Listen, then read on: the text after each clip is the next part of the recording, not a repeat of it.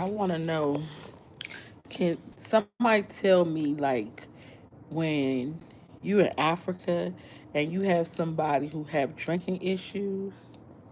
Bro, nobody got drinking issues. You wanna treat an African man like a piece of rock. Okay. I don't know if they have treatment facilities or. Look at me, bro. Why are you putting the camera on yourself? Every time I come to your camera. Every time you show my face. Why is it that today you don't want to show my Because face? I'm talking to the audience. Your audience are my audience too. Yes, but I, So I just want to say something real quick before you ain't be on live. I am on You ain't live. on You see the live. passport traveler? Hello, Oh, passport traveler. passport traveler. Please Kavisha come is help treating me. me wrong, bro. Passport traveler, I just want to know, is there any treatment facility for people who have been drinking? Fuck what you say they be drinking. People You who know what? who I have don't want to be with you no more. First of all, you don't respect me. First of all, you treat me like a piece of shit. First of all, you got money, so you feel like I'm anything, and you treat me like anything. It's alright. I love you. For the fact that I love you, I will make money and come and look for you. But please for tell me now, where the treatment facility is wait. that he can The get. treatment facilities Because in you need no, America. you need to go to So go and recovery. find Calvin, You need to go to recovery. the father Like, of your 5 kids. you need to go to He recovery. needs a recovery. I just need to know where's the treatment No, facility. no, bro. The father of your 5 kids needs the treatment facility. Okay. Not me that I have no child. Not me that I'm living alone. Not me that I try to show you love. Not me that when you are falling off, I breathe air into you. Not me that I feel like I want to make you a real woman. Okay. And you feel like I'm nobody else. Why the fuck you are? This is Oh, not life. this is live. This is not life. Why you drunk it's not? Don't ask me I'm drunk as not. Okay. This is not life. Let me put the phone down, Nana. This is life. You're supposed to amend your mistakes, baby I'm girl. sorry.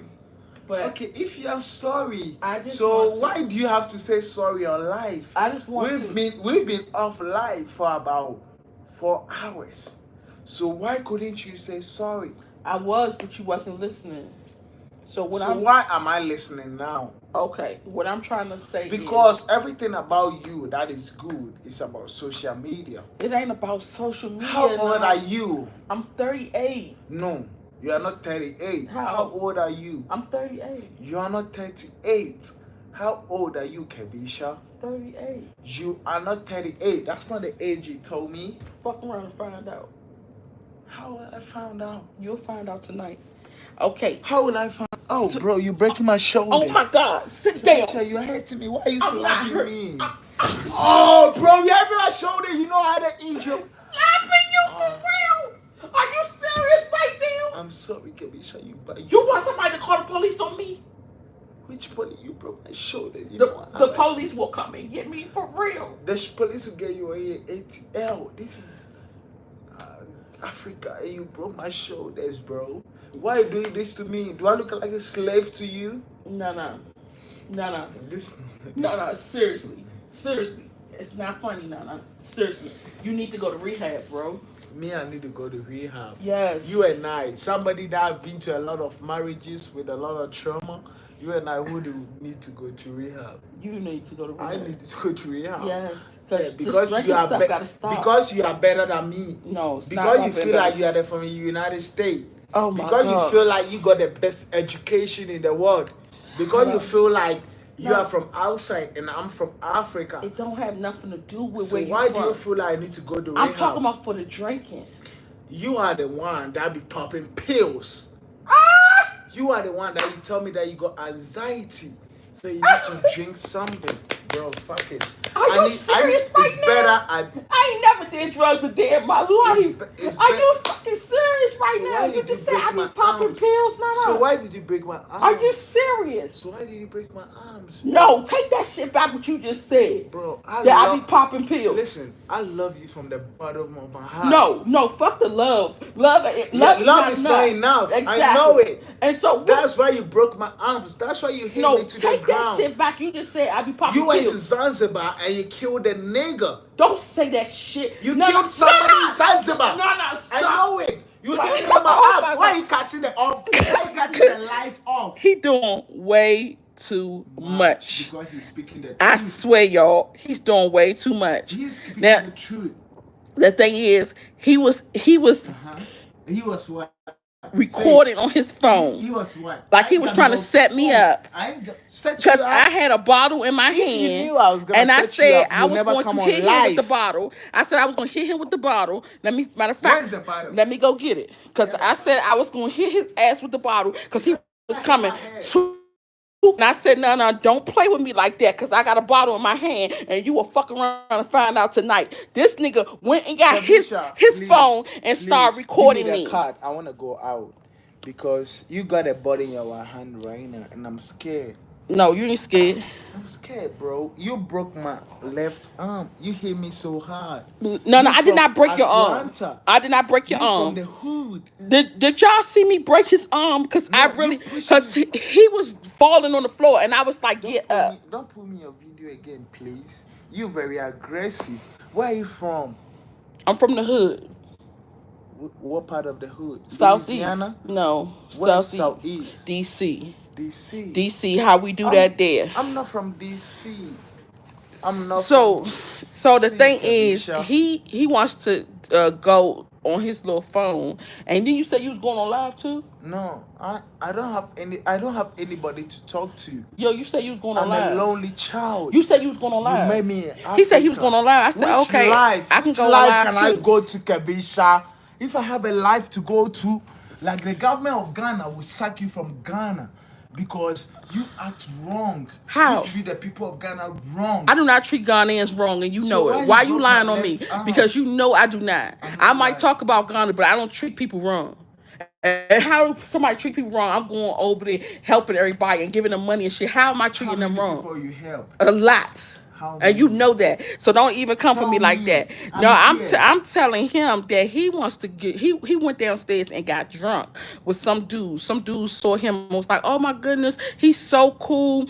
I want to talk to him and want to be friends and all this shit." I said, "Okay, no, go ahead." He gets drunk with the niggas and come back up here, and I'm trying to explain to him that you drink with people. They could put something in your Nobody drink. from Atlanta will try to explain shit for niggas. I said you can put. You are They can put somebody stuff from in your Atlanta drink. when you are 16 years. Okay, still I'm fucking trying. up. I'm trying. You I'm are trying to very talk to. aggressive. I I'm- try to act romantic with you, and You wasn't acting wanna punch me romantic. in the You wasn't face. acting romantic with me. You was touching on me No, maybe aggressively, not right now. Maybe and not I right said, now. Right now, I gotta didn't get this act bottle. romantic with you. Okay, I'm gonna be honest. Right now, I didn't act romantic with you. Right now, when I came, I tried to kiss you in the tip. Maybe that in the cheek. Maybe that's not romantic in my no, country. it's romantic. Is it It's romantic? cute. Yes, So why but did you grab the bottle then? because I said sit down, Nana. You too much. No, you you pushing don't on me command a man. too much, You're supposed and you to be wasn't a trying to sit soft down. So I had to get the woman. bottle so I could let you Bottle? know With that your it will go husband? down. With your husband? With my you gonna get a husband. bottle with a husband? Bro, I need to What- take this bottle. No, you can't hit me with this bottle. I need to sleep in a different room. You won't sleep in a different room tonight. I have to. Mm-mm. I have to. Or maybe sleep in Cape Town. So listen, Because y'all. you are so aggressive. So listen. You are so aggressive. Let me He get goes the phone. downstairs. It's okay. Let me have that bottle. No, you can hit me in my head with that bottle. Let me have it. I love you so much. Let me have it, because Nana. You are the woman that Let me showed have the bottle, love. Nana. No, you will hurt me with it. I'm not gonna Why hurt- would I give you the gun when you can shoot me with it? If you give me the bottle, I won't hurt you. I promise. No, I can't trust you. And I can't Because trust you broke either. my Give me the left bottle. Arms, please. I didn't get. Oh my god. So I can't even walk well, Keisha. okay, I'm not gonna argue. You have to So, argue. the I'm thing- playing for my safety, Keisha. You're treat afraid for your African safety. men as slaves. Kevisha. I ain't never treat Because no I ain't got African no man no money, slave. because I don't have no I, money, I ain't I never show treat. you love. I never treated no African man I like a kiss you slave. every time you wanna be kissed. Okay, no, give me the I bottle. hug you anytime Give you me the want. bottle. Okay, If I okay. give you the body, you hit in my Let head. me You explain hit this to in my them. shoulders, Kevisha. Okay, sit down. I can't sit down with you. I Well, don't you too trust you loud. no more, Oh, Kevisha. okay. So listen, y'all. I'm on live. No, Kevisha, I'm scared. You can hurt me, Kevisha, I'm going outside to the receptionist so that I see who you are, Kevisha. Why you being like that, Kevisha? Why? You a woman, Kevisha. Hello, gracias. You see, I'm here with my South African brothers. Hello, brother. What's your name, brother? Six. Yeah, I'm on live, bro. And this YouTube, bro. And my wife was fighting me so hard in the room, and I had to run outside. Yeah, she wanted to hit me with this bottle. With people, this is a witness, bro. Okay, right now you coming out here. Why you wanna fight? Where you from? It's not important, but you from somewhere. No, are you scared? No. Yeah, because you are with a brother, right? You are not scared. Give me my phone. I'm scared. I wanna get electricity. Please let me put on this. Let me put on this. I wanna go this. We drunk, bro. And I don't know how many long there are iced teas, maybe 10. Right? And you come up Okay, here, look at her. loud, just talking What the fuck? Your people are saying what the fuck? and making all this noise. And I'm telling him, no, they gotta have some type of. Bro, I'm a man. I ain't supposed to be scared of you. You supposed to be scared of you. So why am I running from you? That means you are too dangerous than what? Me, right? Yeah. Bro, you killed about 3 niggas. She killed people from Zanzibar. No. Stop saying that before Why my would- live get restricted. All right, take it. I don't want it to be restricted. You see, Go ahead and talk to him, right. sir. I must. Go ahead and talk to him. Yeah, I must talk. Oh my God, You y'all. see, you are running. Why are you running away? Why are you running away? That's your phone, so you're supposed to take it. Stop being so fucking loud. I'm not being You loud. are. You gonna wake all the people up. It's Bro, 3 o'clock in the morning. I wanna It's sleep in a different 2:33 in the room. morning. Well, you're not Because I'm sleeping scared in a of different you. room. And I'm sleeping- scared of you, Kevisha. Oh my God. You hit me my left arm, and I'm act so like you ain't hurt. got no Take your daggone glass. sense. Yes, I ain't got no sense because you Go are in a the killer. room. You've killed about Stop 3 doing people. that, because the fucking live is gonna get disconnected. Because you killed 2 Be, people. be quiet, Nana. You killed one That in dumb Zanzibar, shit. one in DC, and you wanna kill me too in South Africa? You can't kill me. Oh, Nana. You can't kill me. Oh, You Nana, can't kill stop! me. Stop saying that You shit can't on kill me. live, bro. You can't kill me. Stop. You can't kill me. Go sit down and Don't tell me what to do you sit. supposed to do for people who drunk? Like Who is drunk? how do you People calm that them are down? drunk say the truth. They say if you move to a hood and you wanna find what goes on in the hood, talk to the Yes. people that drink. He They drunk will at tell you the least truth. 10, at least 10. I'm saying the truth because she Long took Island a iced bottle. teas. She took a bottle and said she's gonna hit it to my head. What the bottle Now you at? can't find it. I give it to the security because you kill me with it. Nana, You will please. kill me with Nana, it. stop saying that. You will kill me with it. I said just okay. Okay, and it's gonna be on live too. This is not a bottle. That's an energy drink. This one's gonna be on live too. Cause you fucking with me, I Yeah. swear. I So you wanna kill me? I said stop Because I'm fucking with fucking me, with Nana. you? Seriously. Let me get the bottle. So you wanna kill me with the I said bottle? stop saying that. So what do you want the bottle for? Do you wanna drink Anyway. from the bottle?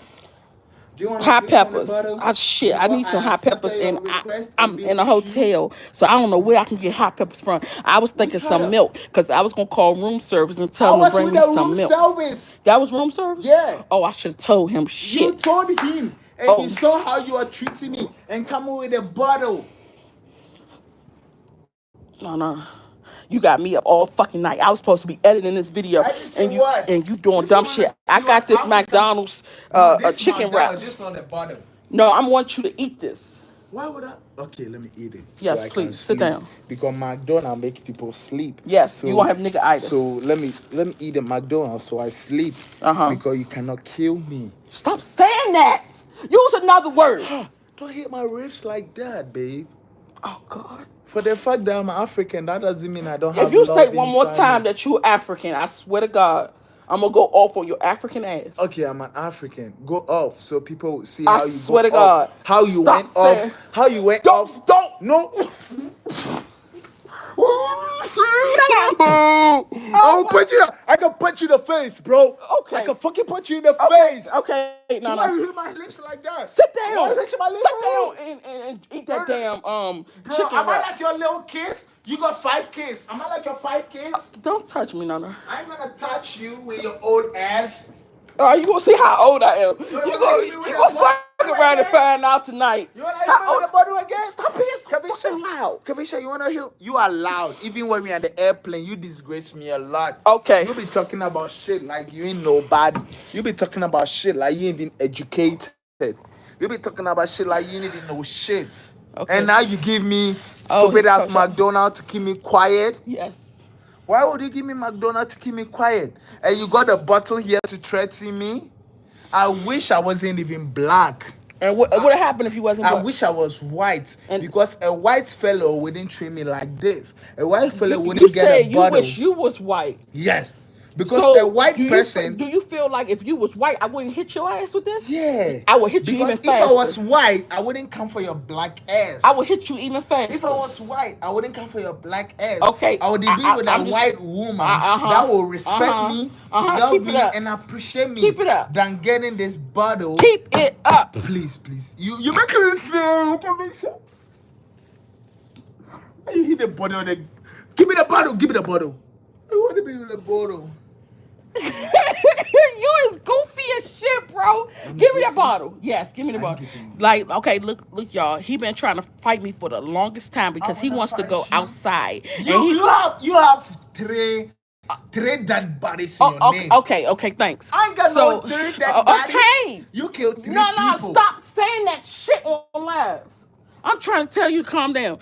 Look, y'all, he was trying to go outside and go meet these people again. These dudes was trying to introduce him to some girls, and I'm gonna tell y'all the secrets about. I told you. Okay, that can I care talk about to no them real girls. quick? Can But I when talk came to them inside, real quick? You started fighting me. You started breaking bottles. I'm trying to hit tell- me in the head. yes, and I'm trying to tell them why. I don't know nothing about violence. Yes, but I I'm know trying to- nothing I'm about trying to killing. tell I'm from them- Africa, Kavisha. And that's what I'm trying to tell them why. Okay, y'all. So this is the thing. He He met some people You brought me outside. to South Africa to destroy my life. Damn, why the fuck is you so loud? So why you brought me to South Everybody waking Africa? up. It's 3:00 in the morning, bro. So y'all, we in South Africa, right? We in South Africa. I already warned him when we got to you South brought me to Africa. South Africa This to is let me stress tell my them life? because this Tell is an them what? educational video. Don't do that. I want to see Kavisha. You be Sit stressing right my here. life. Sit right here. Since I don't want to Sit come right in your here. life Okay, again. okay. Because you hit my Let me my talk chest to with a them. bottle, and my chest is hurting. I want to drink some pink. Kavisha. You want to drink some painkillers? Yes, please. Do you want some water? I beg you in the name of Do God. you want some- Africans don't listen to Africans because they feel like you from America. So I was talking to that nigga. He didn't even want to listen to me, Kavisha. Because he knew please. something was wrong. Because He they knew don't something. believe women can hurt men. He- And you are very aggressive. You have 3 bodies. Tell me another body. You're going to be the 4th one. I swear to God. Because you keep fucking with me. Hey, why you thinking about it again? Sit down. Being all fucking loud. God. Why did I get myself? Please be respectful, y'all. Now, let me tell y'all something, because this is an educational moment. It's always an educational moment. So, in South Africa, what happens is the girls have big, voluptuous... Give me the glass. Okay. Because I'm like, fuck is you being all loud like that? Ass clown. He's an ass clown all the way up and all the way down. Give me the card. I want to leave your room. You going where? No, you're going to end up like Kanika Jenkins. I swear to God. You leave this room. You don't know where you're going. You're going to end up on somebody's damn freezer. Gone. Expired. And it ain't going to be my fault. Sit down. Okay. So you want to kill me? Kavisha, you want to kill me? Not yet. Sit down. Not what? Sit down. Don't throw up on me. Oh gosh. You much. Go use the bathroom, Nana. Don't throw up right here. Oh my god. Tell him to take a shower. Nana, go take a shower, please.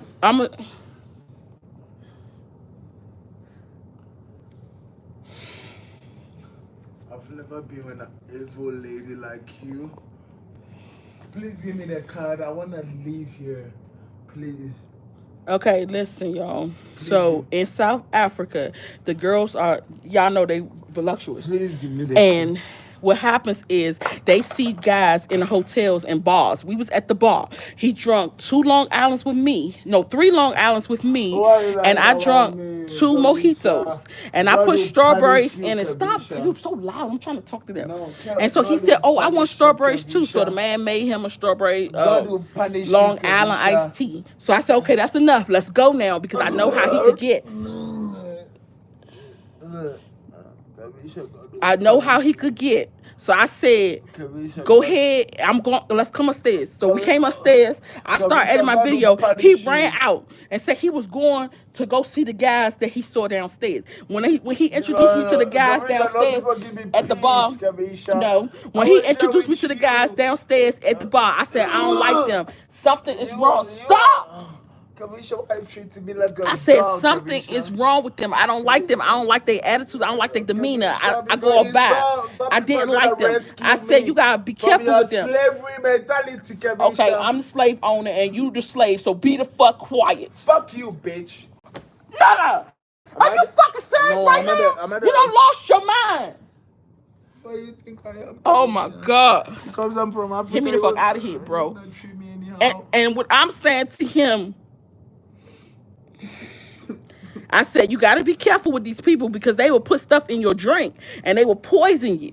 And what they It's do, better they poison me than so you so treating me so like a one, so one of the dog, guys Kabisha. asked him, God can will punish you go with Kabisha. us to get some None girls of your because children will see okay, happiness, Kabisha. okay, lay down, go Why to you fuck to eat my sleep. chest, Kabisha? I'm about to do more than that. Do So more than that. God will punish so you, the Kabisha. girls the guy took him to say he want to go get some girls and he said no, I'm here with my wife, I can't do that. So the guys told me, oh, you got a good husband. He said he was here with his wife, he can't do Why that. is So it he when I came inside you hit me in the chest and my chest is so heavy? okay, I know my legs more hurt. than that it's gonna be hurting. So then I said, okay, this cool, but I didn't even talk to the guys. I just went on. So this dude goes downstairs with these guys. They went to go get some girls. And they told him they want to take him to a movie house. I said, do you know what a movie house is? He told me something, it's downstairs, we're going to watch Kabisha, you movies. hit my Are you balls. serious right now? I said, My it's balls girls is in there, what they hurting, would do please. in South Africa, they Kabisha, is known for this. They will give go me that there, medicine, please, I stop beg pulling you. my hair. What medicine? You hit my balls. What medicine? My balls. So I said they will take you in the movie house. They will have sex with you, and after they have sex with you, they will call the police and say you raped them. You have to, you Kabisha, raped them. which I'm one sorry is for the words. Ghana? I would have said you kill you. No, you ain't say shit in no Ghana. And so I said they will take you in there. Nana, stop touching me, bro. I said they would take you in there and say you raped them and then get you locked up. And what if he was downstairs, he would have got locked up and he like this, acting like this. He wouldn't know how to call me. He wouldn't know nothing. He wouldn't know what to do. He in this country he ain't never been to before. So why you treating me like shit? Because you know I ain't been to this. No, it's not about that, Nana. It's you in a different territory. Act like you got some sense. When you in Rome, you do what the Romans do. I know I ain't got no sense, but why would you hit me my And so balls? then he comes upstairs. I'm on the phone with my daughter. With who daughter? My you daughter. Were on the phone with another unknown number. and you then- were a cheat, Kabisha. I'm a cheater. You treat me like And then I was nobody editing my because video, I and he don't come know. up here laying on me. Stop pulling my damn hair. But my fucking hair come out.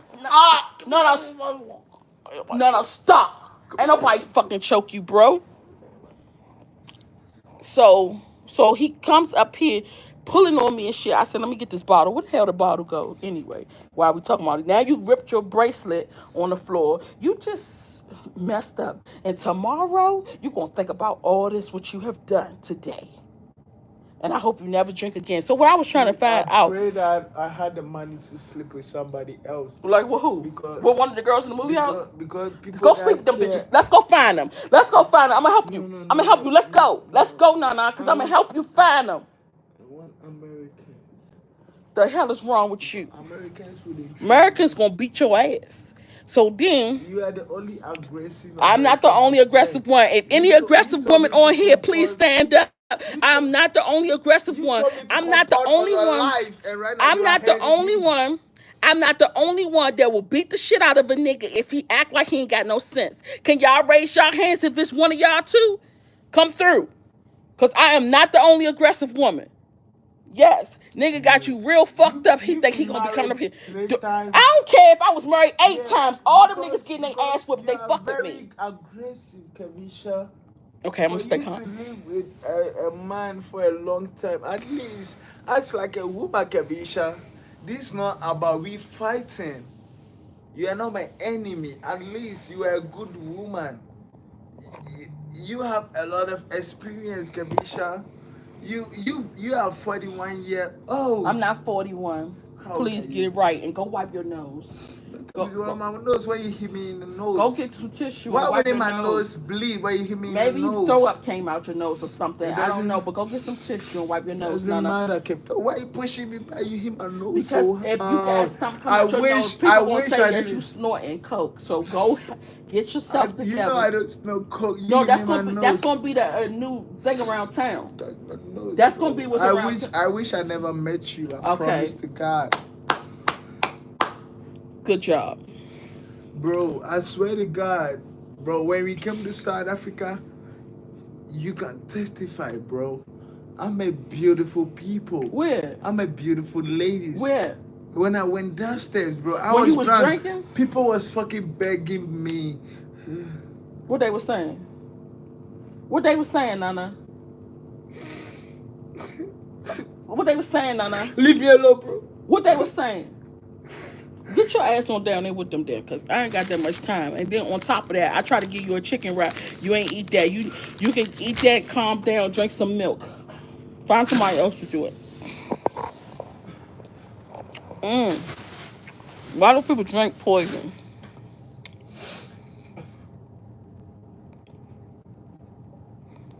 You set me up?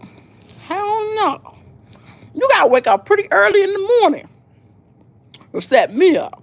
Pretty early in the morning, maybe, because he do wake up pretty early in the morning. His ass was up early this morning. I think it was like 6 o'clock, 5 o'clock, 6 o'clock. I'm like, what the hell is he doing up? We don't get up until like 12. And I'm like, damn, it's 6 o'clock in the morning. He up talking and shit. What the hell he talking about? PhD, flip, flip and stop, flop and stop if you want to. I'm going to Fuck you. delete this damn comment and block you. What you say, Nana? No, I didn't hear you. Come again. Okay.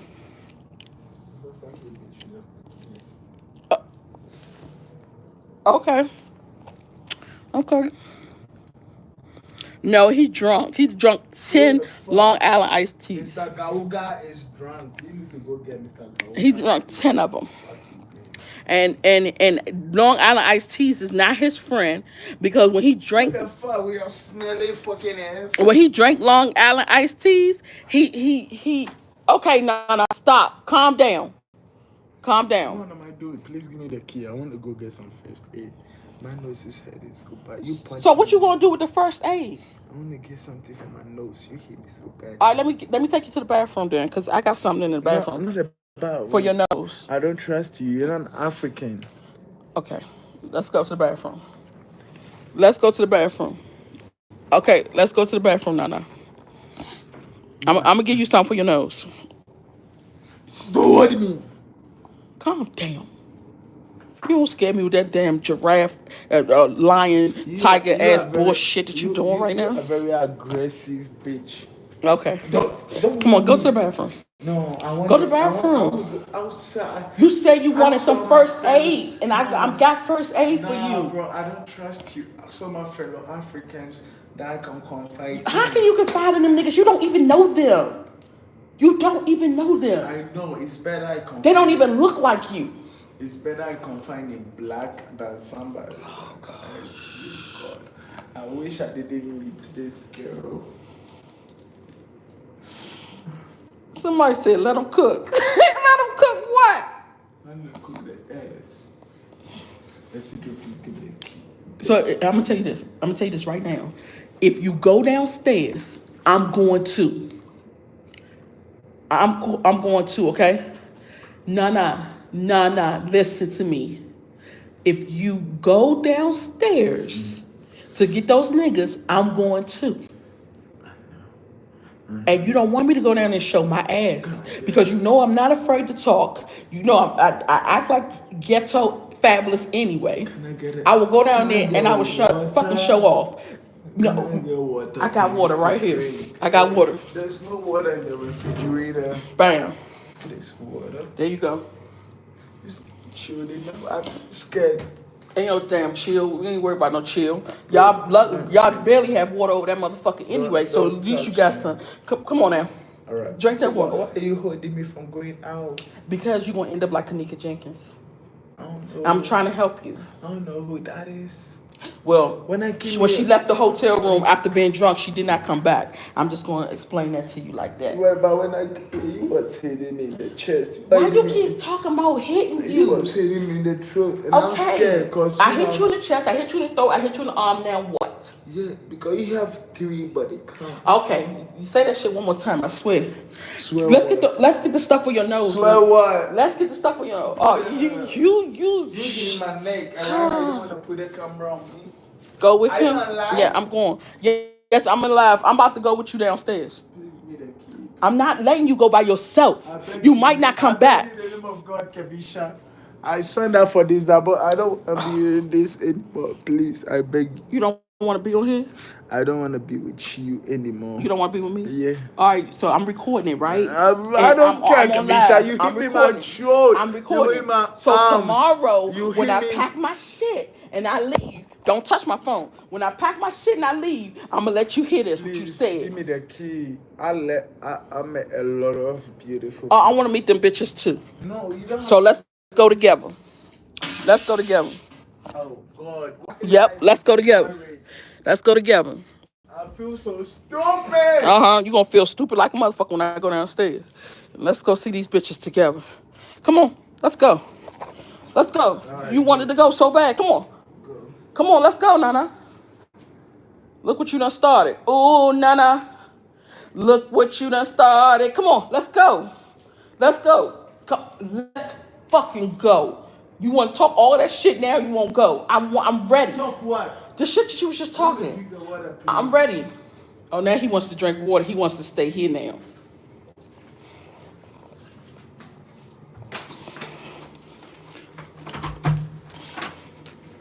I have my credit card here. I don't want to sleep with you. Your credit card. Okay. Use your credit card and get you another room then. So, Come on, let's go. let me put the water here. Why are you putting the water in the cabinet? The water go in the fridge. So lock the door. I want to go sleep somewhere. Don't touch my phone, Nana. Just keep walking. We outside. We outside. I'll punch you in the face. Okay, we outside. Nana, No, go on. stop fucking acting stupid, bro. Go. Let me go get my bottle real quick, cause you fucking playing with me. Okay, Go. I'm about to go get it. Play around.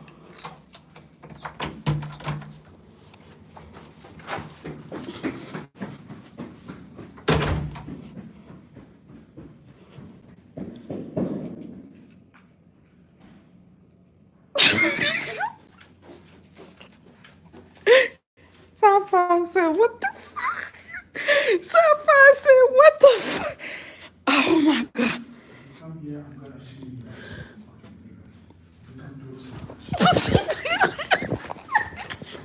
No, seriously. No, stop. Fucking with my phone. Oh my God. Somebody come and get this nigga. Which nigga? You're playing with me, bro. If I let him go, he might not come back. Cause he just that fucked up. He might not come back. You when people drunk, you supposed to stay with them. Stop! Don't spit on the fucking floor. Is you crazy? Are you going downstairs or you going? I don't know if your mother ever told you. You hit me in the throat. My throat is hurting.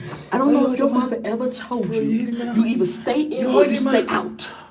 Don't come out here You with hit this me in my bullshit. throat. It's hurting. Okay, come on, don't play with this bullshit. I want to meet my brothers. All right, let's go. downstairs. All right, let's go. No, being star, they're Africans. I don't give a fuck if they Africans or fucking Filipinos. I'm going with you. Come on, Nana. Why push me to the ground? I pushed you. Why are you disgracing me, Kavisha?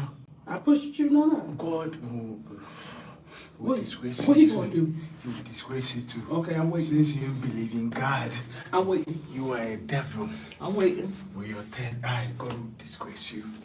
Why are you recording me, Kavisha? After he my throat, and I want to go spend my night downstairs with my credit card.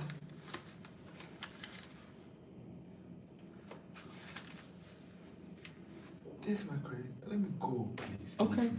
Okay. I know I ain't got much money, but Okay. it's better to have peace Okay. than chaos, please. I beg you. Okay. Why putting the camera on me? Ghanaians don't like the camera. And So when you put you- the camera on them, they shut the fuck up. I'm gonna report you to YouTube because you know I'm educated. And I'm going to report you to the Ghanaian embassy. Fuck the Ghanaian embassy. You are in South Africa right now. You are a You supposed to killer. be loyal to You your killed to, you killed people. Stop saying that shit. You supposed to be loyal to your You killed country. in DC. Oh my God. You killed in Zanzibar. People watching and envy. Fuck people watching. You gave him the credit card, but you don't trust him. Trust you with the fuck. That's his own credit card. Who said it's your credit card? I'm, Who the fuck said it's your credit card? I'm a businessman, bro. I have about 2 pubs.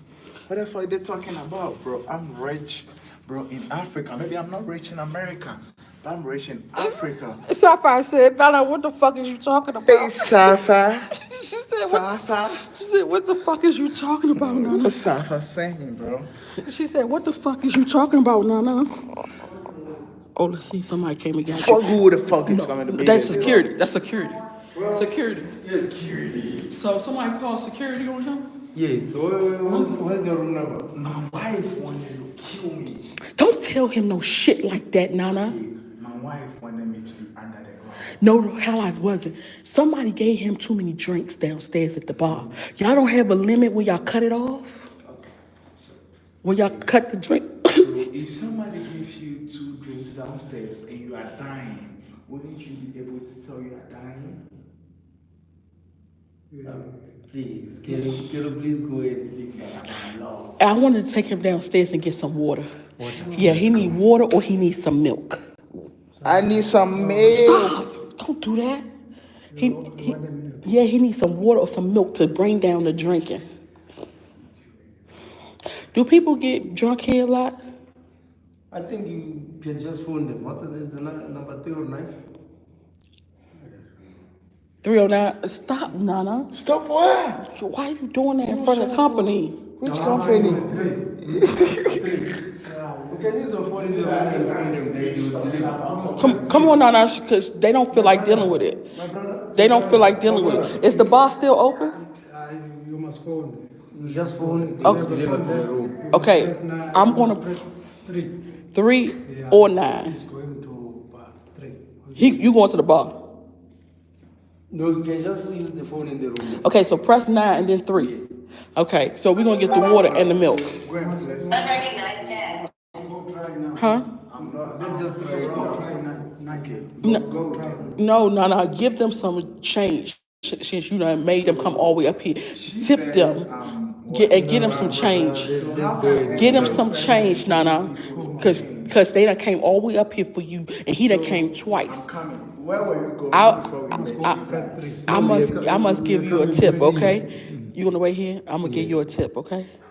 If he doesn't do it. Can you please?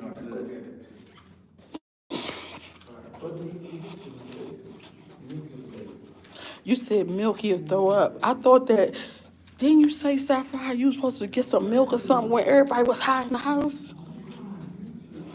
Oh, maybe it's because the drinking and they was on edibles. So it's different. I don't know nothing about these drugs and shit. I don't know. I'm just trying to figure this shit out.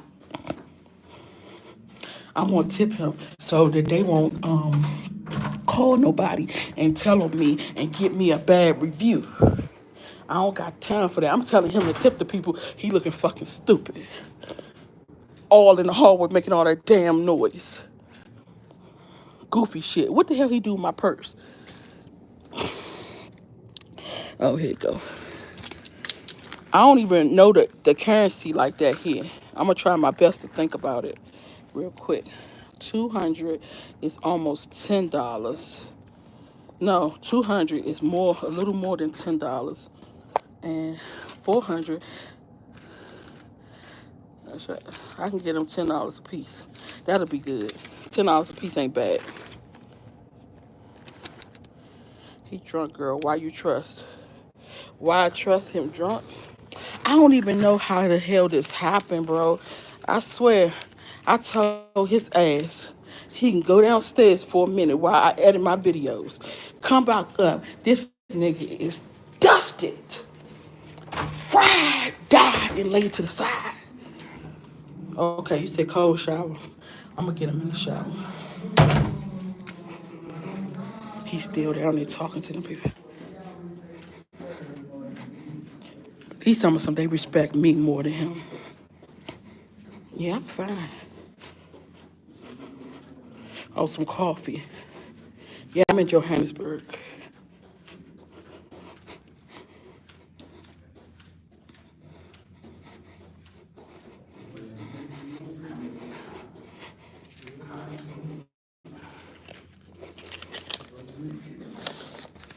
No, no.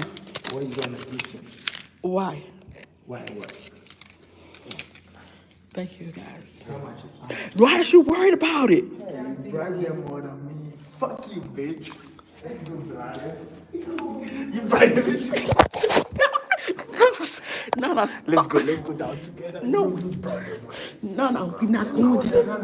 I want to have everything. Let's go. He said the people will complain.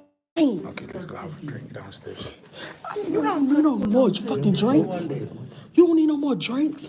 He told me how to call the people. Let's go. I wanna. He said, I wanna go down, bro. he said if I phoned them, they will come. You know nobody will stop me from going down. Let's go No, together. I wanna go with you, bro. The food is 24/7. I wanna go with you, bro.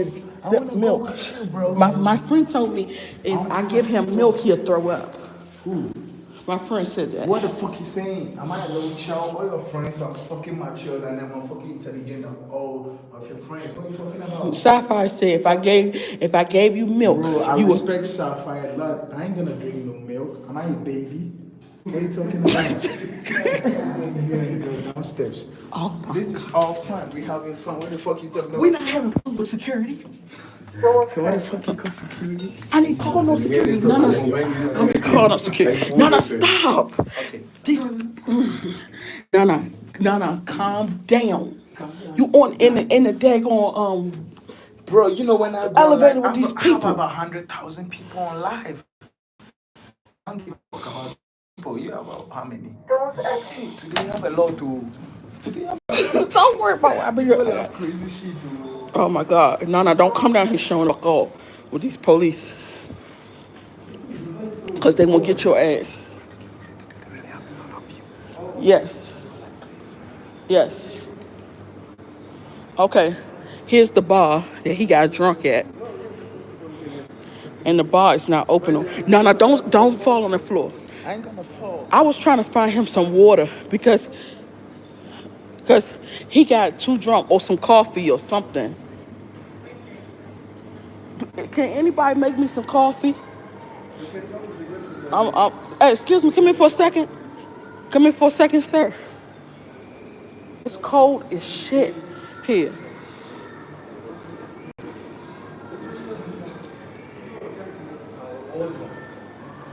Is it possible that you can make me some coffee?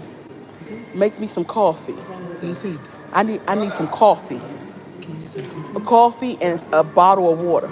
Because he went over there to the bar and drunk so many glasses on Island iced tea, and now his ass is fried. Like he won't calm down. I need something to Shit calm. on life, bro. You on life. Why you come about me, bro? Why I you need doing something to that? calm him down. What? What comes, my brother? If Your I'm number was 601. 601. I should bring it there no, no, no. We are No, he here need to get it right now. right now. Yes. Okay. Just give me a It's second. crazy Water how and women coffee. will make you feel crazy. No, you made yourself crazy. A bottle of water and a cup of coffee. Okay.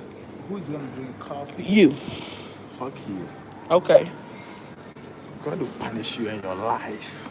My whole life? Yeah. My whole life get Except put. Sapphire and Jim or whatever. Could I go outside? Or is it closed? Yeah, you can go. Okay. You pop pills, go pop I don't pop no damn pills, you little liar. Oh, damn, it's so cold out here. It's freaking freezing. Oh my gosh. A cold shower. You know what I want to do? I want to escort him out here to the swimming pool and throw his ass right the fuck in it. And I bet you that fucking high go down real quick. I'll push his ass right the fuck in the pool and run to the room. I swear, as soon as he come the fuck out here, because he gonna come out here messing with me, because he gonna think that I'm in here, I'm out here talking to somebody. He gonna come out here, I'm gonna say, oh, look, Nana, look at the water. The water's so blue. And he like, yes, it's blue. And I'm gonna kick his ass in that motherfucker. You say I'm going to jail?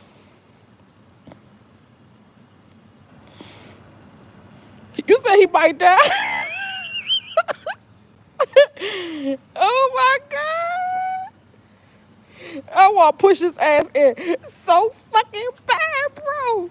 Because this motherfucker keep me up all night. It's 3:07 in the morning. I just wanted to edit my videos, talk to my daughter, and go to hell to sleep. And he got me up all night. That's why I told him, don't drink Long Island iced tea. But if I'm with him, I know how many Long Island iced teas he can drink before he done hit the tip top. So he can drink two, maybe three. So I was like, okay, I'm gonna let you do that. And then we going upstairs to bed. I didn't think he was gonna run downstairs because he found some friends out here. I didn't think he was gonna run downstairs with his friends. They done got him pissy drunk. They was already twisted. Got him pissy drunk and sent his ass on his way, just like they did Kanika Jenkins. I said, you gotta be careful when you with people because you don't know. They gone to their room, they going to get them some, nice sleep. And he all messed up. What's up with you? Okay. It's tricky. When he was drinking, the guy said that he didn't pay. So I need to know He if didn't pay. so I need to know if you're gonna pay for water and I'ma pay. But coffee when and you come upstairs, my credit card is upstairs. So when you come upstairs, well, he got a credit card. I'll make his ass pay for it right now. Just give me your POS machine and we'll make him pay for it. for the later one. Yeah, for everything. Like Yes. he said he ain't pay for none of his drinks. Okay. Can you go get the receipt for me? Go get the receipt from the guy. Let me see what the drinks look like.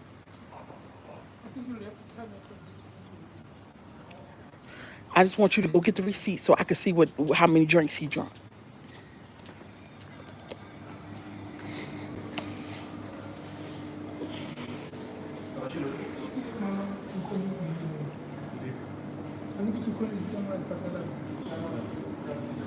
Come in. I need to see the receipt. Sorry? The receipt. Yes, yes, sir. Can you give it to me? Yeah. Okay. Thank you. He's asking You you. want a cappuccino? Oh, yeah, a cup of coffee? Yes. For my husband. Yeah. No, I'm not paying nothing. Paying mine. For who? The bill for who? You're asking the bill for who? This coffee, the water, and the drinks. The drinks for him? Yeah. Yeah. He left and just rolled out and didn't pay? Okay, yes, I want to see it. I want to see it because when I ask you questions, you never tell me the truth. Do you know how many drinks it was? No, stop. Do you know how many drinks it was? Yeah. How many? 3 Long Islands. Oh, 3 Long Islands by himself or with me? Because I had 3 Long Islands. I paid for it. It was 3 Long Islands No, it was and himself. himself. Okay, so that mean he had a total of 7. What you mean 7, bro? How many? Why you illustrating shit that I ain't got supposed to Okay. illustrate? Okay. He gonna pay for it, sir. He gonna pay for it. Let me sit down. You the only one in the fucking hotel making all this goddamn noise. They wearing coats because it's below zero out here. It's so cold. They got a country within South Africa that's snowing right now. Can you give me a kiss, babe? Your breath is too much for the camera. Stop it, Nana. You sit down. From Okay, camera? okay, give me a kiss. Give me a kiss. No, why are you making me look like an Okay. evil person? Okay, give me a kiss. Mwah. I love you. Don't say, mwah. Okay. You know you do it differently. Okay. Sit down, Nana. Tell him to snap the fuck in.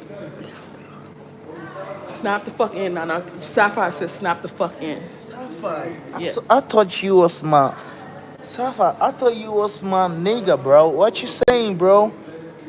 Why is it wrong for a man to get tipsy Yes, because and have a good time with my girl? this is not tipsy. This is past tipsy. Bro, you kick me in the. This past tipsy, Nana. It's really past tipsy. Mwah. Nana, it's past tipsy, okay? This is too much. You got the security out here. You got everybody Bro, out all here. the securities love me. All the niggas love me, bro. Who told you? I'm very sensitive. Who told you that they love you? Cause you know when niggas say, bro, I love your husband. Your husband is so smart. Your husband tell us shit to do. And you know She said you tripping, Nana. who said it? Sapphire. Safa, why you say I'm tripping? Alright, I wanna trip. So what else? Okay, y'all. So, what was I saying? Lord have mercy. As soon as he make it outside, push his ass in that water real fucking quick. I don't know how long it takes because one time we had went to a party and he was just drinking and he was sneaking. No, give me the coffee. No. Because it's too hot for you to be holding like that. You just holding it anyhow. You don't even have the top on it. Coffee is hot. Let him close it, Nana. Bro, you don't respect yourself. I respect myself. You don't respect your husband. I respect you too, Nana, but I don't want you to hurt yourself. Okay, fuck me. Okay, so, yeah, he can never drink again. So he drunk that night in the club, and he kept asking the people for more and more and more. Do you want sugar? No, I don't drink coffee. This is for you, so you can come down. Oh, it's in Jew. SC Drew. Yes, it's for you. It's Jew. Did he put sugar in it? No sugar. I mean, a creamer in it. No cream. It say "Blow me, I'm hot." Yes. Because you disgrace your husband. So I didn't disgrace you, give me Nana. the coffee if it's for me. Don't play around the coffee in the hat. Oh God. Oh God. Okay, so what I was saying, Nana, what are you doing? What do you want to do with the coffee? I'm trying to get it so it's hot, Nana. I don't want you to get burnt. Okay. So what I was saying, yes, that's probably why he wanted a bar. That's probably why. So, we went to the club. He was drinking. I didn't go to any club. Yes, you did. We went to the club and you was drinking. I met some and- beautiful people here. Okay, and we you heard that already. And you kept asking people for more drinks and more drinks and more drinks and more drinks And what was more she doing? drinks And and what more was she drinks. doing? And what she You couldn't doing? even drive home. I had to drive your car. Come on now. You was so fucked up and you was fucked up for 2 days. And I told you cannot drink this Long Island iced tea again. Bro, it doesn't matter. If I drink a Long Island iced tea, I'm not a fucking kid. I can drink what the fuck. Did I shoot you? Did I kill you? Stop saying that on live. Yeah, Or my so- live get blocked.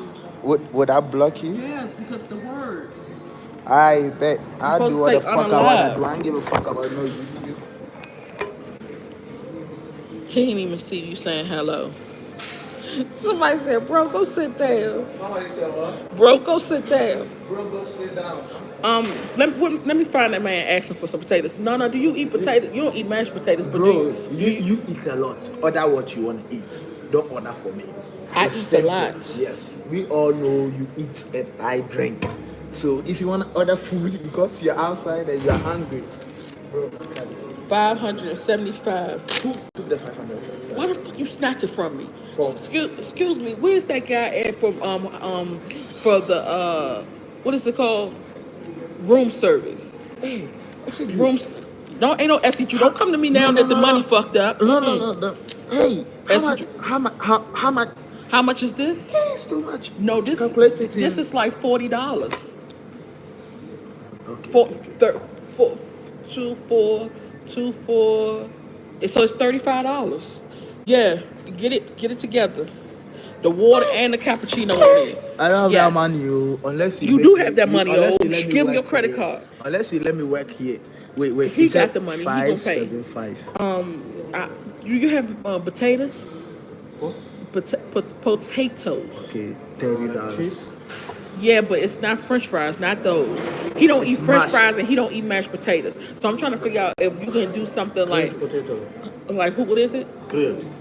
Grilled? Yeah, that's nice. One Fried thing I potatoes. love No, about no, my Get the wife. fuck off of me like that. One Okay, thing I thank love you. about my wife, she always makes sure I'm good, bro.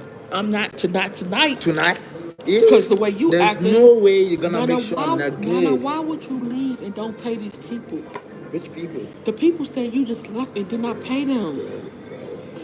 They got the 3 Long Island iced teas right here.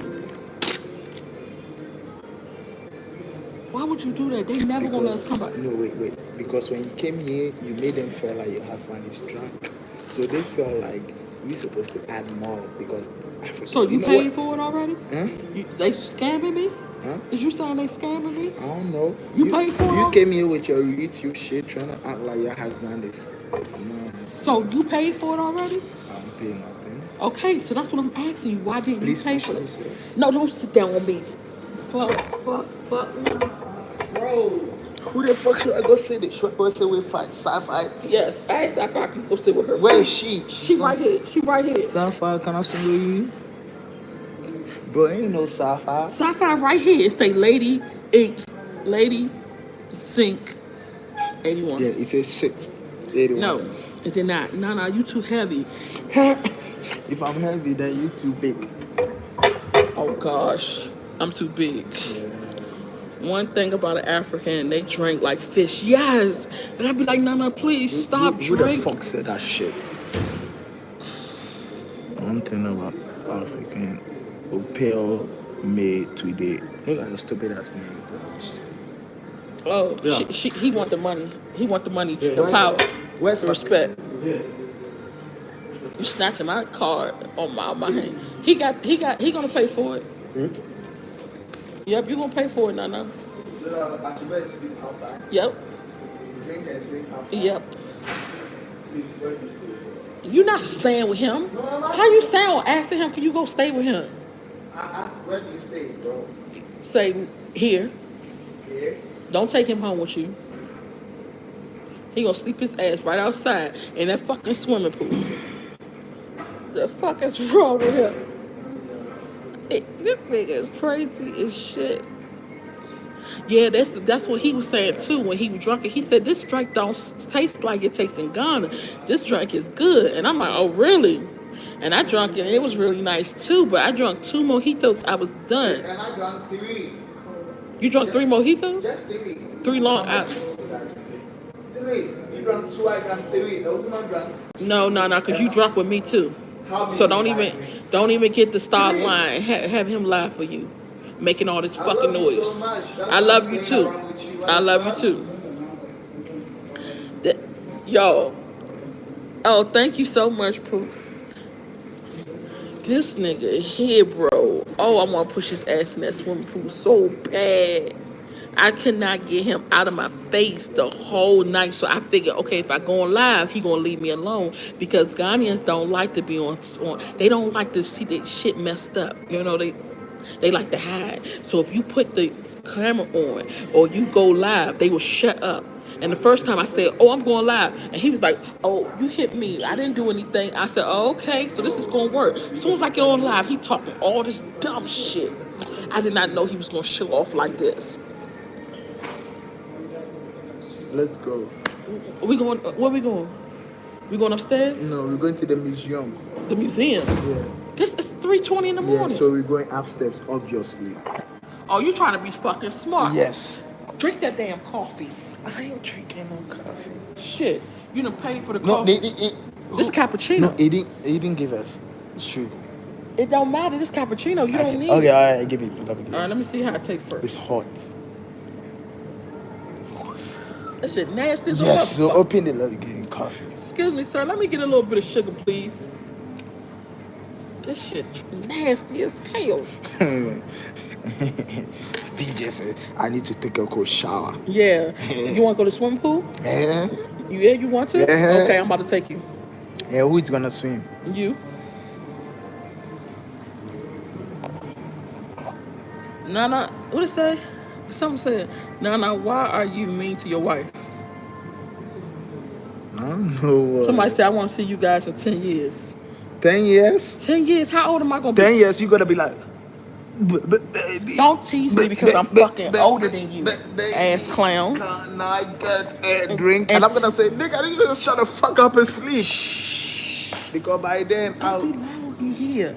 But these people, they all looking at us. You acting black as a motherfucker around here. I know we in South Africa, you but acting damn. green. You acting green.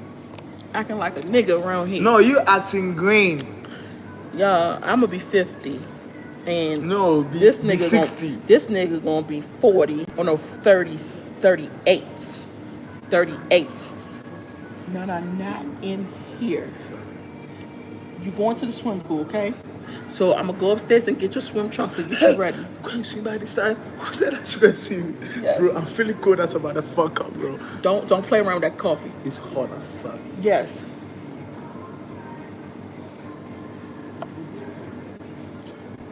I'm not 50 now. I'm saying I will be 50 because somebody said they want to see me in 10 years. Stop. Somebody said they want to see me in 10 years. Why you spitting my mouth? Okay, I'm sorry. Somebody said they want to see us in 10 years, and I said I'll be 50 in 10 years.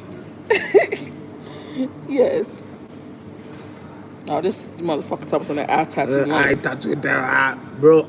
Because of the eye tattoo, that's why I got married to her. So what the fuck now? No, you complain about this shit every day. Excuse me, sir. Can we get some sugar? A little bit? Oh, thank you. She said I look good. Bro. Order from Drew, No, I wanted just a little bit of sugar to put in here. Nana, are you hungry? Do you want to order something to eat so we can send somebody to get you something to eat? Something upstairs. No, I don't. I have a chicken wrap. I've been trying to get you from McDonald's. Upstairs. From McDonald's, yes. Upstairs. From McDonald's.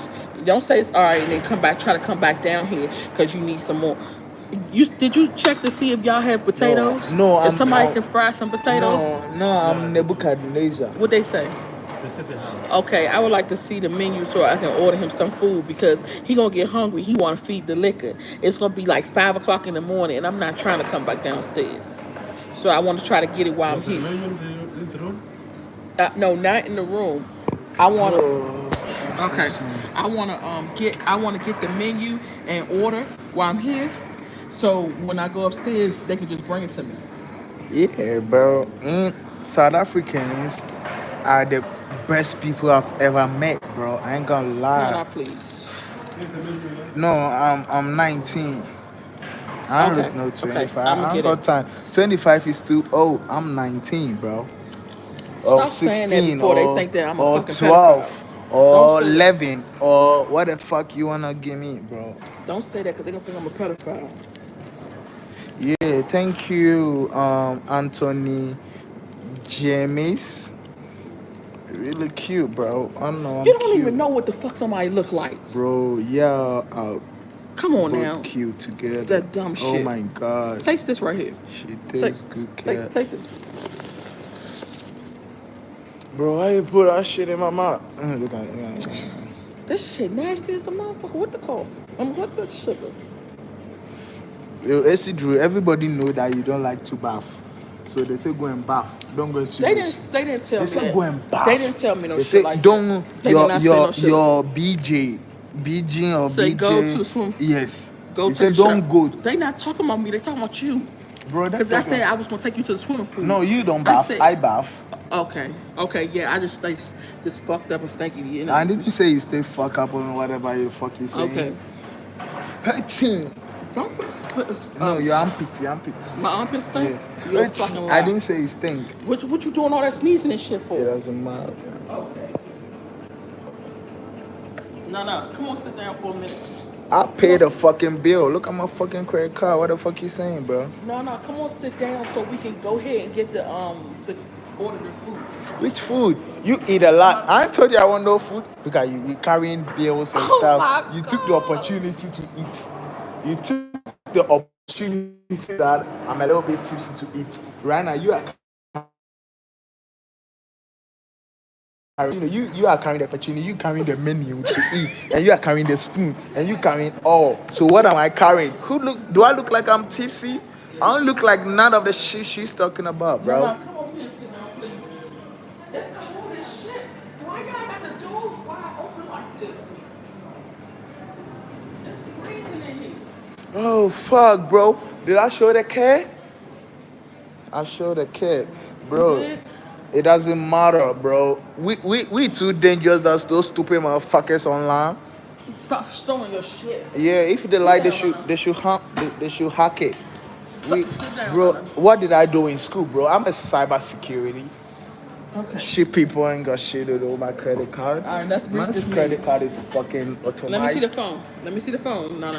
Which phone? Let's read bro? the menu. Come on, let's read the menu, baby. Bro, I don't want to eat. You I'm have not to. a foodie. You have to I'm eat. not a gluten, bro. You have to eat. I'm cool, bro. Come on, because I got some wrap upstairs. You didn't I'm eat that good. wrap. I'm good. I can eat Because it. at 5 o'clock in the morning, you gonna say, "I'm hungry." Don't worry Oh, about don't even it. push this glass. No, I'm putting It will it. fall off the table. Oh God! Drink your coffee, no, stop! The fuck? We gonna get thrown out of this bitch.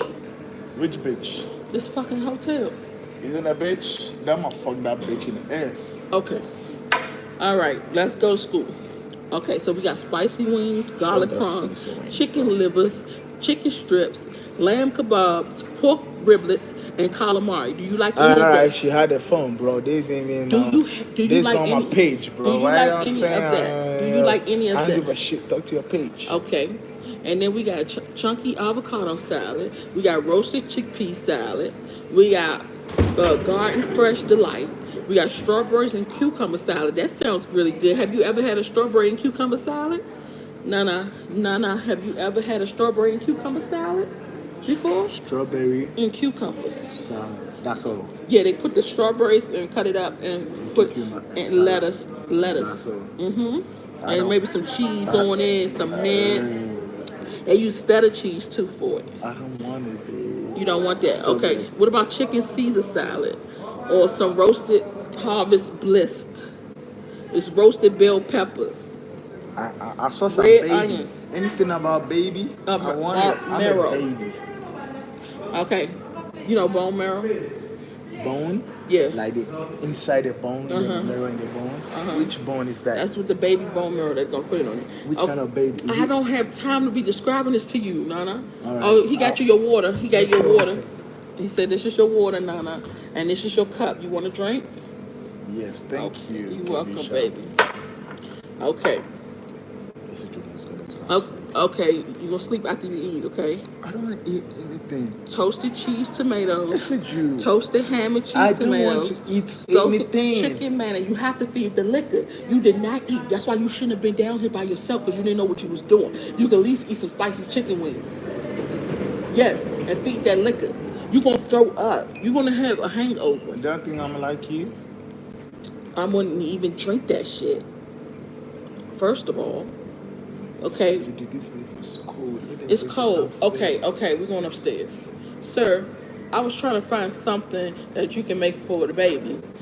Which baby? You. Don't put your middle finger up at me. Oh shit, I'm so sorry he act like this. Nah, but why you tell me in front of a big man that big man like me, I'm a baby? The money I make, do I look like a baby? I'm so sorry. But I just wanted some potatoes or something for him Not before much. I wanted to order something before I go upstairs for him. And I was looking, do y'all have any meals with No, I want potatoes? some pussy. Stop! Sorry. We on live. Which?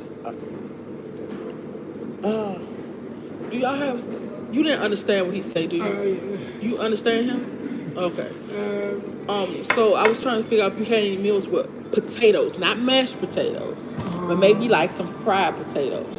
Fried potatoes. Yeah. Do you have breakfast Yeah, but it's gonna start at half six. at 6 o'clock? 6 o'clock. Okay, I can wait till 6 o'clock. That's only in like 2 hours and 30 minutes. So let's wait.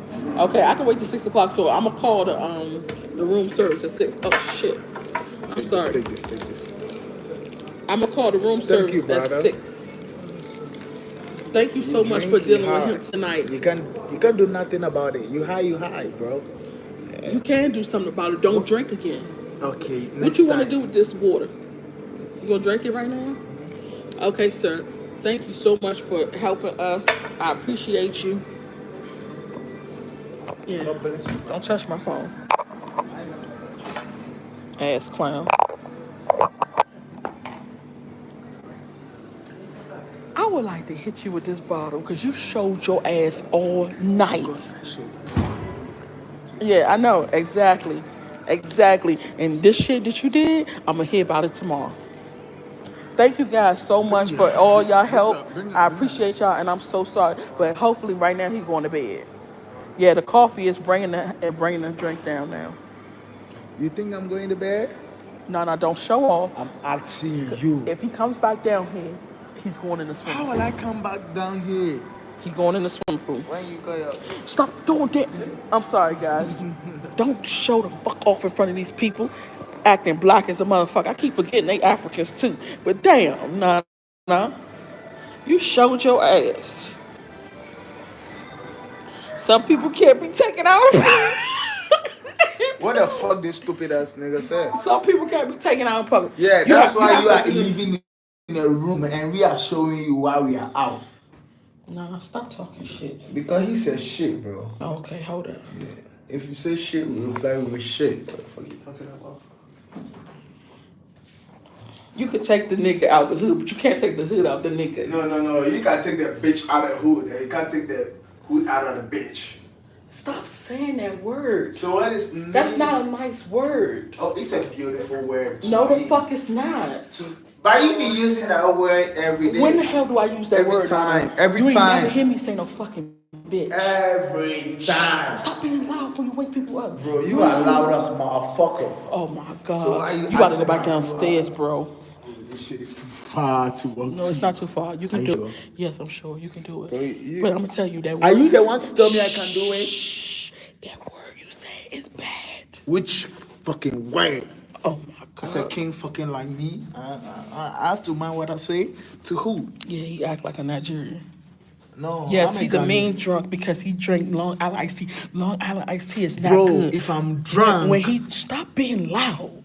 Hey, When he they said drinks, you are telling me about loud. Yeah. Tomorrow you will see when we go out to the mall. Yes. You be loud as motherfucker. And I'll be begging you not to disgrace me. Because today I drank someone little. You are acting like I'm the barbarian you've ever seen in your life. Nah, bro, don't make me feel so. So Did you take the cab? yeah, I know what I'm doing. So the thing is, when Assemble. he drinks mojitos or something. No, I don't drink mojito. You drank 2 mojitos. Okay, when he drinks like Hawaiian or whatever it's called, blue Hawaiian and stuff like that, he's really sweet, sexy, seductive. Calm down, and it's cool. But when he drank Long Island, he just act a fucking fool. Come Bro, on. respect yourself. Oh, okay. Respect yourself, Okay. motherfucker. Okay. You're talking to your husband. What the fuck you mean? Okay. He acts a fucking Okay, fool. let me get kiss. You gotta give me a fucking key. No, go. You don't Come need on, to sir. respect yourself. Oh, please. Shit. What the fuck you talking about? Where are you? I'm in If I act South like a Africa. fool, I would have slapped you because you are acting like a bitch. Oh, I told you don't say that word. But why are you saying I'm acting like a fool? Okay, I'm sorry. Come and see. Come and see You're what? so beautiful, bro. Where? This place, bro. Let me see it. See, bro, I ain't gonna lie. I'm from Ghana, but South Africa is the most beautiful place in But Africa. it's cold as hell. Yes, it's normal as Atlanta. It's normal as Georgia. It's normal as DC. It's normal as what the fuck. Okay, you from. Sapphire said don't kill nobody your location. If you come to our location, bro, we strap up. What you talking about? Come out here, bro. We're gonna pop you up our shit, bro. You think we playing? Don't threaten them. We ain't trading. Just promise them. This promising. What the fuck you talking about? I'm gonna be here and Look how die. he holding his cup like it's liquor and shit. Nah, bro, it's Like he warm. got that drink in his cup. Come on, no, not on camera. Respect the camera. I love you. I No, do. leave it. Okay. Thank you. God bless you. Tavisha won't let me. Oh, you want? I won't let you come to Ghana. I'll let you come here though. This is nice. This place I'll bring you here because I was gonna call you and ask you, do you want to come? How many minutes have you been alive? This only been 30 minutes. All right. Where's my? Oh, okay. You need to go off. So, if you was texting me, I just got my phone back because my phone was in here the whole time. Look at this motherfucker. He don't know how to act. Fuck, bro. You know what shit I'm talking about? You ain't playing? You ain't playing, bitch. Playing, bitch. Play with me, I'm gonna smoke you, bitch. You know what I'm talking about, bitch? Who? I told you not to stop saying that word. It ain't about fuck what I'm saying. Don't say that word because that's a bad word. You can't just be going around saying that. That's like white people calling us niggas. You can't just go around saying that word so loosely. Bro, you know what the fuck I'm capable of. So nobody gonna tell me I'm gonna. Alright, we ain't supposed to show location and shit like that. Is it Dubai? It's okay. Put the life off. Our life is not about life. Our life is about us. So say goodbye, Yeah, I'm gonna show it to him, Sapphire. She said, make sure I show you the video when you wake up. Which video? This one. Which one? This one we doing right now. Bro, I don't want to see shit. Cause I Good night, baby. No, you gotta get in the shower and everything. What are you doing, bro? No.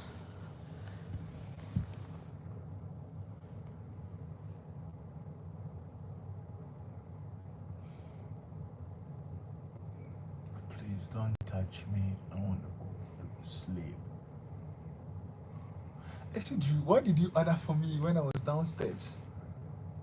Because that shit was red. Long Island is not red.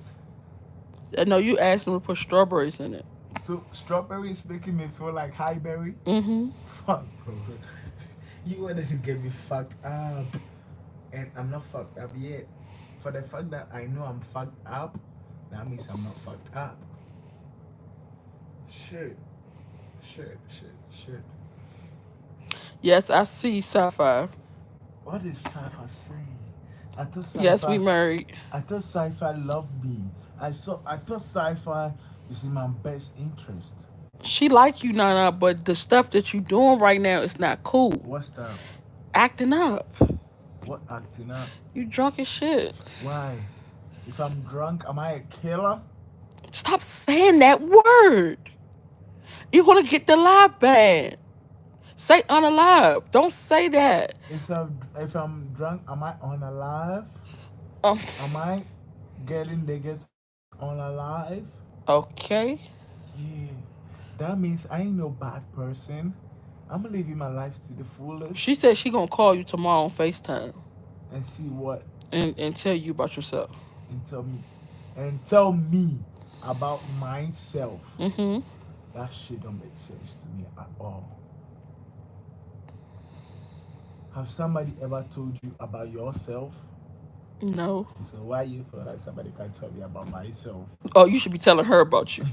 Yes. You so smart. I'm supposed to wake up and tell her about me. Why I'm tipsy. Why I was drunk. She don't know. She said he gonna tell you about yourself. Ask her what the fuck she know, Nana. I promise to God. Bro, Ask her what the fuck she know about you. Say, what you know about if that? my mother don't know nothing about me, bro. This social media shit, man. Say, what you know about that? Nah. Say, what you know about that? What you know about rolling dice and that thing? I don't know what my girl get me, bro. But That was not the song, Nana. What's the song? Say, what you know about that? What you know about that? No, T.I. No, we have a song. What you know about rolling ass on the beach. Bro, did you bring me here to make fun of me? No, I wouldn't dare do that. No, but I know that song you talking about. That's not the So, song I'm talking so, about. I'm talking about the so, T.I. so, song. so I'm not crazy, right? No. Yes. Mm, Yes. mm-mm. Shit. Oh, he had coffee. He been drinking it. Oh, no, calm down with it because this cheese is white. I don't want you to spill it. Fuck everything. You feel like I'm gonna get wrong, bro. Why you be like that? I'm just asking you to not Okay. to be careful. That's all, I baby. appreciate you for telling me to be careful, but more careful than you. I just feel like you are careful. Okay, baby. Bro, you know when shit happen, I'm the one to protect you. Mm-hmm. You know when shit happen, I'm the one to say, yo, bro, that nigga is fucked up. It's okay, nigga. I wonder if somebody put something in your drink when you was downstairs with them guys. Even if they put it in my drink when I'm downstairs, I'm here. So what? They didn't steal But nothing from me. They that I didn't don't know that though. nothing. I'm here. If somebody stole something, I'm here. Babe, somebody stole my credit. I don't even have any money on me. So what the fuck would this thing? But you did have money on you. I didn't even pay when I moved upstairs. I know. So you had money on you. So where's the money that you had on you? You had the money on your person before you went The downstairs. purse is here. I left everything. I didn't go downstairs with money. Oh. You think I'm foolish? I know I was gonna get drunk. You sure? Yes. So where's the money then? The money I brought it upstairs. What did the nigga tell you? He said you didn't pay. Yes. But you. So when I feel like I'm fucking tipsy, I just roll upstairs and I know I'm in 6th floor, 6, whatever. So I just move to wherever I am. That was good. But what happened with the money though that you The had? money, that's why I didn't pay, and I came here and we went to pay with a credit card. No, So but you where would had the money be? though. The money will be in my old pocket. You sure? Yes, my sister. When we got the McDonald's, I paid with my cash. Oh, you did. I remember that. So the money. But you had something left. I had what? Was I having this? Yeah, no. Yes. So it's what in the other shot I had, right? Yes. So I'm not what. Stupid. So keep quiet and do your fucking life. Bro, as a man, the pressure is too high to be in Africa. So sometimes what do you need to do? Get tipsy and relax and chill. I said that before, and somebody give me the hot coffee, bro. I said that I swear, before, and they hot said that's not true. I said that the pressure be so much in That's why we have Africa. a lot of pub here. Yeah, y'all got a lot of liquor stores and pubs and stuff because you gotta get drunk just to get through this shit. I'm recording you, Nana. Okay, you want me to turn it around? No, record yourself. Hey, recording me. Well, bro, why you? AC Drew, I don't like the way you doing, bro. You exposing me like. Nah, give me. No, I wanna read what's going on when people drink alcohol or the same way you have sex. That's why we drink alcohol.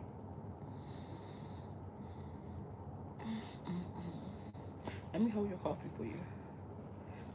Let me hold your coffee. You like coffee now? I feel You cold. never had cappuccino before. I feel cold, so I wanna drink. You never had cappuccino before, so how you like it? I even smoke cappuccino. No. How you like it, Nana? It's good, baby. That's good. Thank you. You tried a lot of new stuff. You had McDonald's for the first time today. How did you like that? How did you like McDonald's? Huh? Ooh, How did you like McDonald's, baby? Yes. How you like McDonald's? Because I got a chicken wrap for you. You want to eat? One thing I love about Kebisha AC Drew, Do you want a wrap? you are so caring, bro. Okay. Do you want the chicken wrap? You want me to warm it for you so you can eat? Do you want me to warm it? God bless you, baby. Okay, Nana. Okay, what? Look what you done The started. name you are mentioning, it's a chaotic name. Okay, do you want this chicken wrap? Do you want the chicken wrap, Nana? Nana, do you want to eat? Nah. Do you want to eat? Okay. I gotta do something. Hey, they are saying you are so gentle with me. Oh, Yeah. possible. She's never. How you for she was fucking gentle? She ain't no gentle with me. That bitch be doing a lot of shit. Oh gosh. Okay, I'm gonna use this for my hip. I'm gonna drink my ginger ale. No, it And doesn't. stop It saying doesn't. bitch It because doesn't. that's not a good word. I keep telling you that. No, K and K doesn't stand for kill. I ain't gonna lie. Oh my God, are y'all still talking about? No, stop saying that word. No, they say K and Okay, K. don't say the word.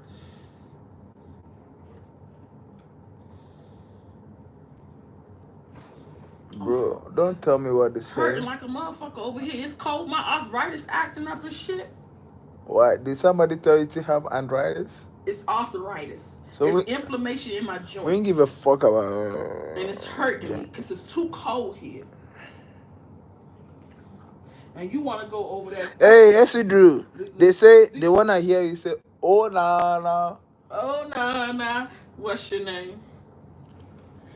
But one thing That's about not me, what I was saying though. one I was thing. saying, Listen. Look what you done started. One thing about Nana, Nana is a loyal motherfucker, bro. You don't even know how to say it. Don't say it if you don't know how to say it. It's motherfucker. I said Nana is a motherfucker. Not How did you know I was talking about motherfucker? Motherfucker. How did you know? Say motherfucker. How did you know I was talking about motherfucker? Because you tried to say it. Yes, because you got it right. You fucked the word the same way you got it right. Motherfucker. I'll bite your fucking lips and do like this. Okay. And train in the gutter.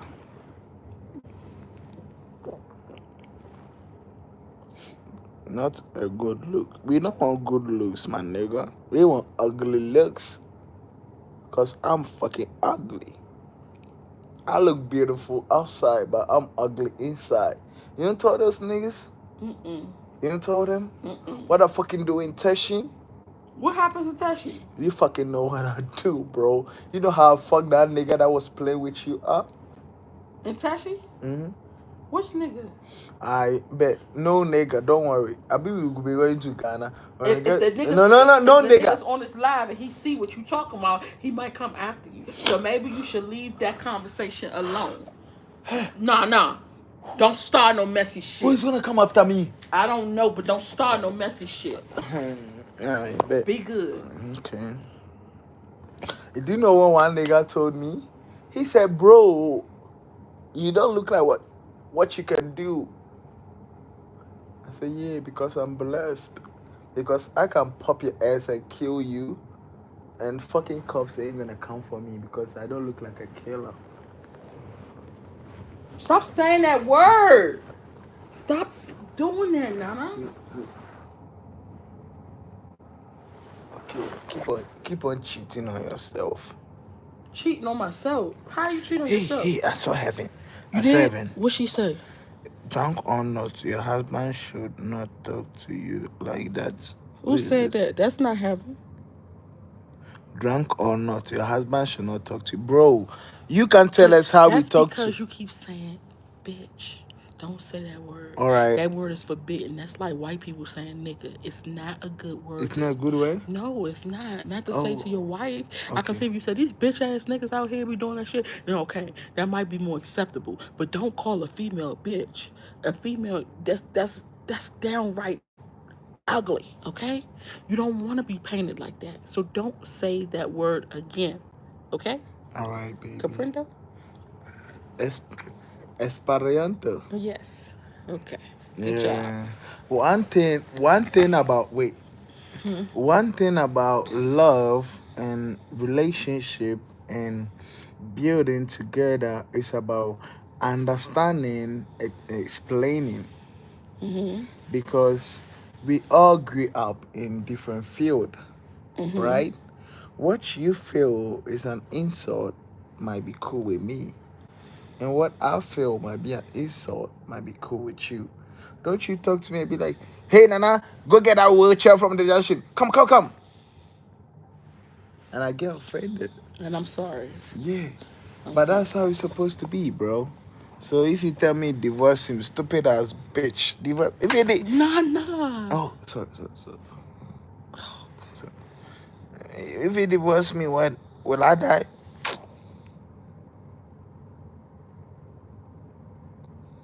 Oh, I'm sorry. I won't call you a bitch again.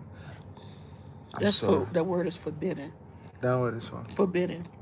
Forbidden. Oh. Yes, and it's like when you say it, we want to fight. I, It's time to fight. Like if you call somebody that, just saying, yeah, I'm ready to fight you. I'm So you sorry. gotta be ready.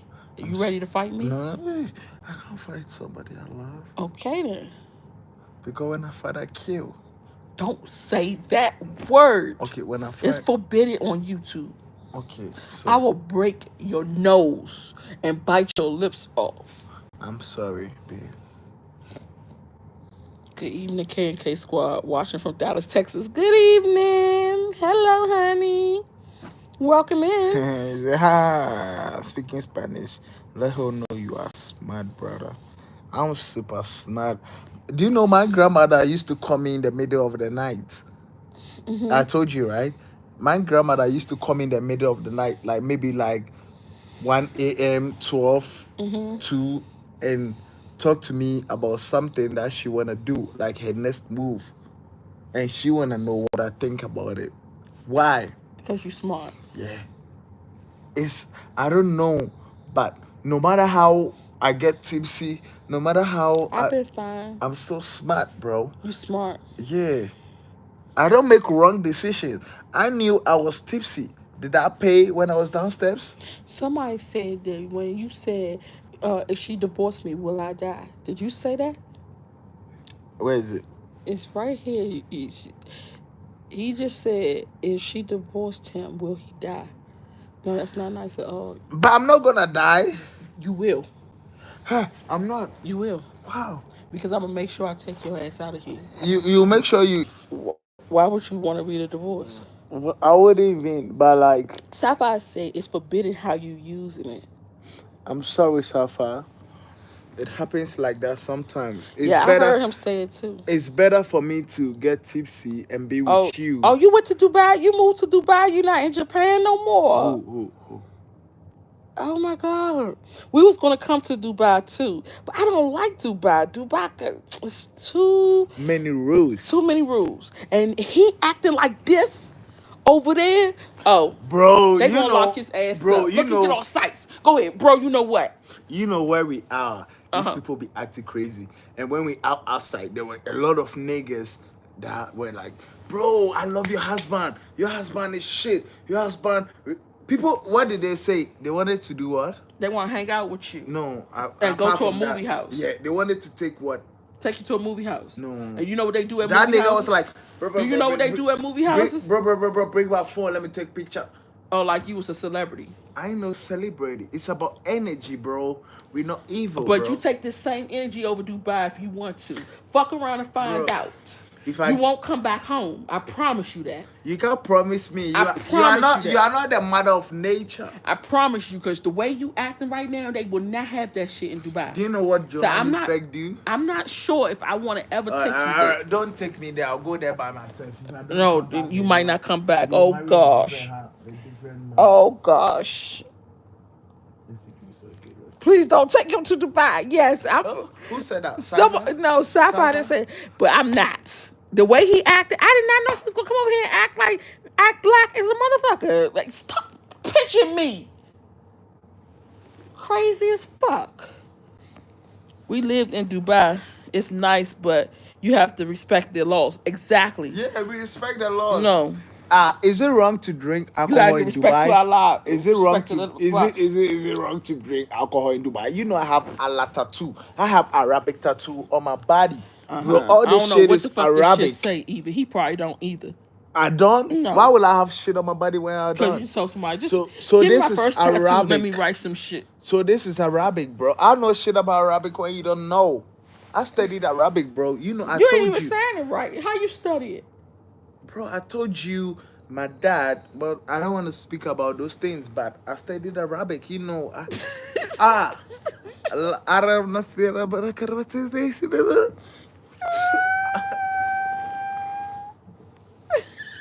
Bro, why are you making me feel like I don't know how to speak Arabic? I know how to speak it, but you're making me feel like I can't speak it. Oh Oh my God. Oh, Sapphire said y'all say it differently. What different? Arabic. Y'all. Dubai. Oh, that's how you speak it. Oh, okay. That's how it goes.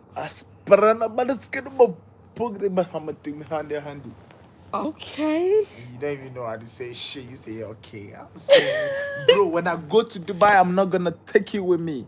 And you here saying okay, all right. I'm not. I'm Yeah. never taking you there because you don't know how to said when I'm act. going to Dubai, I'm not gonna take you. You know, you don't have to take me. I'd have been there. I'm not pressed to go. Yes, don't the go. I'm the pressed the to go. the thing I was gonna take him there so he could see, like, he can go on a desert tour, he could see the big eagle, hold the eagle, do some little excursions and stuff like that, and bring his ass right back. But the way he acted here, woo, woosah. He lucky he just here in South Africa. These people was nice and sweet, and you can kind of calm them down a little before bit. we got here, what did they tell us about? Cause you know that the tip and shit. You can't do that in Dubai. Don't nobody want your fucking tips in Dubai. They got money. Bro, I'm a smart motherfucking nigga. I always get my way through things. When we went to McDonald's in South Africa, that bitch was looking at you like. Yeah, South Africa is like America. No, they were looking at you like, what did I do? You tipped her. No, I didn't tip her. I did. didn't You tip gave her 100. Listen. I didn't tip her. I broke her walls. Don't say that, because breaking walls mean you enter in her coochie. Don't say that. No, Certain things how you did don't I need to enter say. into a Gucci? Certain things you don't need to say. Certain things you don't Can need you go to offline? Certain things you don't need to Can say. you go offline? Certain things you don't need to say. Fat bro. Hopefully he going to sleep now. Come to Cali with that shit. Yeah? She said, "Go to Cali with that Is shit." it go to where? It's California. I should go to California. Mm-hmm. All right, get me a visa. I'll come there with that shit. You want to teach him what he does not want to learn? I don't want to learn nothing. Somebody said he like a child. Yeah. I call him my baby. Yeah, I'm a child, but I'll outsmart your grandmother or your grandfather. Oh, she said you were getting more trouble in Thailand drunk than here in Dubai. Oh, wow, really? Thailand? Yeah. I'll be drunk and that's where we was going. I'll be drunk and be in my hotel room. Yes, but you ran outside early today, running down the hallway, making all that damn noise, and that's why they call security. Because you got a glass and you wanted to bump my head with it. Yes, so if something like that happens again, and we in another country, you cannot do that. You know I'm the smartest. You can do that in Ghana because you know how to talk their language. You're not Yeah, talking. I got here and I did the same thing and it was still cool. No, So it doesn't happen like that everywhere. All right, so when I get there, I'll know how to act. I'm sorry. You can do it in America too. All right. But certain places you can't do that Places shit. like what? Start mentioning Iraq, them. Afghanistan, I wouldn't drink in Russia. Iraq because I'm a Muslim. Gosh. Korea. You look so beautiful. Not Korea. What is it? You look so beautiful, bro. I saw your face. Me? Yeah. Midasi. Yeah, and your teeth look so white. Midasi. And you look so fine. You like a fine man going to sleep. Fine man, go to sleep. Like a drunk man going to sleep. Yep. How many hours have you been on live? Just only 30 minutes. The The way he ran down that hallway was so funny. Which hallway? Outside. I flied. I didn't run. You fly or Yeah. you flew? It doesn't matter. Put it the way you want to put it. Oh, So far as you God. understand it, that's communication, right? Baby. Yes, you're not smarter than the God. Oh, gosh. Oh, gosh. Uh-huh. Oh, gosh. Madasi means thank you. In Why get drunk? That's his because language. drunk is a word. And if you don't act like that, it wouldn't Okay, exist. hold up. The doctor is talking. She said, I'll be in Thailand in 2 weeks. I'll be there for a while. We can't go back to Japan because of the tsunami. Yes, the tsunami. And then Thailand is at war right now with Cambodia. So that's why I'm not Why going to does this person Thailand. say you guys are perfect match and he started laughing? Oh, because both of us retarded. Because like you guys are perfect together. And you start laughing. Why? Have we pissed on ourselves? Did you shit on yourself? I think so. Yeah, because you tell us we are perfect together, like two shit people together. What did you say my new name was? Because you said we was coming out with a TV show. He wanted to do a TV show, y'all. So Me. vote on here if y'all want us to do a TV show. Remember you said you want to do the TV show? Bro. And what was the name of the TV show, Nana? You said you was going to call me Miss Foolish. What was No, I'm gonna call. Stop making that noise. Sorry. What you say you going to call the TV show? Foolish and what? Wise. If you are foolish, what will I be? Wise. Wise and foolish. Or foolish and wise. Queen foolish. Foolish and wise. Queen foolish. And he said he gonna call me Miss You Foolish. are a queen, baby. Somebody said no TV show. No, because you get along so well. That's what she's saying before. So he wants to we don't get out alone, bro. Oh yeah, we argue and fight like cats and dogs in the daggone mall too. We be in there arguing in the mall. He like stop. Yo, talking we like be that. fighting because I'm disrespectful. it doesn't matter. Okay. Why we be fighting? Tell them. No, it's not wisdom and foolishness. Oh no, it was wisdom and foolishness. Okay, Starlight. Yes, thank you. Wisdom and foolishness, Poppy. Wisdom and foolishness. Okay. I know. Oh, thank you. Somebody sent a $4.99. Bookers. Huh? I've been loving your shorts on YouTube. Thank you so much. That's so sweet. You said $4.99. It means he's gonna send us $4,999. Yeah. Wait, That's what she just account. sent us. Let me send my account to my 6482 $4.9 $4. I thought $4,990. That is what that is. Bro, nah, That's what it say, baby. Keep that So you money. gotta be good and act nice and say thank you. Say Madasi. Aquaba. No, that's welcome. Say Madasi. Medasi. So now the Medasi is gonna change the $4.99 to Sapphire said you spoiled. Yeah, I'm a sweet boy, bro, and I love to make my woman feel so sweet. Yeah, because anywhere I go, I make sure I tell them about my Somebody wife. said they like your accent, baby. Bro, Miss Blue Box. I'm a handsome, smart nigga. That's not what she said. She's talking It about doesn't matter what she's saying. I'm telling her what I am. She's talking about your accent. Fuck the accent. Oh, the accent Simone. can be changed. Simone. Oh my God. Why? Bro. Sapphire said you are so sweet. You are sweet. Yeah, I'm sweet up motherfucker, bro. You know. Stop saying motherfucker. That's not how you say it. You say motherfucker sound like you from England. Say motherfucker. No, mother. Mother. No, not mother. Mother. Mother. Not mother. Why you spitting in my face like that? I'm drunk, but I'm not spitting in your face, bro. Mother, you spitting in my face. Say mother. Mother. Fucker. Fucking. Not fucking. Fucker. If you can't cuss, don't say it. So if I can curse, what should I say? Just don't say shit. But I wanna say shit that will hurt that man off. Oh my God, bro. They gonna laugh at you. You gonna be cussing the nigga out. You motherfucker. And he gonna be like, nigga, you funny But as you shit. know what I'm saying, so just No, he interpret gonna be it. like, what the fuck? I'm supposed to be interpreting look while so you beautiful. arguing. Well, nigga, what the fuck I look like? The referee? Like You what? look so beautiful. Don't say it like that. I say you look so beautiful. Oh gosh. You look so beautiful. Midas. I feel like I want to drink some water. And you're so sexy. And your Stop ass is talking so big. like that. And- Sapphire, ain't this how your boy used to talk to you? Like this dumb shit? Is this dumb? Oh, you just hit me. I hit you. Okay, let me get that bottle. Because I'm about to fuck you up. I'm about to fuck you up for I real. beg ya. No, I'm about to fuck you up because you just hit me. I'm sorry. I just tapped you with some romantic shit. That shit wasn't romantic at all. So because of this, you wanna break my hair with a bottle? Yes. I'm not safe, baby.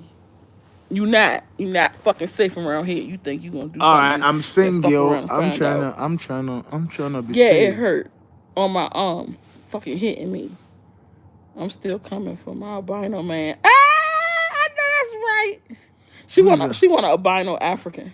bro? You gonna get all your generation is gonna be albino if you want that. Then Oh, cool. okay. Let me explain to her. So basically, I said albino.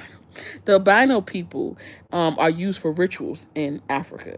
So they are looked down upon. So they take them like sometimes when they want to do Even if we don't look down upon them, they will look down upon themselves. yes, okay. Sometimes when they want to do rituals, they one of the rituals would be like they got to do blood sacrifices. They have to go find an albino and bring him back No, no, no, and not do that. Not that. If they wanna do blood sacrifices, if if they want to you do the are ritual. listen, if you are using albino for sacrifice, Mm-hmm. that means that sacrifice is a strong sacrifice. Yeah, because it's not So normal for it to be yes, albinos do there. you know albino?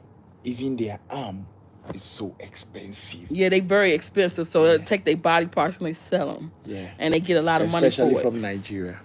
Especially Nigeria. Oh, Nigerian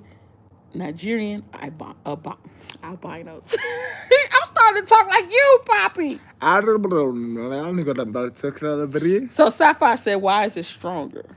Why is why is it stronger?" You talking about the albinos? She talking about the albinos. No, which she doesn't even know what you're talking about. Okay, K, you told me you would get in touch with me when I told you I wanted to visit Ghana. I haven't heard from you since. What's the name? What's the name? What's the name? Yeah, I t- tell them about the what was traveling we agency. texting at? Tell them about the traveling Oh, he agency. wants me to talk to y'all about the travel agency, but what I'm gonna do is I'm gonna put it on my community tab. That I'm opening up a travel agency in December, and our first trip is gonna be in December, and I need to put it in the community tab so y'all know, so I won't have to be Yeah, talking over and and over and in over again. December, we're gonna have a welcome party at Prime Town. Okay. On YouTube. Oh, I told you on YouTube. Okay, so maybe you should inbox me. Like if you go to my TikTok, Nana Ashanti 2020. Stop! I don't do that. I swear I will fucking go get that bottle and fuck you up for real. Cause I don't like lions and tigers. And you Why? make me think that when you open your mouth like that. Do my mouth look like a lion? Yes. My And wife I don't. feel like you biting me and then I go to fuck crazy. My wife don't even respect me. My wife says I look like a lion. Stop! Don't do that! Seriously, that triggers something in me. It's okay. You are spitting in my face. It's okay. Keep your triggering shit. You're spitting in my face, bro. Okay. Yes, lions and tigers. We're supposed to be going to see the lions and tigers tomorrow. Like a dog. Exactly. Okay, so what I was saying was, yeah, hit me up on Ladies TikTok. don't respect Inbox me men on at TikTok. all. Nana Ashanti 2020. Go to Benin. They giving us papers. Benin is trash. I've been there already. When I tell you it's absolutely nothing there. I didn't even see a grocery store. Never seen nothing but the kiosks, the dirty shacks that be outside while you riding down the street. All dirt roads. Yo, Nothing. it's simple. No stores. Bro, tell I them think the only thing I saw was a pharmacy. it's That simple. place was trash. In Straight Africa, garbage. They the can keep best their place to fucking be is papers. Ghana or South Africa. They can keep their papers because that shit was dusty Yeah, and dirty as maybe hell. Look like you can catch a disease. And they do a lot of voodoo. A lot. They famous for it. No, They no, do no, more no. voodoo. Benin is a different country. Nigeria is a country too. I thought you was talking about they do voodoo more than Ghana. Moscow is not Africa, bro. Okay, let me see. Go to Gambia. Gambia is unaliving American women. I don't know about doing that one. I was gonna go there so I could see the Black Acres of the Gambia, but Yeah, I don't believe know. in what you wanna do. If you wanna get an albino, that's up to you. Nobody Screw them you. old myths. They're not old. They still doing them.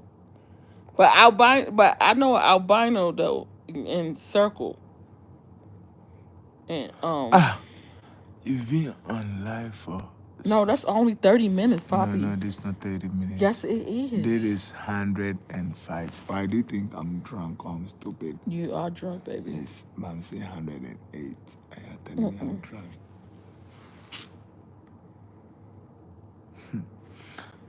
What's the time for? I get it of here, 11. It's the voodoo real. Yes, definitely. Oh, I said 30 minutes last time.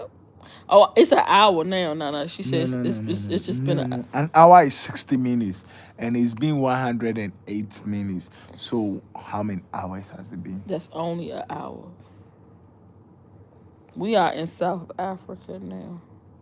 Bro, we are almost. Somebody say Quasia. Huh? How you doing? Huh? No, no. I need you to hold this phone for me. I gotta use the bathroom. Can you get up? Get up. And My you. stomach hurting real bad. I think I might just sip that coffee. Which coffee? The coffee that you was drinking. No, don't turn the phone like that. Yeah, keep it like that. Bro, you know I ain't got nothing to say.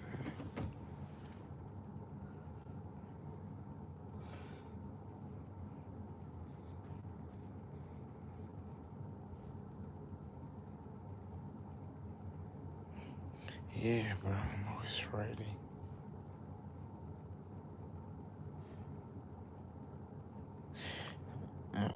Shouldn't have got married, got a stupid bitch thing. Shouldn't have got married. You should have got married, come and get married to me then.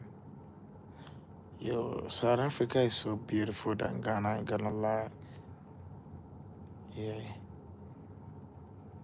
South Africa is so beautiful. Yeah, they got everything. South Africa is like America. Yeah, the cheapest version of America, that's it.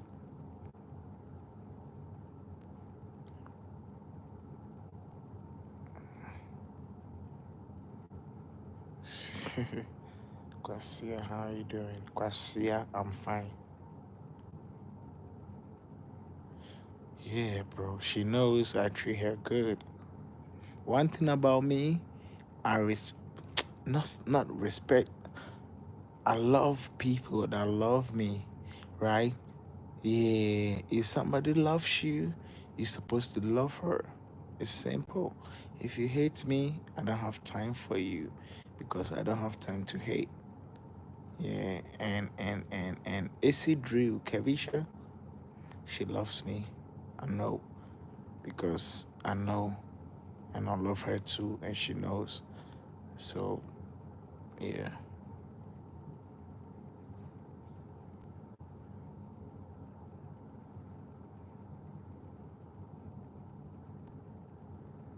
No, we're not in Durban.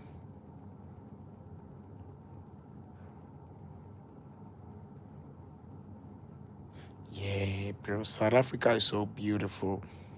But when in South Africa, just be smart. Just be, you need to be smart.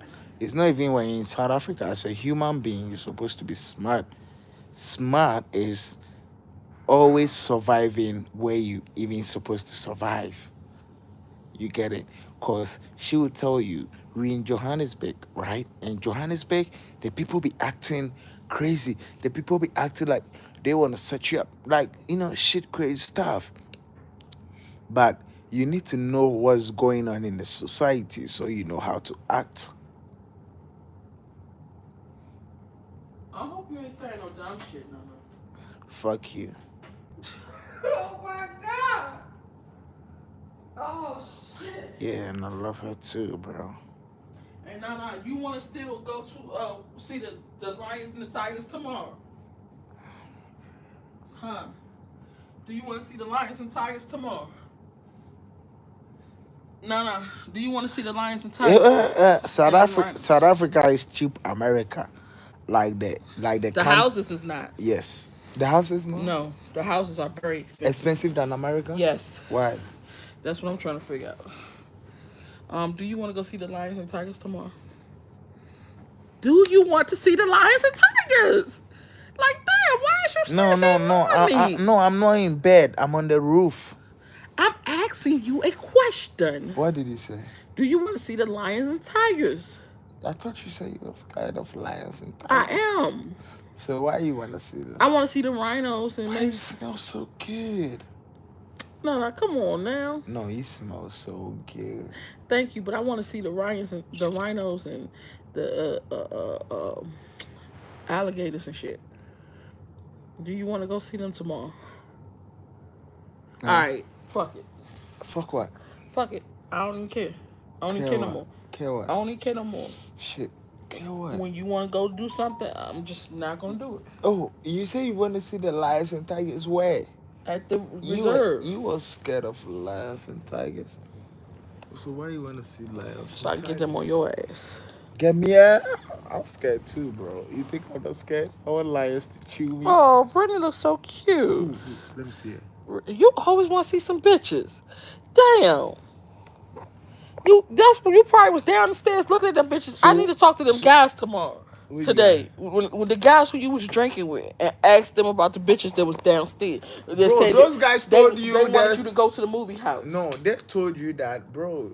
Your husband Because is I handsome. know that I girls told him here I got wanna- big asses, and you probably was down there looking. What did the guy told you? The guy told me that you said, "Oh, I'm here with I my said- wife." That you Yeah. said, "I'm here with my wife. I can't do that. I'm married." I heard that part. But when you went down there and you got drunk, all bets is off now. The drinking, we can blame it on the alcohol. You was doing something. You was laughing and shit. This shit. South African bitches said they are crazy as fuck. When they downstep, they were just breaking bottles. The breaking bottles with On the ground. for no reason. And they were laughing and breaking bottles. And you was with them. No, I'm sitting with the G's and I was watching them. And they're laughing. I hope they don't know your room number. Huh? I hope they don't know your room number, because you gotta stay away from goofy shit. And I told you that when you was going down there. I Bro, said, you supposed to tell me. I told you that. no, you didn't tell me nothing.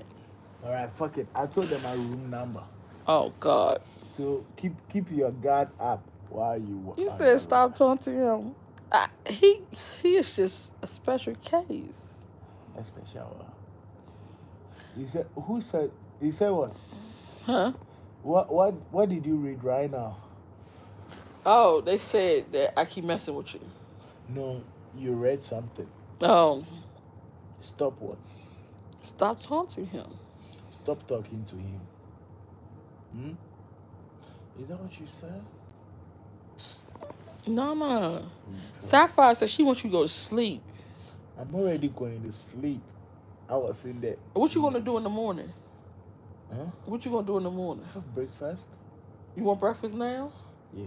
We never had breakfast. Do you want me to call them? In the morning. Not now. At what time? When they are ready to give breakfast, baby. You know I do fasting every morning.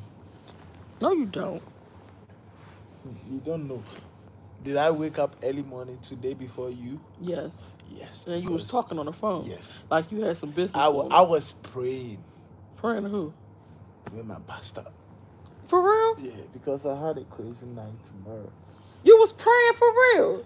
Pray in tree so I can hear it again, because I didn't know that was praying. Eradi yesu abo asoro ne asase ya da wase ne nkwade a wode amaye ni a. Nyankopon bra me ba bedai ma me nda na me sorry asunyo. Amen. I did not know you was praying the whole time. Yeah, now you know. I was wondering why you was talking so fast. Yes. You know when you are praying to God, you pray fast. Because I said, you don't even talk fast like that when we talk. I said, what is he saying to this nigga? Why he talking so fast? I was talking to God. The whole time you was talking to God. Yes. I did not know that. Damn. I bet you don't understand. I was trying to understand. I was like, what the fuck is he saying? I couldn't even catch not one word. It was so fast. I said, what the fuck? I was trying to get what the hell is he saying? Y'all, if y'all ever mess with a Ghanaian or ever mess with anybody that doesn't speak your language, please learn the language. It's very, very important though that you learn their language. Very important. Oh, like you know. I know. So I'd be like, I want to hear everything he's saying. So when he talking to his friends, I'd be like, I hear that. I understand everything y'all saying on his phone. I understand everything. But I like how you pray, Lucas. That was sound so nice. Can you Bro. Can you do it again? Life is about Can you do it again, Lucas? I'm tipsy. He said he tipsy. Tell him to say again the prayer. Yeah, she said. Yes. Who said it? Cypher? Oh, I ain't gonna say. Sci-Fi did say it. She said it. No, if Cypher said it, Yeah, she said say it again. Let me see. Right here. This Abolua. Fuck Abolua. No, say it in I'm prayer. talking about Sapphire. She said it. I ain't see no Sapphire. Sapphire said, Point it. If Sapphire say, I'm gonna pray. If you have a Sapphire, I ain't gonna pray. Unique said, get in the shower and sober up, please. Who? You? You. Me. Uh-huh. Tell us about South Africa. Okay, let's tell them about South Africa. Who and who?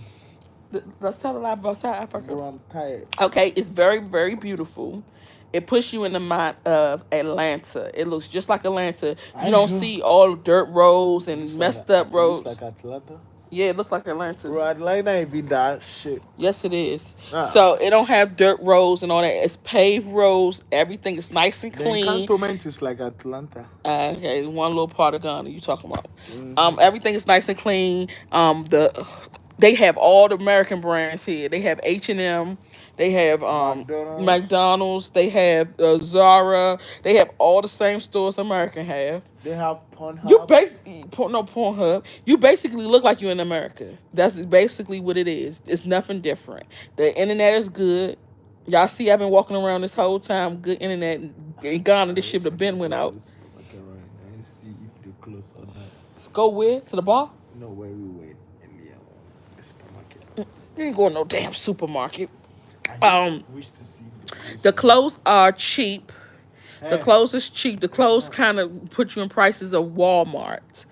The cars is cheap. Some lady told me her car note costs $165 a month. which is like $100. No, it is $165 a month. The houses are expensive. Now you can rent cheap, but you can't buy cheap. So they have a lot of expensive Where we houses, at? like big ass Where mansions. we at?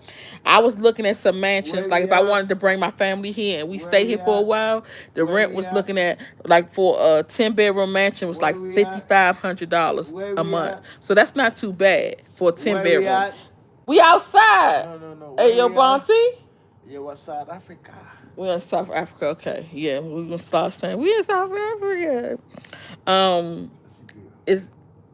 It's the people are very, huh? No, you're not going anywhere. Not right now. You're not going anywhere. The electricity is good. Yeah, it's cheaper. It's not cheaper than, I can't say it's cheaper than America. It's just like being in America. Just like being in America. I see the same prices. We ate last night. We had 2 rib dinners and a lamb chop dinner for $50. Same shit we would have paid in America. Maybe a tad bit cheaper. What you thinking? Tad bit cheaper? Because we did have McDonald's. We ordered a Big Mac meal, a chicken meal, chicken sandwich meal, spicy chicken sandwich meal, 2 ice creams, and 2 snack wraps. And that came up to $14. So I think that's cheaper. Because I remember the last time I went to McDonald's in America, that motherfuckers talking about $45. I was like, $45? I only got 2 meals. So I would say that it's cheaper than America when it comes to stuff like that. It's a lot more to choose from, though. It's a lot more to choose from in the mall. So it was so many stores I didn't know what to damn do. I was like, damn, I want to go here and go there, but I haven't been to McDonald's before with him. So I was like, well, let him taste McDonald's. So that's why we went to McDonald's. What else? Let me see. The people is bougie as hell. When you outside at the mall, they do not want to talk to you. It's a lot of white people and it's a lot of Indians. The guys are trash, straight garbage. I have not seen not one cute guy since I've been here. Not one. Okay, what made you feel like you see one cute guy? How I thought you was asleep, Poppy. Bro, fuck it. I never go to sleep. I'm a conscious nigga. What made you feel like you see one cute guy? Did I ever tell you I'll see a beautiful lady? You done told me about the beautiful ladies all night. No. Okay, so you said they tried to take you to the movie room. Listen. To the movie. Listen, what made you feel like you ain't seen no one cute guy? I have not. All I got eyes. All your life, all while we be here, you be looking at that. Oh, is he cute? So I can talk. It's not no, cute. I don't Is look he at he cute. Is he I cute? got eyes I can see Is he this cute? shit. Fine, no and problem. they trash. Keep on They looking. straight garbage. Listen, keep on looking if they're cute.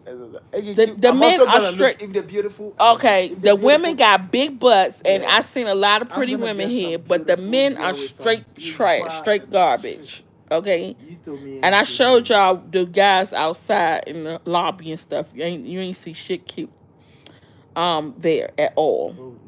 So you Um, is it cheaper in the UK? Yes, it is. It's cheaper than the UK. no, it's not. Yes, it is. Okay. What else? Like I said, the people are bougie. They don't talk to you. They don't speak. None of that. Unless you tip them. Unless you tip them. Then they be smiling, be happy, and they will ask you too. They be like, "Where's my tip? Where's my tip? Where's my tip?" They get paid very low here, so they make $1.52 an hour. That's the rate of pay going rate of pay here. Um, what else? What else, Poppy? Could I say?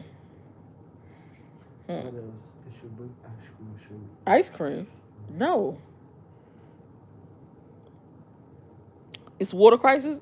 I don't know nothing about the water crisis because it's nice here and the water is hot, so that's a good thing. So it's real nice here.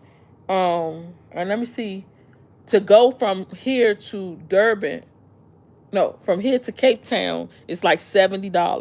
So if you come to one of these countries, you can go back and forth on the plane for a little under $100. So that's cool, and you can go on the train and go there too. But the train will take 14 hours, I believe, to get to Cape Town. Or you can go.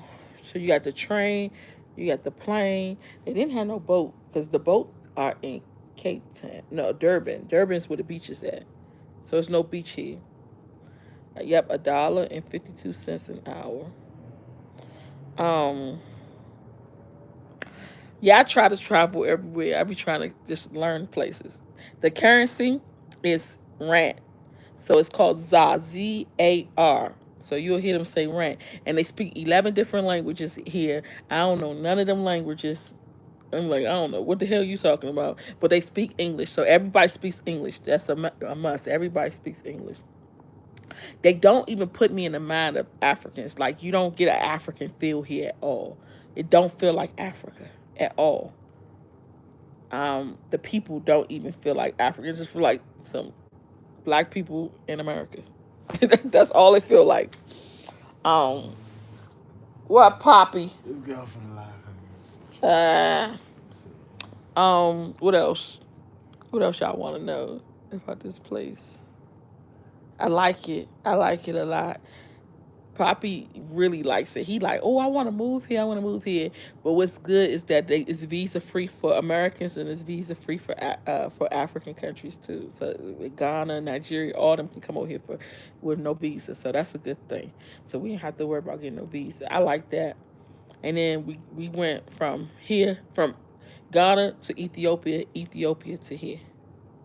Yeah. So we took 2 flights and we took Ethiopia Airlines. But let me tell y'all something. When you traveling through African countries, those flights be trash. They really be trash. They don't have the TVs, the air conditioning don't hardly work. They give all the African countries the garbage. It's like they say, okay, all the planes that's old and messed up, we're gonna let y'all have them. So we was on the plane. I was hot. I was like, damn, the air ain't hardly working. I was like, damn, can y'all turn the air on the upper air ducts? Like, what the hell is going on? If you ever in Africa and you catch a plane to another African country, you will be miserable as hell. I remember catching a plane from Togo to Ghana. And when I tell y'all, it was like 100 degrees on the plane. The plane was raggedy. It was dirty. The seats all falling apart. You didn't even have to put on your seatbelt. It was just trash. I'm talking about, I'm thinking we on a damn movie. I said, damn, is this a set of a movie? Because I ain't never been on a plane like this. No, that plane was trash. And I always catch Ethiopian Airlines because I be like, yes, no AC. I always catch Ethiopian Airlines because I like the TV, I like the comfortability, I like the food, you know. But this straight garbage. I was like, they treat Africans so bad, I swear. The shit that they give them is so sad. And when you get over to Ethiopia, if y'all ever gotta fly to Africa and you gonna have a layover in Ethiopia, just prepare yourself mentally for some bullshit. because those people are so slow. I swear, we be in the airport like, what are you talking about? Like, I'm gonna tell y'all how slow they are. Our plane, this is every time I go to Ethiopia, it never fails. Our plane was set to land at, I'm gonna just give some numbers because I don't remember exact time. Our plane was set to land at like 5 o'clock p.m. You know how you have a layover and you wait for like 30 minutes to an hour, 2 hour layover so you can get on the next plane? The plane, our next plane boarded at 4:30. Y'all know that you got about a good 20-30 minute window to get to board before they take off.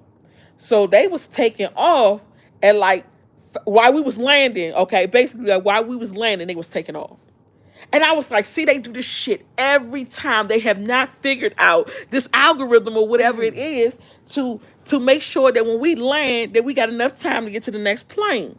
It was so stupid. And then what they do is when they do that, they give you a voucher. They pay for your hotel. They give you some nasty ass food, and they keep your bags so you won't have no bags, no change of clothes. You won't have to sleep overnight and your clothes that you was with. So always bring clothes in your bag that's on you, your carry on, because you won't have no clothes. You won't have nothing to take showers with. They pay for your hotel and they pay for your transportation and they pay for your food. And that's their gift for giving you so because you done missed the flight. I'm like, if y'all get this shit right, y'all can save so much money. It's so crazy. The algorithm made you land. I'm just saying it does not work. It never works out. And I be trying to run. I be like, okay, I gotta hurry up. I even tell them, put me in a wheelchair and push me. You get in the wheelchair if you want. You still won't make it. They'll be talking, oh, somebody need a wheelchair. Oh, so-and-so was supposed to come here and get the wheelchair. Oh, he didn't come. Okay, man, wait right here. He'll come and he won't come for 45 minutes. By that time, the plane been gone. I'm like, what is y'all doing? You gotta tell them, look, I'm just go. They're like, no, sit down. Oh my God, I'd be so stressed out. If you ever transit in Ethiopia, just prepare for the stress. I'm too big to run. You damn right I'm too big. And I be running, can't catch my breath, be about to die and unalive myself in that place. I'm about to fall and everything. I'm trying to run through people. It's too much. And then they always do this. They make the next flight, they make that gate so far away that it takes you 45 minutes to get to the next gate. By that time, the plane has gone. And when you look at the time on your boarding pass and you see that the flight has already gone, you might as well not even go to the gate. Just go straight downstairs and tell them, look, I just need a hotel. Just don't even try to make it. You have to go through the airport security. No, matter of fact, let me tell you the blower. You already late because the plane has already started boarding before you got off your flight, right? But why do they make you get off outside? You walk down the steps and you get on a bus, and they take you to the airport on the bus. And don't miss the bus because you ain't get off the plane quick enough, and the bus say, "Oh, we gotta wait for the next bus to come." You be like, "How gonna come take me home?" Because I'm never gonna make it. Then once you get off the bus, you have to go through security. Because the security want to make sure between the time that you got off that plane and the time that you got into the airport, you ain't smuggling nothing. So you have to go through security again, take off your shoes, take off all your stuff, do the whole TSA thing again. Once you go through, then you can go find your flight. And then you will get to your flight. It'll say, okay, your flight is leaving from A13. You'll get to A13. They say, no, man, we changed it. It's leaving from A01. They be like, A01, that's way down there. Get the running. And you know the flight still might have left already. So it's just like, hell. And we got to catch them back. No ramps. No ramps, no. He said, who in the world designed this airport? I'm trying to tell you, that airport is hell. The only thing good about that airport is they don't extort you. They don't extort you. I never dealt with no extortion in the Ethiopia airport. That's the only thing good about that. But another thing I like to do when I'm flying through here is I like to get off the if I have a layover, go to the lounge. The lounges are really nice. The lounge in Kenya is the best. That lounge, you can take a shower, you can do your work, you can plug up your phone, charge your phone up. You got a full buffet, you got drinks, you got a bar. You can have anything you want there, cookies, candy, whatever, snacks. You can go to sleep. They got a room in the back where you can lay on the cot and go to sleep. Everybody in the room is asleep. Um, they got showers, so you take your shower. I mean, they got it all, everything in there. The new lounge in Ghana, y'all. They got a new lounge in Ghana. It has a buffet. They have a bar. They have drinks. You can take as much stuff as you want to the airplane with you.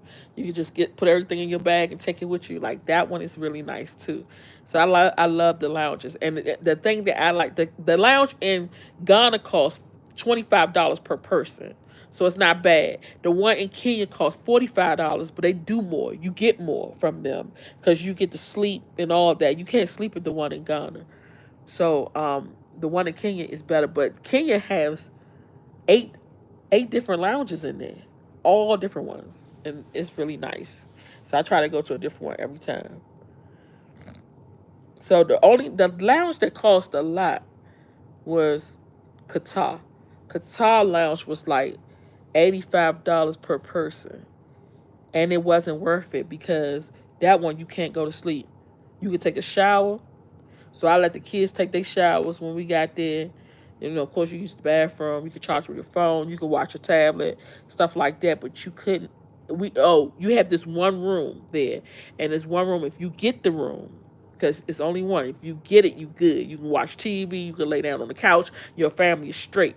But if you don't get there and get the room, you just gonna be sitting out with everybody else eating buffet and talking shit.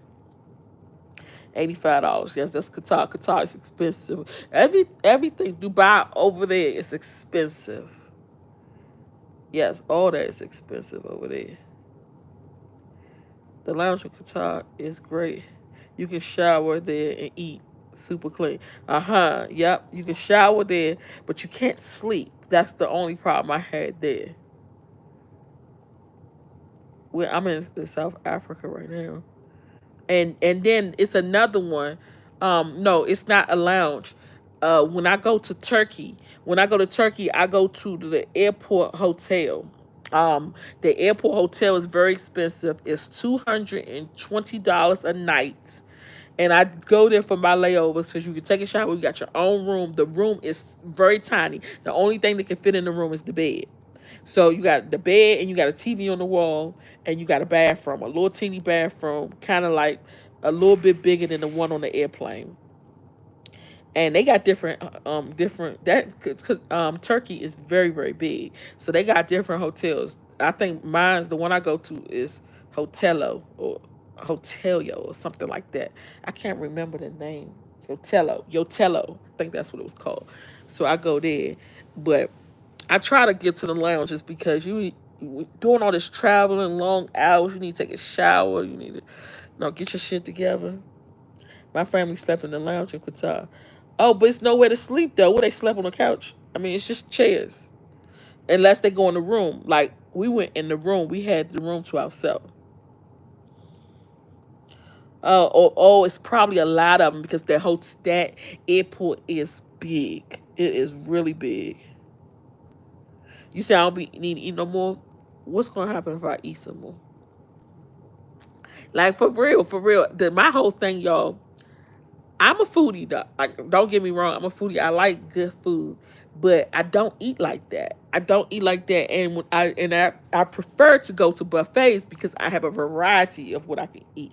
Because I don't want to go somewhere and I'll be like, damn, I don't even like the food. So I go to buffet because I was like, okay, if I eat that rib and the rib is not good, I'll eat this. If this not good, I'll eat this. I have stuff I can try, but I don't even eat like that. I'm just not just glutton all day. But I know you was trying to be funny, but I just want to tell you that you insulting me or trying does not bother me at all. I know me.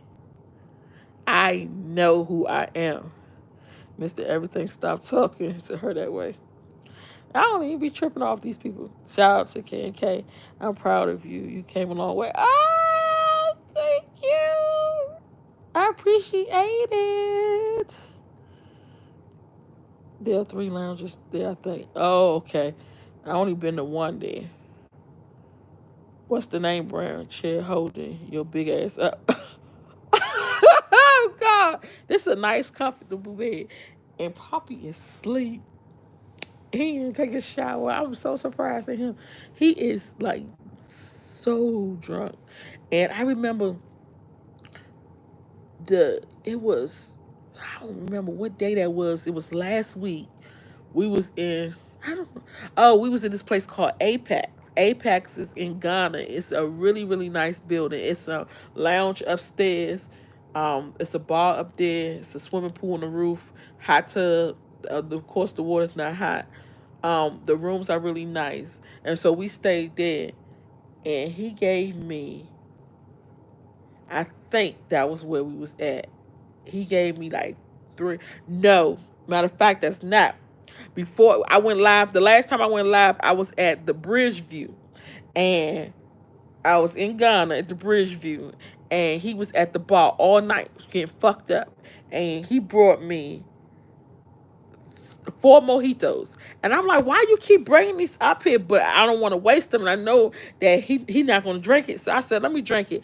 I woke up soon as I went to sleep. I was only asleep for about 30 minutes. I woke up throwing up everywhere. I just hope to God he don't do that. Oh my gosh. I was just throwing up everywhere. I said, why the fuck did I do this? I'm never getting drunk again. And I remember doing an edible. My son gave me an edible, and he didn't tell me it was an edible. I never had even seen this thing before. He told me it was a pill that was going to help my hip pain. And I was like, okay, I'll take it. Man, I went to sleep. I went right to sleep because I'm thinking, I'm gonna take my pill. I'm gonna go ahead and get cozy. I'm gonna go to sleep. I woke up and I was shaking, and I just kept moving my leg, and I was like, something ain't right. Something don't feel right, and I don't know what it feels like to have a heart attack or a stroke. So I said, maybe just I'm getting old now. I'm almost 40. So this time I was almost 40. I said, maybe I'm getting old, and I'm having a stroke. I said, oh my God, I gotta tell my daughter. So right before I went to sleep that morning, I brought my godson over my house, and I hadn't seen my godson in probably like 2 or 3 years. So I brought him over my house, and I gave him the guest room, told him just go ahead and go to sleep, chill, because he was showing off at his mother's house. I said, go ahead and go to sleep. I'm going to talk to you when I get up. And so my baby came in the room when I got up, and I'm trying to see where I'm at. I'm like, something ain't right. Something don't feel right. And my baby came to me, and he said, Mom, who is that boy downstairs? I said, downstairs? What boy downstairs? I didn't know what he was talking about. He said, the boy that's trying to sleep in Diego room. And I thought it was so funny. And I just bust out laughing. I couldn't stop. And my son was looking at me like, what the fuck? I was like, could I stop laughing? And I was trying to catch myself. This was my very first time. I never took no drugs in my life. I said, please call heaven. So he was like, okay. And heaven came. I said, heaven, you know I'm getting old. I think I had a stroke. I need you to watch the kids. I need you to do this for me. Like if this is gonna be my last time, I'm telling you, all the paperwork. I'm giving you the life insurance policy, everything. I'm leaving everything to you, like for real. She was like, so for real, Mom? And she was so scared. She was just crying. I said, man, I should have talked to you. I should have had these conversations before this happened. I said, I need to call the ambulance. Get me downstairs. I said, my legs are shaking. I can't stop moving. And so she got me downstairs, and she telling everybody, look, Mom, if something happened to Mom, she had a stroke. And so my son came out the room. And he said, what's wrong? I said, I don't know. I'm tapping my legs. I said, I had a stroke. I think this is my last time here on earth. I need to go to the hospital, but look, I don't want y'all to tell nobody. Y'all in the house by yourself, because my kids was underage. I said, I don't want y'all to tell nobody, except for my oldest son. He was grown. And I said, I don't want y'all to tell nobody in the house that y'all got the kids in the house by yourself. Just make sure y'all get my paperwork together. Y'all gonna do this right. Like, you gonna look after your brother and sister and make sure that nothing happens to them. I'm planning my funeral and everything. I'm trying to get everything out before I go. I said, I need you to pick up where I left off and raise your siblings. And having like, okay, Mom, I got you. And then my son looked at me and said, you fried. I just burst out laughing and I could not stop laughing. I said, Fred.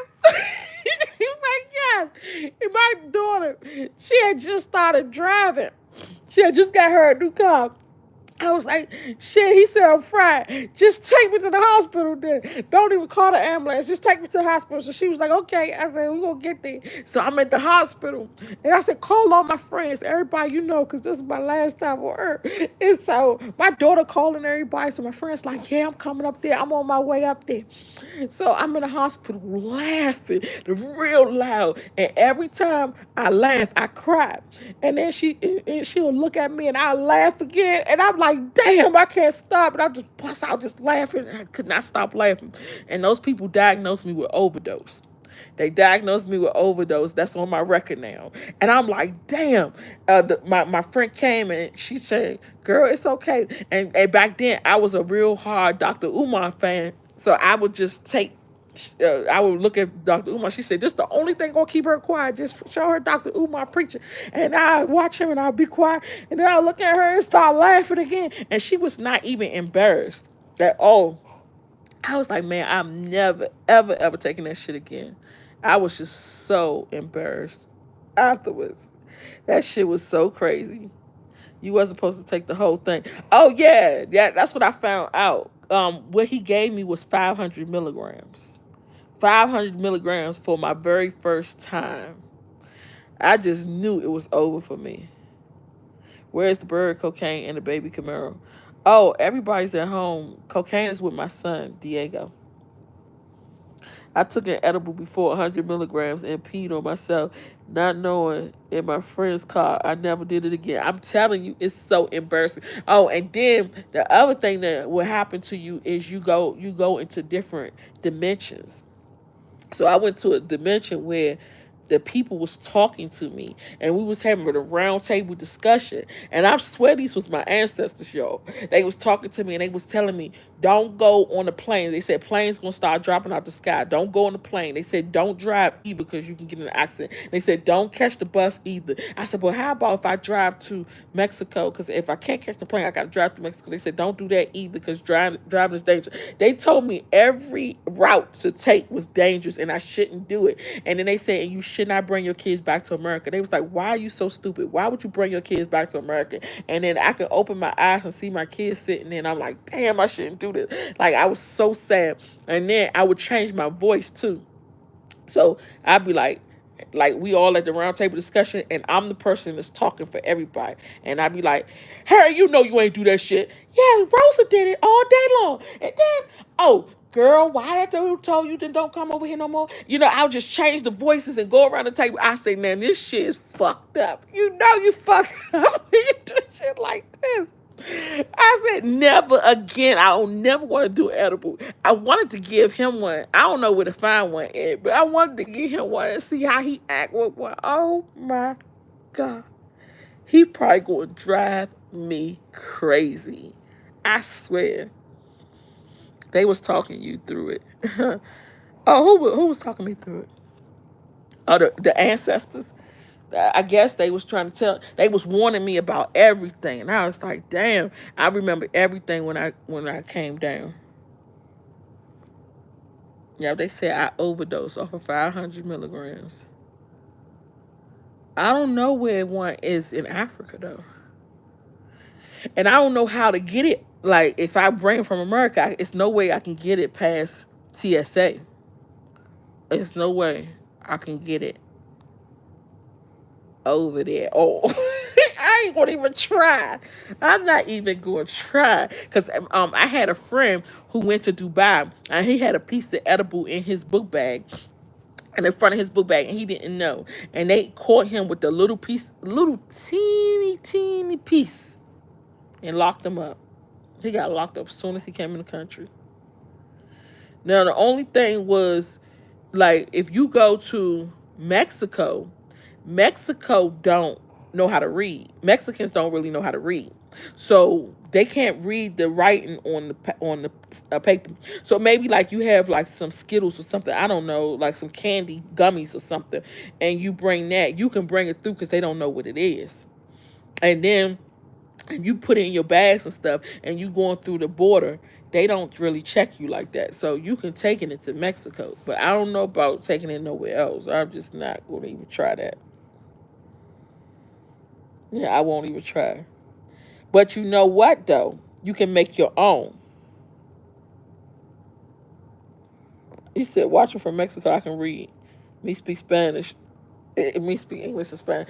Um, uh, you can make your own, because I remember when me and Sci-Fi was selling food, we was making it for the food. So, because a lot of people want it, y'all will not believe. So many people want it, and you can make so much money off that shit. If you take the weed and you do the little oil, extract it. We extracted. This was our first time too. We didn't know what the hell we was doing. We was extracting the oil, and we didn't measure anything. We took the oil and we rubbed it on the chicken, and we seasoned the chicken just like we would cook some chicken, and we fried it, and then we put some oil in the greens, and then we put some oil in the macaroni cheese before we baked it. And when I tell y'all, people tore that damn food up. Oh my god, you can make so much money off of those whatever they call them. Are you from DC? You have an accent. Yes, I'm from DC, but I don't know how I still have the accent. I haven't been in DC since 2011. I'm like, why do I sound like them? I don't even like the way people talk from DC. It irks the hell out of me when they on the phone with me, because most of my clients is from DC. And when I'm on the phone with them and they be like, yeah, girl, I was talking about doing it. And I'd be like, just text me, please. Don't even talk to me. It sounds so ghetto to me. You had the munchies. They had the munchies. Yes, they tore it up. And she said she wanted to open up a business called Can of Chicks, two Can of Chicks, and we started selling it because that food be so good, and when they get high off that food, they stay high for 2 days. So it's well worth a plate. It's definitely worth a plate. Passed out drunk. My nigga, let's get POD'd it. I can hear it. I don't have a Baltimore accent though. Oh, you don't have a Baltimore accent. No, I don't. Not be more, but DC, yes. That would be a good business to launch. Yes, and the see the thing about it is we everywhere. So that would be a good business to launch anywhere in the world. Like you can make so much money off. I was just telling Nana yesterday. I was like, damn, do you know if we launched that business in Ghana, man, what? We would make we would make a killing. We would make a killing over there. I said we would put that shit in the light suit. Put that shit in the fufu. We had that shit in the goosey suit. I mean not goosey palava sauce. Oh my god, niggas be going crazy. Got weed in the palava sauce. Are you serious right now? Yes, let's get it. We can upcharge that shit and everything, man. What? I'm giving y'all, I'm dropping gems, y'all get y'all shit together so y'all can start doing it. If y'all want to get out of America and you want a business, see, Thailand is another place. You want a business, you can open up a food business and put that weed in that food. And I'm telling y'all, you'll be straight for life. Why did you leave DC? 2011 is a long time. Then city changed a lot, especially parts of Southeast. Yes, it did. And you can't even recognize it no more. But DC is very, it's a lot of violence. Very violent. And my whole family is dead. So I didn't have no need to be there anymore. Like, they done killed all my people off. So, and my neighborhood now is changed. So if I was to go over there, I wouldn't know nobody there because the whole block is gone. The whole block is just wiped out. All the elders are gone. They all passed away already. So it was no reason for me to even stay there. It was so bad. And it was like my family was just dropping like flies. So when I was 32, I was the oldest female in my family at 32. At the age of 32, there was no great great grandmother, no great grandmother, no great grandmother, no mother, nobody. Everybody was gone. And at 32 years old, I'm like, how am I supposed to be holding this family down? Like, and they was all dropping off. I was like, I don't even know how to do funerals. I'm like, I don't know none of this. I gotta get out of here. I said, let me save myself. I took me and my kids and got out of there. And I swear, if I was still there, my daughter, my 20-year-old daughter would probably be on her fourth child because all my friends are grandparents. All my friends are grandparents. I'm 40. And my friends been grandparents since they was like 36, 35, 36, they're about. So my daughter probably would work on her second child. My oldest son probably be locked up in jail somewhere. My youngest son, he like guns and shit. So he probably be out there on the block slanging. When I seen that life, I said, nah, I gotta get out of here. I can't raise my children here. I'm sorry. I see how I was brought up, how my family was brought up, and the same system that failed my family. I wasn't going to put my kids in that same system again. So I was like, no, I'm not about to do that. I'm about to break this generational curse. And I did break it. I did break it because let me see, my great grandmother had her first baby at 15. That was my great great grandmother, 15. My great grandmother, 16. My grandmother, 16. My mother, 17. And me, I was 16. So all of us teen pregnancies. And while my kids breaking generational curses, oh my God, that shit feels so good. My daughter is 20. She the only child I have that lost their virginity. I have 5 children. I have a 24-year-old, 20-year-old, 18-year-old, 12-year-old, and 10-year-old. My daughter, 20, she just lost her virginity last year, and she still don't like it. She still don't want to have sex. She's married. And I'm begging her, like, sleep in the room with your husband. And she's like, no, I don't like that. He needs to sleep downstairs. He got his own room. She don't even want to sleep in the bed with him. She like, no, I can't do it. Sex is just not for me. And he be touching me, and I don't like it. I don't want it. And I'm like, damn, like, when I said I broke a generational curse, I broke one for real. She's 20 and just lost her virginity. I'm like, okay. I love it. Because if I would have stayed in D.C., that would not be my story. I swear it wouldn't. Yes. And it's so crazy because let me tell you, it took a lot. Like, that's why I be telling people, like, I get so many excuses when I be telling people, because I was doing this movement called Get the Fuck Out of America.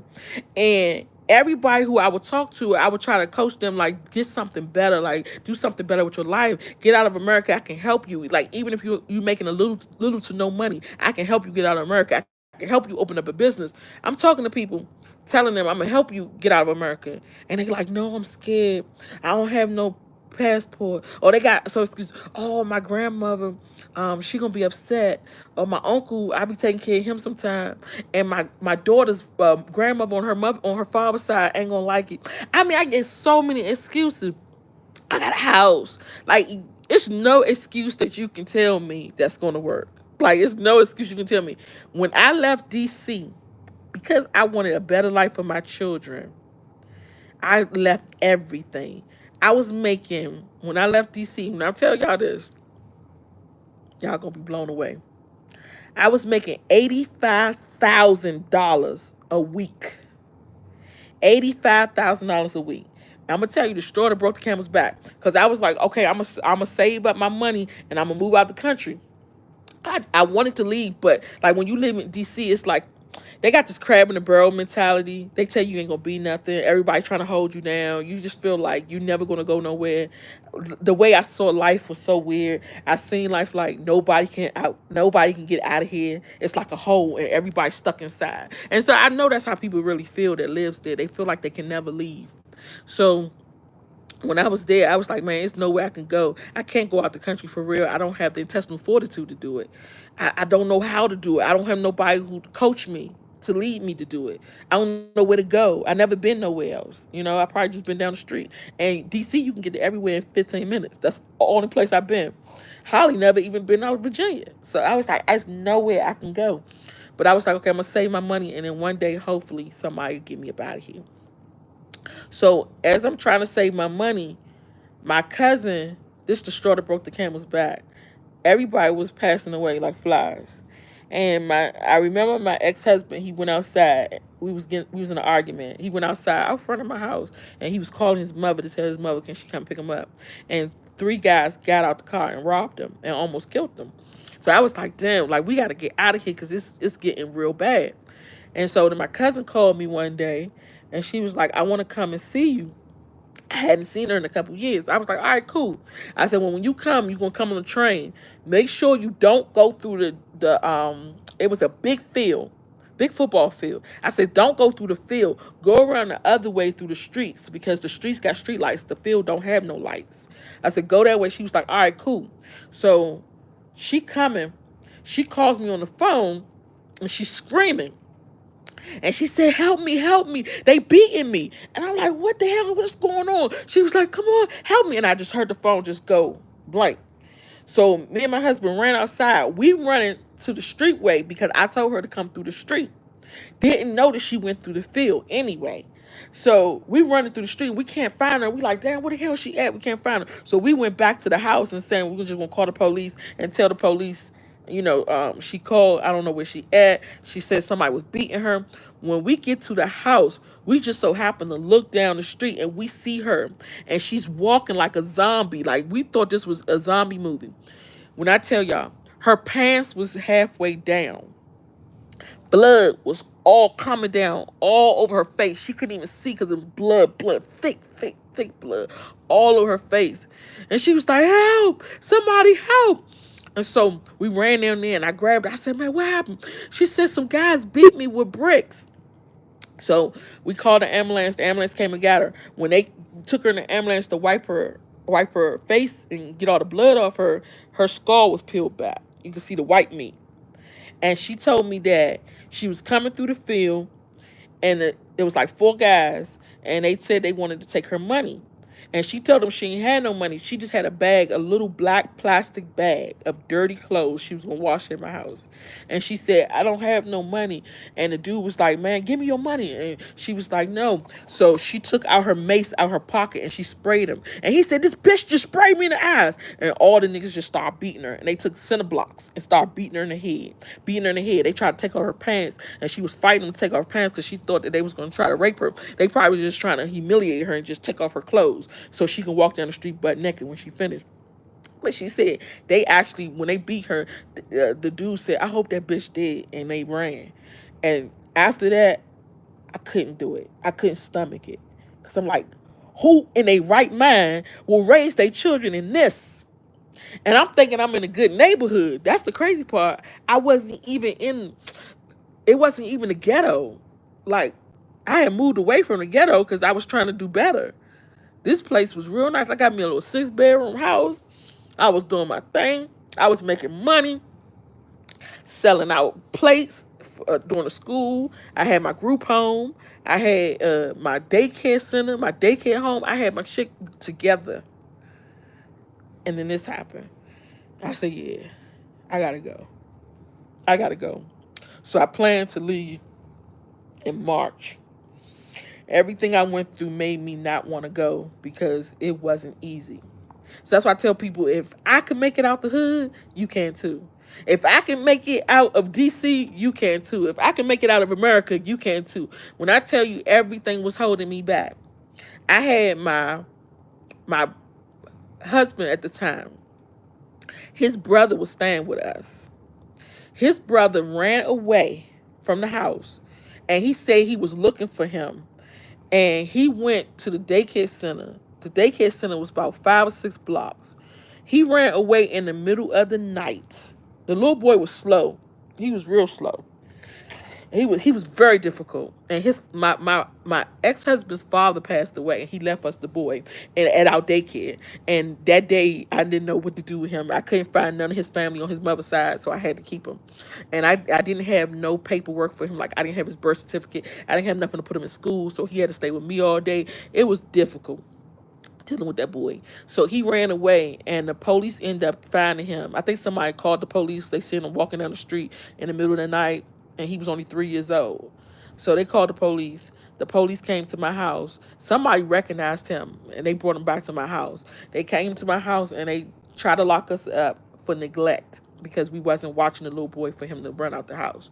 So I'm like, okay, now that's a problem, because once something happened to one child in the house, they come to get all the kids in the house. Y'all know how CPS works. So now I'd be damned if you're gonna take my babies from me. So I'm just like, oh hell no, we really gotta go. So they opened up a case against us, and they tried to take my kids. I remember that shit like it was yesterday. They said we're gonna come to your house and we're gonna search the house and we're gonna look around. We're gonna make sure the kids is okay. And so I was like, nah, you're not coming to my house because you really don't have to let them people in your house. But they kept harassing me. So I was talking to my kids and I was like, look, y'all ain't gotta tell them nothing. They gonna take y'all in that room. They gonna ask y'all questions. Y'all ain't gotta say nothing. So my 3-year old, because I had a 3-year old too at the same time. It's my husband's 3-year-old brother. So my 3-year old, when the child protective service came to talk to them, she took him upstairs to his room and she was asking him questions and he wasn't answering, he wasn't responding. And she was like, why are you not responding to me? I'm asking you questions, because she know he could talk. She said, I'm asking you questions. And he said, I'm not at liberty to speak to you. And she said, what the fuck did he just say to me? The child protective service went the fuck off. She went ballistic. She was like, call everybody. We getting these kids up out of here. We taking these kids today. Because this little boy what he just told me, I thought he told her some crazy shit like, we just got beat last night. Because the way she was acting, we taking them out here today. And I already had trauma with child protective service because they took me and my son when I was 16. So I was like, nah, you got me fucked up. You ain't taking my kids. So I was going off. I was like, y'all getting the fuck about my house. I'm not even having that. Go ahead and call the police outside. Y'all not taking my kids. So when the police came, by that time I'm older, so I know, I know how to talk to them. And I'm like, hell no, because my son didn't do nothing. She went up there in the room. She didn't see nothing. She didn't have nothing to report. She don't see the food is in there. Everything is clean. What the hell could she do? She can't take my kids because of that. So she went to court, and every time we was in court, she would just be staring at me, mean mugging me. She was so mad she couldn't take my kids out of my house. But she had the little boy though. They did take the little boy, and this is what I told them. I didn't want to get the mother in trouble because I hadn't seen the mother. The mother hadn't called nobody to find her child. But I didn't want to get the mother in trouble. So what I told them is I don't know who the mother is. So they was like, what you mean you don't know? I said, when the father passed away, he left the baby at my daycare. I don't know who the mother is. That's not none of my business who he slept with. All I know, he had full custody of this child, and this child was left in my custody. And so the police, within, I'll say, it wasn't even a day. It was like probably about 6 hours. They located the mother. So crazy. I don't know how that happened, but they located the mother, and when they found her, they came and they went to pick her up for questioning. She had another case, and it was so crazy because I just heard some other story that sounded like this the other day. She had another case that just opened with a new baby. I don't know if y'all remember this case, but this was all over the news. They have a camp, a homeless camp. I don't remember if the homeless camp was in Northwest or in Northeast, but the homeless camp, um, it was a little boy left inside a tent in the homeless camp, and it was 0 degrees outside, and he was left outside with only a pamper on. I don't know if y'all heard that story, but it was all over the news. And that was her. That was her son. She had just had a newborn baby and left the baby in the camp with some man that wanted to take care of the baby for her. And he left the baby in the tent. So she had a case open already. So they ended up locking her up for neglect and some other stuff with the new baby she had going on. So it was real bad for her. But so that was happening to me. I'm trying to move. I'm trying to get out of here, and I got to deal with this. So then I told people I wanted them to close my case. I don't know how they closed it, but I said, y'all gotta get this shit up off of me. Close this case, because I'm not dealing with this, and y'all not taking my kids. So then we was moving. They ended up taking my animals from me. Yeah, somebody took my animals when the Child Protective Service came in the house. I think they called the animal control and said I had too many animals in my house. I had 22 turtles and iguanas and all those in tanks. So they took my animals out. I don't know who that was, the animal control. Then when we was moving, I had too much stuff. So y'all know how you leave trash outside and you got the code enforcement to come and they fine you.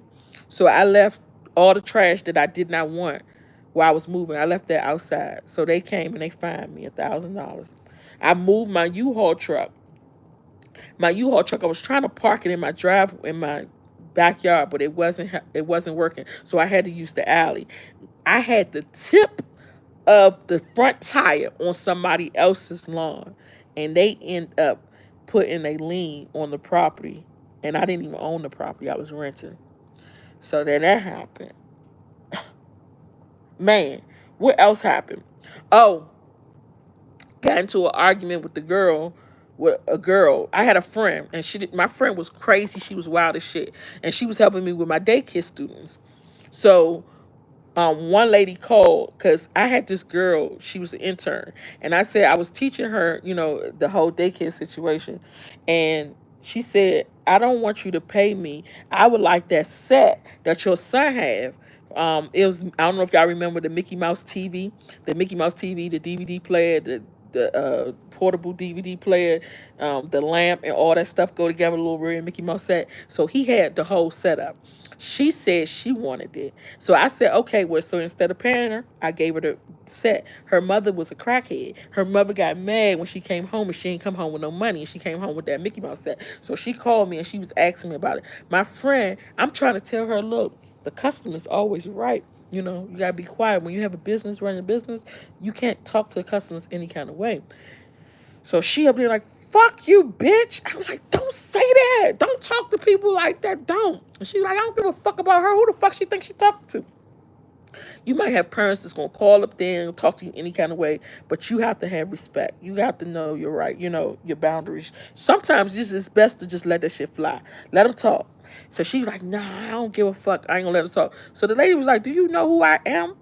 I can call DHS. No, it's not DHS. I forgot the damn name. The people who's in charge of child care. She said, I can call down in the mall. I got a friend to work down there, and I let her know that y'all over there beating them kids. I was like, what? Now, I said, now you see, she's saying shit like this, so we really got to calm her down. Whatever she want, we give it to her because she can get us in trouble. My daycare was not licensed, so you definitely can't call on me. So I'm like, damn, we got to get this shit together. So I'm trying to talk to the lady. I'm saying, I'm sorry, like, I could pay your daughter tomorrow, whatever she want, whatever, because I'm trying to keep this bitch at bay. And my friend's still talking. I said, please be quiet. So the lady was like, okay, that's fine. You can pay me. So I thought everything was good. Next day, the motherfucking people pulled up. I didn't even know they was pulling up. I was taking the kids from the daycare to school because we did before care. As I'm taking them to school, some white guy get out the car. He said, man, where you going with those children? The fuck is this, a movie or something? Like, why are you worried about it? So he like, man, we have a record that you've been abusing children in your daycare, and this daycare's not licensed. I said, oh, fuck. These motherfuckers caught me red-handed. She called them on me. So I'm like, damn, what am I going to do now? He said, can you come back in the house so we can go ahead and talk to you and see the daycare, whatever? I said, fuck. So I go back in the house. He said, I need you to sit down and call all the parents of these children, tell them to come pick the kids up right now. I said, ain't no way. Them people at work, they not having that shit. He said, ma'am, if you don't, we're going to do this and do that. I said, oh, my God. So I'm calling the parents, y'all. The parents like, man, they got me fucked up. I'm not coming back over there. I'm at work. Like, my parents was ghetto and shit. Y'all know to this day, this was 2011. To this day, I still talk to all the parents in my daycare. To this day. People that moved to Georgia for me. People that moved across the country for me. To be close to me. The parents still call me. I still have pictures of the kids. The kids are all graduating from high school right now. And they sending me graduation invites and shit. All of them. Still to this day. I still talk to all of them. And all of them say I made an impact on their child's life. Okay. Like, I did my big one. So let me get back to my story. So sounds like something was trying. It's best to stop you from living your best life. Exactly. So I get back in there and I'm calling the parents, and the parents saying, no, no, no, we not coming. They was like, what's the problem? I said, well, my daycare is really not licensed. They was like, I don't give a fuck. You take care of my kids and you do a good job. So why does it matter? I said, well, it matters to them because I got way more than 7 kids in here. So I'm over the capacity. And then it's not licensed center. And the reason why they didn't license the center because the girl who came out to do my inspection, she was hating on me because I did so much for these kids. Like when I did the daycare, I used 4 rooms in my house, and I had each room. This was the math room. This was the playroom. This was, every room had a section. And she was like, you don't need all that. All you got is 5 kids. All you need is the piece of the living room and put some books on the wall and put some tables right there, and you good. And she said, so I'm gonna come back out here and you do that. And I'm like, I'm not about to do that shit. I'm gonna make sure my kids got the best. I even had a healthcare center in my house for the kids, so they learn how to do CPR at 3 years old.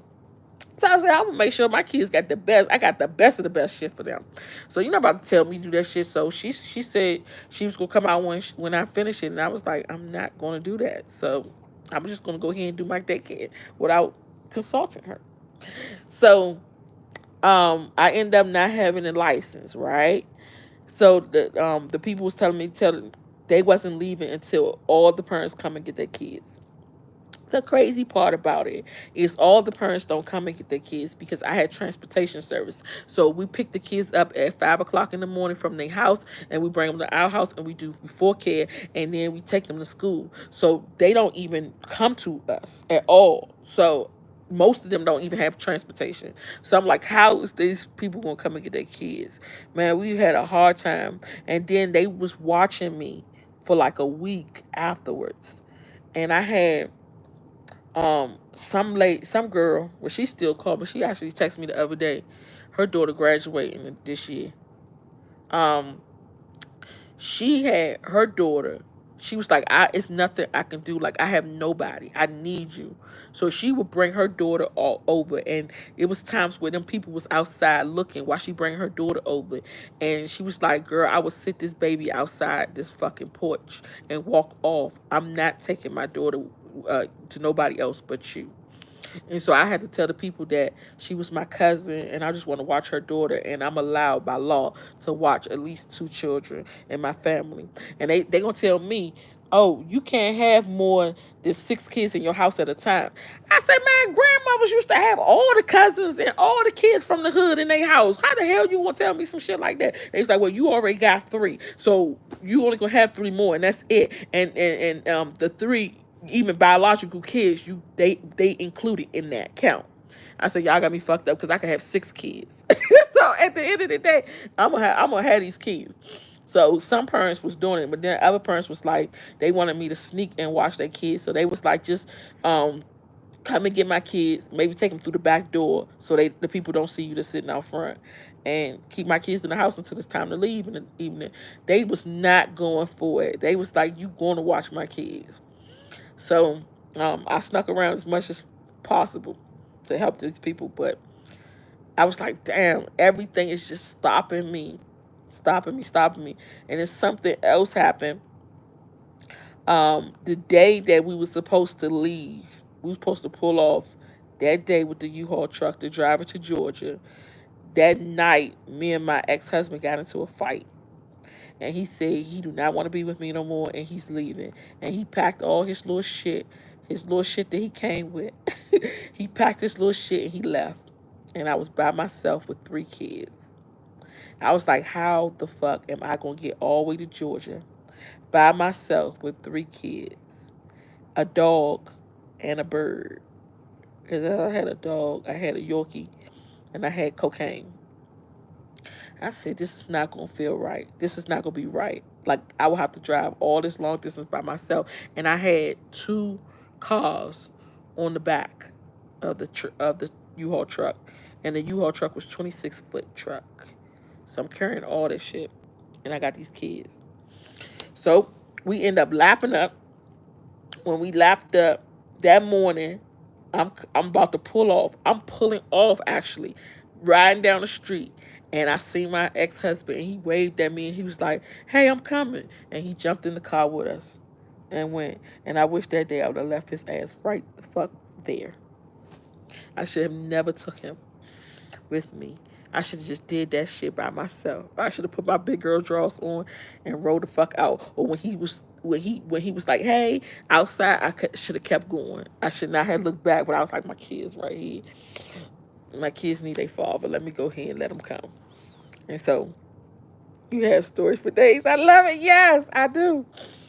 So I let him come with me, and the whole time he was with me, and we was riding to Georgia. We was arguing the whole time about our life and stuff. And then we got the kids right there, and they got to see this shit. And then we in a U-Haul truck, and the U-Haul truck don't have. I think it just had the seat in the middle. That's it. And we got 3 kids in the middle, and they got the bird in a bag up hanging up on the U-Haul truck, and had the dog on the floor. And then he squeezed his ass over there in the passenger seat, and I'm driving this truck and all my shit, and I just got a hope and a prayer. That's it. Like, I don't know what I'm going to do when I get there. I always say I had $1 in a dream. I don't know what the hell I'm going to do, what it's going to look like. So when I got to Georgia, I'm riding around trying to figure out where I go. What do I do? Like, how do I get a place? Where do I start? I don't know. So I ended up in Norcross, and I was just riding around for a long time. I was riding around with the U-Haul truck trying to find out places, and Georgia's big, so stuff is far away. Everything's like 45 minutes away. So I ended up going to this hotel, and the hotel said animals was not allowed in the hotel. So I'm like, damn, what the hell we gonna do? And he was just like, we just gonna sleep in this truck. So I was homeless. I was homeless with money. That's crazy. I slept in the truck for like 2 days. And then I was like, I don't know. We gotta figure out something. We gotta go to a better hotel. We gotta go somewhere. So we just riding around with that truck and them in that dolly, with them 2 cars on the back. I was like, man, this shit is stressful. Back then they didn't have Uber, because I would have parked and got an Uber, take me to a hotel or something. I would have tried to figure out something. So I ended up finding this lady in Decatur, and she said that I can rent her place from her. So I rent her 5-bedroom house from her for $1,000 a month.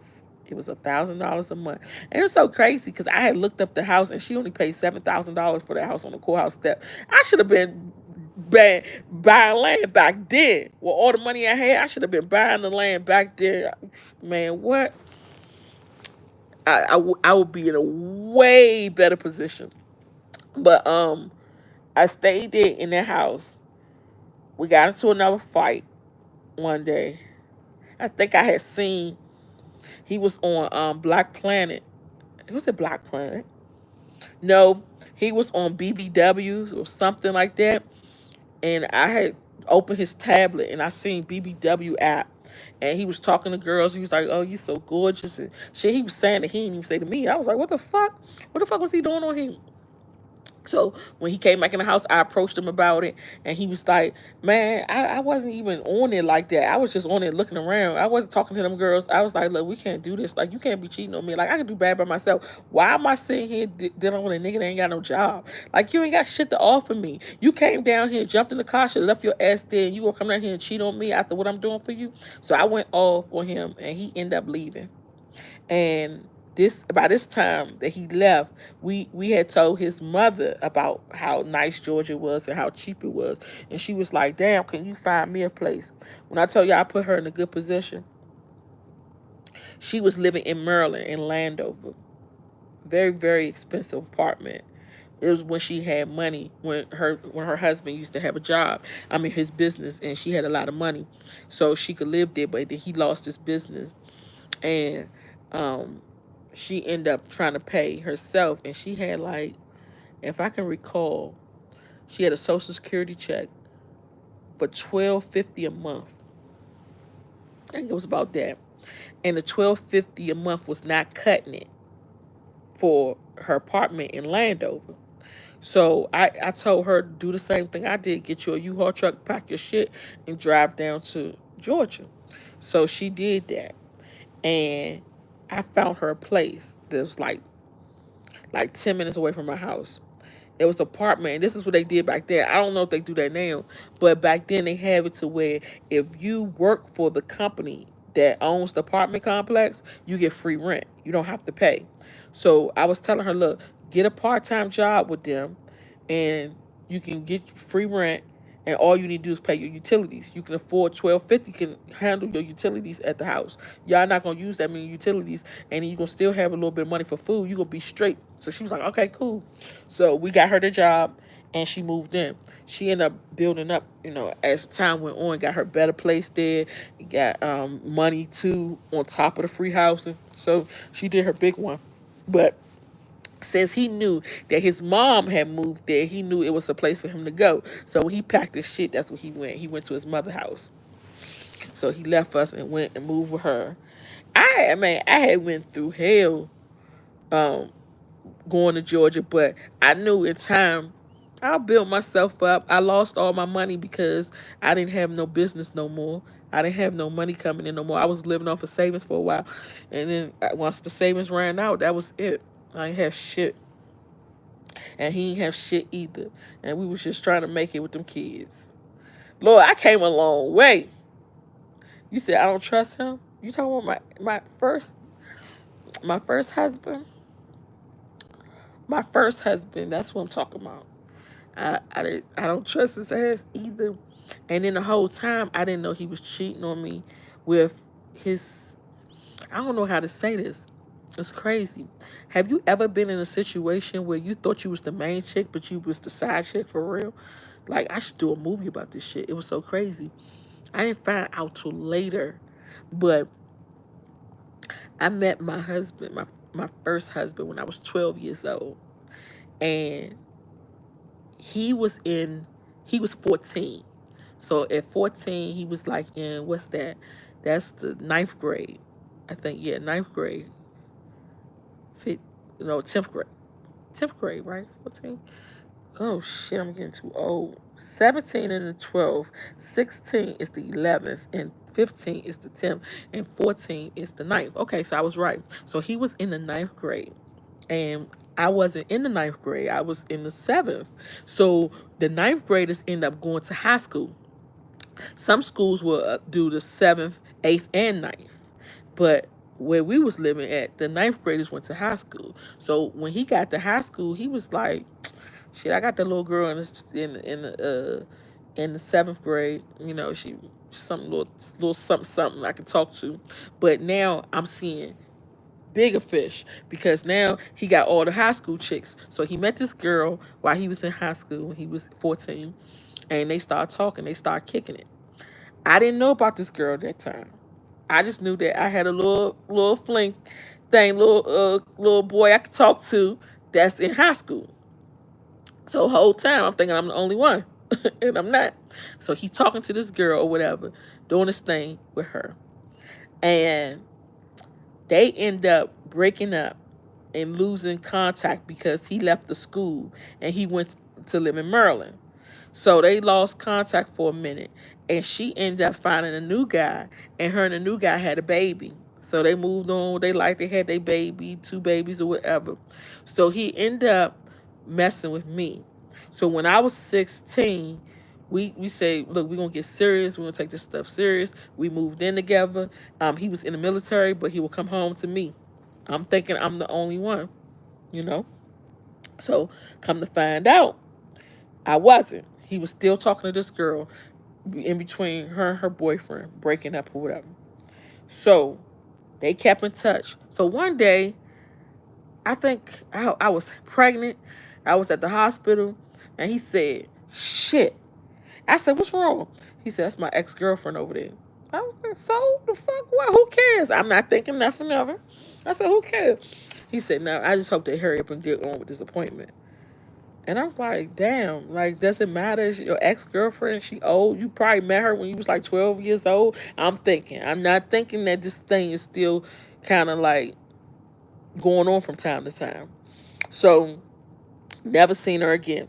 So one day, I don't know if y'all know about the military, but when you go to military and you go overseas, they turn your phone off temporarily. It's a temporary shut off. As soon as you get back from overseas, you can just use your phone and it'll start again. He had Sprint, so he left the Sprint phone there when he went on deployment. So I took the Sprint phone and I was just playing with it one day, and I was like, damn, this phone is nice. I should get this shit working. I should call and, you know, turn it back on. So I just made a phone call and it automatically turned on. And so now I could get phone calls, I can talk, and I'm like, shit, I'm gonna use this phone while he gone. So I get this phone call and it say J Dog. And I said, who the fuck is a J Dog? Let me answer it and tell him he gone. So I asked it and she said, hello, can I speak to Kevin? What the fuck? I'm the wife now, okay? I got married when I was 16. So I'm the wife. So I'm like, hold up. Like, why is a girl calling my husband? I said, who is you? She was like, look, me and Kevin always gonna be friends. That was my man. We was together when we was kids and we was in high school. Da da da da da. And I'm like, what? That was just about 2 years ago. Like that wasn't even long ago. And she was like, yes. And I still talk to him and da da da da da. I said, look, please don't call his phone no more. So when he called me on deployment, he said, hold on, wait a minute. When he called me on deployment, I said, look, I'm pissed off with you because why you got a girl named J Dog in your phone? And she called Thompson, y'all gonna always be friends and all this. He was like, man, I don't even know why Shorty called me. Like, I'm gonna tell her don't call my phone no more. And he said to me, he told me, I told her don't ever call me again. Don't ever disrespect my wife. And I was like, nigga, please. So it's always been in the back of my head. I know I might shock y'all with this, but just hold on. Just hold on tight, okay? So it was always in the back of my head. So one time, this was 7 years later, I was on Facebook and I see this girl, it wasn't her real name. It was J something. And I was like, why is he following this girl? And then he was liking her comments and he would, like, she would say something stupid and he would say something under her comment section. I'm like, what is this girl? Who is she? So then I approached him about it. I said, who is this girl that you like her comments and stuff? He was like, oh, that was my ex-girlfriend. I said, is that the same girl who said that she was going to always be your friend? He was like, yeah. I said, so she is always going to be your friend. He said, nah, it ain't like that. You know, Shawty went to school with me. We was friends in school. It wasn't like that. I was like, please tell me the truth. Please be honest with me. Like, because I got to know. He was like, nah, it ain't nothing between us. She got a boyfriend. She got a baby father and all this. So then I was like, all right, I'm going to let it go. So then 3 years later, we got into a fight. We living in Southeast. We got into a fight. He leaves out the house. He doesn't come back to the next day. I said, what was you at all night? He said, man, I was just up the street with my homeboys. I was like, no, you wasn't. Like, what was you doing with your homeboys? He was like, man, I'm going to be honest with you. I talked to my ex-girlfriend. And at this point, her and her baby father broke up. They not together no more. She's married to a girl now. She told me that, you know, me and you been fighting, we've been going through it, that at any time she's willing to stop being gay for me. And she's willing to be with me and do right by me. And we can be together. I don't know, what type of shit is this? Are you serious? So I'm just upset about this. I'm like, so where she live at? He was like, man, she live down the street. So now I'm like, okay, I got to move because that means he going to be going to this girl house all the time. Every time we get into an argument, that I end up living right up the street from the girl. And I'm like, how the fuck did you know where the girl live at if you wasn't supposed to be talking to her? He said she lived in the same house that she lived when she was born. I was like, oh, okay. So that he knew the house. He knew that we was moving over there. These niggas always got some shit up they sleep. So then I was like, I don't want you around her. I don't want you talking to her. I'm about to move. So I move. Maybe like 4 years later, I'm playing on his phone, or 4 or 5 years maybe. I'm playing on the phone and I'm playing Candy Crush. And on Candy Crush, it's this one chick that keeps sending him Candy Crushes and sending him candy requests. And I'm saying, damn. And they trying to see who gonna win. And I'm looking at the little picture. You know, Candy Crush, you can see the little picture of the person. I said, that is that same bitch that was on that Facebook. I said, I know he ain't just get on Candy Crush so he can see this bitch. Like, so now I'm really pissed off because I'm like, this nigga gonna try anyway. When they say that they was always gonna be friends, they meant that shit. He gonna try any way to talk to her. I'm like, Kevin, I can't deal with this no more. You cannot talk to this girl no more. What is your obsession with this girl? I'm just pissed off. Like, why she even keep popping up? He was like, man, I don't even know Shorty like that. Like, we was friends, but she told me she was gay. I don't fuck with gay people. I ain't gonna do that. I said, Kevin, stop lying to me, bruh. He's like, no, I'm not gonna do nothing. So then I go on Instagram. I'm looking through his little Instagram followers, and here she go again. I said, Kevin, what we gonna do to get rid of this bitch? Because you gotta get rid of her. Like, why? Why do I gotta keep on worrying about this bitch? He was like, man, I don't know why you worried about her. Like, she's not even a obstacle. she got a girlfriend. She doing her thing. I mean, she got a wife now. She doing her thing. Ain't nobody worried about her. So I was like, cool. All right, so I'm gonna make this long story short because this was a long story. Let me try to make it short. Y'all know me. I'm trying to make it short. So, come on, years later, we got into an argument. Let me see how this went. We got into an argument, and I don't even remember how that went. I think he came in the house, and he told me that. Oh no, okay. The first thing I saw was I went to the garage. He always have the garage locked. He turned the garage door lock to the inside, so he can have a key to get in there. So I asked my son to help me break the door down. We broke the door down, and I found letters from the girl that she had been writing him, and the letters was addressed to his mother's house. And inside the letters was pictures of her and her family and her kids. And she on the letter it says, from me, mama, and the two daughters' names. And we love you and can't wait to be with you again. Ha! Like, he got a whole nother fucking family? Like, are you kidding me? So I'm gonna be rubbing my head like, what the hell is going on? This nigga stressing me out with this bitch. This is the same girl in the pictures. And then why the whole time we living in the house together is pictures going to his mother's house and letters going to his mother's house from the girl, and he married. So I couldn't get this thing together. So I was like, okay, I'm gonna go off on his ass when I see him. So he told me that he loved her and he wanted to be with her. I was crying so bad. This is how I knew that I had to leave him.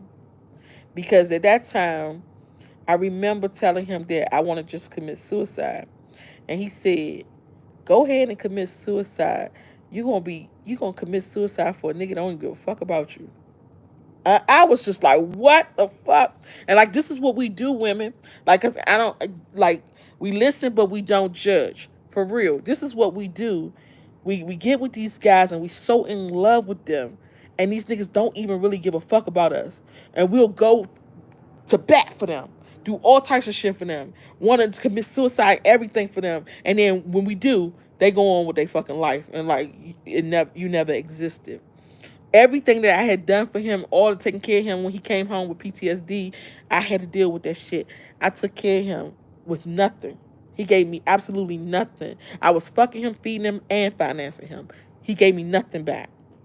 So all that went down the window. I'm building him, like putting him on with businesses and sending him to school and doing all this stuff so he can give it to this bitch. So I'm like, I'm just like, all this stuff is going through my head at this time. So when he said that shit, I was just like, damn. So if I would have really committed suicide this morning, he would have went on about his life. So then I was like, it's time for me to go on with my life. So we end up talking every now and then and keeping in touch with each other. And then, let me fast forward. I got married to somebody else. So we divorced now, got married to somebody else. I got married to a Ghanaian. Y'all remember him. And he found out about it because I put pictures in Facebook. And our Facebook family is the same because um my ex-husband is really my god brother because his mother is my godmother. So our family is really close. All our family grew up together. My mother was best friends with his mother. They named us after each other and everything. So our family unity is close. Like uncle, no, my grandfather was his aunt's boyfriend. My mother was his cousin's wife. So all our family is. When you thought the family couldn't get no closer, we was close. We was closer than close. I knew his family like it was my family. My mother knew him before I even knew him. Like that's how our family was. So um, it was like I think he had said something. Oh, so when I got married, I put it on Facebook, so all our family seen it, and they was sending it to each other, and they was like, "Oh my gosh, she married the African, and she did this and she did that." So everybody just sending the pictures around. So they sent it to his inbox. He getting flooded with inboxes, and he was like, um, he said he was crushed, he was hurt. So that day, he had planned to unalive me. And this the crazy part about it. We had to talk, and he told me all this stuff, but I haven't gotten to the talk yet. Well, I'll get to the talk soon, y'all, so y'all can hear this. Yeah, this is Kevin. I'm talking about. Um, so we talking, and he tells me that the day he found out that I got married, the plan was he had a was it a Ruger? He had a Ruger. I think I forgot the name of that damn gun he had, but I bought it for him years ago. And he had that. He said he had planned the whole thing out. He was gonna come to the house, and of course I'm gonna open the door because the kid's not gonna come to the door. But maybe I'll have a kid in my hand or something because I always have the baby in my hand. He said he didn't even care. He said at that point he had just tripped out. He said he was actually he told me he did it. He said he was riding to my house. The plan was when I opened up the door, he was just gonna shoot me in my face. And he said he was riding to my house to do it. And his mother ended up calling and saying that she was sick and she was on her way to the emergency room and she need him to come see her. And he said that's what stopped him from killing me that day. So he ended up just making a detour and going to go get his mother and see his mother at the hospital. But that shit had me like, what the fuck? Like just that fast you can go. And you see stories like this on YouTube and Instagram, and you never know. Like that could be you. That could be you. He was going to unalive me because I moved on and married somebody else. Not to mention this girl that he had been cheating on me with all these years. So then he said after he calmed down, him and the girl had decided to go to Myrtle Beach. They decided to go to Myrtle Beach, and he had called me. He asked me, "Can the kids go with him?" And I said, "No, my kids cannot go with you, like, cause I don't trust him. Like he's not mentally stable." I said, "No, they can't go to Myrtle Beach with you." And he said, so he went on and he said he had the time of his life with the girl, and they decided that they was gonna be together. So here's the thing: they are now married. Not happily married, but they got now married and they are now together. And he brought the bitch over my house last week. He brought the bitch over my house last week to see my kids for the first time. I haven't got to talk to him yet, but I talked to my children. Y'all know I haven't been in America for a long time now, so I didn't I didn't get to talk to them about. I didn't get to talk to him about what I feel I should talk to him about. But this is what happened. My kids told me. The girl comes in the house and she's sitting down. They said she was very rude, very disrespectful, and he was looking around the house and he wanted to look at their rooms to see because he will always like he used to always come through and just like he don't take care of the kids at all, but he will always come through and he want to see their rooms, he want to see their clothes, he want to see the food. Like he's child protective service. If anything is wrong, he gonna call the CPS on me because he know I hate them. So he would do that to me. So he went through my house, and while he was going through my house, she was following too. And they all went through my house. And they went through my room, they went through my kids' rooms, they went everywhere. My son said when she came back downstairs, she started going to the kitchen. And he was like, damn, like, cause I teach my kids, like, when you in somebody's house, you sit down, you don't go through their shit, you don't go through their refrigerator, you don't go through their house. It's disrespectful. He said when he saw her going to the kitchen, he said, "Hello, ma'am, do you need anything?" And she said, "Don't call me no ma'am," and kept walking. And she went in my refrigerator and got 6 bottles of water and took them to the car.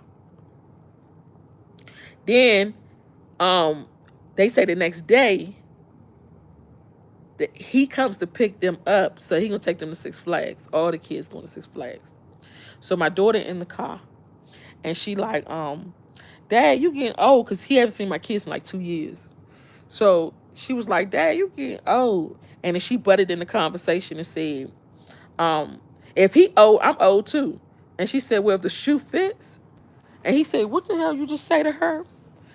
Because my kids are not disrespectful, but the the the nerve of him bringing this bitch to my house, and my kids is like mad because all they know is they mom. They like, who the fuck is this bitch? Ain't this the same bitch that was with him this whole time? They don't like that because, like, you cheated on my mother for 22 years with this bitch, and now you married her and bring her in our face. Like, so they don't like her. So so she was like, my daughter said every time they said something to him, she butted in. She wanted to be involved so bad. And so the next day, he beefed with my daughter a lot. And he beefed for the dumbest shit. But they said that I think it's more so for me, I think it's more so that my daughter act just like me and he can't stand that shit. So she said, the next day he called her and was like, I want you to chill with her. Go out. Maybe y'all can go to the house, play some games, or go out. And my daughter was like, no, I got other stuff to do. I gotta go with my husband. And then she was like, damn, that's fucked up. So he was supposed to go with my son to the basketball court. But when my daughter said no, she wasn't hanging with his wife, he was like, man, that's fucked up. So he was like, shit, I ain't gonna hang with Jamal then. Like, you gonna not hang with your son because she don't want to hang with your wife? Like, that shit don't even make sense. So he was like, fuck it, I'm just gonna go back home. So he ended up packing up and going back to DC. That's where he live at now with the girl. So I haven't even been to the house. I haven't even been able to call him and tell him, don't you ever in your fucking life bring no bitch over my house to go through my shit. And my son said, look, I couldn't even imagine y'all been in the same room. I said, yes, because she'd have been like, nice to meet you. And I'm like, bitch, it's not nice. I'm not nice, and it's not good to meet you. I don't fucking want to meet her. Like, why would you even do that? Why would you even bring her to my shit? Like, this is the same bitch. That the disrespect. And then she told him, he told me too, when he was talking to me. He told me, one day he had sat down to talk to me, and that's when he told me about the whole killing, unaliving me. And he was like, the girl said, he said, she been through way more than you been through. Are you kidding me? Like, I was married to you for 22 years, all the mental abuse, the physical abuse, the emotional abuse, the sexual abuse. And you telling me she been through more? He said, yeah, she been through more because it was times where I supposed to been with her. I left her for you. You sound crazy as shit. He said, man, she said, you the side chick for real. And I'm her soulmate. So I should have been married to her. No, they the same age. They was in the same grade. They was in high school together. So she's 42 and he's 42. I'm 40. Because I was in when they was in high school, I was still in junior high school. So I'm like, the fucking nerve of her to say that I'm the side piece. And I was the wife. I was the one with all the kids. And so now they trying to have a baby now. And she said that she's ready to move on with her life. And she wanted to meet her stepchildren. And she wanted to, she want her own baby and all this stuff. I'm like, girl, have him. Take care of him. And the kids say this nigga ain't grew up or nothing. He ain't nothing changed. Shit is still the same. Ain't nothing changed. Shit is all rearranged. You ain't got no job. You ain't got nothing going on. She took him off my motherfucking hands. Good for her. You did it. You got your prize. You wanted it. So you can have it, honey. Yes, he was off the Richter scale. And I'm like, how does she deal with it? But she ain't got shit going on for herself. I was like, the shit that she be dealing with him. Like he was telling me, he said when I moved to DC, I left her. I wasn't even with her. And she begged me, cried for me to come back. He said I blocked her on everything, so she started sending me money on Cash App and on the part where it say, what's this money for? She said, please call me. I want to be with you. He said she's desperate and she's pressed for me. I said she don't got shit going on for herself. It's so sad. That's how DC niggas are. Oh yes, DC niggas ain't shit. Straight garbage. I would never. It would be a. I would be dead in my grave before I go with a DC nigga. Oh my God, they are pitiful. They are so pitiful. They don't got nothing going on up here. They don't want to do nothing. The parents done left. I'm gonna tell you the bad part about DC niggas. The mothers wanted the men to be their boyfriends. So when the boyfriends or the husbands left the home, the young niggas had to go out and fend for the mother. They had to go out and go to the streets, sell drugs, make money to support the mother and the siblings. That's what happened with DC. What messed them up so bad. And then back in the 80s, where Rayful Edmonds and all them was selling drugs, it was just the epidemic, the drug epidemic. That's when all these kids was born, and all them about my age ain't shit because they all had to go out there and hustle, and the mother wanted them to be their boyfriends. I told him a long time ago. I said your mother is suffering from emotional incest. He was like, no, ain't no way. I said your mother wants you to be her man. I'm telling you, she will leave her husband to be with you. And I'm not trying to be nasty. I know y'all probably seen me on divorce court with Judge Lentola. When I said that, everybody was mad. Talking about, how you gonna say they probably having sex? The shit that she was doing, the way she was. I should even show the pictures. The pictures that they was taking seems like husband and wife pictures. Like he'll be taking a picture like this, and the mother be on his shoulders, laying on his shoulders, like, this is my man. Then the mother will wake up in the morning, early in the morning before she go to work, and she would cook breakfast and take it to him in bed. So he had breakfast in bed. She would say, "Oh, you don't need no phone. You don't need to worry about your phone bill. I'll pay your phone bill." So she put him on her phone service so that she could pay his bill every month. He ain't got no responsibility. She pays his insurance. His car is on her insurance. She bought his car for him. She take care of him. He's 42. And she take care of him like he's 12. And then I remember long time ago, we had gotten into a fight and he left. And I didn't know all these years, all the 22 years, every time we would get into a fight, he would leave to go stay with his mother because that's where his wife would come over and be with him. So his wife would come over and be with him, or he would go over his wife's house and be with her. I didn't know he was messing with somebody else the whole time. So until I found a message from his mother and was like, this is what she wore to work this day. This is what she wore this day. And yet she called me yesterday. You're like, you helping your son cheat on me? Like, and all the shit that I did for the mother, I'm not even about to get into that. Y'all, that's going to be another story for another day because that shit is deep. The shit that I've been through, I almost got 5 years in prison for her. Like, I've been through some shit for her to treat me like she do.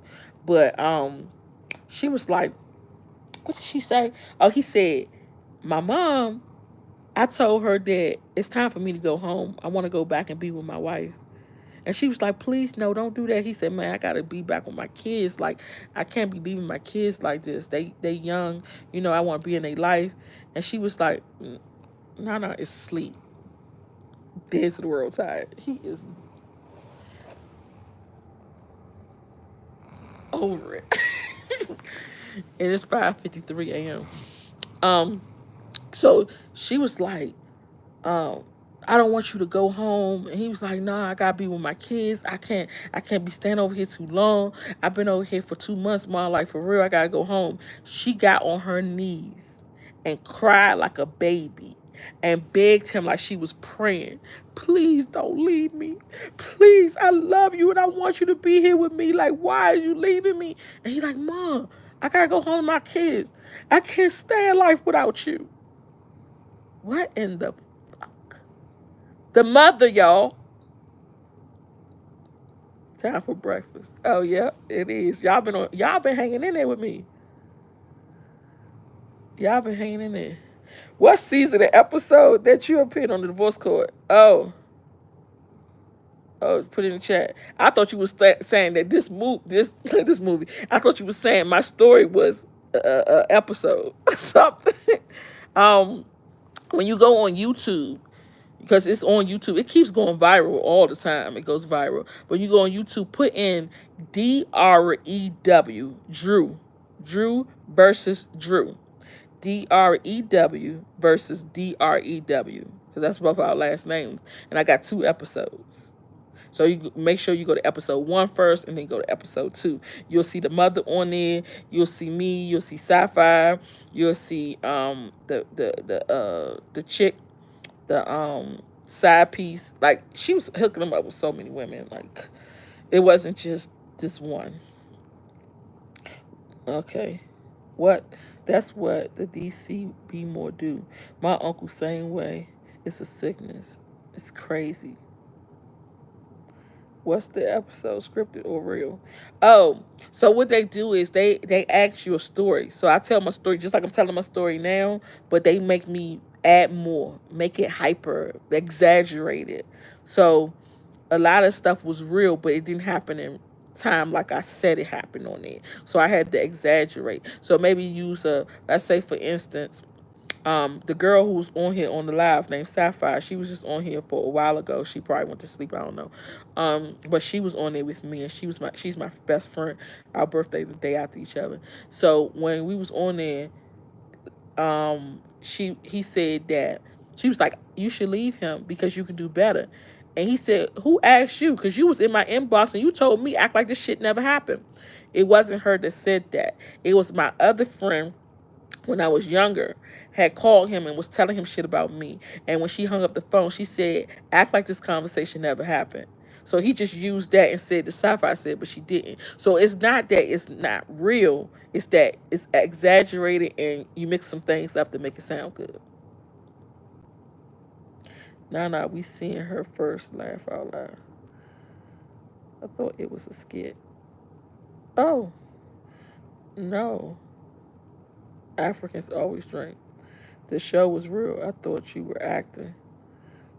No, you just gotta exaggerate it and make it funny. Like so if the judge tell you, all right, y'all need to be quiet, be like, I'm not about to be quiet. It makes it more. It makes it more vibrant. Like, people want to watch it more because you're just disrespectful. You're rude. You're not supposed to talk like that in the courtroom. So it make people tune in. Like, hold up, I know this bitch didn't just talk to the judge like that. So you gotta make it exciting.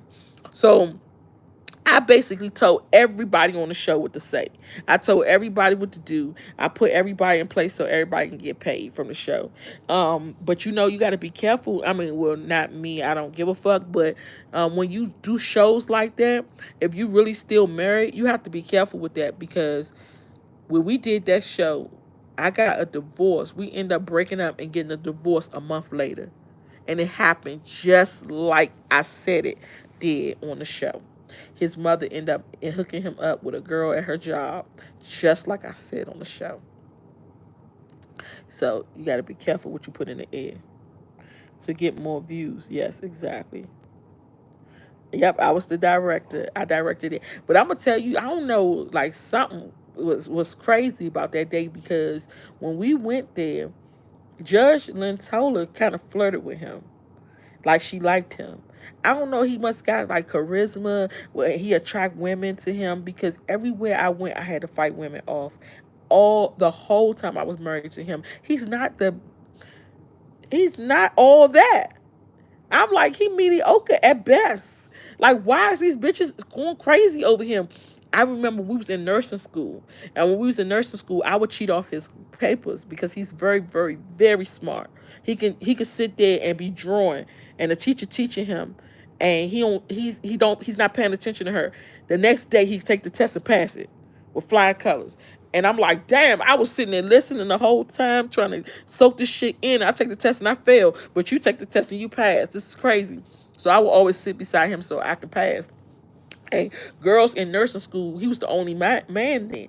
And the girls in school used to bring him dinner every day.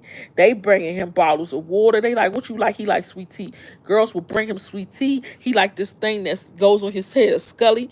Girls would bring him scullies. They would pay for his school fees. And his school fees was already getting paid from the military. They still was giving him money, all types of stuff. I'm like, what is wrong with you bitches? Like, they was obsessed.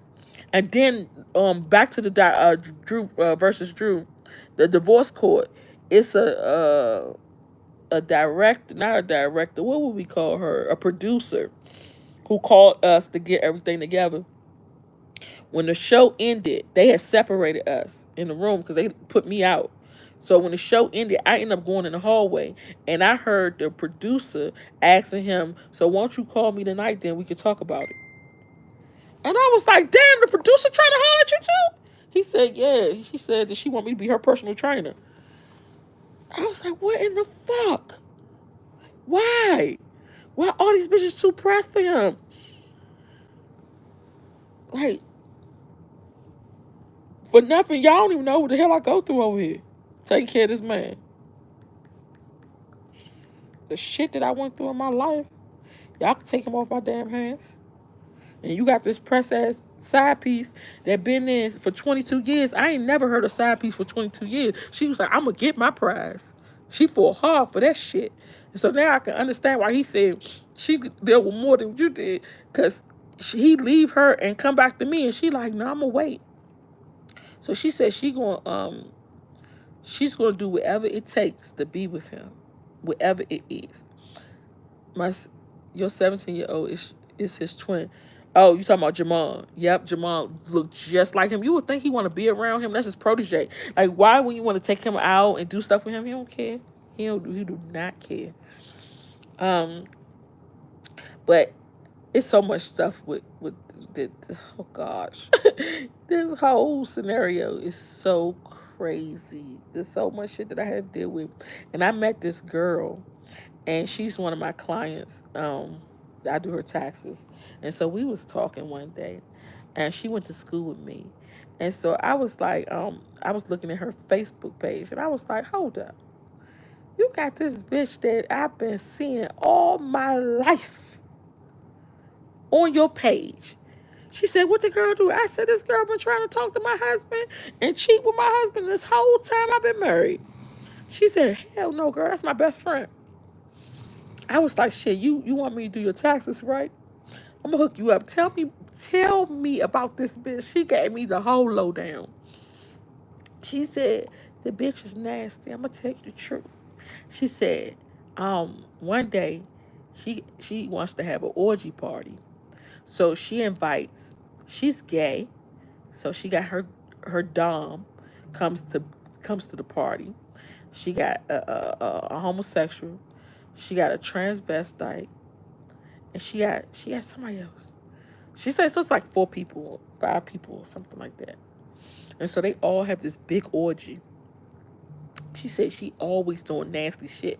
So I'm telling him, like, I'm giving him the scoop, like, okay, I don't want to, rain on your parade, but I got something to tell you. You got to be careful and use protection when you messing with this girl, because from what I heard on the street is that she had an orgy party, and it was a transsexual there, and it was a fag there, and it was a dom there, and it was her, and they had this big orgy party, and they all had sex together. He was like, what? I said, yeah, but I know, like, he don't like stuff like that. He does not like that type of stuff, right? He don't like freaks. He don't like shit like that. So I just knew that this was going to be the end all be all between him and the girl. So he tells me, he comes back and tells me, you know what? I think I'm going to go ahead and be with Shorty. I said, be with Shorty for what? Did you hear what I just told you? He said, I talked to her about it. And she told me the truth. I told her, like, I can't be with you if you're going to be lying to me. I need the truth about everything. And she told me the truth. And she told me the faggot didn't show up. I'm dead. Are you serious? Just because the faggot didn't show up, what about everybody else? He said, I respect the fact that she told me the truth. I'm like, hell no. You still gonna mess with this girl? He said, man, Shorty being honest. Like, at least I know I could trust her. I was too through. I said, go on, do it then. Because, like, y'all press for each other. I can't make this shit up.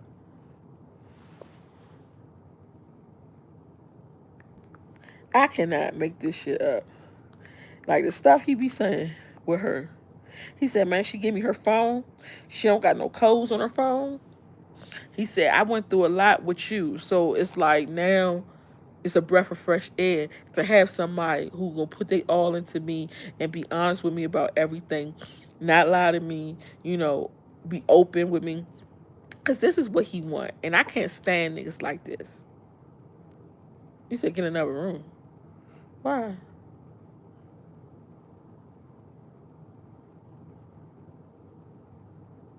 Oh, yeah, he gonna watch it. Um, so he was like, he said she's honest with me, and I don't have to worry about it because this is what he's trying to say, y'all.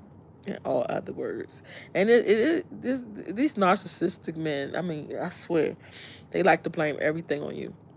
So this is what I would do. This is like I know where where I added my demise in my marriage. Like I know where I fell short, and I know why I did it. So what would happen is during those breakup times, I wanted to get over him. And you know how everybody knows, people say the way to get over an old nigga is to get up under the new nigga. You're not supposed to do that. We know it, but we listen, but we don't judge. I used to do that. So whenever we would break up, I didn't want to be like okay, a breakup, or let's say a divorce, because breakup is bad, but divorce is even worse. A divorce is like a death. And I didn't want to experience the death. I didn't want the death to take a toll on me. I didn't want to grieve too hard. So what I would do is I would talk to other guys. So I'm thinking, we done. We done forever. It's no going back this time. This time is the worst time. Like even when he got me locked up, like we've been through some stuff. We've been through a lot of domestic violence. I had to fight my way out of some shit. It made me tougher. Like if you don't die, you're gonna get tougher. So I had to go through a lot with him. And so I was like, when he would leave me, I'm thinking he not coming back. Sometimes it be 3, 4 months. I'm like, we ain't coming back after this shit. This is straw that broke the camel's back right here. Like, it's no going back after this.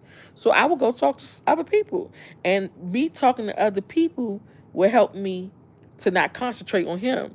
Because if I'm sitting there idling, a devil like absent mind is a devil's workshop. I'm sitting there, I'm not doing nothing, and I'm idling. I'm gonna end up calling him, and I'm gonna end up saying, "Come back home. Let's be together. Let's go back together."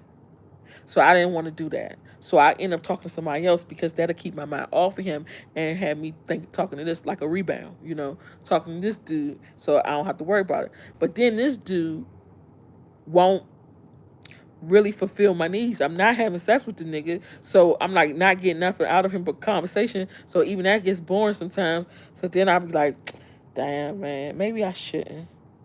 Maybe I should go call him back. After a while, it's been 4 months. Maybe we can work this shit out. And so I'll call him back.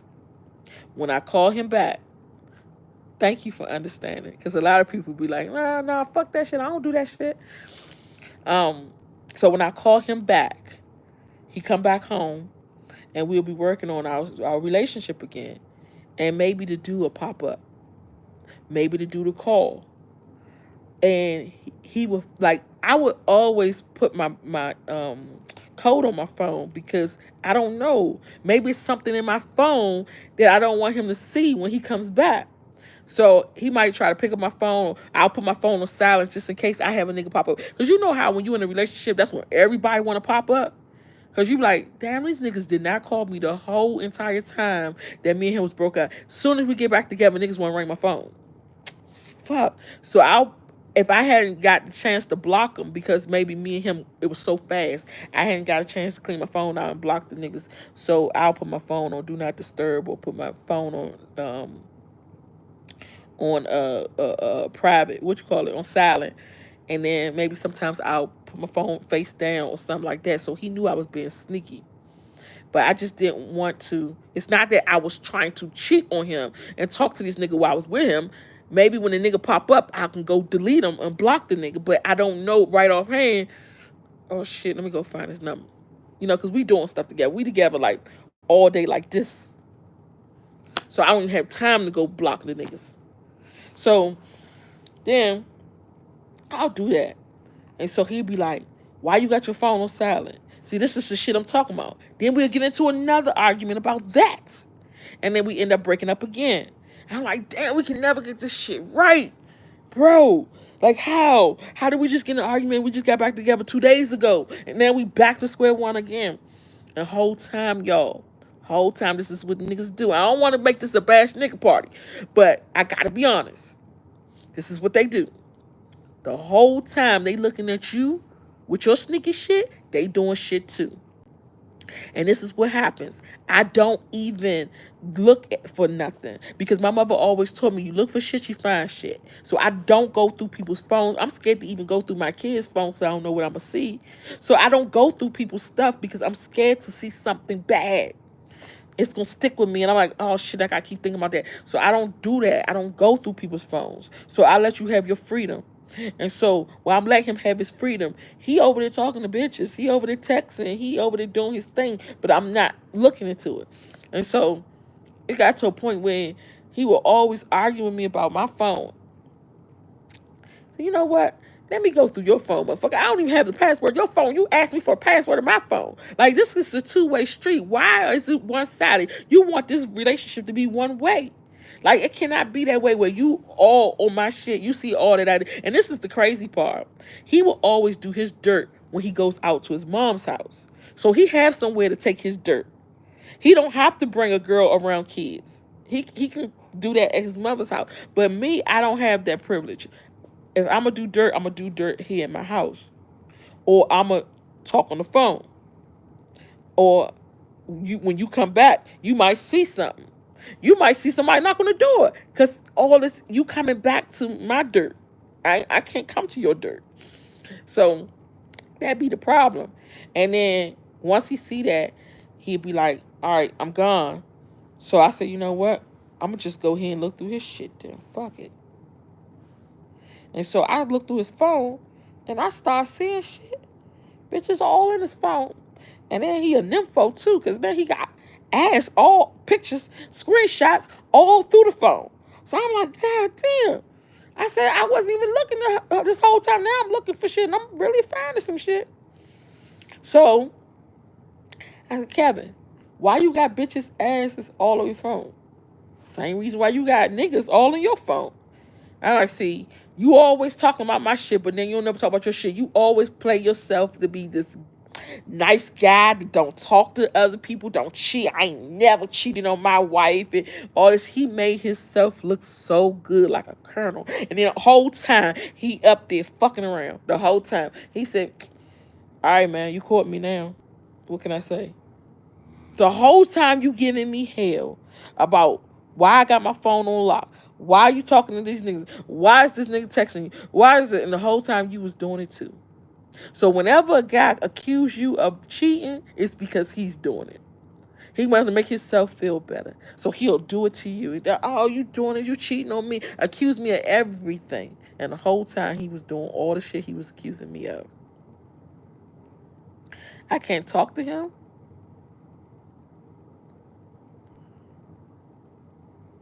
I'm not talking about my husband. I'm talking about my first husband. I'm talking about my first husband.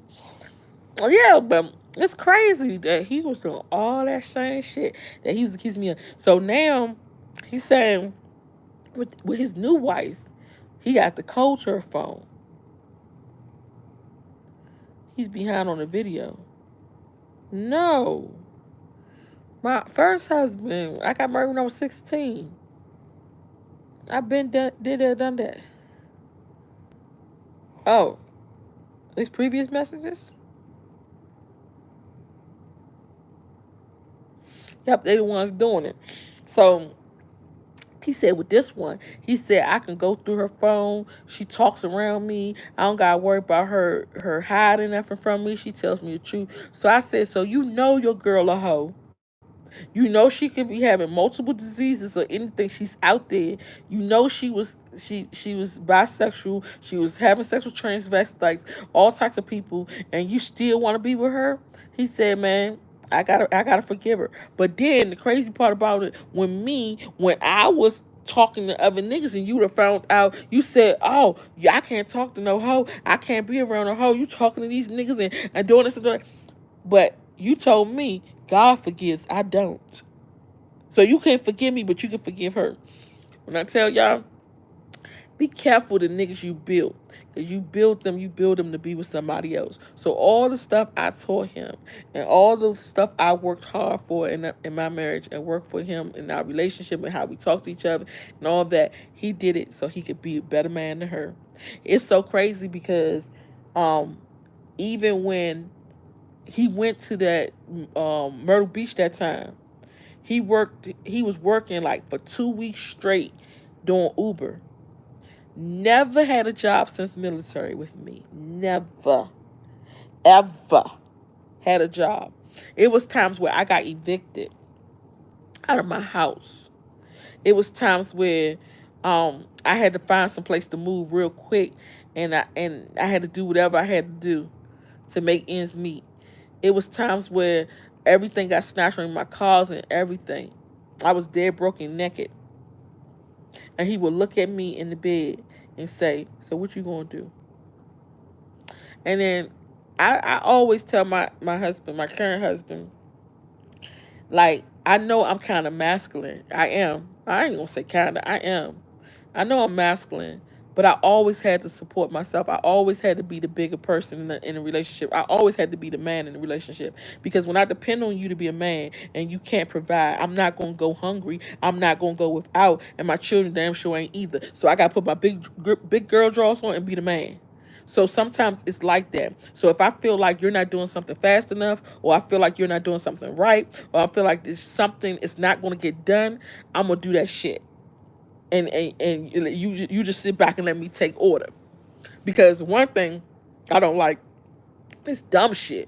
So we sitting here and we waiting for you to figure it out. I already know what to do. You know how the Indians are quiet, they reserve, and you'll just watch them. You'll see the Indian men, they do all the talking, they do all the working, they make the money and all that. I like that lifestyle. But the wife don't do shit. She don't know nothing. She don't do nothing. She just sits still. Let that man figure it out. That ain't me. I already figured that shit out 10, 30 minutes ago. So, like, I'm going to sit here for another 25 minutes waiting for you to work that shit out? No, I'm going to do it. I'm going to fix it. I'm going to figure that shit out and I'm going to do it. So, the thing is, I am masculine, and that's why, because I always had to handle the shit. So while I'm handling the shit and I'm teaching him and I'm training him and I'm doing everything, I just built him just to be better for her. So when she wanted to go to Myrtle Beach for that vacation, he worked his ass off. 2 weeks hard work all night long doing Uber so he can get enough money so he can impress her and look good for her and pay for that trip. Motherfucker, in 22 years, I ain't never paid for a trip for me. I ain't never even been on a vacation with him before. That's the real jug. I ain't never been on a vacation with him in my life. Then the fact that it's times where I was getting evicted, he ain't never say, all right, I'm about to go out and do Uber so we can make this money so we can pay this rent. Never. I had to do this shit. I had to have my babies at, oh my God, y'all won't believe. I had one of my babies in the toilet. I had to work hard, even pregnant. I didn't get no breaks. I didn't get no pregnancy leave. None of that shit. I don't even know what that feels like. So I had to, with my daughter, it was during Hurricane Katrina. That was in 2005 in September. Hurricane Katrina, I remember sitting there reading the book. And I'm like, damn, I'm 9 months pregnant. When am I going to stop this job? I was working at the hospital. When am I going to stop this job? Because this shit is taking a toll on me. And I'm about to have this baby soon. And I remember that night going to the hospital. And I'm up here with a client that's suicidal. She keep telling me, you better get some shut eye. That's the first time I ever heard shut eye. I still remember that shit because that was the first time I ever heard somebody use that phrase. You gotta get some shut eye. And I'm like, hell no, I can't get no shut eye. I'm at work. And that night I start paining real bad, and I end up having my baby at work. This, it's not the first time it happened. Like all my kids, I had them in some crazy circumstances. And then one of them, I was working as a nurse for a military hospital. It was Walter Reed Military Hospital, and I was in a dermatology clinic. I was doing a biopsy, and I was cutting a wart off this lady's face because I'm gonna send it to the lab. So I'm cutting the wart off, and the blood started oozing out all over the lady's face. And me being pregnant, I have hyperemesis gravidarum. I don't know if anybody on here has that, but it's a real bad morning sickness. It's to the point where you don't have no I know how morning sickness is like from 1 month to 3 months, about that, and then around 4 months you stop throwing up. Well, mine is 30 times a day for the whole entire pregnancy. I can't eat, I can't talk, I can't walk, I can't sleep, I can't do nothing. My daughter was the worst one, but with my son, it wasn't as bad as my daughter. So I was able to still go to work. I had to. So I was doing the biopsy and I threw up on the client, on the patient. When I threw up on the patient, that was it. They got me the fuck up out of there and fired me. So I lost my job. And I was like, at that time, I was like 6 months pregnant.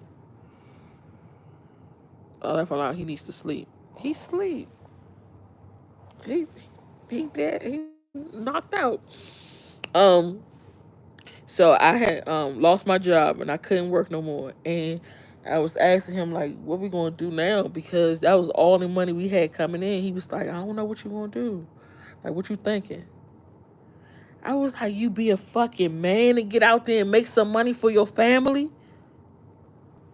Like, how? How is you sitting here asking me what we gonna do? I'm sick. I got this hyperemesis gravidarum. I'm protruding, throw up all over people and all over the streets and everywhere I go. And you asking me like, what are we gonna do? I'm gonna sit here. I'm gonna lay here in this bed and I'm gonna suffer until I have this baby. And you gonna get out and work? That nigga ain't never worked. Never. I couldn't depend on him to do shit. But he wanted to look good at this girl. So he got out there and worked his ass off for 2 weeks doing Uber so he could take her on vacation. Like, what? Shit is crazy.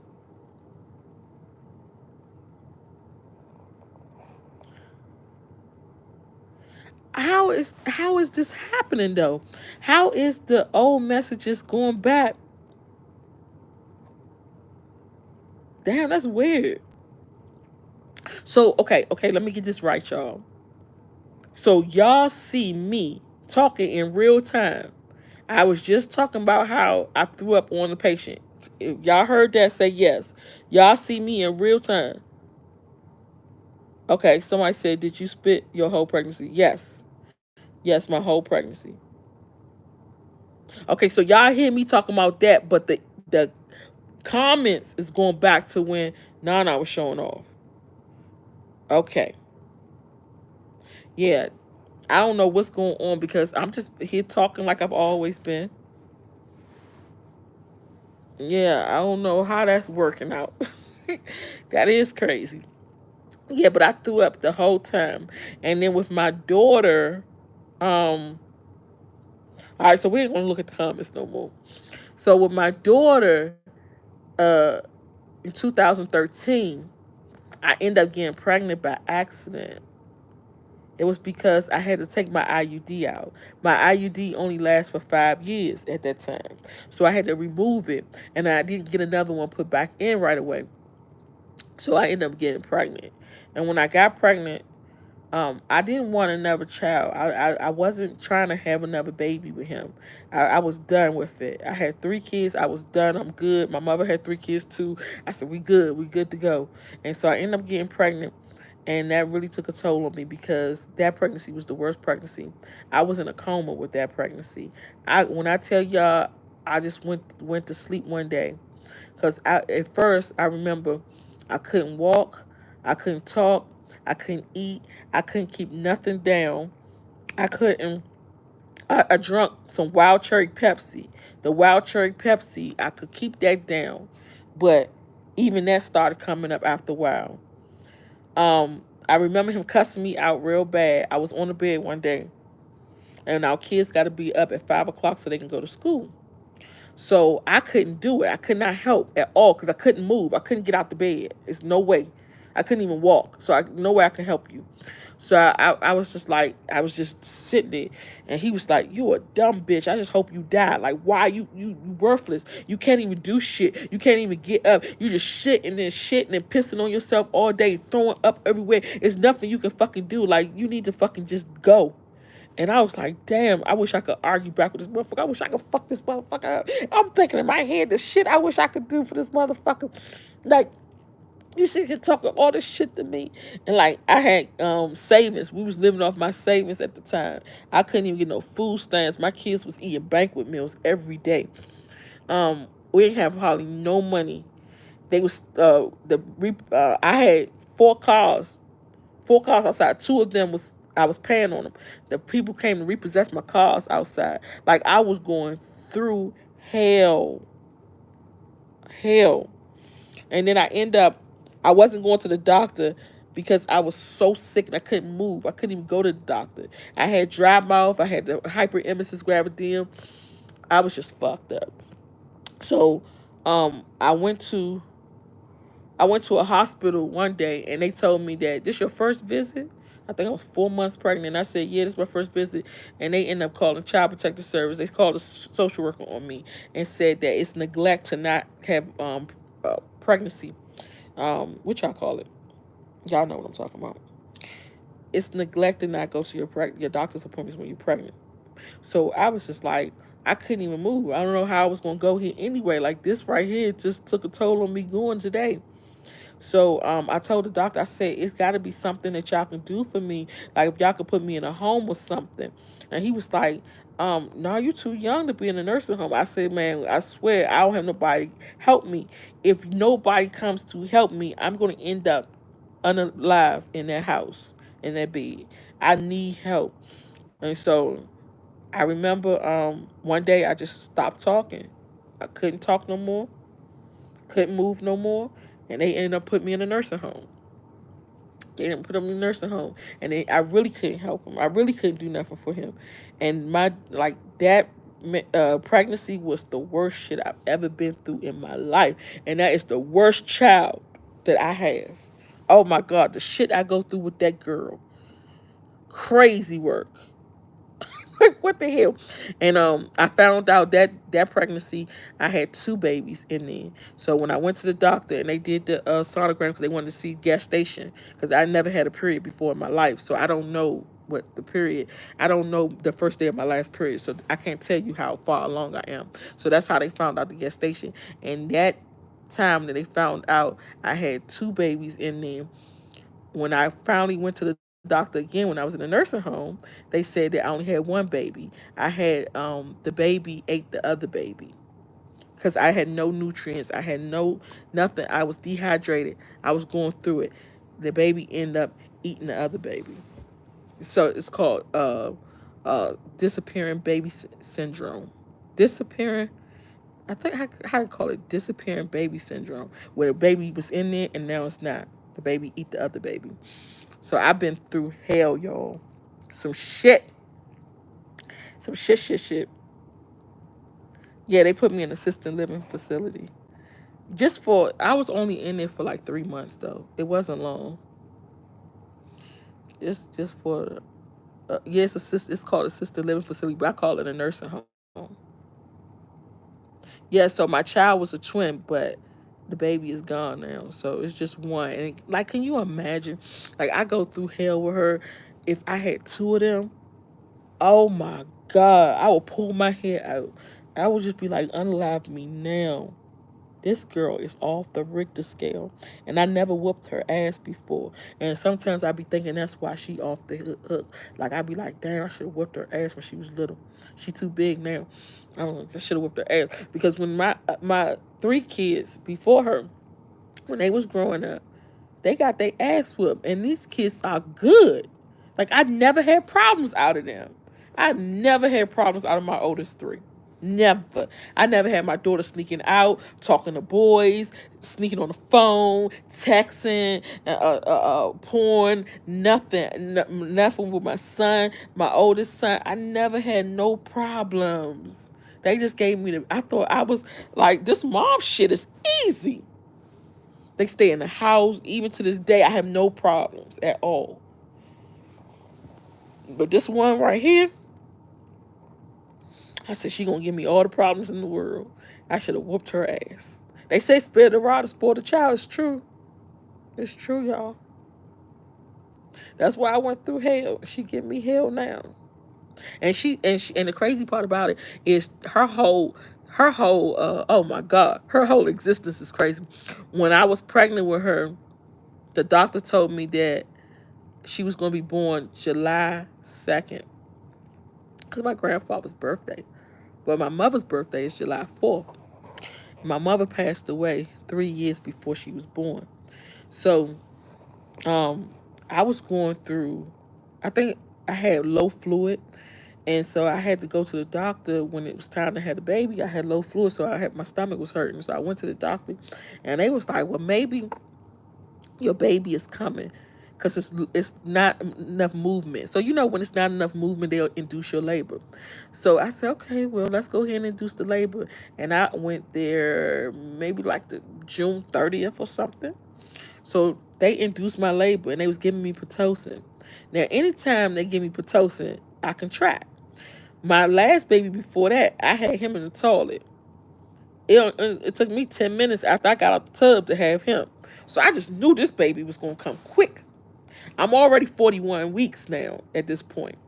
So I was like, this baby is going to come quick. So when they gave me the Pitocin, I was like, okay, let's get ready to have this baby. It's June 30th now. Do you know she came out on my mother's birthday, 4th of July at 12 o'clock midnight at the same time my mother was born. I said, this is my mother reincarnated. And my mother gave me hell too. My mother was no. I said, oh my God. My mother just returned, y'all. She just returned back to humanity. Like, how the hell did this happen like that? And it was so crazy because I just knew, like, when they was giving me the Pitocin, and I was like, damn, I'm still not dilating. They said, no, it's taking a long time. We might have to eventually have a C-section. I'm like, okay. Because this is sad that this has been a couple days and this baby haven't come yet. And so it was 12 o'clock midnight. I was listening to this song. The song had came on, and it was 4 white girls singing the song. And I said, my mother used to sing that song, but it wasn't by 4 white girls. I'm trying to think because I'm kind of out of it because I'm taking so much medication. And the song was, if I ever, okay, if you ever change your mind about leaving me behind, oh, bring it to me. Bring your sweet loving, bring it on home to me. And I said, my mother used to sing that. And then I had to go back. And I thought about when my mother was younger, she had a record player. And she used to play the record. It was Sam Cooke's song. And she used to play that record. I said, that's the song my mother used to sing. And it was 4 white girls singing the song. And my baby came out 12 o'clock midnight. Same time my mother was born while the song was playing. I said, man, ain't this some crazy shit? I just stumbled upon this, but your voice is soothing to me. You're definitely from, Maryland. I'm from Maryland. I'm from D.C.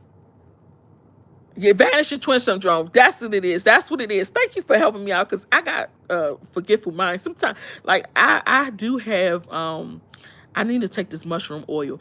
I do have what you call it, a short-term memory loss. I do have it. Sometimes I'll be thinking like it's there, but I didn't catch it fast enough, and then it goes. We have those problems sometimes. You know that song. Yes, that's Sam Cooke. And it was four white girls singing that song. And I was like, it was throwing me off because I was like, I don't remember seeing no four white girls singing that song. And I was trying to figure it out. And that's what it was. And that baby, I looked down and I told my husband, I said, man, go get the doctor now because this baby is coming out. They got the doctor. And everybody just came in there like, about goddamn time. Everybody coming out trying to get that baby out. And that was crazy because I'm gonna tell you something else I didn't like about that motherfucker. Come to think of it, when I would have my babies, when I would be in the hospital having my babies, I would be suffering, right? I would be in pain and I'd be going through it. You would think that he would be over there with the wet washcloth, cold washcloth, compress, putting it on my head, making sure I'm okay and I'm calm. Because most of the time I had my babies, I only had my two daughters with medication. The boys I have with natural. You can have boys natural easily, but them girls, hell no. Nah. They would give you hell. So I'm like, I would think he would be over there. No, this motherfucker be over there playing Candy Crush on Candy Crush with that bitch that he was cheating on me with for 22 years. Or he playing Roblox or some game on his phone. And I'm over here suffering. Damn, I'm having contractions. I'm sick as shit. I can't take this no more. Throwing up and sick as fuck. And he over there playing video games. That nigga was immature as fuck. Oh my God. Just thinking about it. Like, just thinking about that shit be getting me mad. I don't hate that man, but I damn sure despise him sometimes. Like, why? The stuff that you did to me, you didn't have to do it. And then the crazy part about it, I used to tell his mom like the stuff he was doing to me, and she was like, "Oh, I'll talk to him." She used to always try to soothe me and be like, "I'm a woman first, so I understand what you're going through. He don't have to do that stuff to you." And then she'd be like, "I'll talk to him about it when he come over here or tonight." I didn't want to call her and put her in my business, But as a woman, I would think that you would at least understand what I was going through, and what would have happened would be, I don't know, like sometimes that same day or the next day or maybe 2 3 months later, I'd be like, did your mother talk to you about like what we've been going through, what you put me through? He was like, no, like she ain't tell me shit. And they'll be over there chilling and she'd be like, Kevin, when you getting off the phone so we can watch this movie? I'm like, y'all chilling like Mac Dillon on penicillin, and I'm over here suffering like, where the fuck is my husband? And I'm watching these kids by myself. Like, how do y'all do this shit and be okay with it? Y'all cool with this? Is you cool? Like, how can you do this? And she would not even care because he was back home with her, and that's all she wanted. Stop in the name of love. Oh, what? Excuse me. That's what it is then. I'm from Northeast Mayfair. Oh, okay. My family from Northeast too. Mayfair. I had some cousins from Mayfair as well. I don't know how long you been there, but I used to go around there when I was a kid. And I was really, really young. I know probably two people still around Mayfair. I know Ricky, short Ricky with the dreads from Mayfair, and then a dude named Carlos from Mayfair. But I have a cousin named Lorenzo, a cousin named Boomy, and Isaac, and Crystal, and they was from Mayfair. Magdalene on penicillin. Yes. I knew she wasn't saying a word to him. No. Yeah, my husband sleep. Yeah, she wouldn't say nothing to him. And I'd be like, damn, how the hell you gonna let him come over your house and be chilling? And that's what she said on divorce court. She was like, she told me that when he come over my house, I should put my son on the street. I'm never gonna put my son on the street. That's not what I said. I said when your son come over your house, and you know he just got in a fight with his wife. Because I call you and tell you, when you know that your son come over there and he wants to sit down and chill, you should be like, no, you need to go back to your wife. Go back to your wife and kids. Don't let him come lay up in your house. Let somebody call me and my son got into an argument with his wife. I'm be like, nigga, don't come over here. You shouldn't even make him comfortable enough to do so. I'm be like, go back home with your wife. If you have to lay down in the living room, lay down in the living room, get you a man cave. But you're not about to come up in my house and live up in my shit rent free and not take care of your kids after you done cussed your wife out and did whatever you gonna do. If she gonna take you back, you go back. And if she not gonna take you back, man the fuck up and get your own spot. But you not staying in my house. Like, you made it too convenient for him to leave his family. And it's always been like that. But even her, she never really wanted to be a family to the kids. Like, she never wanted to be in their life. So them being in their father life was not a big deal to her.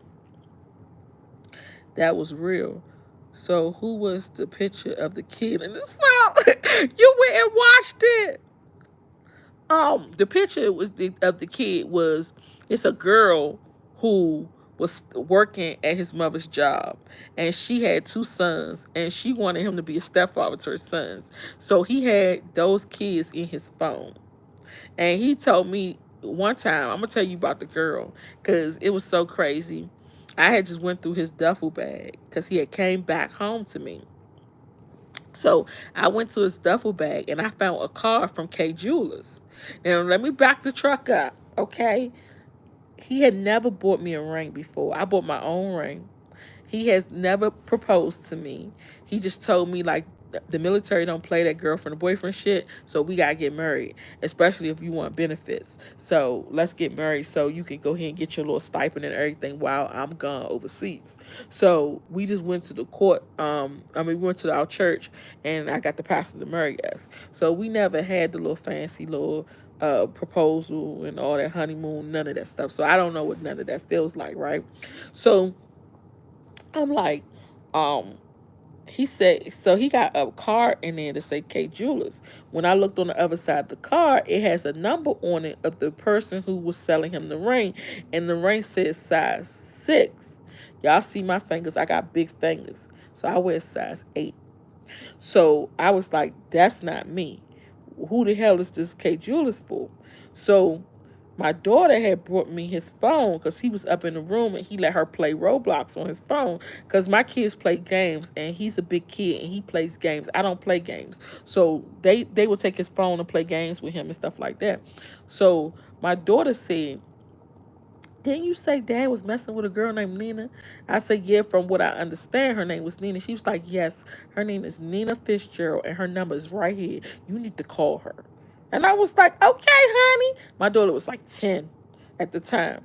So I was like, come on through. Like, your kids will come through for you.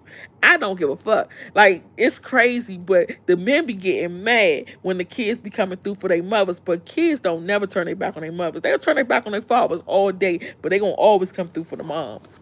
My kids come through for me. So I was like, okay, let's get it. Let's go. So I got the girl's number. So one day, I got my friend.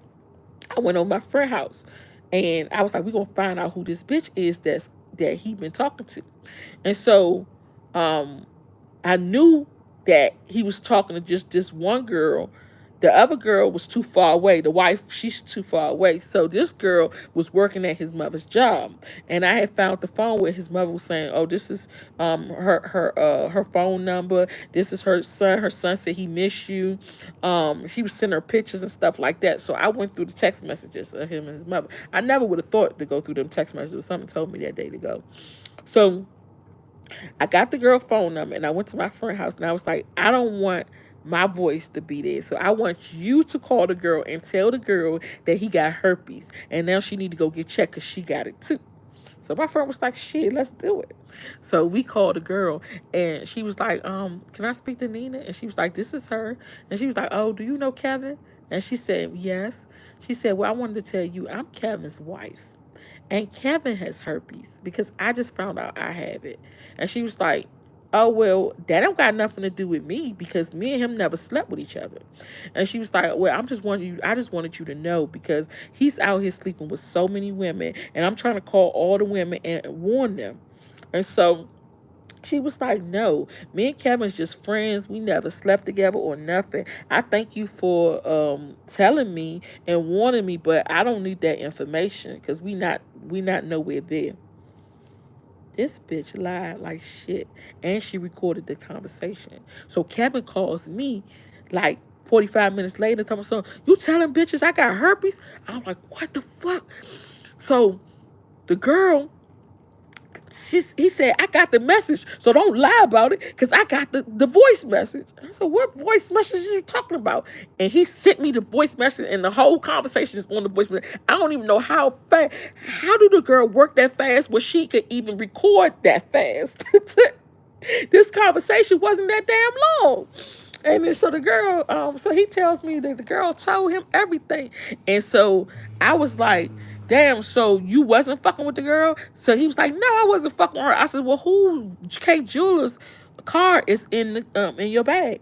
He said, I got that car when me and her went to the mall. We and her went to the mall for her kids. I don't fuck with that girl. She got a whole man. Me and her man be chilling. I was like, okay. I mean, it sounds okay. It sounds official because you and the man be chilling, and the girl says she don't mess with you, so she don't need. She played that shit well. She said she don't need to take the test or nothing. So, okay, I get you, but something just still seemed off to me. So when I went through the text messages from him and the mother said, man, I tell you, Nina played that shit good. She act like she did not ever fuck with you. And but do you think that she need to be taking a test? He was like, fuck no, I ain't got no herpes. So y'all on the motherfucker talking about you was fucking basically. Without saying it. They said it without saying it. I'm like, so everybody got me in the blind. Everybody know what's going on except for me. I was too through. Saying, let me read these text messages. I don't be wanting to leave y'all hanging with y'all comments. I just can't read the comments and talk at the same time. One thing at a time, y'all. I'm getting old, okay? I wanted to hop through the screen and just curse the whole set out. Oh, you went to go see it too? And a couple people in the comments took to like, y'all really playing with this beautiful queen like this, playing K-Face. Thank you so much. Yes, everybody say that. You can watch both episodes that quick though, right? I'm so glad you chose yourself and continue on because man, you're such a beautiful person inside out, and you are so real and just so much more. You really special, Kate. Don't nobody say different. Okay, girl. Thank you, honey. Okay, Miss Melanated, what's going on with you? You out of many men on that. That's not a woman's role. You brought your own ring. Yes, yes, girl. And let me tell you something too. What was so messed up is I bought my own ring. I had went and got a credit card for one of those. I don't know the ring shop. One of those ring shops, I bought me a credit card, and so I was able to get my own ring. It didn't cost much. It was like $200. And so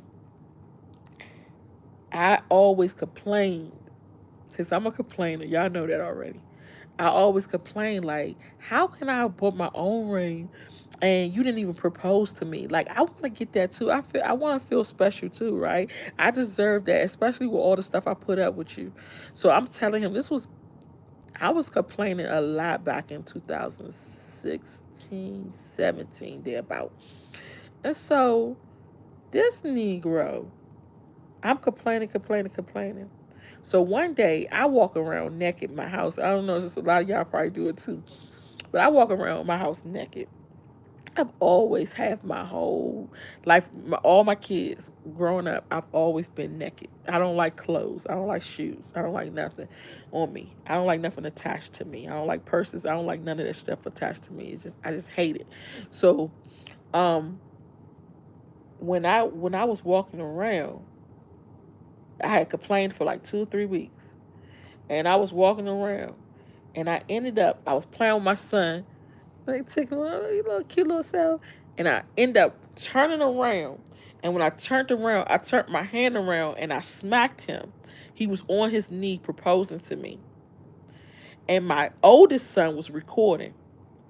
And I said, what are you doing down there? He said, you wanted me to propose to you, I'm proposing to you.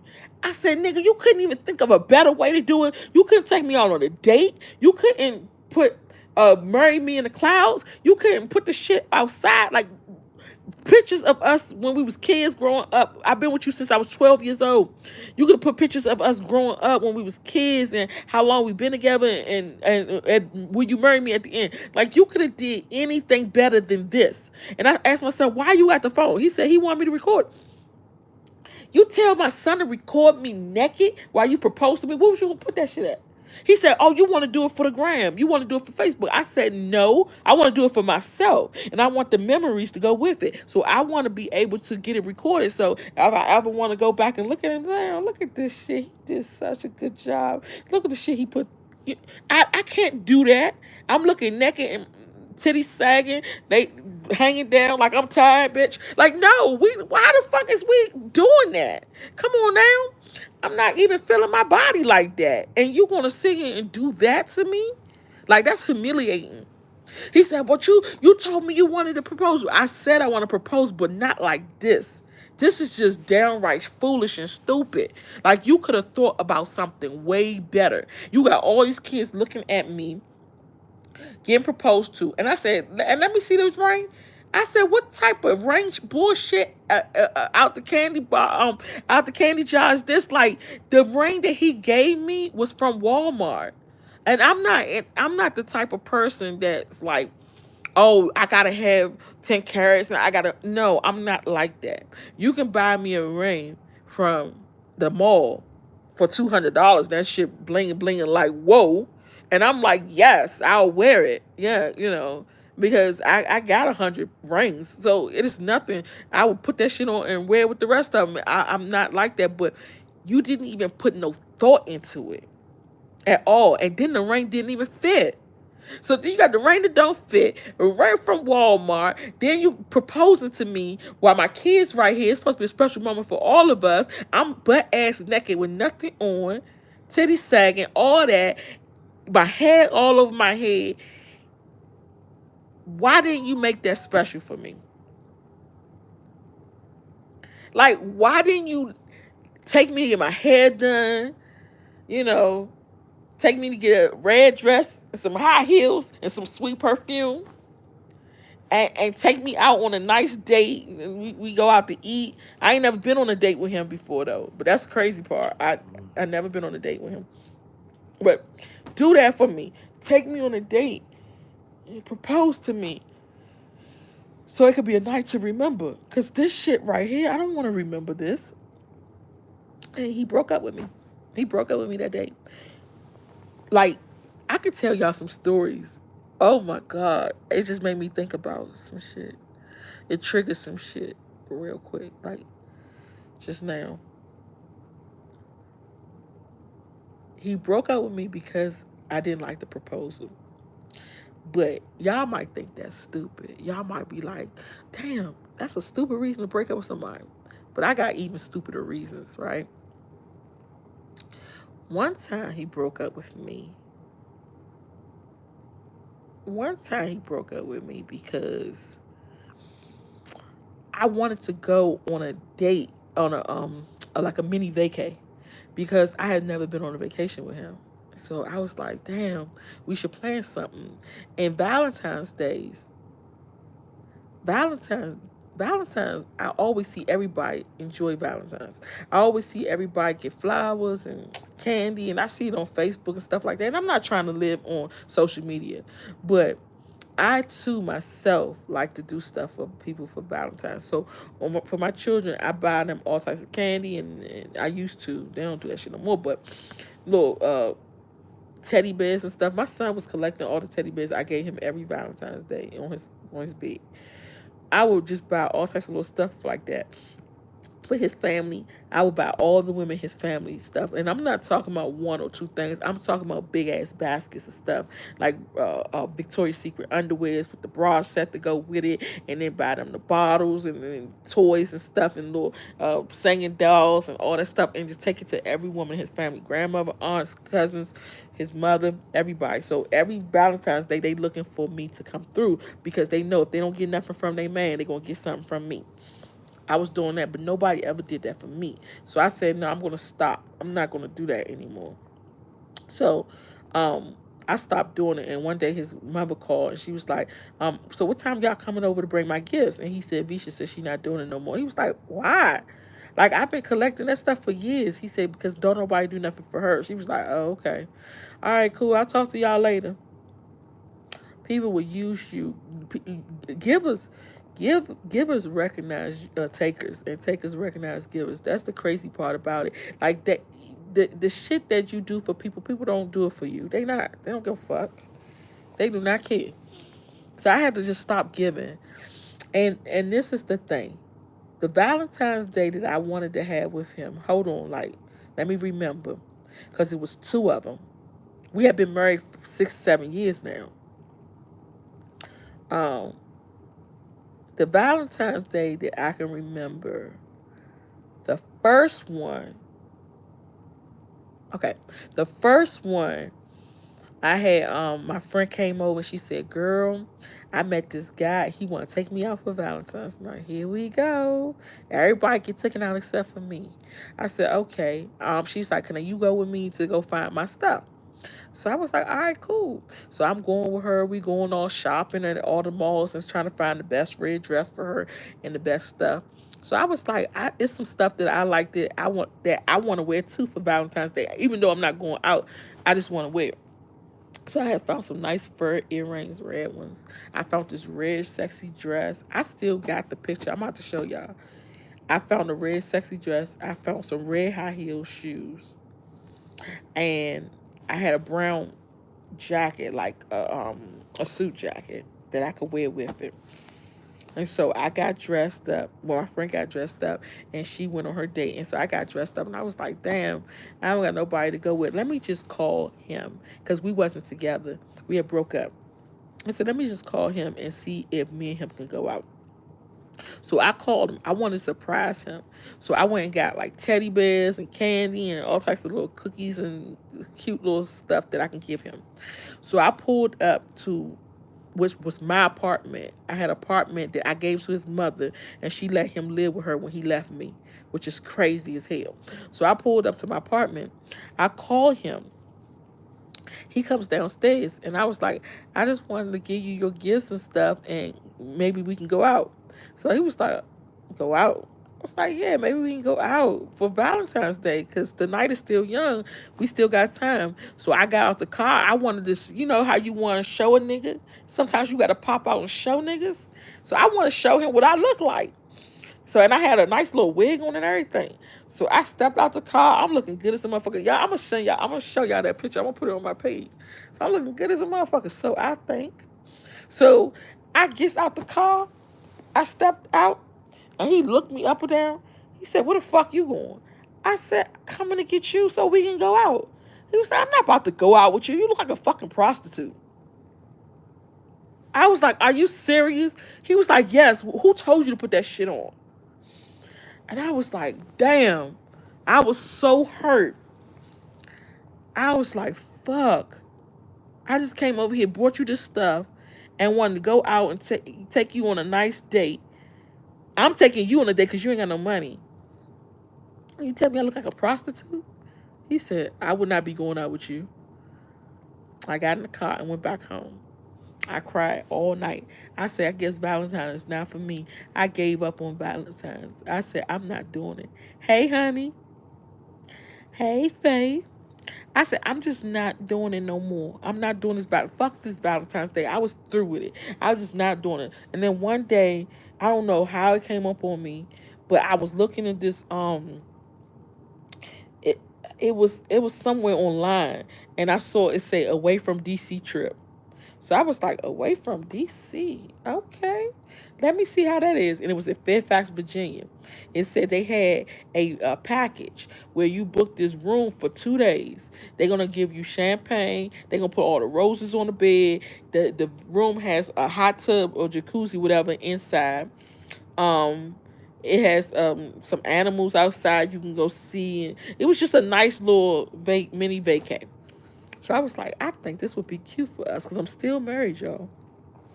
So I said, I think this would be cute for us because we never been on a Valentine's Day. We never been on a date, period, but we never went out for Valentine's.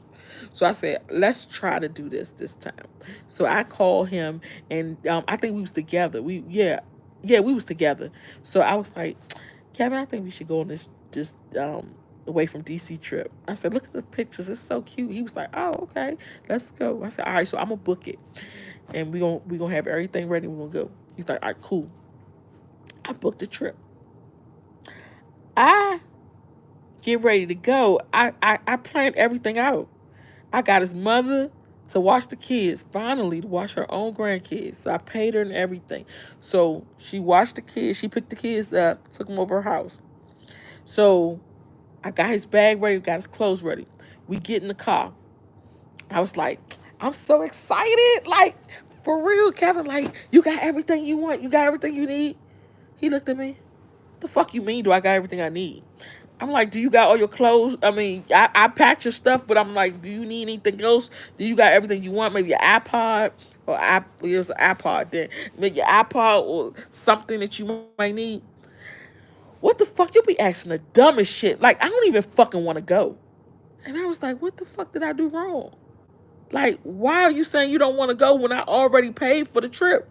He was like, I don't fucking want to go. Like, bye. He slams the door and just walk off and go to his mother's house.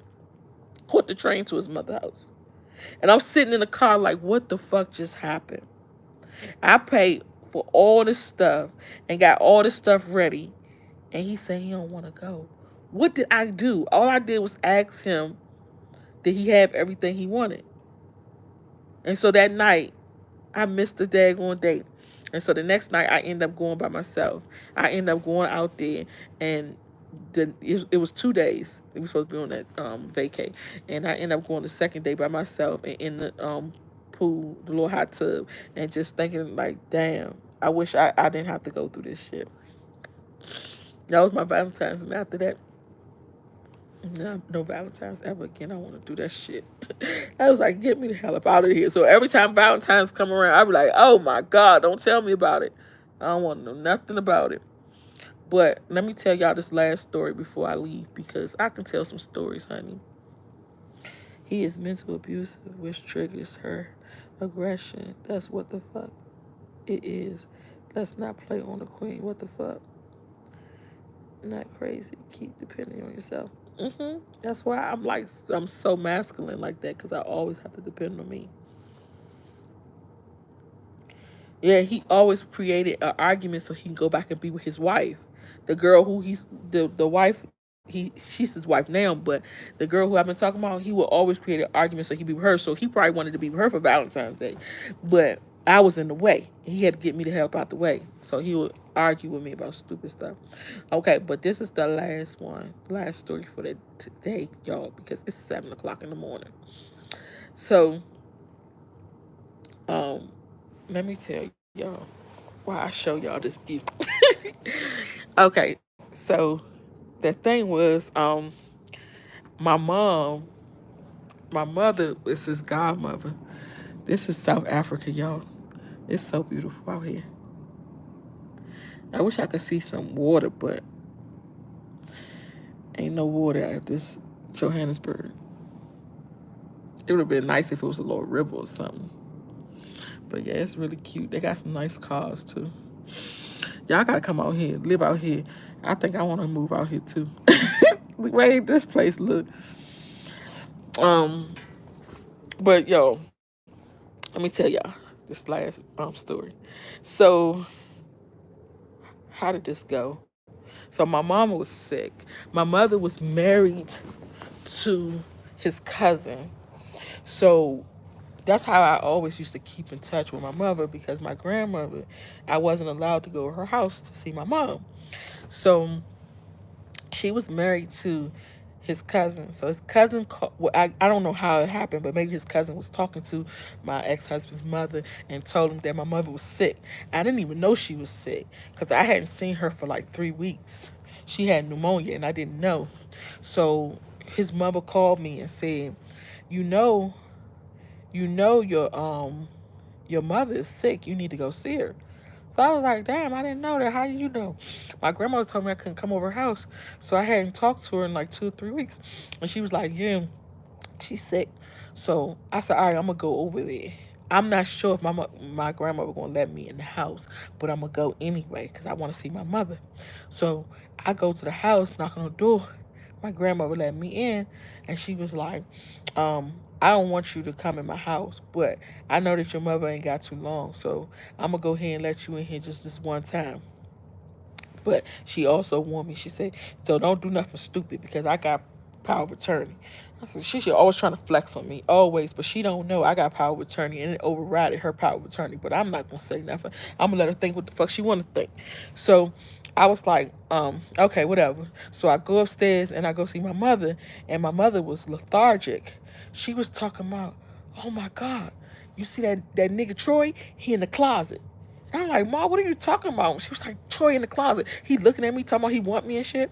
And I'm like, oh my God. So I see that she ain't even with it. So I was like trying to see if she knew, like she knew the dates and the times and stuff like that. And I would ask her, and she didn't know shit. She didn't know nothing. And I was like, damn, she not in tune at all. So I touched her. You know how somebody touch you and you like, girl, damn, you got a fever or something? What the fuck is wrong with you? And you would touch the head. So I touched the head, but I was playing like, damn, what the fuck is wrong with you? You all right? Is you okay? And I touched her head, and her head was frozen like a freezer. And it probably, in my grandmother's house, probably was like, I don't know, maybe 95 degrees. Because my grandmother was a hoarder. And she was one of them hoarders, like hoarders buried alive. And my mother was in the bed, and there's stuff everywhere. And if you know hoarders, or you ever been in that situation where you got a lot of shit, or just even black people, it gets hot. So if you got a lot of shit in the room gonna be hot. But once you clear it out, it's breezy, it's cooler. So my grandmother's house was already, she already had the thermostat on like 95, and then the stuff everywhere. So then the house is even hotter, but my mother is frozen. So I'm like, something ain't right.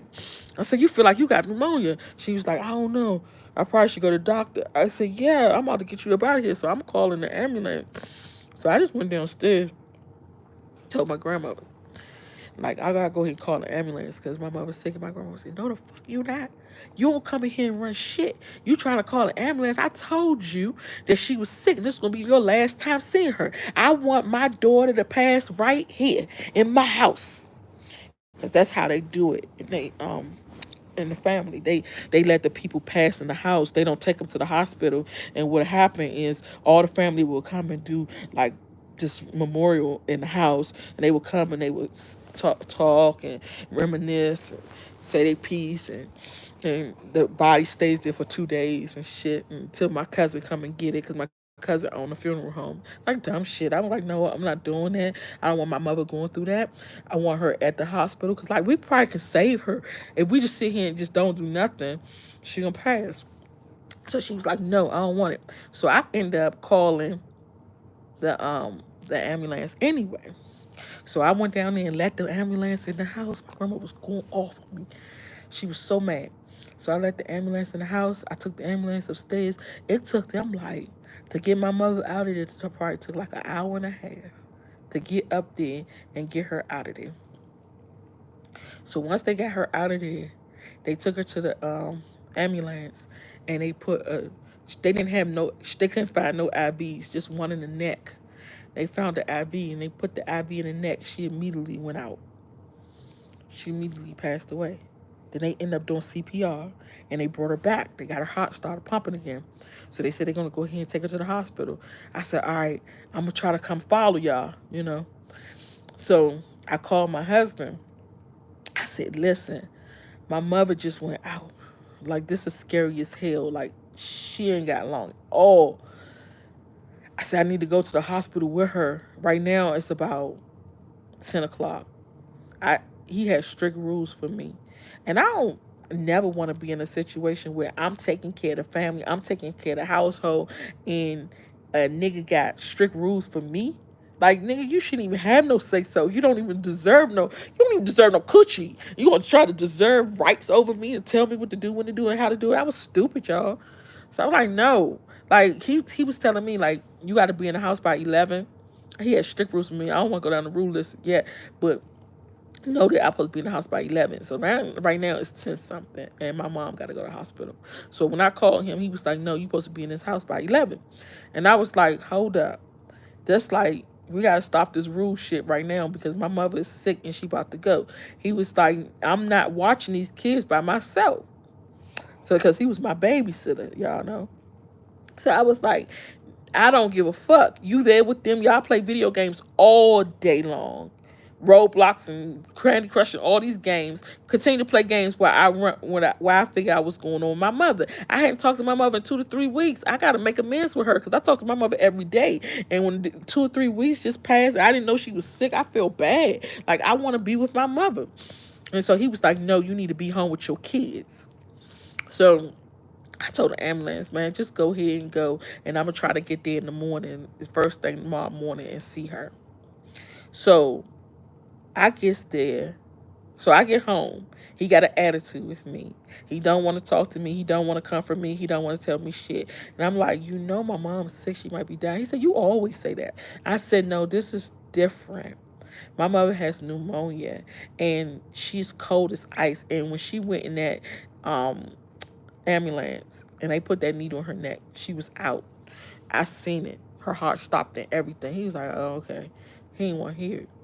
So that morning, I got up. I got up before he did, and I got dressed and I left, and I went to the hospital. That was the worst day of my life. Still to this day, that was the worst day of my life. When I got to the hospital, they had told me that 3 weeks ago my mom came in and they tried to help her. She was sick then. You said next husband, please. So she was sick then. They said they couldn't do nothing for her. They said right now her organs are failing. She's on life support. We can't do nothing for her. So the best thing to do is to pull the plug. So I was like, okay, who's supposed to do that? Because like I'm looking for I need help in here. They said we're gonna do a meeting today, and we need all the family at the meeting, or whoever is the power of attorney or in charge. They wanted advanced directives. At the time, I didn't know what advanced directives was, and I was like, I don't even have that. I don't know what that is. They said, well, we need that. So who's the next in kin? Crazy part is my brother will be the next in kin because that's her oldest son, but her oldest child, but he was in handcuffs, locked up in upstairs in the mental ward. So he couldn't do it. So I had to be the next of kin. My grandmother was doing all her shit. She was in the background doing some shit that I'm gonna tell y'all about later. So I was like, the only person here is me. So they took me in this room, and it was like, I say it was about 20 doctors. And they all was in there reading some shit. And I was like, I don't know what y'all talking about. And they was like, we want to let you know that your mother organs are failing and you need to pull the plug today. And we want you to sign this paper to pull the plug. And basically that's it. Like she'll be gone in the next 4 or 5 hours. We're gonna give her about 4 or 5 hours from now, and it's a done deal. And I was like, what? Like, this is how this shit works? You just tell me that like that, and I'm supposed to just be like, okay. What else you want us to tell you? Like, it's nothing else we could do for her. We tried we exhausted all avenues. It's nothing else we can do. Her organs are failing, so as soon as we pull the plug, everything is just gonna shut down. Like, I need to process this. Like, I need to take this in, and I have no support right now. Like, how do you process something like that? How do I just pull the plug on my mother? And I remember when I seen her, she was bedridden when I had seen her like a couple months before that. And I went to go see her. I snuck in my grandmother's house to go see her. And this was before she went to the doctor the last time. But I had snuck in my grandmother's house to see her, and she had used the bathroom herself. And so I was like, what is that smell? I was thinking that at least had been changed. My grandma had just left. I said, what is that smell? And she said, I don't know. I think I pooped on myself.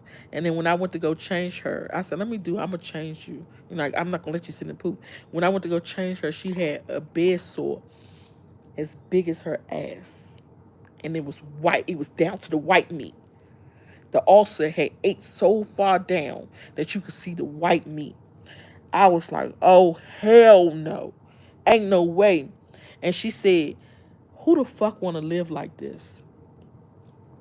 And that kept playing in my ears, in my head. That kept playing in my head. So when they told me, like, you need to pull the plug, I didn't want to, but I kept thinking.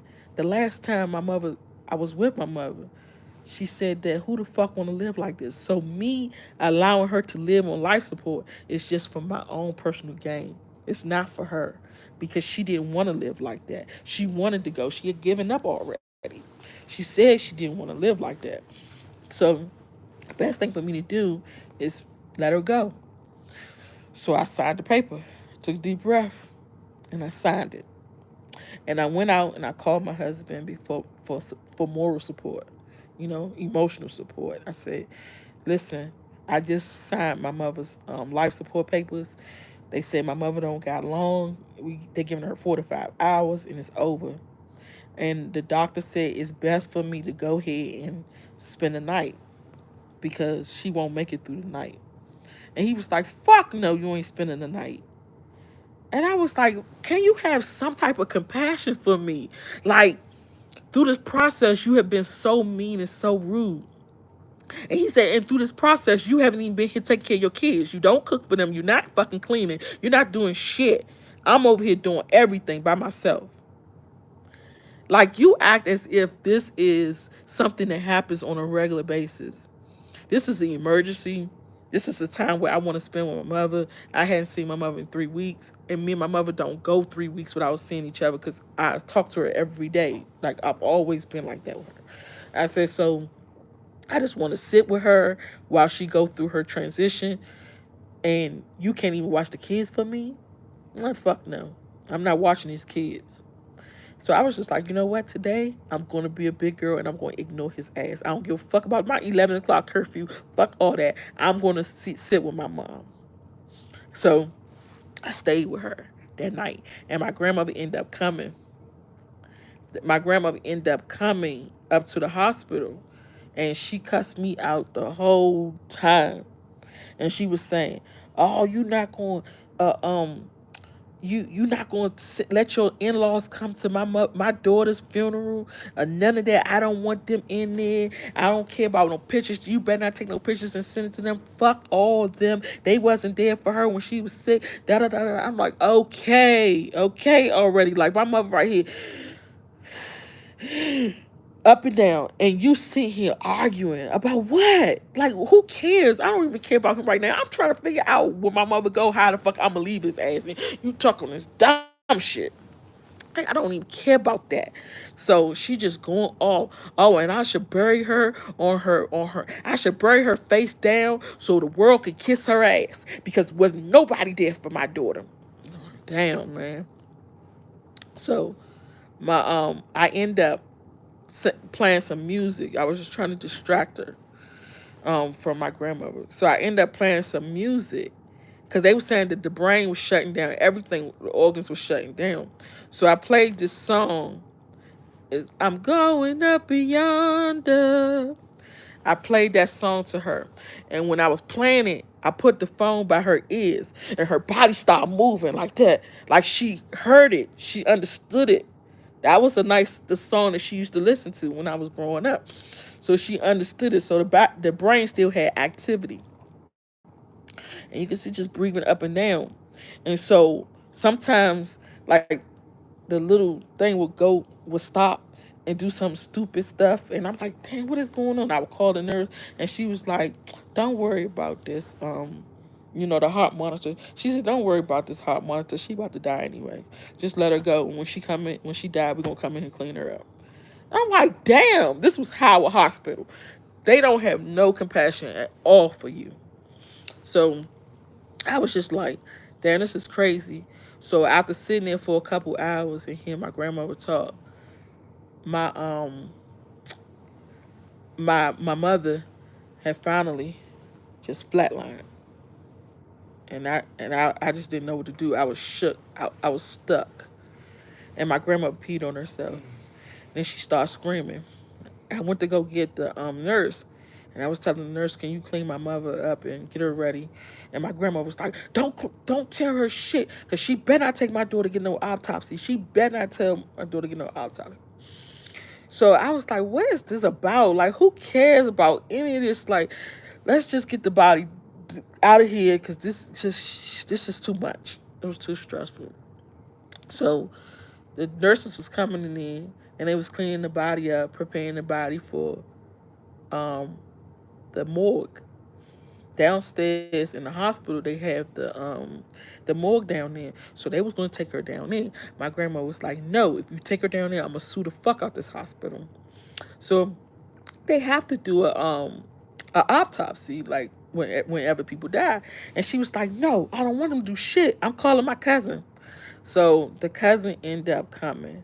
So when the cousin ended up coming to get the body, they took her out, and I was just still sitting there like shook. I didn't know, stuff was in slow motion, things wasn't feeling right, I was just shaking, I was just going through some mental issues. And so I called my husband again, and I said, my mother just passed away.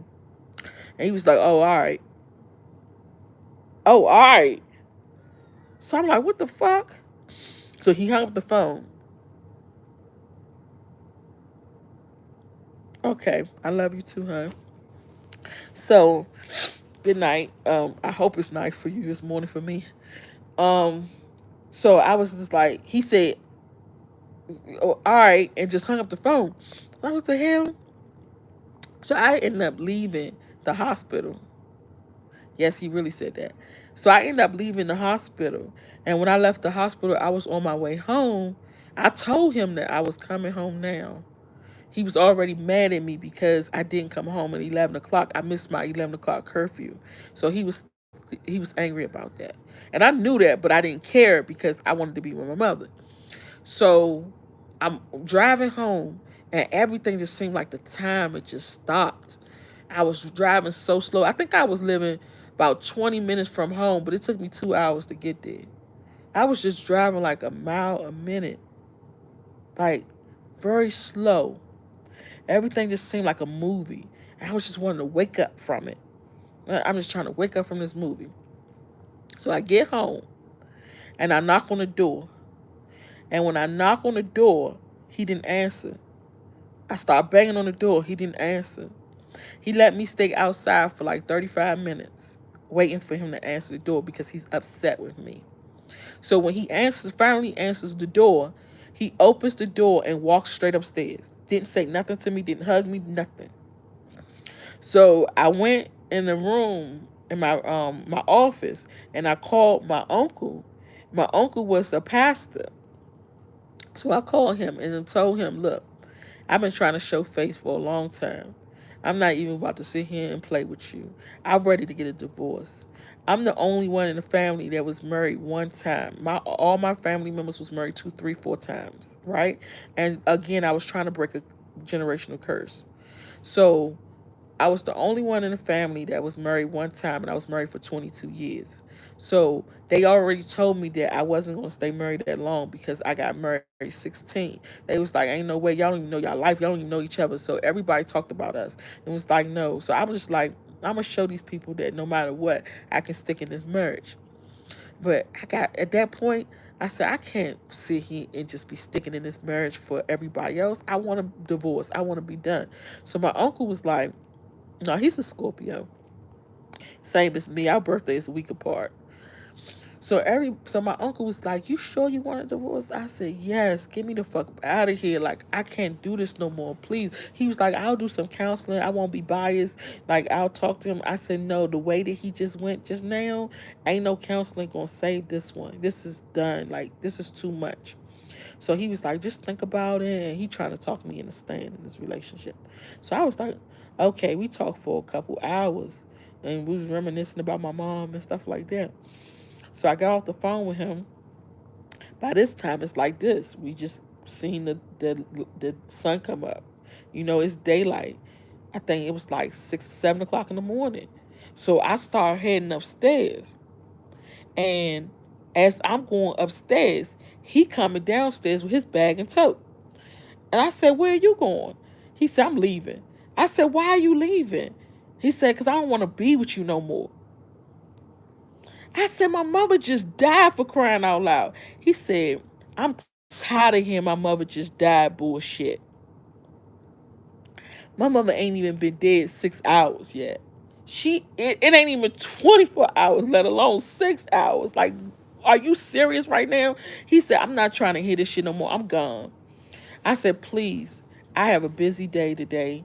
I've never dealt with this just hands-on funeral. Like I've dealt with family members passing, but I didn't have to do the funeral arrangements. Now I feel obligated to, because that's my mom. I said, please, it's a lot that I have to do. I have to go talk to the funeral home.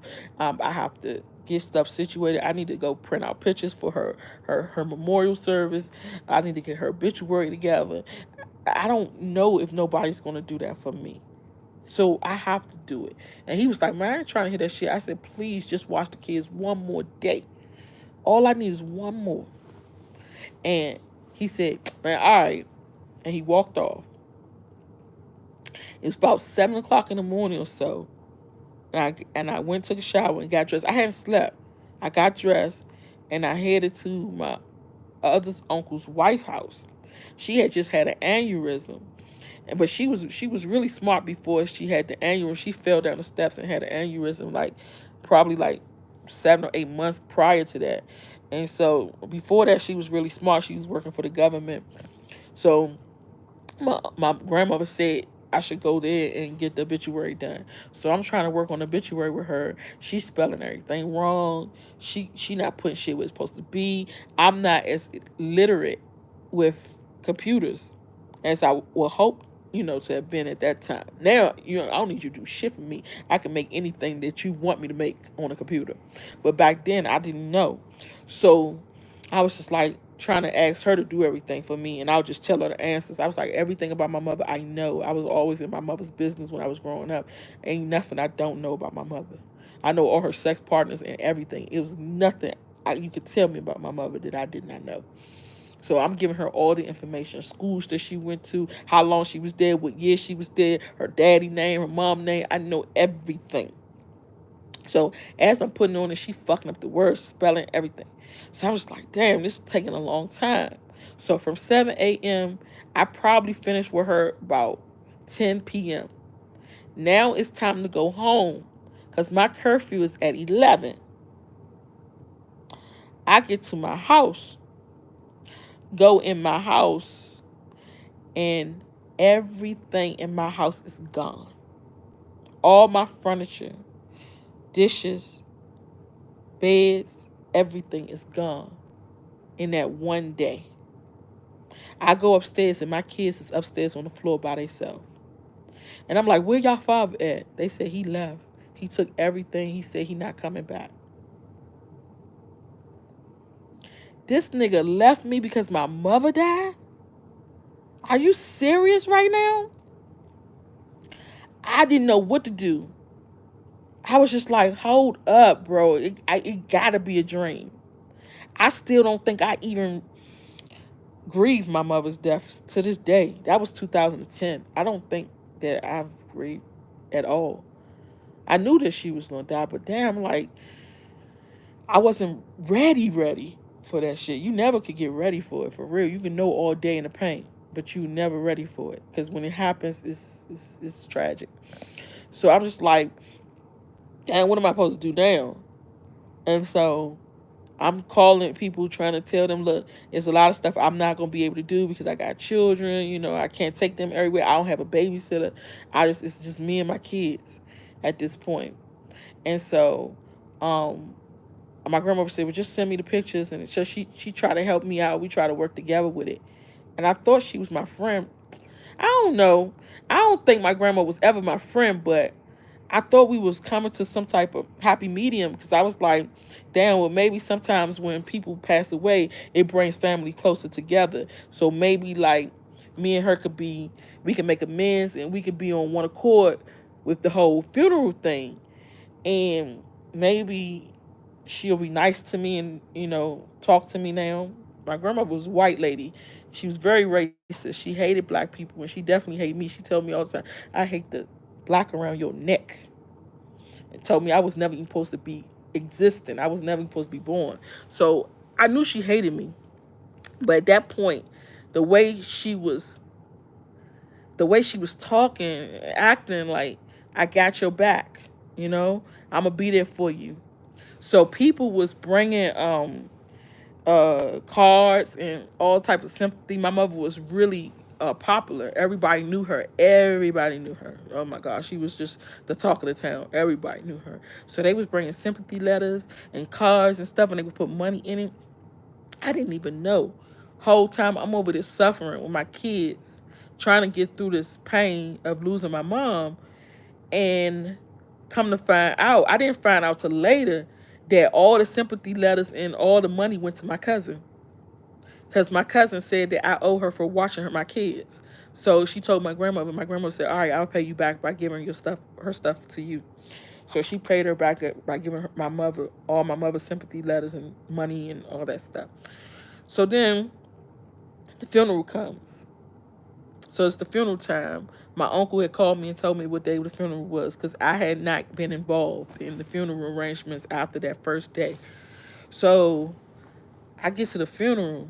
I do remember doing the obituary. I remember putting my brother in the obituary. He said he was going to sing "Dear Mama" by Tupac. My daughter was 2 years old or 3 years old. I think Heaven was 3. She was just a little bitty thing. And she was singing "Going Up Beyonder," Up Yonder, that song. So she was going to sing that. And I was going to talk. I just wanted to tell, talk about my mother and how I felt, about her, whatever. So I was on there just to do a little speech, a little something small. So when I get there, everybody, they passing the obituaries out at the door. So I get there and look at the obituary. It's nothing that I did on that obituary. Everything was different. I wasn't on the obituary. My brother wasn't in the obituary. My daughter wasn't in the obituary. No, none of us was in the obituary. Just my uncle preaching was in there. That's the only person who I knew that was in the obituary. Everything was different. The pictures different. I gave pictures to her, all types of pictures to her to post in there. Everything was different. So I get up front, and my uncle came over and was like, "How you feeling?" And I was like, "I don't know, something just off." Everybody was looking at me, just me mugging me. Everybody was just treating me like trash. Nobody was hugging me. Nobody was giving their condolences. You know how people come up to the front, and everybody who's close to the family members, they sit up to the front, in the front row. People was coming up to the front row, but on the right side was my grandmother and my uncles and her and my mother's brothers.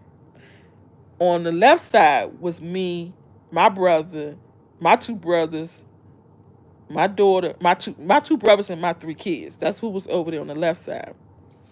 So my uncle came over, and while he came over, my brother like, "Visha, didn't I tell you I wanted you to put me in there and say 'Dear Mama'?"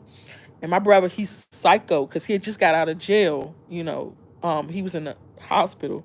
He was in handcuffs upstairs in the hospital when my mother passed away. So he just got out of jail from whatever thing he had did. So he already going crazy, and he about to cause a fucking scene. So he like, "Didn't I tell you to put me in there? You ain't put me in there. That's some fucked up foul shit." And I'm like, "Kevin, listen. The obituary says." The obituary is not even what I put in there. I don't have my name in there. My daughter name in there. Nobody that I put in this in there. The obituary is totally different. He said, "Why? What the fuck? You spelling words wrong and shit? What, you slow?" I'm like, "What, nigga? What?" So everybody looking at me like I'm slow. They probably thought I was slow for years. I said, "I didn't even write that shit. They spelled my mother's middle name wrong." I'm like, "What the fuck?" I'm like, "Your mother went here. Your mother ain't go to this school." I'm like, "Oh shit." Like everything was fucked up. So my uncle came over there. I was like, "Man, listen. I didn't do this obituary. This is not my work. Somebody fucked up along the way after I did what I did the first day. And right now we are not in the obituary. Kevin is going crazy because he want to sing 'Dear Mama.' My daughter was supposed to sing. My daughter was supposed to sing 'Going Up Yonder.' She's not in there either. I don't know what we gonna do about it." He said, "Okay, I'll change it. Just tell me everybody who was supposed to be in there and what was supposed to be said." I wanted to say the fact that my mother, I don't know how I got this message, but I went up there to tell the people, and they didn't have no fucking reaction. You know how you go somewhere and you say something on the stage and you don't get no reaction? Like you at a comedy show and nobody laughs? You know how humiliating that is? So I went up there to tell them that I just got a message on my answer machine. The message was posted like 4 days prior to the funeral, and it was my mother, and it said, "Visha, this your mother. I'm home now." That shit fucked me up. Like, where did that message come from? And I actually played the message at the funeral so people can believe what I'm saying. My mother said, "Visha, it's your mother. I'm home now." And the message was 4 days prior to the funeral, and my mother had been gone for almost a month from the funeral. And I got that message on my answer machine.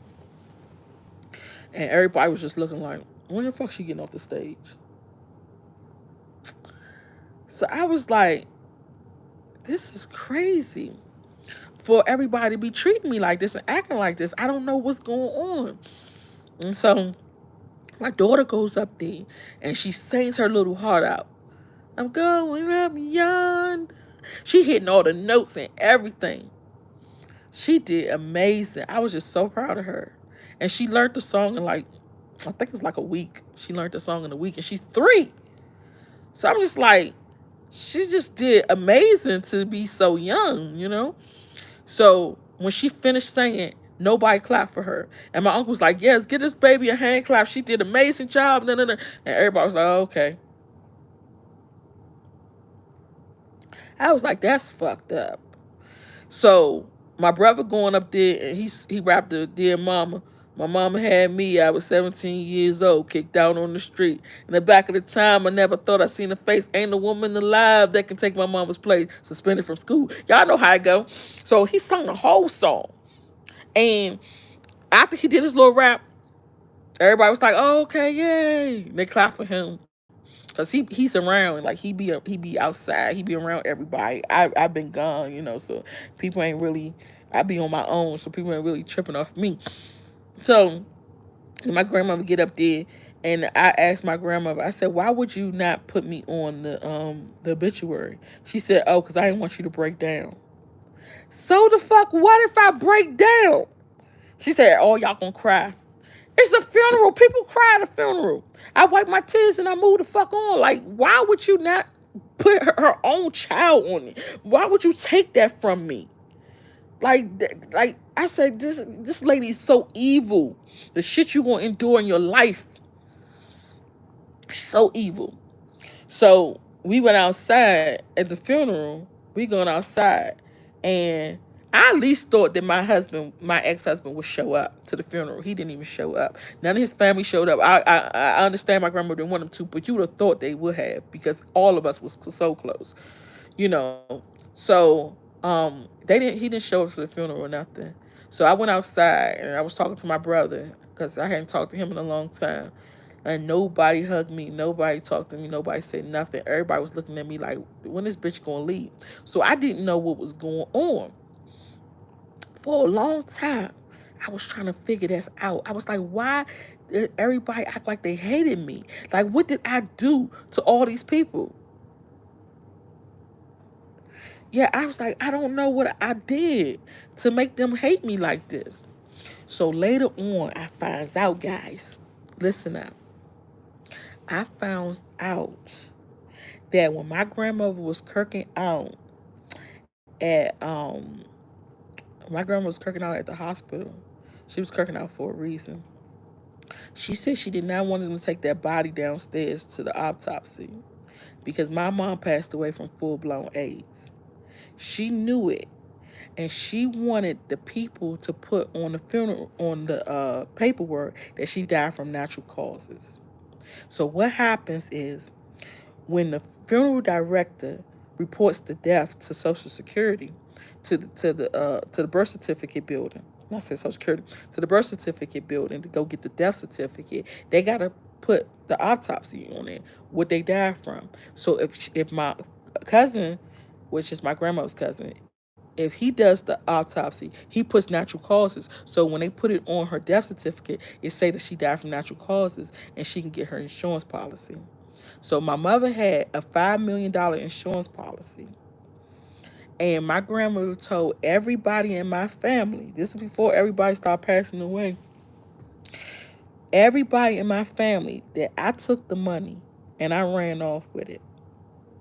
And now I'm leaving to go to Georgia with her, with my mother's money. So when everybody was looking at me like that, I said, something is wrong. Like, why is everybody looking at me like they hate me? So for years, nobody ever talked to me. Nobody ever called me. Nobody ever said hello to me. How you doing? How's the kids doing? Because everybody thought that I took the money and I ran off with it. And I had my own money now. I had my own money. I was getting money. I was making a lot of money. Y'all remember when I left, I was making $85,000 a week. $80,000 a week I was making from DC. So they thinking, oh, that's why she balling out.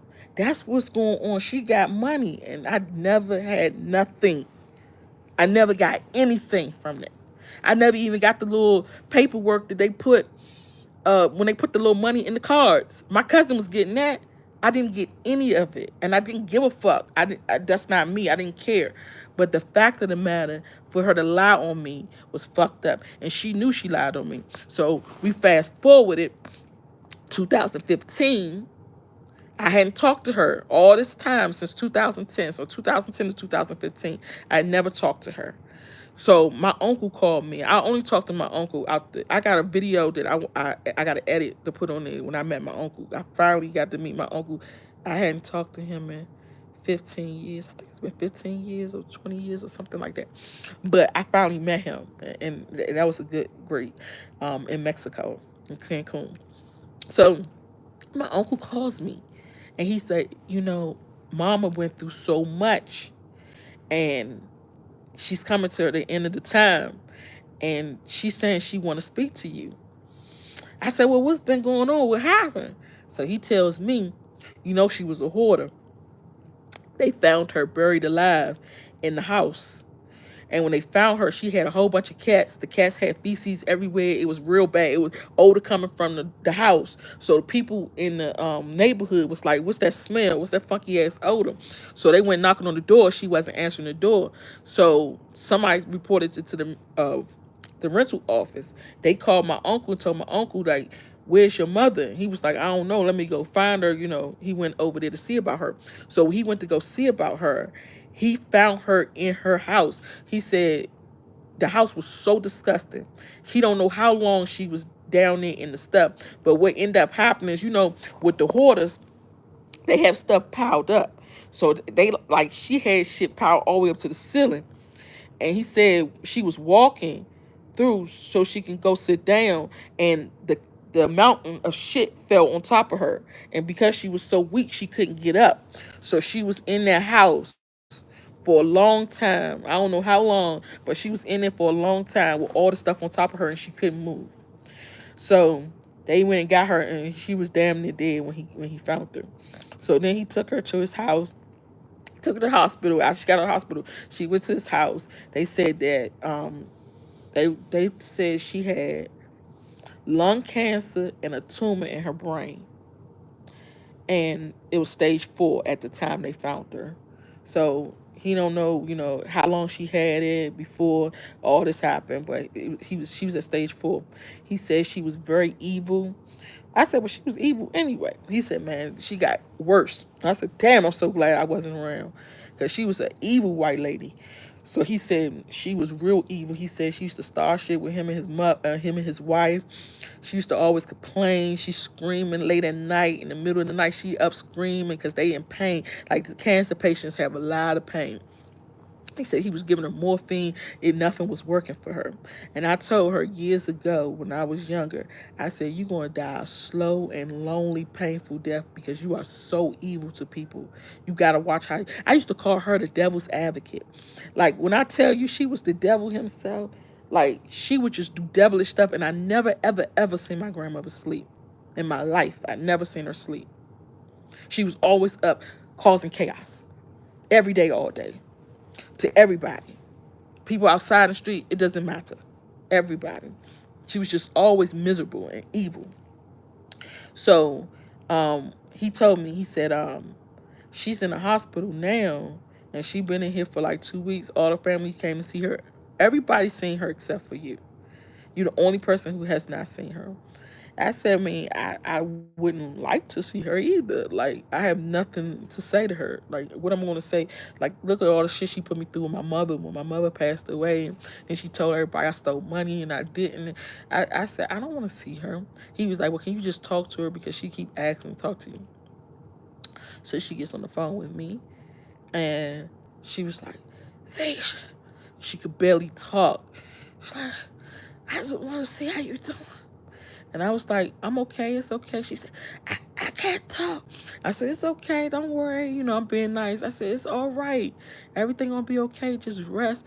And she said, they say I got long to live. I said, yeah, I know. You know, it's gonna be okay. Just go on up yonder. And she's like, I just want to tell you one thing. And I was like, what is that? She said, I'm sorry for everything I did to you. I said, okay, I hear you. I accept your apology. Go ahead home.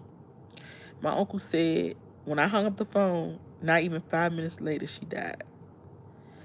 He thinks that she was alive the whole time to make amends with me and apologize to me for what she did to me. The whole time she had brain cancer, she had a tumor in her brain and lung cancer for 4 years. Stage 4 for 4 years. Stage 4. They couldn't believe it.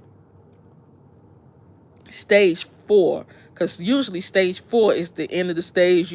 You might be going in the next couple weeks or 2 weeks or 3 weeks. Nah, 4 years. When I told her she was going to die a slow, lonely, painful death, she did. And she didn't die until she apologized to me. And then he said when he was sitting there and she had passed away, she took her last breath, she was like a skeleton, like the crypt keeper. And she was sunken, she was real skinny. And he said everybody, all the family members was there watching her. And when she passed away, they looked up at the sky. Everybody looked up and they see a dark cloud go up to the ceiling and dissipate. And she was gone. And the craziest part, y'all, is that he sent me pictures of her. She was like unrecognizable. She wasn't that old white lady with the long hair. She was chocolate. She was black, like burnt. And she had no hair on her head. And she was just like a crypt keeper. And I said, who is this lady you sent me? He said, that's your grandmother. I said, hey, my grandma don't look like that. Ain't no fucking way. He said, yes, this is your grandmother. I said, oh, hell no. So I wanted to rejoice. And when I wanted to rejoice and be glad in it, because I'm like, yes, she's gone. Like, we got rid of this lady. I was trying to tell one of my uncle's baby mothers that my grandmother's gone.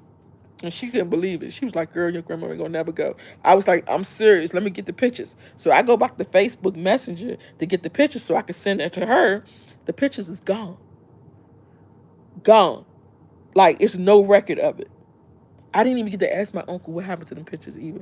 But he sent them to me, and it was no record after that of my grandmother gone. I said, man, she ain't gone. Her ass still on this earth causing chaos. That's right. Why so much violence in DC? Because this bitch was crazy. I was like, it's too much. It's too much. But them boys, her sons, and they family, they enjoyed the money when she left. They enjoyed all of the money. All of that money went to them.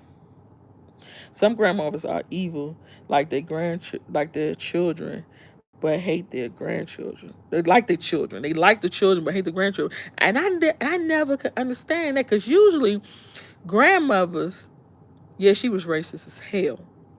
Racist is an understatement. Grandmothers usually love the grandchildren and hate the children.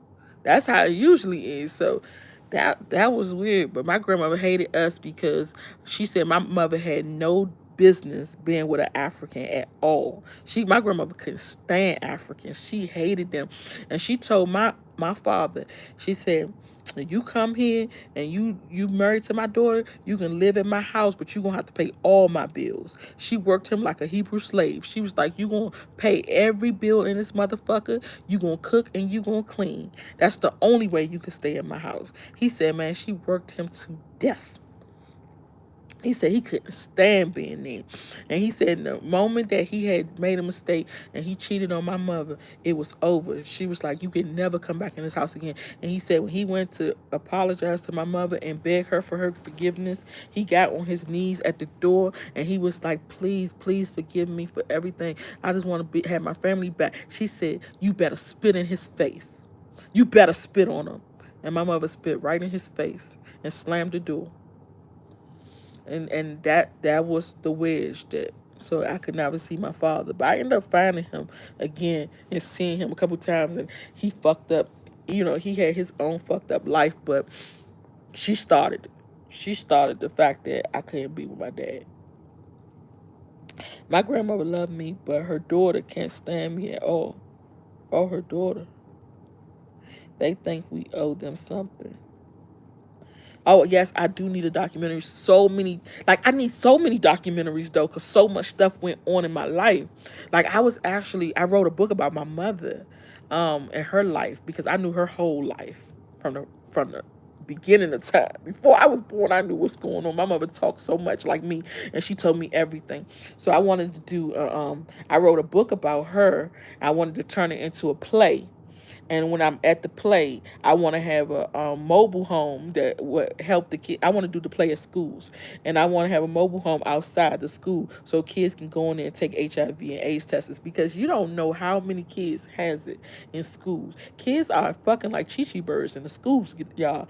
And them high schools now, they know way more than we knew when we was growing up. They in there doing all types of stuff. They know more than me. I be like, y'all teaching me some shit I ain't know. Yeah, but if I do a documentary, I got to do a lot of them, because I had a lot going on. My grandmother don't care about anything but money you give her. Yep. My grandmother too. My grandmother was very money hungry, and my grandmother got it. Y'all don't understand that these white people have privilege, white privilege. Like, they can get so much. My grandmother had so much money coming in. She had Walter. It's not Walter Reed. It's Damien Walter. I think it's called. I think that's what it's called. Damien. I'm trying to remember because it was so long ago.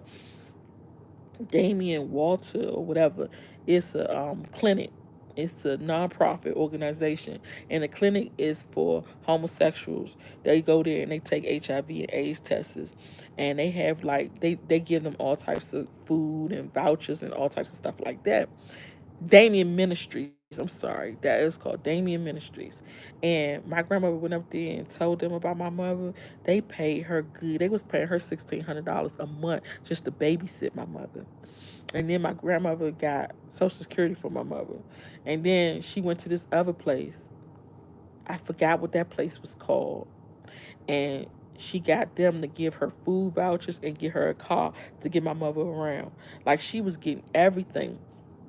She was, even when I was living with my grandma, when I was young, she was getting a check for me. And I was just like, let's really sit down and let's talk. Let's chop it up. I was grown when I was a kid.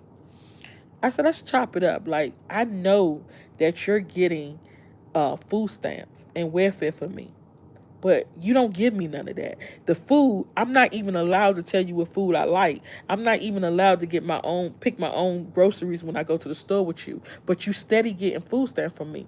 Let's really clock some tea. Like, I should be getting my own shit. And she was like, you ain't getting a motherfucking thing from me. So she cussed me out. So I went down to the welfare office, and I'm just a kid going down to the welfare office. And I told the welfare lady, I said, look, I want to report fraud. And she was like, what's going on? I said, my grandma, this is her address. She's getting welfare and food stamps from me. I don't get none of that.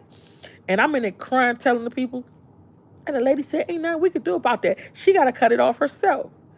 How? Why would she come down here and cut it off? I said, make that shit make sense. Why would she snitch on herself, come down here and get her own benefits cut off? I'm telling you, like, y'all need to dig in this shit. Come look at the house, at least. Like, do something. And they was like, well, what the house look like? I went and got me a little portable camera and took pictures. And I end up leaving the damn pictures under my bed. And my grandma found it. Oh, damn. She found out I was snitching on her ass. She went off. Them people ain't do nothing, though. I think somebody might have came to the house one day and knocked on the door. It might have been CPS, knocked on the door, and she told them, oh, she's a lying ass little girl, and I'm going to get her up out of here because she causing me too many problems. And they said, okay, ma'am. And they just went about their business. Nobody ever did nothing, so the system failed me too. The system damn sure failed me. And then I was like, okay, Walter Reed moved from DC to Maryland now. Oh, damn, I didn't know that.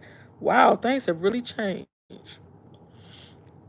And so it was crazy because I snitched on her and told them the shit and they ain't do nothing about it. But when she was talking shit about me and snitching on me and saying shit about me, they always went through with it. I'm like, how did she get this shit done? And I remember her telling me when I was little, she said, see, the problem with y'all is y'all go up to places and y'all cussing people out, y'all talking shit to people. What you need to do is you need to write a letter. You write a letter that pen through all the talking for you. You write a letter, people get to sit down and read it at their own leisure, and they don't have to hear your mouth and all this emotional shit you going through, and they get it done. And that's what she did. She used to write letters, and she get whatever she want. But us, the black people, we up there cussing like we're fit off of fuck this shit. Get me the fuck out of here. There ain't nobody listening to you. They don't close their ears from your ass cussing them out. But that's one thing I learned from her. If you want something done, you gotta write a letter. Put it on paper. You gotta put it on paper. If you put it on paper, you gonna get it done. And so she will always beat me.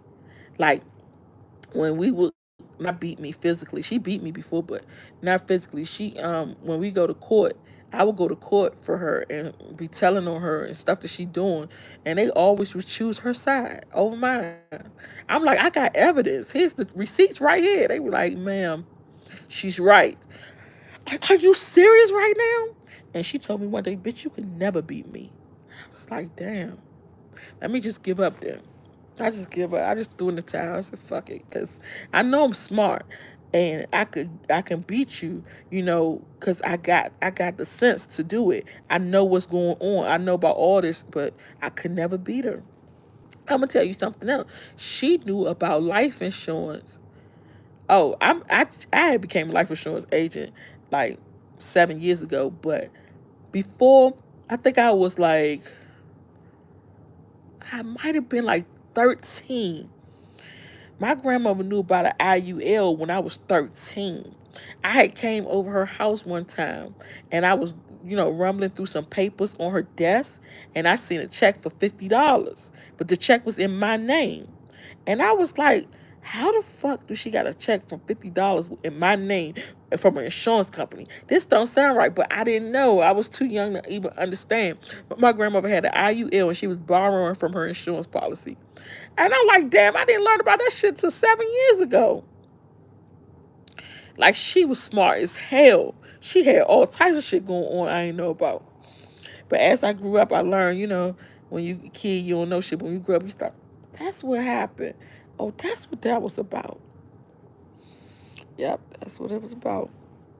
I remember that video where you said you had to steal food from the store. Oh, that's when I was real little. That was way before what I'm talking about.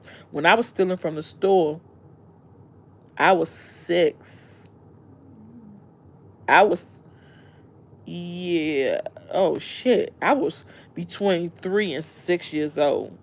Cause when my mom used to be over her boyfriend's house, she never come home, and the boyfriend is the one who gave her that shit. But she never was coming home. So I was like in the house with my little brother. My little brother was 1 years old. I was 3 years old. My other brother was 5. And so we was all babies watching ourselves because our we was in our great grandmother's house. And our great grandma was a mean ass old white lady. Mean as fuck. You thought my grandma was mean. You had to see her mother. Her mother was like, I'm not feeding them bastards at all. I don't even want them in my room. I don't even want them in my house. I don't even want to see them. She used to always keep her door locked. She didn't even want to see us, that we was in her presence. Like, leave, don't bring them kids over here. I would go in the refrigerator and all I would see was tomatoes. She used to always have tomatoes, and she would make her some grits and put tomatoes in the grits. And so we had to eat nasty shit like that. But she didn't even want us in her house. So I had no other choice, because I'm like, my mom gone, my grandmother, my great grandmother don't want to even be bothered with us. So I would go to the 7-Eleven and just steal snacks. I thought the snacks was food. The snacks was food to me. You know those the sugar bag of sugar. I don't know. It's called Fun Dip, and they got the little white thing. And you put it down in it and you lick it. That was my dinner. That's the type of shit I used to steal, and that's when I was real little. So I had a hard knock life. I'm telling y'all got to be lucky for the lives that you have. When you had a good life, you had both your parents in the house. Y'all, you had your father and mother had money. They fed you. You had a good dinner every night. That wasn't my case at all. I can't even relate to that shit. I can't even relate to that shit until it got so bad that with the depression of being a kid, that they used to call me the human garbage disposal. You gotta watch how you raise your kids, because these kids, it be fucked up. This shit go on to their future with them. But when I used to finally eat, I think when I was like 6, nah, I had to be like 7. We had Thanksgiving dinner. I had my first Thanksgiving dinner when I was 7 years old. And my mother, it was my mother, her boyfriend, his mother. He was adopted, so it was his foster mother, and my 2 siblings. And we was at the table, and everybody was eating a turkey, and my mother cooked real nice that Thanksgiving. And everybody eating, and then they just left the plates for me to clean up. So I said, if I'm going to clean up, I'm going to clean these dishes too. So I sat at that table and I ate everybody's plate. Everything that was left over on everybody's plate, I ate it. I was the human garbage disposal. I would actually eat that shit because I never knew when I was going to get my next meal. I never was used to eating. So when I finally got that food, I ate like a pig. And I got so big that when I was in the 6th grade, which I was 11, 11 years old, I was going to graduation, and I had called my mother and I was like, Mom, look, I need you to buy me something for my graduation. Everybody's going shopping. We graduate tomorrow. I need some clothes. And my mother was running around the streets that day trying to find me some clothes. And she took me to the petite, where you buy your kids clothes, like Rainbow, the section where the kids' clothes is, and I couldn't fit nothing in the section of kids' clothes. And so she had asked one of her friends, she knew this big girl, she asked her, could she get a dress from her? And she had gave me her little khaki dress, and my mother just bought me a sweater to put on. I couldn't even wear kids' clothes. I was so fucking big. I was 200 pounds. 200 pounds. And I was like, oh my God, I was so disappointed. When I went to the funeral, when I went to the graduation, everybody at the graduation was kind of looking alike, because I don't know if it's like a store near my school that everybody went to buy their graduation dress. So everybody had on different color graduation dress. Everybody was wearing something alike except for me. I was the only one that was the oddball, because my mother had to get a friend outfit for me because I was so big. So I ended up I was so sad about that. And I went home and I told my brother. I have an older brother, his name Kevin, and he is 2 years older than me. And so I went home and I was talking to him that night in the bed, and I was like, I'm so sad because I'm so big and I couldn't find nothing to fit me. Every store we went to, all the clothes was too small for the girls my age. And he was like, all right, don't worry. He said, I got something for you. I said, well, I'm thinking he's gonna, support me and do something nice for me. He said, I'm gonna write a song about it. Y'all know my brother is the one who sung at the funeral, who rapped Dear Mama at the funeral. He used to think he was a rapper growing up. So he said, I'm gonna make a song for you. So don't worry. So then He made this song, and this shit made me cry. I'm laughing now, yo. Back then, it was real sad. He said, when I was a young girl, I had visions of food. I would eat everything inside, and God would help me. And then I grew bigger, and I was like, no. I was so sad. I was just crying, just pouring down. I was like, why is you saying this about me? He said, I told you I got a soul for you. Oh my God. Yo, I was so fucking depressed. I was so depressed. I was like, I gotta do something about it. So that was my summer. I graduated. I'm gonna do something about this weight. 200 pounds at 11 years old. It was devastating. I said, I'm gonna do something about this weight. My bad, yo. I said, I'm gonna do something about this weight. So what I end up doing, I end up going on a diet. Now I didn't know nothing about a diet. I was 11, but I just knew that I didn't want to be big no more. So I heard people say that if you eat grapefruits, you will lose weight. So I was like, okay, I'm gonna eat some grapefruits, and I knew that if you eat salad, salad was healthy, you know. So I said, I'm gonna eat grapefruits, and I'm gonna eat a salad, and I'm gonna drink water, and I'm gonna do it every day, and I'm gonna lose this weight. Do y'all know? I went from 200 pounds to 135 pounds in 2 months. From 200 to 135 in 2 months. When I tell y'all, I look like a crackhead. My neck was real skinny. My body was I was just skin and bone, but my bones was still big because I got big bones. But it was no meat on me at all. I was sunken in, strung in, and I had to do my ID. I still got that ID. I had some cornrows, and I looked like Queen Latifah on Set It Off. I had some cornrows in my head straight back, and I look like a crackhead, a straight crackhead. And I got real sick.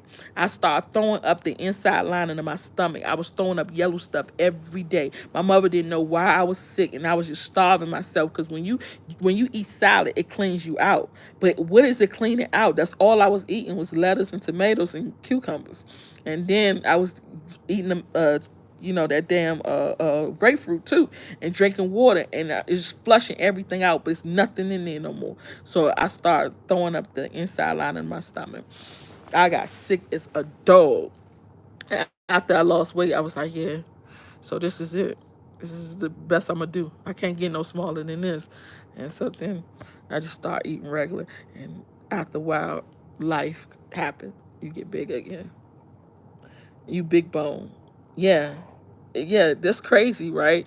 But because people always say, "Ain't bones ain't big," that don't mean nothing. But yes, it does. That was discipline at 11. Yes, because it was so depressing.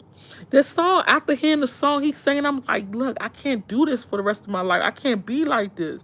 I gotta get this weight off so I can prove to him that I'm not gonna be the human garbage disposal. I'm not gonna be what people say that I am. I had to get that shit off. So I did that thing. I did that, honey. I know I could do it again, but like even now, I'm 230. I don't look 230, but I'm 230 now. And I be like, I want to lose weight. I don't care to lose weight, but for my health, and when I see my neck, I see sugar. And I'm like, okay, let me get rid of all the sugar, the carbohydrates. Let me get rid of the bread, the pasta, all that stuff. Now, the thing is, I always gain the weight back here because in Africa, it's really nothing to eat. Like they eating the same shit every day. Rice. Most meals contain rice or some type of swallow, fufu or banku or a pound of yam, and then you got pasta. I mean, nothing is without the carbohydrates and stuff, and bread, a lot of bread. So I'm like, what am I to do? Because if I don't eat, I'm going to starve here. It's just the same shit. Rice, rice, rice, rice, rice, rice, rice. And rice turn to sugar in your bloodstream.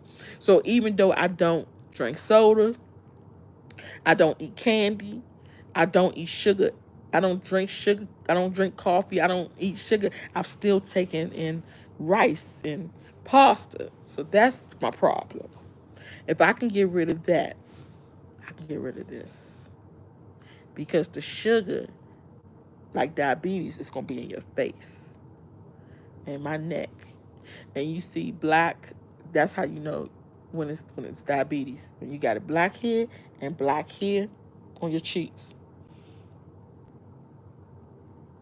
You made African stew with rice last night.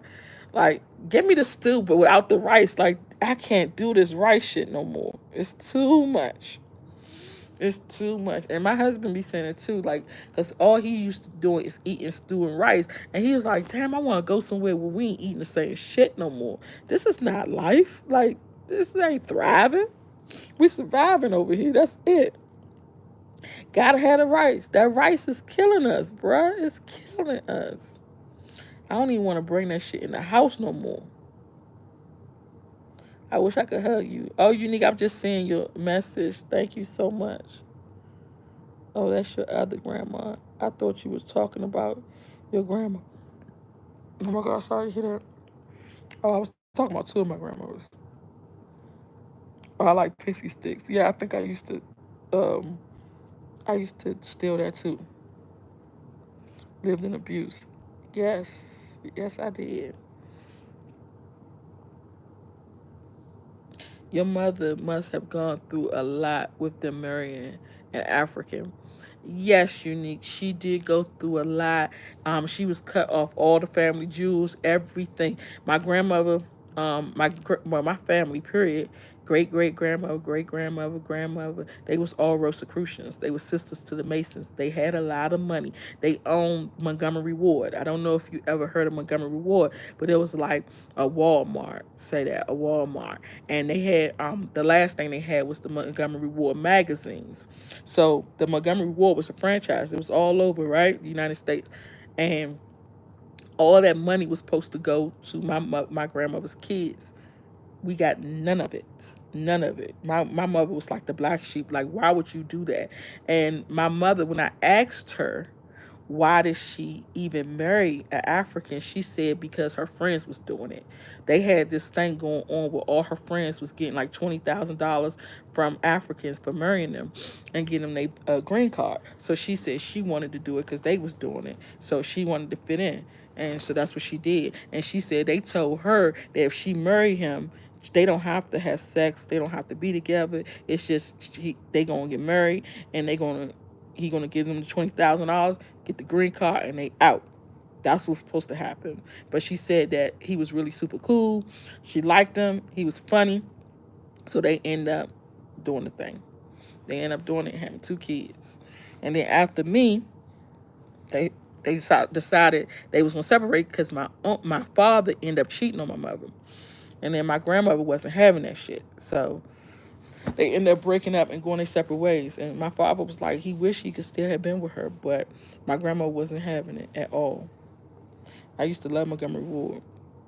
Yeah, Montgomery Ward was really nice, especially the magazines, because when I came up, it was time for the magazines to come out. So I've never been inside of a Montgomery Ward before. I hope you cheat soon. I need you. Oh, what type of shit is that to say? Is you crazy? Is you cool? Hello, James. How are you?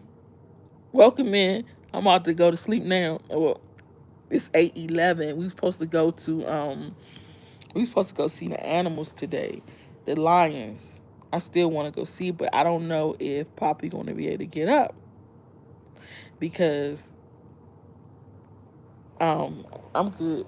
Poppy. Poppy, you know we supposed to go see we supposed to go see the lions. Which lions, bro? Huh? Which lions? Remember the lions that I told you about, the animals we're supposed to go see? Right now, it's 8:11. You see, it's 8:11. So what we going to do? 8:11. Yeah, what we going to do? What we going to do, Poppy? I don't care. You don't give a fuck. Why? Because I don't care about no you. But you said you wanted to go see the lions. You said you wanted to go see the lions. Poppy, you said you want to go see the lions.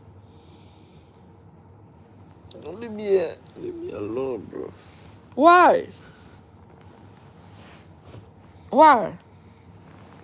Poppy, it's 8:11. We're gonna go see the Lions, okay? You ready to get up? You promise? You know I told you the other day what I like about you is that when it's time to get up, you get right up and you don't give me no problems. Are you gonna give me problems today? Huh? You won't? You gonna get up? Huh? Okay, let's get up then. Ah, Poppy, it's 8:11. I don't know if we're gonna be able to see the Lions today. Take us there. He from Africa. The Lions is the last.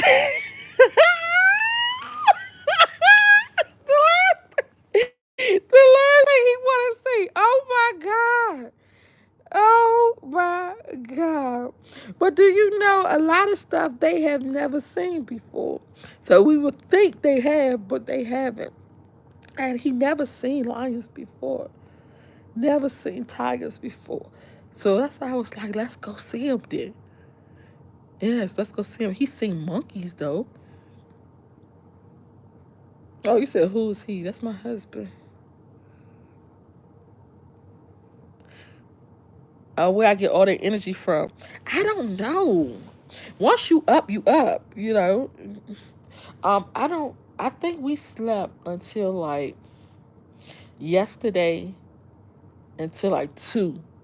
Yeah, because I got up, we got breakfast, and he didn't eat, so I was like, shit, I'm going back to bed. And then I slept until 2, and we didn't get up until 2, and then we ended up going to the mall. They got a mall out here that's really, really beautiful. Got all the same stores as America. So we ended up going there, and then we ended up coming back, going to the lobby. They had an event in the lobby, and then that was it. So I've been up ever since. DMV girls got all the energy. I know, right? James, I'm married. I'm planning to have babies anytime soon. Yes, I am. Maybe sooner than you think. Sooner than you think. I'm from DMV, not me. Oh, I'm from DMV. I can tell from the front you're natural from the back. Like, okay, so these must be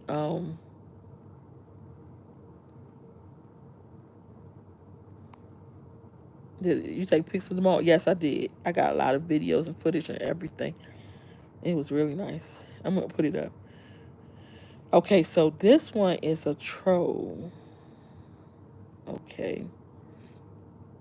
That's why people ain't got that much time. Like, to be dealing with trolls and stuff. Like, who got all that time? You be trying to talk and they be coming in saying stupid shit. Like, go back to sleep. How are the beaches in Ghana? In the water clear? No. The beaches are dirty, dirty, dirty. And I was like, I don't want to be funny, but I really think that because of all them slaves in that water is what makes it dirty. Because, like, why?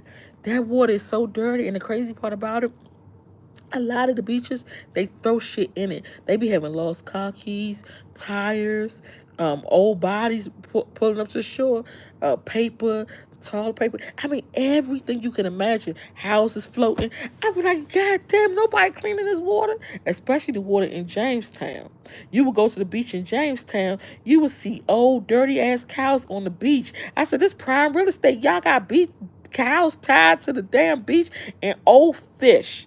Fish that smells so bad you can smell it 5 or 6 miles away, and the fish is dry fish and it's on this rack, and they sell it. And I'm like, who buying this shit? And the fish, I talked to one fisherman and he said that shit was there since he was a little kid. I'm like, what the fuck? They get sick as hell eating that. Horse and Dickies. Oh, it smelled 10 times worse.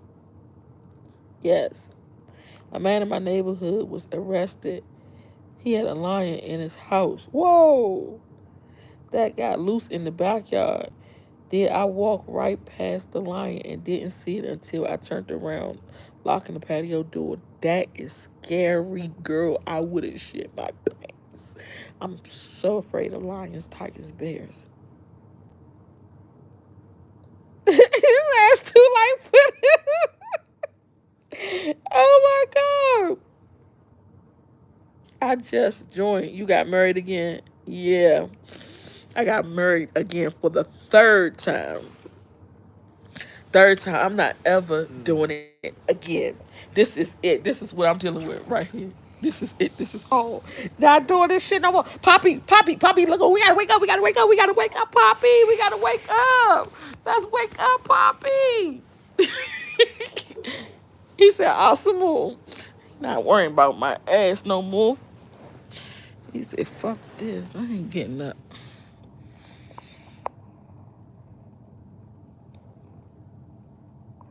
Yeah, probably not. Good morning. Thanks for sharing your story. Was your mother biracial? Yes, she was. But her fiance was black. Big black dude. I'm gonna have to tell her story soon. I'm gonna have to tell her story soon because her story was tragic. Like how she got sick and everything. It was so bad. It was so sad. And I'm just glad to, even though my mom got sick when I was 5, and even to be that young and still remember everything, that's good enough for me. Like, because I got short term memory loss. I forgot what I did 5 minutes ago, but I remember everything that happens in my mother's life. I remember everything from the beginning to the end. I know all her stories. I know, like, she deserves a Lifetime movie because that's how bad her life was, and the stuff that the guy put her through. And you got to be careful too. Thank you so much, Unique. You got to be careful too with people who grew up in foster care. Those be the worst ones because they go through a lot of stuff. And her baby father, I said her baby father, her boyfriend, fiance, whatever, he was in foster care all his life. So he had no regards to anybody. Like, he didn't care. He didn't love nobody. He had abandonment issues. He had a lot of problems. He was a womanizer. Um, he was a drug dealer, and everybody in the neighborhood is dead now because of him. He had sex with every girl in the neighborhood and gave them all HIV. Everybody in the neighborhood. Everybody. It was people that I was seeing after my mother passed, and they was still alive, and I was like, damn, you got that shit from him? They was like, yes. He gave people that shit, and they had kids by him. It was crazy, and the kids got it too. Like, his story was wow. Wow, wow, wow. We went through so much. But I'm gonna have to tell that story another time because I really need to work on a movie about her. I got a organization, but I haven't done anything with it. I have an organization for her. um I was going to do those dollar houses in Maryland and Baltimore. I was going to get those houses and rent them out to Hopper because the Section 8 is going away. They going away with Section 8, but Hopper is still working. Hopper is housing opportunity for people with AIDS. So it gives people with AIDS housing vouchers. So I was going to fix those houses up and get and do Hopper with those houses, but I just never got around to it. Life comes at you fast. So this motherfucker is another one. Like, what? Yeah, it's a lot of people who have it in Baltimore and Pennsylvania. It's a lot of people. Yes, Pennsylvania is so sad. It is so sad right now. But I want to get back there to do some more things, but I don't even like America, man. There's so much stuff that you can do in America, though. And now that all the immigrants are getting out of there, it's more jobs opening up, more opportunities for us, and um, grants and stuff that we can get. So I need to do something about that too. Atlanta and Houston. Yeah, Houston for sure. Atlanta, that's scary. That's close home. That's close to home. That hits close to home.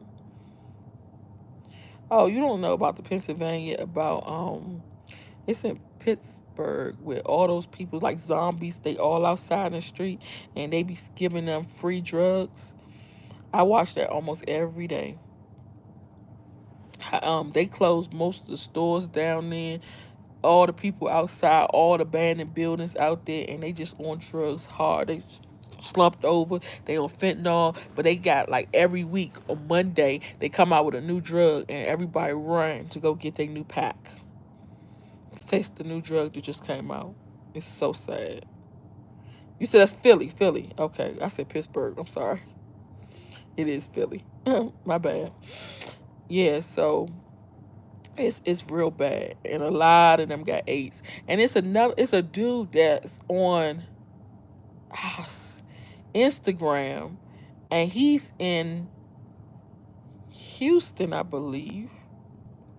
If I'm not mistaken, I need to go look at it again. I think he's in Houston, and he be doing little videos about all the women out there, and it be so sad, all the women who have it. It's crazy. Kensington, yes, you know your shit. Oh wow, I didn't know about Germany. Yep, Sharon Needles. Yeah, and the drugs, man. I don't know how it's getting them because my brother ended up getting on it. I think my brother was 22. Was he 22 when my mother passed away? I don't know exactly how old was he. He had to be between 22, 24. I don't feel like doing the math right now. But he had to be between 22 and 24. And he was outside in D.C. And, my mom was gone. And my grandma was sick. And everybody was going on, and he ain't have nobody. He ended up going out on the street and getting with the crackheads, because the crackheads is always outside, and they hipped him to um, shooting up heroin. And at that young age, he started shooting up heroin. I cannot believe it to this day. I cannot believe my brother did that shit. And we used to, when we was kids, we used to be in the bed at night talking about crackheads and how messed up his shit was. And then he ended up turning to a crackhead.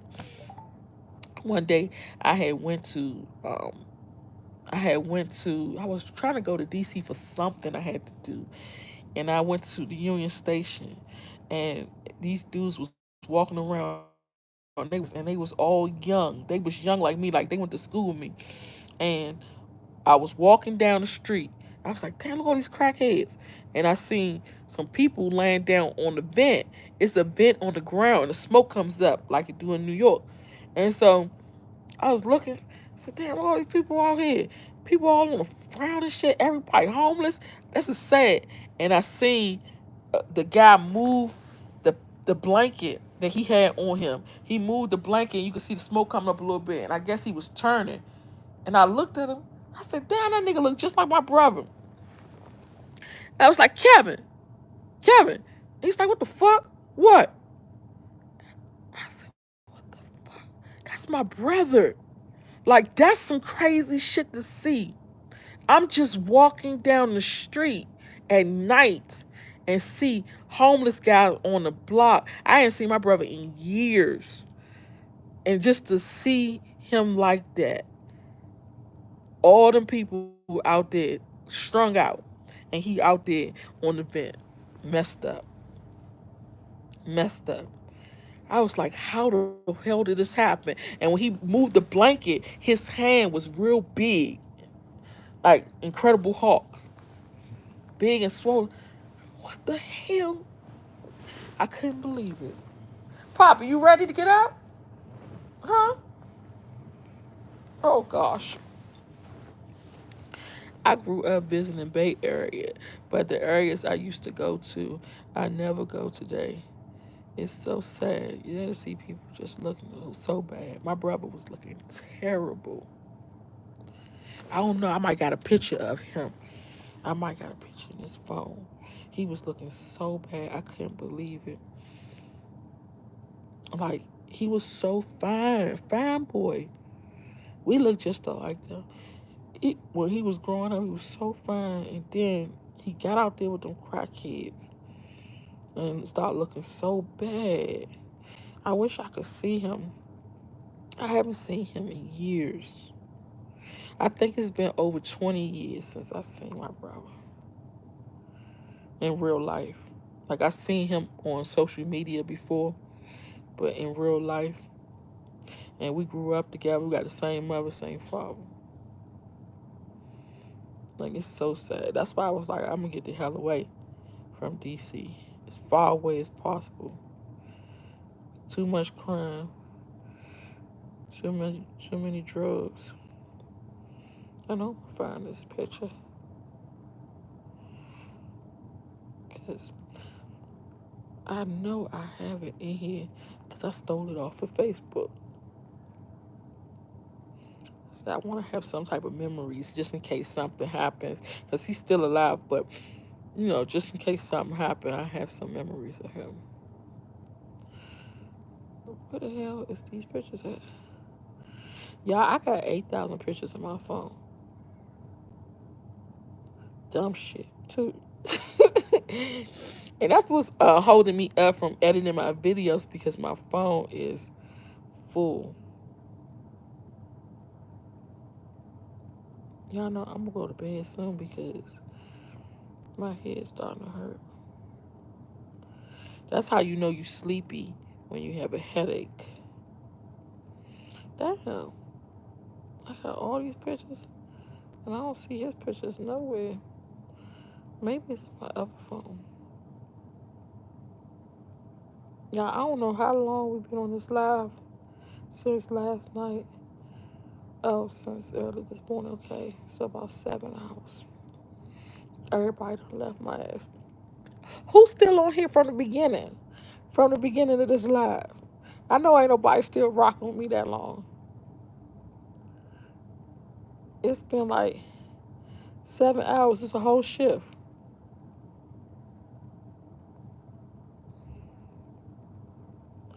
Oh, you still? Oh, damn. Oh, damn. Y'all still on here rocking with me? This a long time. Shit, thank y'all. Thank you for being a friend. Travel down the road and back again. Your heart is true. You're a pal and a confidant. Thank you for being a friend. Yes, it's too long. It's been a long time. Poppy said, look, I'm not standing up with y'all asses. Fuck that. He be telling me all the time, you be on live too long. I said, yeah, we be chatting, bro. Having fun. Life is good, especially when you got an internet. And I can't do this shit in Ghana, y'all.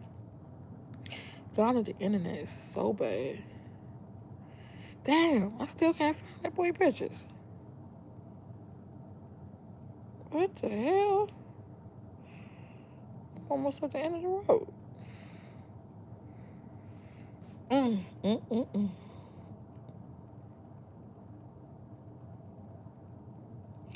Damn, damn, damn, damn, damn.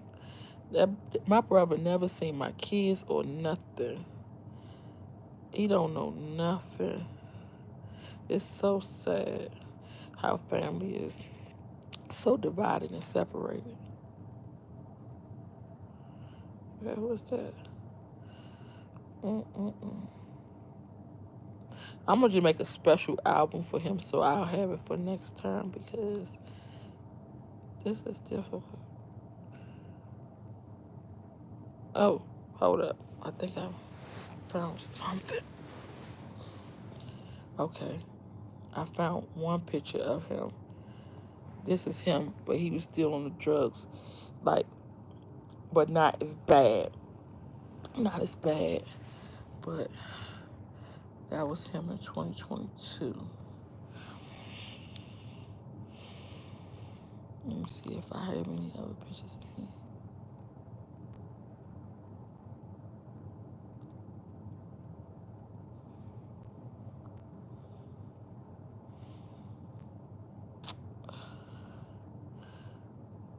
No, I sure don't. That's crazy. Maybe I was deleting them because I had too many pictures in my phone. She on vacation in South Africa. Everybody says it's a vacation. I don't think it's a vacation. I just wanted to come and check out Johannesburg. But they said that here is a lot of murders. It's a lot of violence here. I haven't seen nothing, but when I asked the guy downstairs if I can go across the street to McDonald's, I said, "Will it be safe for me?" He said, "No, I can't tell you that." And I was like, do you be seeing shit happen? He said, yes. I said, well, damn. And for real, I really don't want to be nowhere that I can't even go outside at night. That's not cool to me. Damn, y'all, I don't know. No more pictures up. That's not cool to me if I can't even go outside at night because I can't bring my kids here like this. But I heard Durban was nice and you can go outside at night, but I don't know. I have to really do some research before I decide to come over here and live. I need your consultation to help me get out of America. I have a wife, or she is going to be a wife in Sierra Leone, Africa.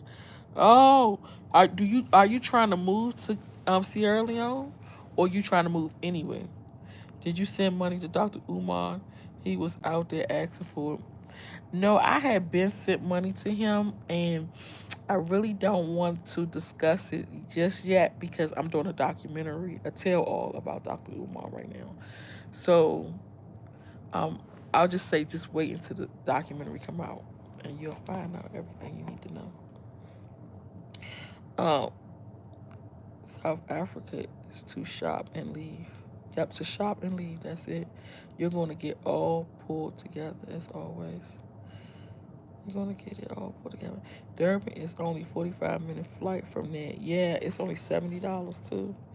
I visit every year and stay on beautiful resorts on the beach. Oh my God, I would like to go there. I should just go today. I wonder if they got a flight. If they got a flight available, I need to look and see if I can just go today. The only thing is, I have to leave from here for my return flight, so I will have to come back. But I don't have a income. Okay, you're gonna have to get an income. It's not gonna be hard for you to get something doing, to make some money. Like, it's so many ways to do it. Where do you live at right now? Oh, you have your retirement. And how much is the retirement? I want to see, like, how much you working with, because you might not be able to come to Africa, but go somewhere else that's more affordable. What's my contact email?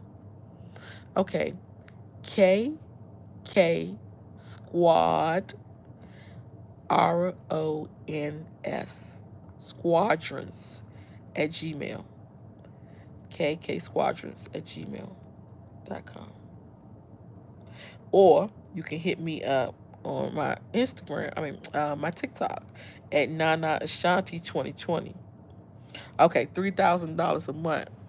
$3,000 a month is not bad. You can actually live in Ghana off that, but you're gonna be living somewhere off, like, outside of Accra, outside of the main city. You will live somewhere like in Cape Coast or Elmina, where life is really cheap, but you're gonna lack so much. You're not gonna have the grocery stores there. You're not gonna have shopping. And if you like me and you like to eat, ain't no just picking up and going to the restaurant. It's not gonna happen. Um, so most of Africa is like that. So if it's cheap, like they say, oh, you can live off of $100 a month, that means you ain't got shit going. And I'm gonna tell you something else. This is a trickery. You'll go to Elmina or Cape Coast, right? And it's cheap to live because you done paid your rent up. You get you a 2-3 bedroom house for maybe like 1,500 for the whole year. Cool. Okay, we got that. But then when you want to go buy stuff, like, you might have ranch dressing that you like. A bottle of ranch dressing that will usually cost you in the States, I don't know, $6. It's gonna cost you $20 in Ghana because of the importation. So anything was imported is going to cost you a lot. But here's the catch: people tell you, "Oh, it's cheap though out here. You can get anything you want." The stuff that's imported is being imported from Accra. So now you got to pay the duties of it getting sent to Accra. Now get sent to Elmina. So it's going to be triple that amount. So technically, Elmina and Cape Coast is more expensive than Accra because they got to import the stuff from Accra. So now you paying triple that amount. That's the shit I don't like. Because I'm like, this shit don't make sense. Like, how am I buying a a tripod for $50, a little ass tripod to hold my phone on the table for $50 when that shit costs $6. It's because it got to be imported to Ghana, then imported from Accra to Elmina. Oh, then as far as working is concerned, the I can't guarantee your internet gonna be straight. The internet is trash. Even with Starlink, your internet is better, but it's still trash. So I just don't suggest those places. I don't suggest moving to Ghana to nobody. Because I wouldn't suggest you do nothing that I wouldn't do myself. And even though I'm in Ghana all the time and I'm standing for a month, 2 months at a time, moving is not my forte. Like, I would not do that at all. I will not. Works well in Kenya. Oh, okay. That's a good thing. Because I have Starlink with me right now, but I haven't tried it over here because I didn't have to. I got 5G internet. I was in before I left, I was in the eastern region, and that shit said I wanted to go live so I can show y'all how beautiful the bridge was. That shit said 2G cannot work. I was like, 2G? What the fuck? We cannot let you use live with 2G. It's just not gonna work. Let's see what it says. Outside of the states, you are still a citizen. They are forcing you to pay U.S. taxes on your money. So do your homework on that. If you have family and friends, get them to ship you stuff. Yeah. Okay, so Unique said 3,000 be fine in Sierra Leone. If you want to go there to Sierra Leone and learn some Mandy, Abua, Cayena, learn some uh, Mandy, you'll be good. You will be good. If you have retirement, they will cut it off when you're out of the U.S. for so long. They change. Oh, I didn't know that. 3 months. Also, if you earn income outside of the state.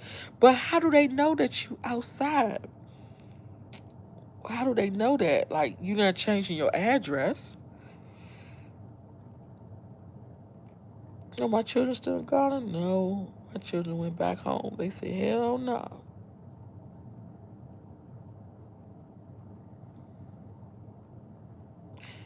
Beautiful malls and restaurants. Everything is walking distance. Travel solo too. Oh my God, you gonna make me want to go there today. I will wake my husband up and say, let's get it, let's go. People are saying that the schools has been built for years. It's never finished. Laughed out loud.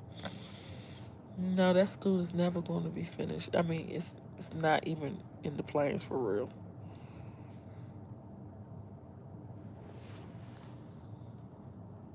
Okay, so he said he want to move anywhere, so it's not just Sierra Leone, um, but anywhere.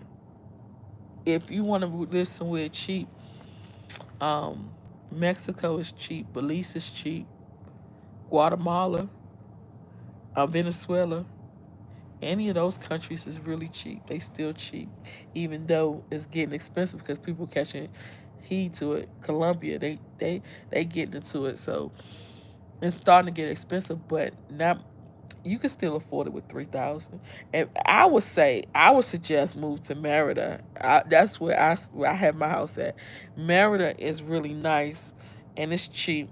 You can get if you was just a plain person, you're not into all that luxury and you know all the aesthetics and stuff.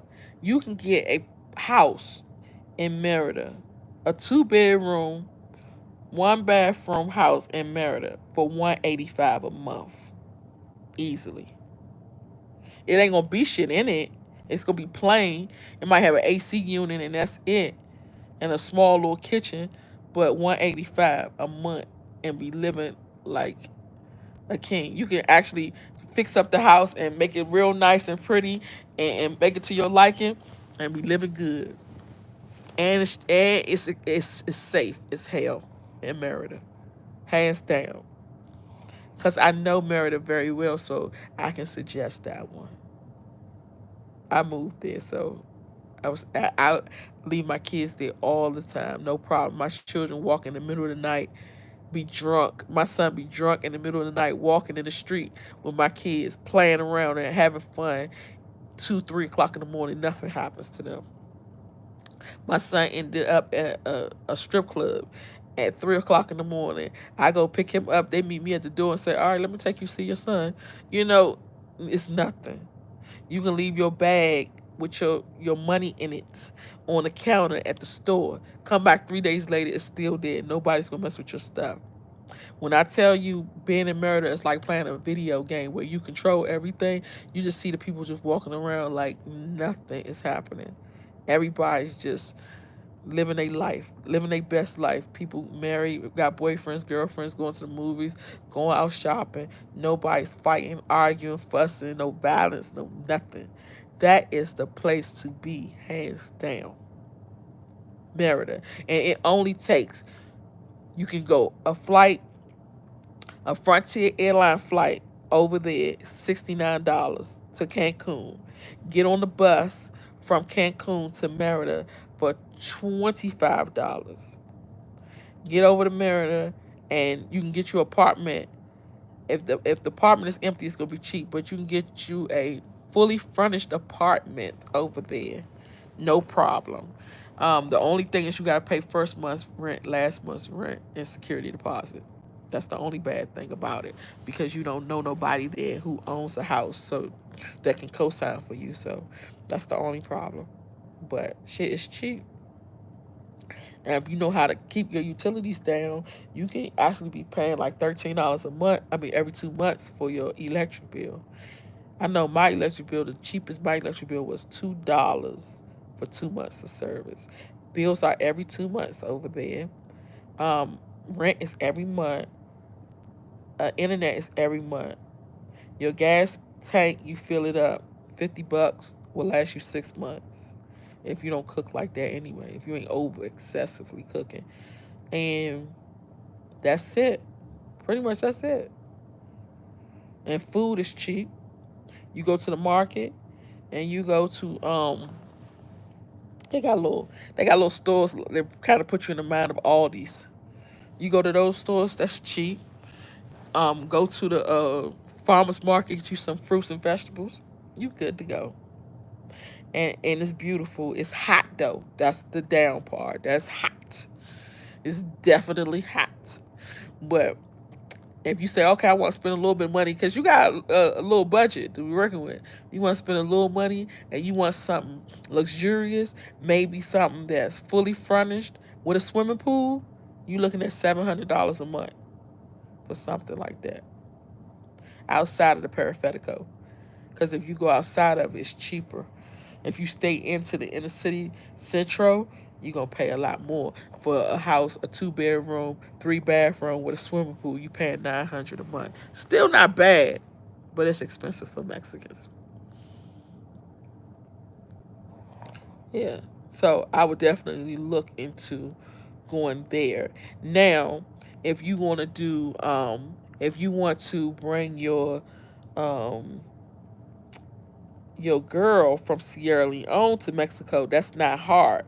So what you would need to do is you can contact me. I can help you with it. But what you would need to do is you would need to visit a Mexican embassy in your state or close to your state. Go online and fill out an application. Visit them. Take them all the information you need and show them that you have the income. Once you show them you have an income, do your homework because every embassy has a different income limit. But once you show them you have the income, they'll give you a visa. They will stamp a visa in your passport. You will take that visa. You got 180 days to take that visa to Mexico and turn it into a residency. You'll go to Mexico and you'll get somebody. You can go online. They have a lot of Facebook have a lot of groups. Mexico on the road to Mexico. They got Black Mexico, Black in Mexico, Black in Merida. All those groups. Go in those groups and ask somebody. Do anybody have somebody who can speak for you and at the embassy, and then all the people start talking like, I can do it for you, and they charge like $500, where they'll go to the embassy for you, and they will get your residency card themselves. So you just pay $500 and you can get your residency, and then once you get your residency, now you can send an email to the Mexican embassy in Ghana, which is Sierra Leone and Gambia. Ghana, Sierra Leone, and Gambia.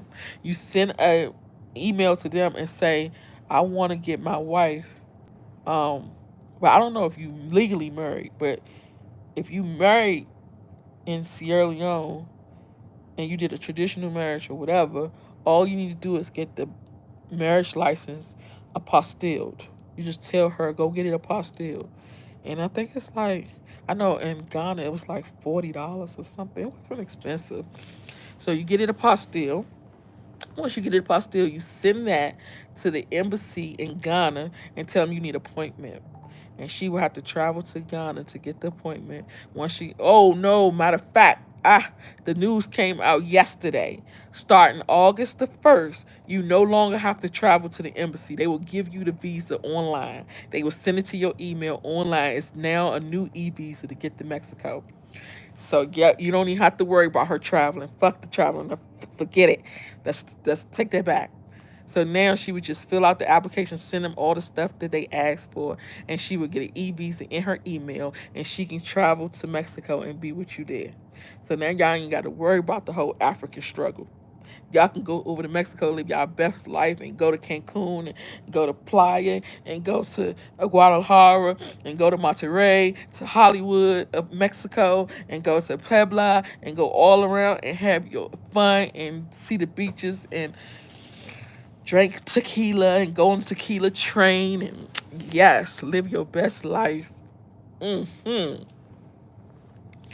Do you do love to go to the beach? Oh my God, I gotta be at the beach. I got to be. I love it. I love it. I love it. There's no way you have a job. No, I don't have no job. Why I get to I have Horace tattoo? Because it was just like someone just kept saying, get it, get it, get it, get it. And when I got it, everybody was mad, don't get that shit. I was like, nah. I'm so in tune. Like I this is the type of stuff that I study, right? So when I got it, I immediately start seeing things. I immediately start seeing signs. People that was no good. People could call me and say, "Oh, this girl need help." I would put her on the phone with you, and the tattoo talks to me. The tattoo would tell me, "Oh, that bitch ain't no good. Leave her alone. Don't do it." And I sometimes didn't listen. I was like, "No, I'm gonna do it anyway. I'm just gonna do it. I'm just gonna talk to her, and she'll fuck me over." And I'd be like, "Damn, I need to start listening to my tattoo." And I swear, it never failed me yet. It's been saving my life. And when I got robbed in Zanzibar, the diamond that was right here, I had a diamond right here on my face. That diamond fell out, and my tattoo told me something bad about to happen to you. Get out of here. And I couldn't leave. And even before I even went, when I was on the plane, something told me to leave. Then when I got off the plane, something said, nah, something bad gonna happen here. This is not a right place. Now when I got here, I had no bad feelings at all. I had no bad feelings.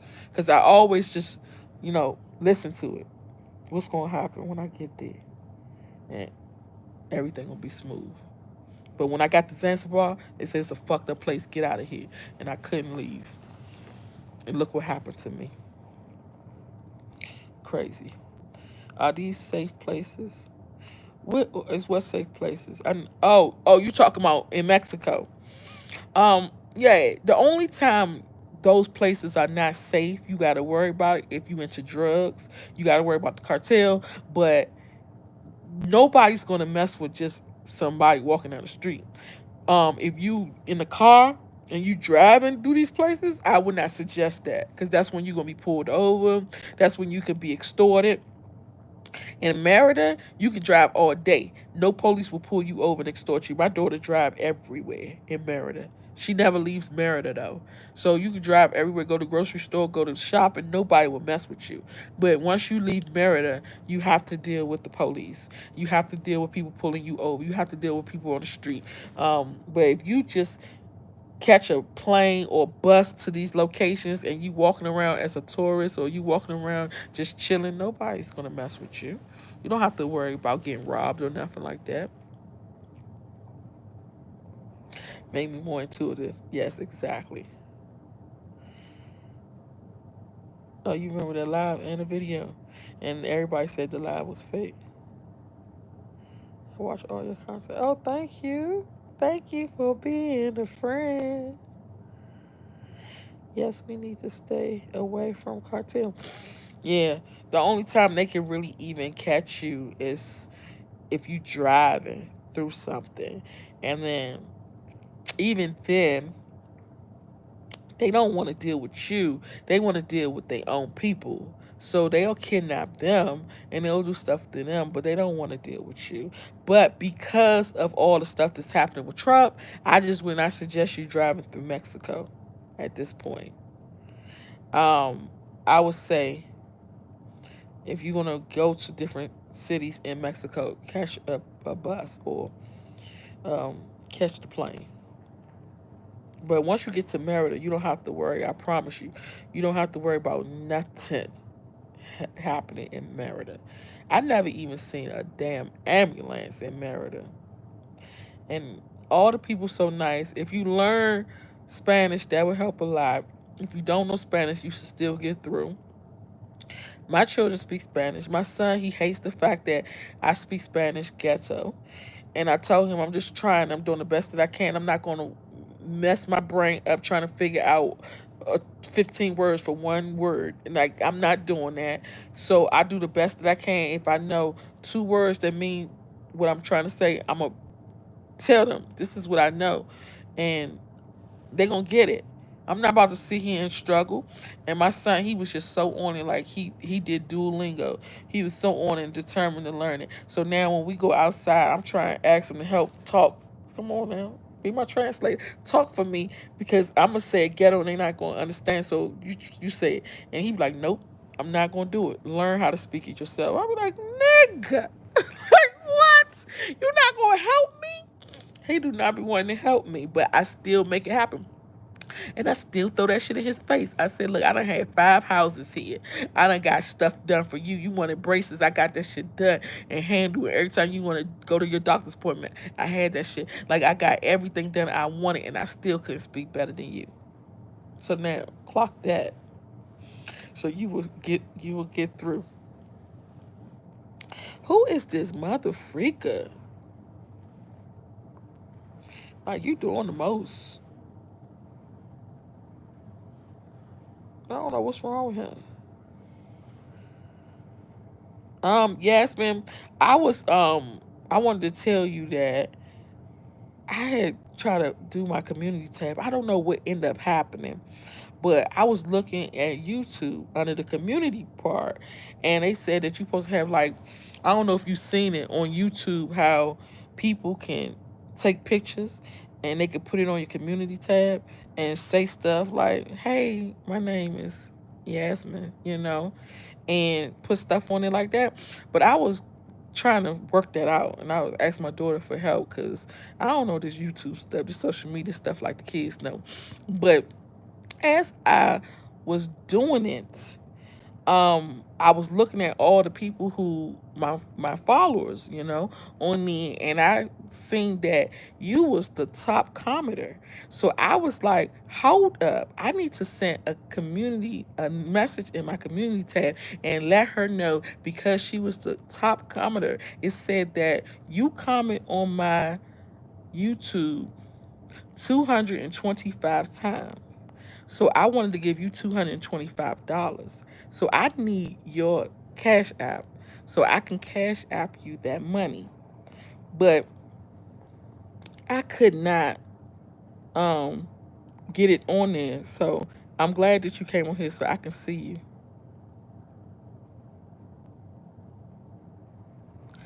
I'm glad that you came on here so I could see you so I can let you know to put it on there. When you get a chance, let me know. The dental in Merida?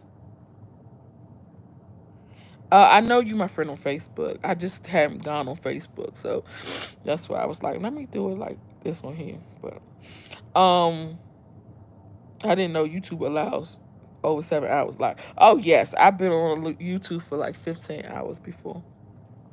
Okay, so the dental. So basically, my son wanted braces, so we went to Mexico braces. I think that's what it's called, Mexico braces. Okay, thank you, boo. So we went to Mexico braces. Oh, it's called Mexico brackets. So we went there, and to get him started, the deposit was $30. Every month we paid $15 a month for the braces. Very, very inexpensive. To For my oldest son, he wanted veneers. So I took him to Amnestista Dental, and he got veneers for 2,500. There was a sale going on for 2,500. So that's the place that you want to go get your work done. Uh huh. No problem. Who is the top? Uh. Oh, you saw that video? Yeah. So braces is very cheap in Mexico, especially in Merida. Where's my house? In Michigan? I'm in Detroit. Oh, it's in Flint.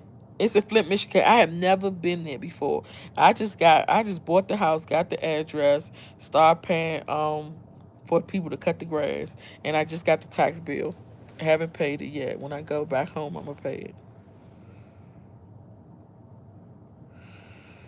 In Flint, Michigan. I don't even know what the house looked like. I just know I got the pictures of it for the inside, but I don't know what the street looked like. I don't know none of that shit. I wanted to go fix it up, but what ended up happening, I don't know if you know, I think I told y'all about it the other day, but the contractor that I had, I wish I would have started doing Contractor Chronicles. I did do some videos, but I never uploaded it. But they took me through hell.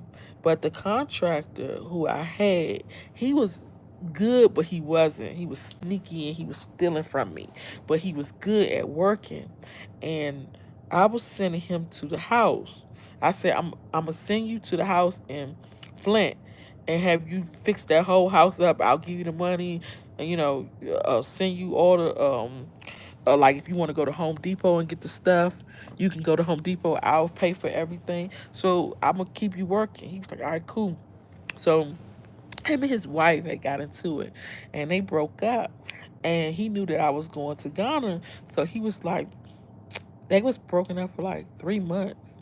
So he was like, when you go to Ghana, can you take my wife's underwears and her hair to Ghana and have one of the people, the voodoo gods, to do some voodoo on her, because like I want my wife back, I want my family back. And I was like, shit, you ain't gotta go to Ghana for that shit. I said, I could do it for you. So he was like, for real? I said, yeah. I said, but I'm gonna tell you something, what's gonna happen. When you get into this shit, you can get it done, but you're gonna have to sacrifice something. It's not gonna be that easy. You're not gonna be able to just get your wife back and everything gonna be good. It's gonna come with some type of consequences. And he was like, I don't care. I don't care what the consequences is. I want my wife back. She ended up leaving him, and she moved all the way to Honduras and left his ass. I say this nigga did something bad to her, because he left her like that. I mean, she left him like that. So I ended up doing the voodoo for him, and he got his wife back. He went to Honduras, and they got back together. And now they together, but now he can't come back to this country. I mean, I said to this country. He can't come back to America. So even though he's with his wife, he can't make no money, and he can't go back to America.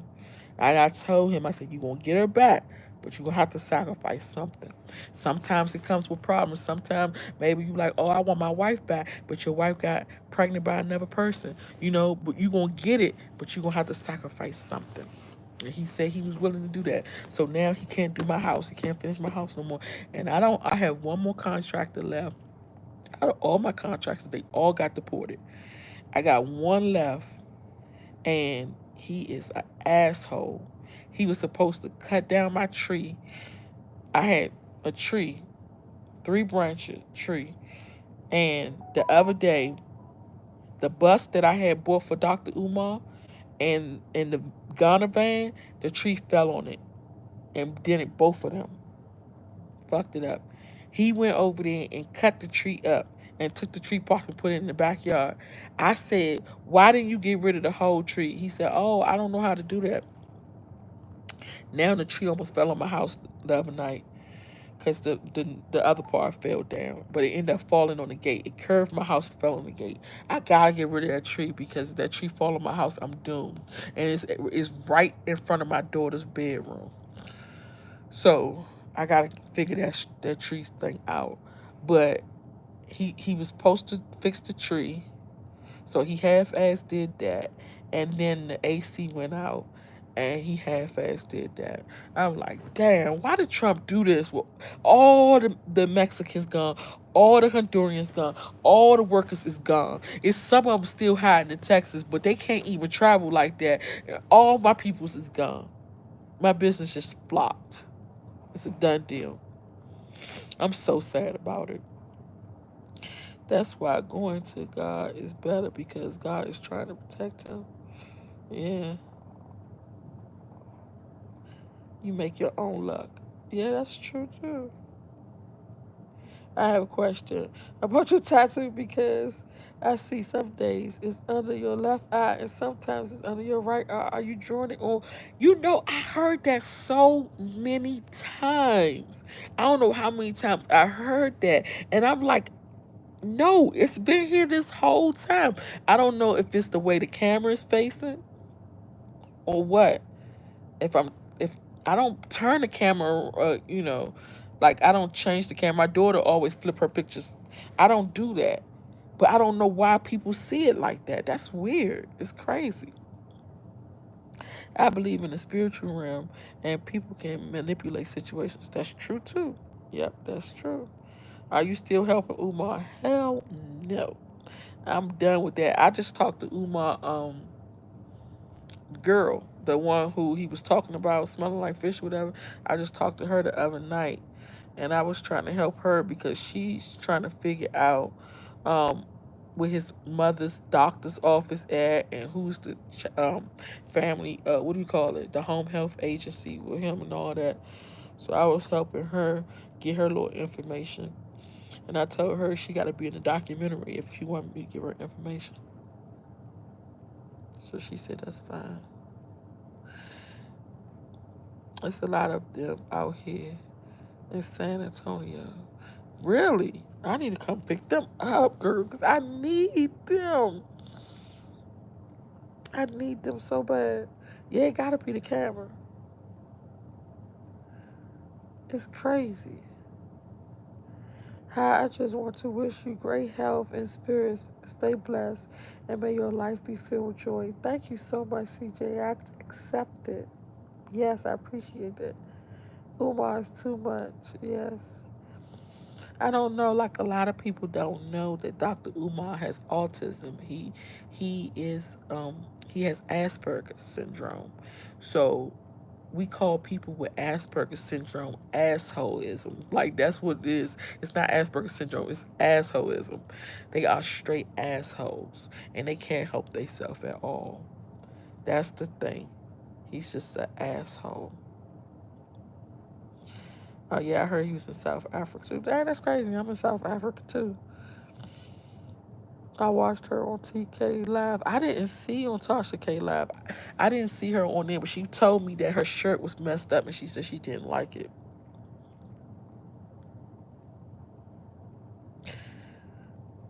No, I never been there. How to co I don't even know how to pronounce that shit. No, I never been there. I've been to a lot of places in Mexico though. People be like, damn, you went to more places than me and I'm from here. So Umar is still in South Africa right now, or is he gone home yet?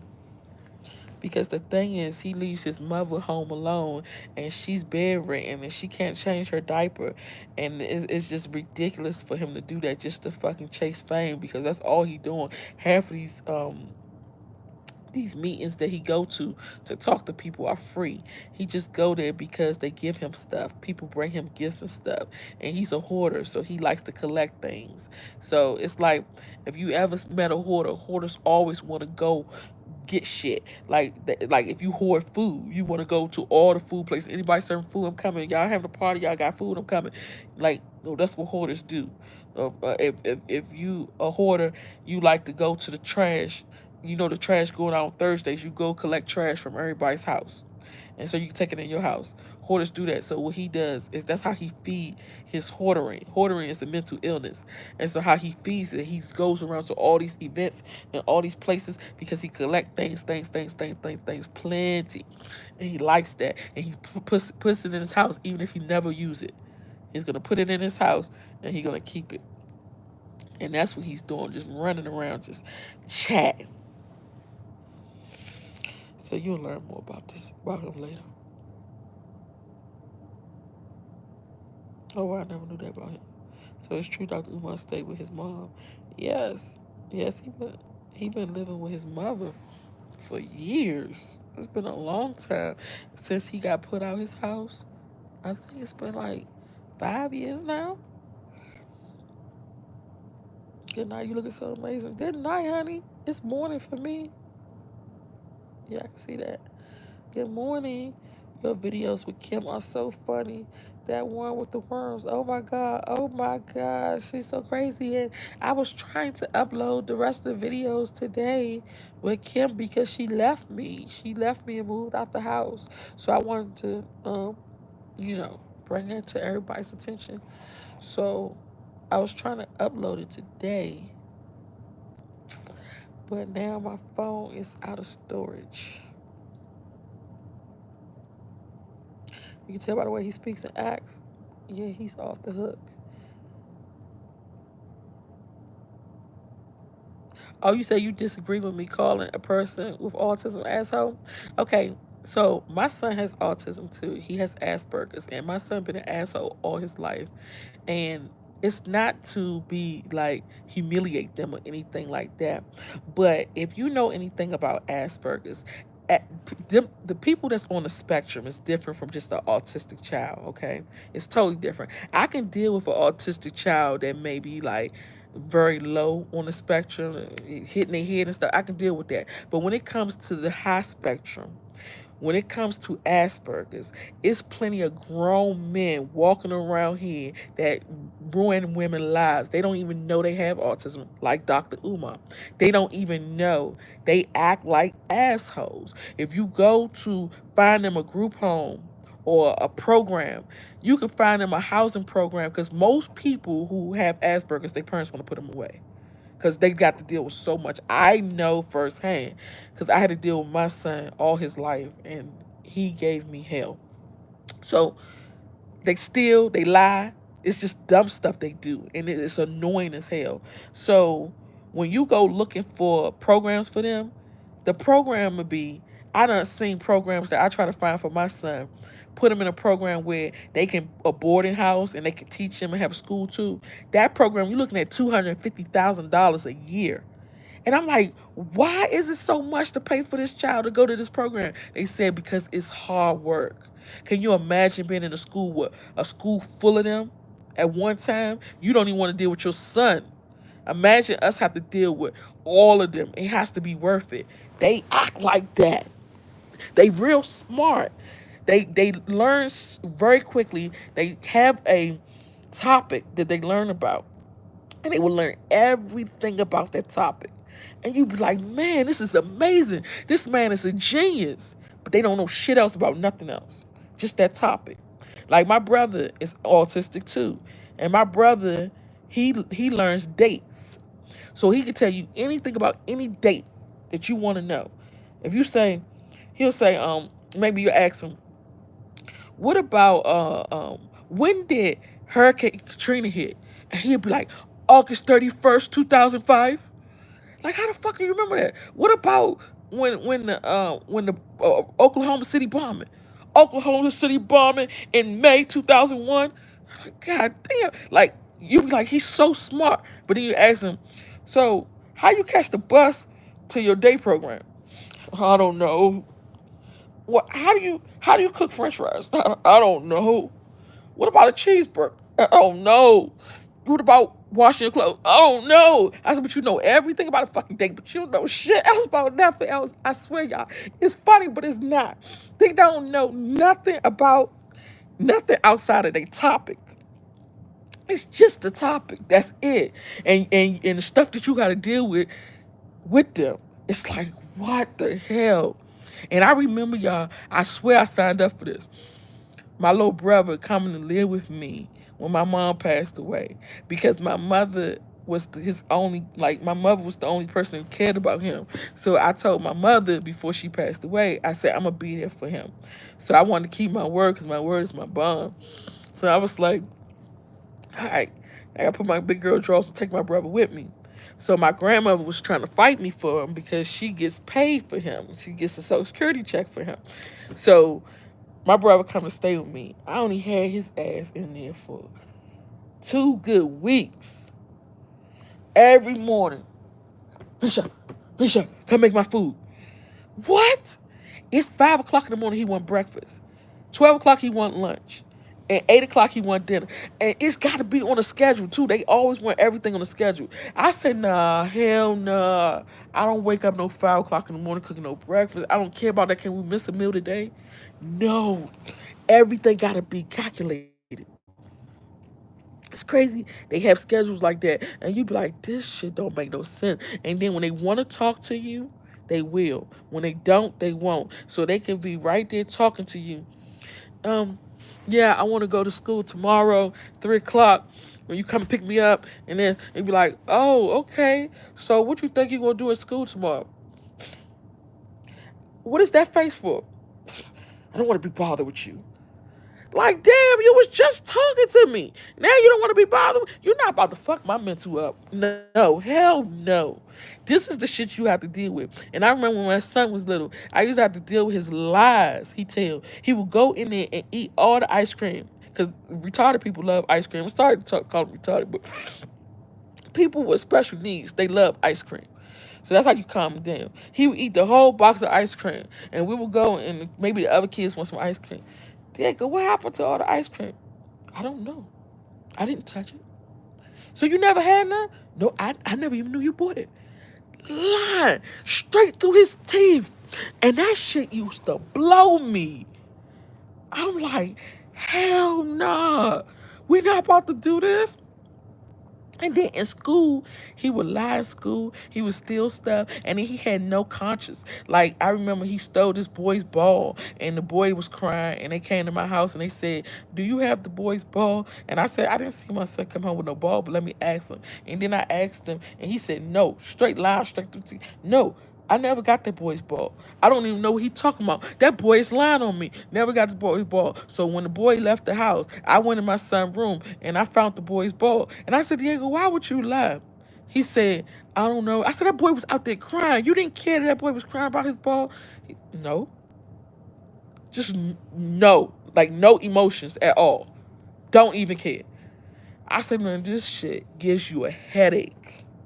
The shit you got to deal with people with Asperger's is crazy. And I talk to women whose husbands have it, and the women have to go through so much. Can you imagine? No emotions at all. My son never even want to hug. He don't even want to kiss. He don't even want to touch you. I touch him. I'm like, what the hell? That's how I knew something was wrong. He was different like that. So I knew something was wrong with him when he was 12 years old. I was trying to hug him and kiss him. And he moving back. They don't want to be touched. I'm just a person that keep it real. And maybe because you probably just new to the channel or just came on the live, you got offended by it. But it wasn't that I was trying to be mean about the autism situation. But Autism is real close to heart with me because I work with these children. I grew up with these children. I raised my brother. I grew up with my brother. My mother was gone and I was 5 years old. I had to go run the hallways and find my brother because he wanted to play hide and go seek, which he didn't play. It was really hide and go seek for him. So I had to deal with this all my life. And then I have my cousin too. Everybody on the street that was born in 1987 was born. All them people. I'm not gonna say you was born with autism because you're not born with autism. Everybody on the street developed autism in 1987. My brother personally got autism from taking the measles, mumps, and rubella shot.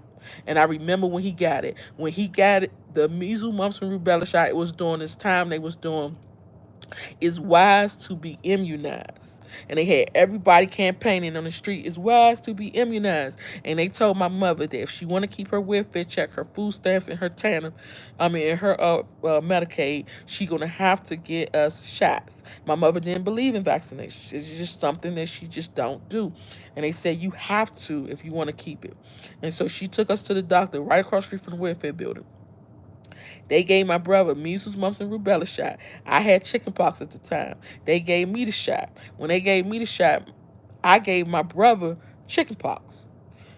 The day that we went home, they had this new charter health program. They said charter health was going to come pick us up if we have any emergency. We call charter health. We don't go to the emergency room. Okay? Now, every child that takes the well, not every child because I never had to deal with it, but most children who takes the shot will catch a fever. So they will have, they will have Tylenol and stuff so they can bring the fever down. They know that when you go home, you're gonna have to deal with a fever. So my mother knew that. She was aware. That night, my brother had a fever, 104.5. He was going into convulsions, and she called Charter Health. Charter Health said, "Okay, we're gonna come and get him." Charter Health did not come for 4 hours. By the time they came to pick him up and they took him to the hospital, he was almost brain dead. He and when he came back and they did their little thing, they had him in the hospital for a couple of days. When he came back home, he was not the same. He was a total different child. He started going over to the corner, not talking, not saying nothing. He was talking before, and he would like if he say his dad, he would say Big Jeff. Then he started saying Big Duh, Big Duh. And then he would go to the refrigerator. He wants some food. He would point. He wouldn't say, I want to eat. He would point to the refrigerator and be like, ooh, ooh. And my mother said, my son not talking no more. And she took him to the hospital. I think it was, I forgot the name of that hospital she took him to. It's a hospital for sick children in D.C. I forgot the name of it. It'll come back to me later. But she took him to the hospital, and they said they diagnosed him with autism and mental retardation. And everybody on that block got diagnosed with autism that year. And they was thinking, was it something in the water was doing it? It was the immunizations. That's what it was because they had the campaign. Everybody had to get them. My brother now, he is, okay, I'm 40. He is 38. He's 38, but not 38. So he's 38 in age, but in mental, six, I'll say 6 years old, maybe six, maybe seven, something like that. He's probably about 6 years old. He can't read, he can't write, he can't catch the bus. Only thing he can do is dress himself, take a shower, and eat. He can feed himself. And he know dates. And when he called me, he don't have nothing to say but the dates. So he might call me like, hey, how you doing? I said, fine. What you do yesterday? I don't know. Went to the store. I can't even remember what the fuck I did yesterday. And that was it. Oh, yeah, I went to my day program. So my uncle said he coming to see me June 15th. I said, okay. Oh, so what you do for Christmas 2 years ago? Like, who gives a fuck, Jeff? Like, why is you calling me asking me that dumb shit? Like, what the hell? I'm like, I don't even care about Christmas. And I definitely don't care about Christmas 2 years. He was like, oh. Christmas 2023, I went over my uncle's house. Okay, that's all. Okay, so how many more dates we gonna talk about in this conversation? I don't know. When is your birthday? Oh, I know your birthday, October 29th. Okay, okay. Oh, my birthday, June 8th. I ain't get nothing for my birthday but Timberland boots. Okay. And that's it. That's the conversation. Every day. Every day. It's the same conversation. Every day. He called me 3 times while I was on live. I said, I'm not doing that today. Not today, Jeff. Children's not no, it wasn't Children's Hospital. He used to go to Children's Hospital, but it was another hospital. I forgot the name of it. But he ended up graduating from that school, Saint Carletta. Saint Carletta, he graduated from there. And after he graduated, he just started going to day programs. But they don't teach him nothing. I'm like, y'all got to do something with this boy. Like, he has no life skills at all. He got his own apartment. He's upstairs on the 3rd floor. It's all Africans working in the building with him. And he still don't know how to cook. He still don't know how to read. But he watched my YouTube though. I was able to call and get one of the ladies in there to put my YouTube on his tablet. So he watched my YouTube every day. And that's how he stay close to me. Because I can't see him. I haven't seen him in a couple years now. I try to go see him, as much as I could when I'm in America, but I haven't seen him for like 4 years, I think. But every day he calls me. You said, please immunize? Oh, I definitely don't believe in it. Oh, I'm not going to do it. I have never immunized my children at all. After my brother, heck no. Heck no. I done had the measles, chicken pox, and all that. My kids ain't never had it, but I done had it. But I'm not. No.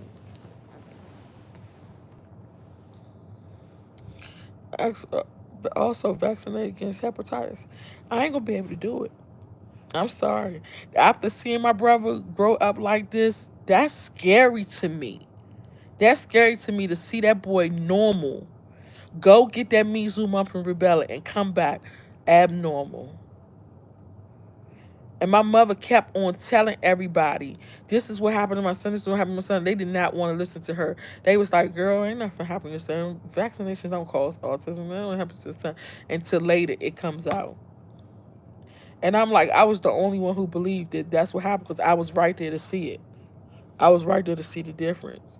Also, the fever had gave him brain damage. That's what happened. That was the vaccination. Now everybody won't get it from vaccinations because what they do is they spread it out. They sprinkle it out because, like, imagine if all the vaccinations at one clinic was giving these children this autism, then you'll be able to see it and be like, hold up, I took my kid there, I took my kid there too, I took my kid, and it'll be an epidemic, and then it's going to be out there for the masses to see. They don't want the masses to see, so what they do, they might put one of them in the clinic in Georgia, another one in the clinic in DC, another one in the clinic in California, so spread it out, so when it happens, you don't know that that's what caused it, because nobody's talking about it. But I looked into it. I was like, no, ma'am, I can't do it. I can't put my children in the same system that failed me. I just can't do it. That's why I never sent my children to public schools before.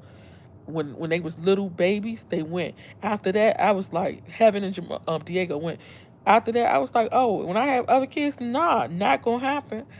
Put my children in public school. That's the same school system that failed me. I ain't gonna be able to do that. Then to get them vaccinations, I ain't gonna be able to do that either. Then to let them live in America, I ain't gonna be able to do that either. My children fat too. Hell no, my children ain't fat. Like, why would you even say that? You went to sleep and woke back up?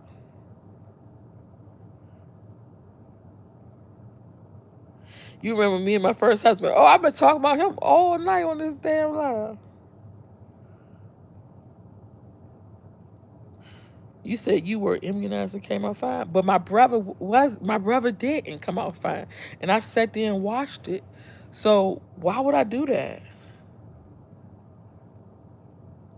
Like, you don't know, you don't really take stuff serious or for face value until it hits home. When it's in your own backyard, that's when you be like, So, if you have never seen nobody close to you murdered by police, you're not gonna think nothing of it. It's just gonna be normal. Like, oh yeah, I heard that too before. You don't really start taking stuff serious until it's on your own backyard. That's when you be like, oh hell no, I'm not doing that. So for me, my brother w- developed autism right in front of my face from something that I seen happen. So of course I'm gonna be totally against it. You'd probably never seen it before, so you probably shit. I'm gonna get it, but I could never do it. And my children, you said you fine and you was immunized. My children was never immunized and they fine. And guess what else that will blow your mind? I have 5 children, 24, 20, 18, 12, and 10, and they never been to a hospital in their life. Never been to a hospital before. They don't even know what a hospital look like. And they never been immunized before. They never got none of that. My daughter was just saying, damn, if I want to go to hospital, have a baby one day, like, where I'm supposed to go? I don't even know. Because I ain't never been to a hospital. I don't even know what that looks like. Never. So they wasn't immunized and they just fine. Never been to a hospital before. Never had a surgery. Never had nothing. Never had that coat thing that was going around. You know, the pandemic. Never. Never. You said it doesn't sound safe. So why are we gonna create a problem if it's no problem? Like that's what's been happening to us in America. We've been like we've been so coerced and trained to think certain ways and feel like, oh, we gotta have this or we gotta do that, and then all these rules. And you don't need to go by the rules of the system because they said so. Like, for real. Like I always say, nobody's gonna save you but you. The life you save, it may be your own. You not sitting there thinking, oh, what white man for real? Like, what white man is gonna save this little black boy for what? So when the doctor come to you and tell you, oh, we got to give your children these vaccinations, it's good for you, they gonna save you. You don't care about my child. Let's really keep it real. Like, don't come on this channel until you want to hear the real shit. Because I'm only going to keep it real rugged and raw with you. I'm not going to sit here and play with you because I'm not Willy Wonka. So at the end of the day, I'm not going to tell you, oh, go do this, go do that. I'm not going to tell you nothing to do that I ain't going to do. And I really just make sense about it. My children has never been sick in their life. Never been to a hospital in their life. Never had no illness, no problems. Why would I create one? Would I just take them to the hospital and say, hey, can you just look at them? Like, for what? It's a systematical setup. That's what it is. The whole America economic and systematical setup. Everything is being trained. You got to unlearn and relearn everything, because they trained you to think like that. They trained you to think that you need them, just like school. They trained you to, oh, go to school. You got to go to school 8 hours a day. You got to be there by 8 o'clock in the morning. You got to do your homework. You don't need that shit. For real. The smartest people didn't go to school. And matter of fact, the richest people in the world dropped out of school. Clock that. You don't need that shit. They trained you to think that way. You're going to do just fine. Who is Rain Man? Did you ever see Rain Man? Ken?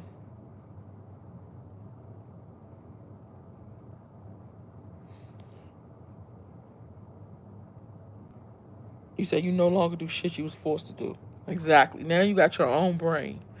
You can think for yourself. You do not need nobody to think for you and tell you what to do, when to do it, and how to do it. I don't even care about time. I've been on this motherfucker since 1 o'clock. It's 9:31. And it's like, oh, it's in the morning. I should be up. I should be asleep. No. All that shit is an illusion. They just created all this stuff because imagine if they didn't have all these rules and shit printed out for us to do, how chaotic the world would be. Like, can you imagine? Can you imagine if people didn't believe it was a heaven or hell or vice versa? What they would be doing? Like, you see people now doing all type of murders and all types of stuff, right? And they not scared. It's a chosen few people that's not scared of the law. They're not scared of going to jail. So they do stuff. Some people do stuff, be sneaky to try to get away with it. But can you imagine everybody, if everybody didn't think that it was a heaven or hell to go to? How chaotic would the world be? If nobody believed in God, man, people be out here doing all types of shit. So rules are good because it keeps people at bay. But everybody ain't got to believe in that shit because I don't. I set my own rules. Like, I ain't going to sit here, oh, so you got to wait this long to go this place. Like, I just made this trip. I booked my flight for 2 days ago, and I just left and came. I ain't, oh, I'm about to go research the place and see how much. I'm going to find that shit out when I get there. Just live your life like you want to, on your terms. Don't let nobody play y'all, bro. That whole American shit is a setup.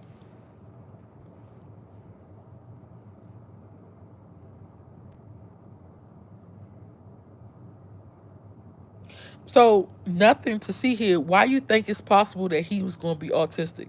Like, why? He wasn't born autistic. So why do you think that? Maybe he was going to be autistic from the red dye 40 or the high fructose corn syrup or all the other shit that they putting in our foods.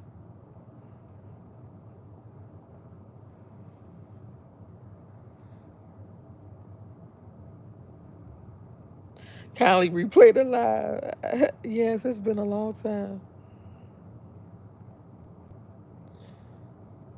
Mercury leaking into the soil in the bottom of downtown Augusta, Georgia, about 15 years ago, causing illnesses in the neighborhood. See, shit like that.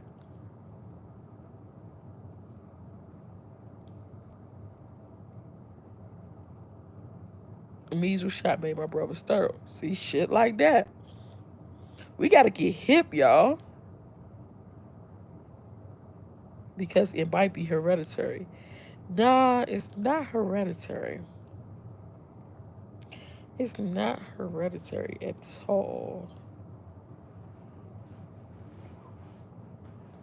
Okay, let me go back down, y'all.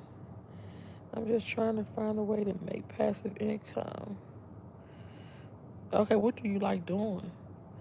Oh, I don't think Kim knows about it. Nation of Islam do not believe in vaccination either. Exactly.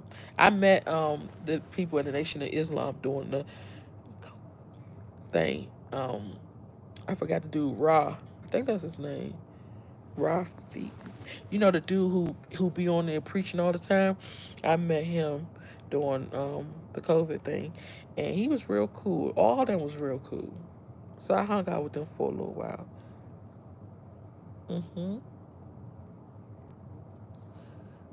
I'll be dipping soon.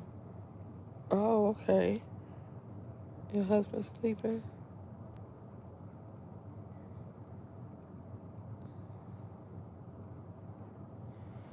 Autism is not hereditary, but I believe something in those vaccines specifically target certain genes. Yeah, I think so too. A lot of people will be thinking that you're born with autism, but you're not born with autism.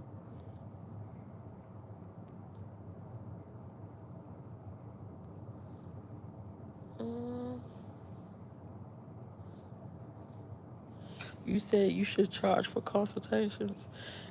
Maybe I could help you on here if you could tell me like what kind of work you like doing, because I could tell you to do passive income, right? Like I could tell you a whole bunch of passive incomes, but if you, well, I don't know, because real estate will be good for you if you can wholesale real estate, because you can wholesale real estate. I don't know where you live at, but you can wholesale real estate from anywhere.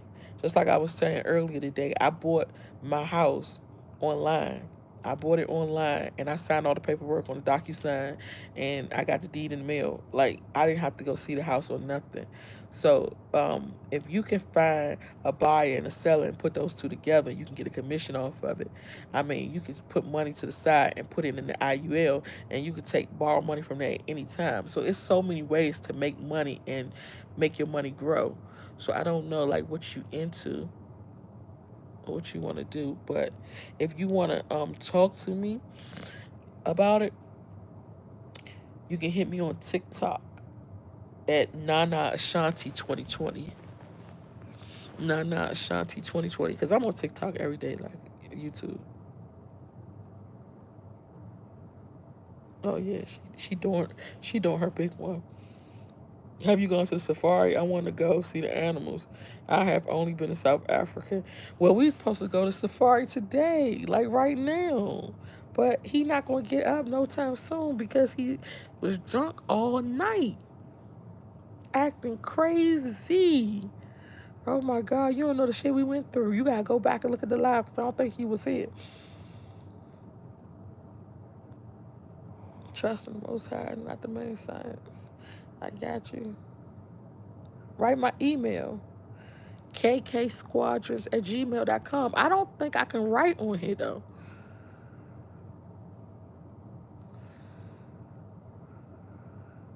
I'm not into nothing and I'm interested in passive income. Okay, so if you interested in passive income and you're not into nothing, the best thing for you is probably do a Amazon store. If you do an Amazon store front and a Walmart store front, I'm gonna see if I can find this one dude. He was some bullshit. I'm gonna see if I can find somebody to do it for you because you probably don't want to get your hands into it, but if you try to do it on your own, it's difficult. It takes some time. But if they have people, I'll find it and put it on my page. But they have people who will set the Amazon store up for you. But it's like $20,000. And what they do is they set the Amazon storefront up for you. They know everything that's gonna sell, how much it sell on, and they're gonna do everything. You don't have to touch anything. You just pay your initial $20,000. That's it. And then every month, as the store makes money, they take a little percentage just off of keeping up, like the upkeep of the website, that going over there and making tweaking things and changing prices and making sure they put new stuff on. So they just take a little percentage off of that. Everything else is yours to keep. So you keep the rest of the money. I mean, and that's good money because you don't have to touch anything. You just sit and collect your coins. So that might be good for you. You went to Nigeria, right? Yes, I went to Nigeria. I do not like Nigeria. I was so happy to go to Nigeria. Like, man, what? I was like, yes, I'm going to Nigeria. I'm going to go there and turn up. Like, I wanted to go to Nigeria for the longest time. I even caught the bus to Nigeria. I went to Togo. I went to Benin. I went to Nigeria. And when I got to Nigeria, I was like, what the hell is this? Get me out of here. Oh my God, it was so scary. People was like, put your phone down. I was down in the car and I was on the phone and it was people coming up to the car, looking in the car, looking at me on the phone. I'm like, have y'all never seen a phone before? Like, how did you even find me? I'm down in the seat. They was looking at me, and then people was like, don't go outside this time of night. It's dangerous. Don't go over there. I was in Lekki Phase 1. I was like, I thought this was a nice place. And I always thought it was an island, too. I learned to find out it wasn't no damn island. Like, what the hell? I found out so much stuff there. The airport was dirty as hell. Bums sleeping all over the airport, trash all over the airport. They don't clean up. I'm like, what type of shit is this? What have I walked into? This shit was crazy. And then leaving the airport, leaving the house to go. I only stayed there for 3 days. I said, I want to go. I don't want to be here no more. But leaving the house and going to the airport, the car broke down in the middle of the highway. And it was two guys coming to rob us. But when the man got out to tell them that he would pay them to help us fix the car, they was like, okay. They didn't do anything to the car. They stood there and was standing, was like, I don't know what's going on, like what we should do. And then everybody was like, be quiet, don't say nothing. Because if you say something, they really coming for us. So everybody got out the car except for me. I was just sitting in there on live.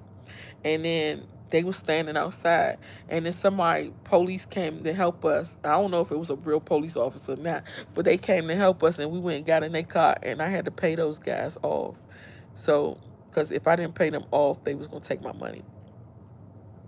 Like, it was crazy. I don't want to go back there again. I don't know. People was like, "Oh, you just didn't go with the right person. You need to come back. You need to party with us." I was like, "Man, 30 December, they probably going to scam hard over there. They probably scamming everybody. I don't think I want to go back. I don't have no. Nah, I don't even think so. I would like to go back so y'all can film it for y'all, but other than that, I don't want to go there. Yeah, 20,000 is upfront for that, for them to do it, because they doing it for you. Now you can do it for yourself. You can do an Amazon storefront for yourself. Do some like maybe go on YouTube, look up Amazon storefront, do a little studying here, studying there, and then do Amazon storefront and Walmart storefront for yourself and keep your 20,000. But the only thing is you're gonna have to upkeep it. You're gonna have to watch it. You're gonna have to go check on your sales. You're gonna have to do all that. I don't think you feel like doing that, but I don't know. Maybe so. Where will you get that much money? Well, I'm starting a class in September, which next month. I'm starting a class teaching taxes.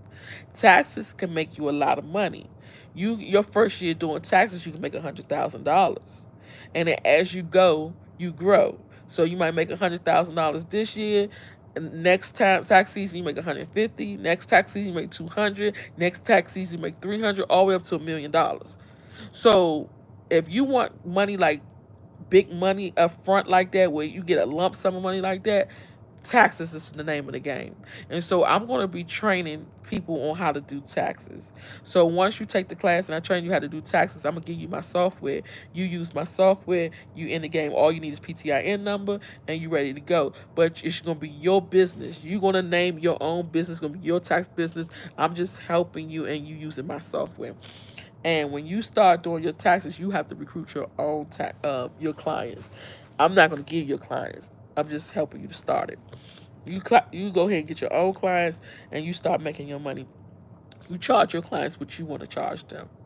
So nobody's going to tell you, oh, you can't charge them $300 to do their tax. You can't charge them $400 to tax. You do what you want, and you go out there and recruit your own clients. And the best way to recruit clients is to put ads on Facebook or Instagram. Have those ads spin around and you'll have clients coming through. And then once you get your clients set up, they're going to be telling people, so it's going to be a referral. I think I might have did advertisement 2011, 2012. After that, I have never done advertisement again. I don't have to. And I have 320 clients every year. And then your clients get used to you. They like you. They want to come to you year after year because they know you. You know them. You know their information. They don't have to go nowhere else. You know that as soon as tax season start, all they got to do is send you their W-2, and they good to go. You gonna start having those loyal clients that's gonna always be with you. That's how I am. I got clients that has been with me for years, years. So that's a way to get that much money, up front.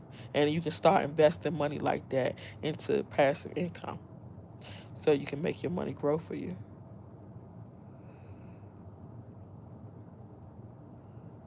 Life advice.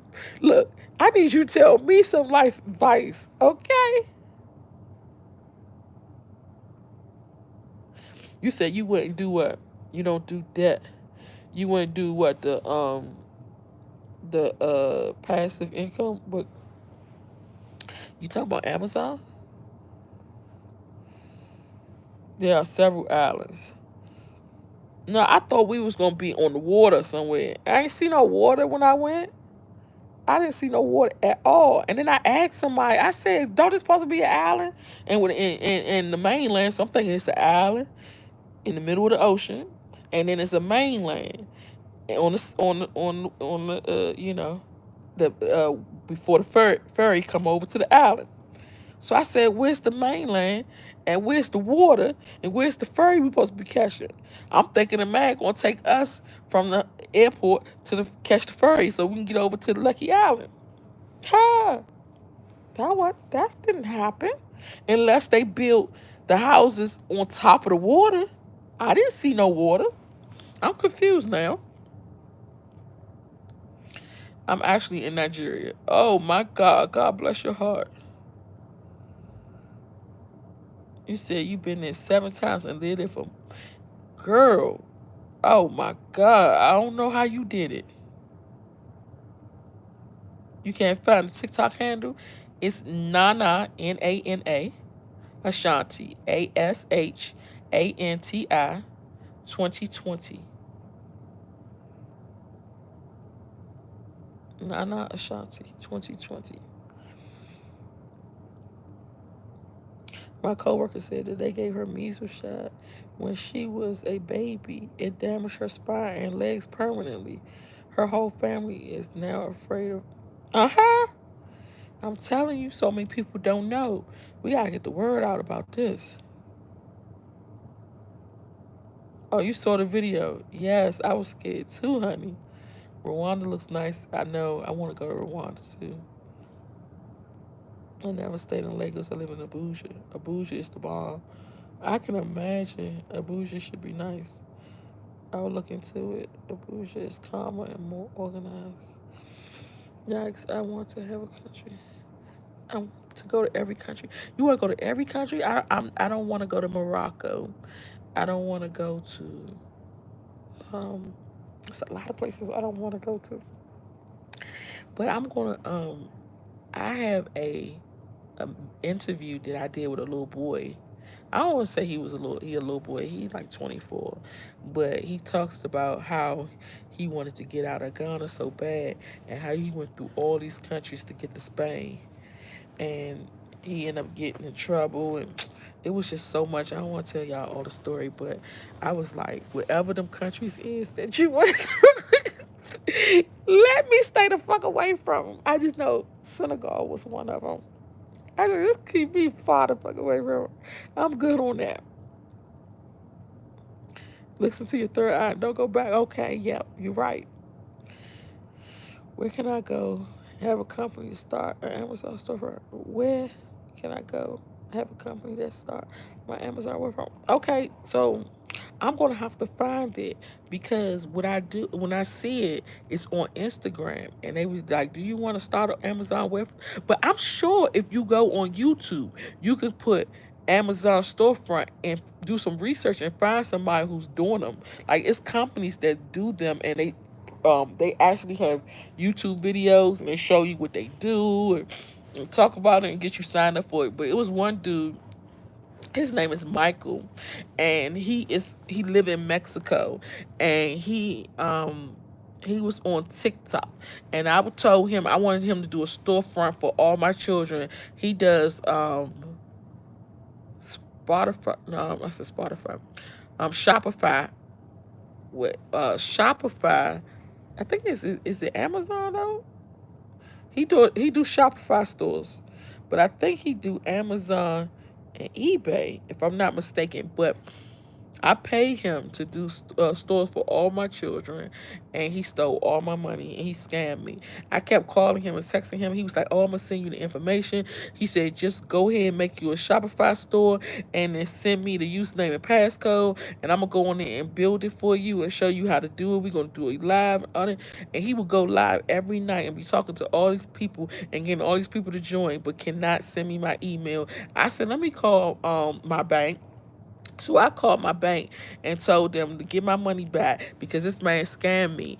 And he actually responded and was like, "No, it wasn't a scam." So the bank said they was waiting for the proof, for him to send the proof, and he never did. So they finally released my money last week. So you just gotta be careful who you get to do this stuff for you.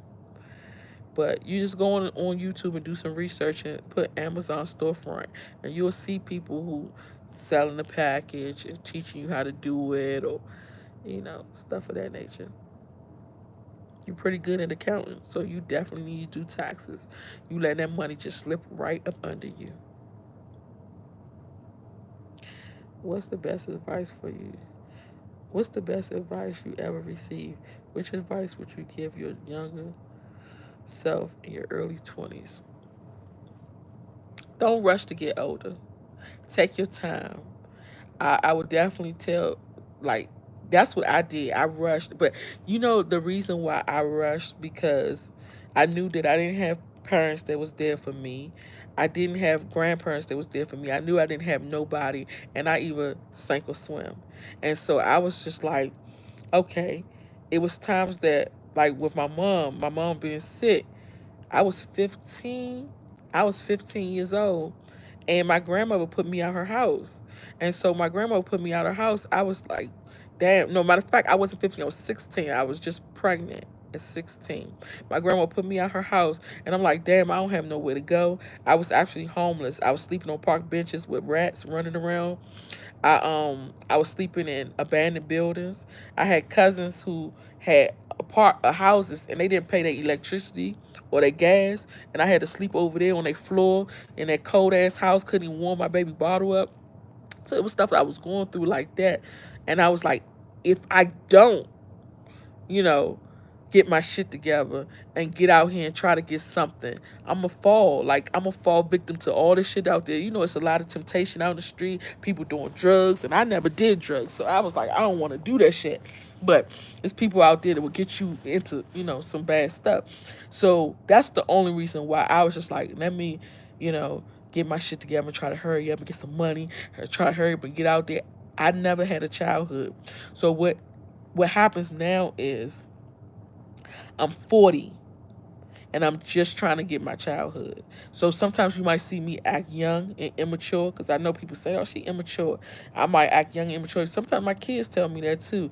Like my son will tell me, he be like, Mom, you act like you our sister. Like our mother passed away and you our sister taking care of us. Because we could be all outside, and I'm like them. Like I'm their age. My kids like 18, 20, 24, and I'm hanging out with them and acting immature with them. It's because I never had a childhood. So now in my 40s, I'm just trying to get back my childhood. So don't rush to grow old.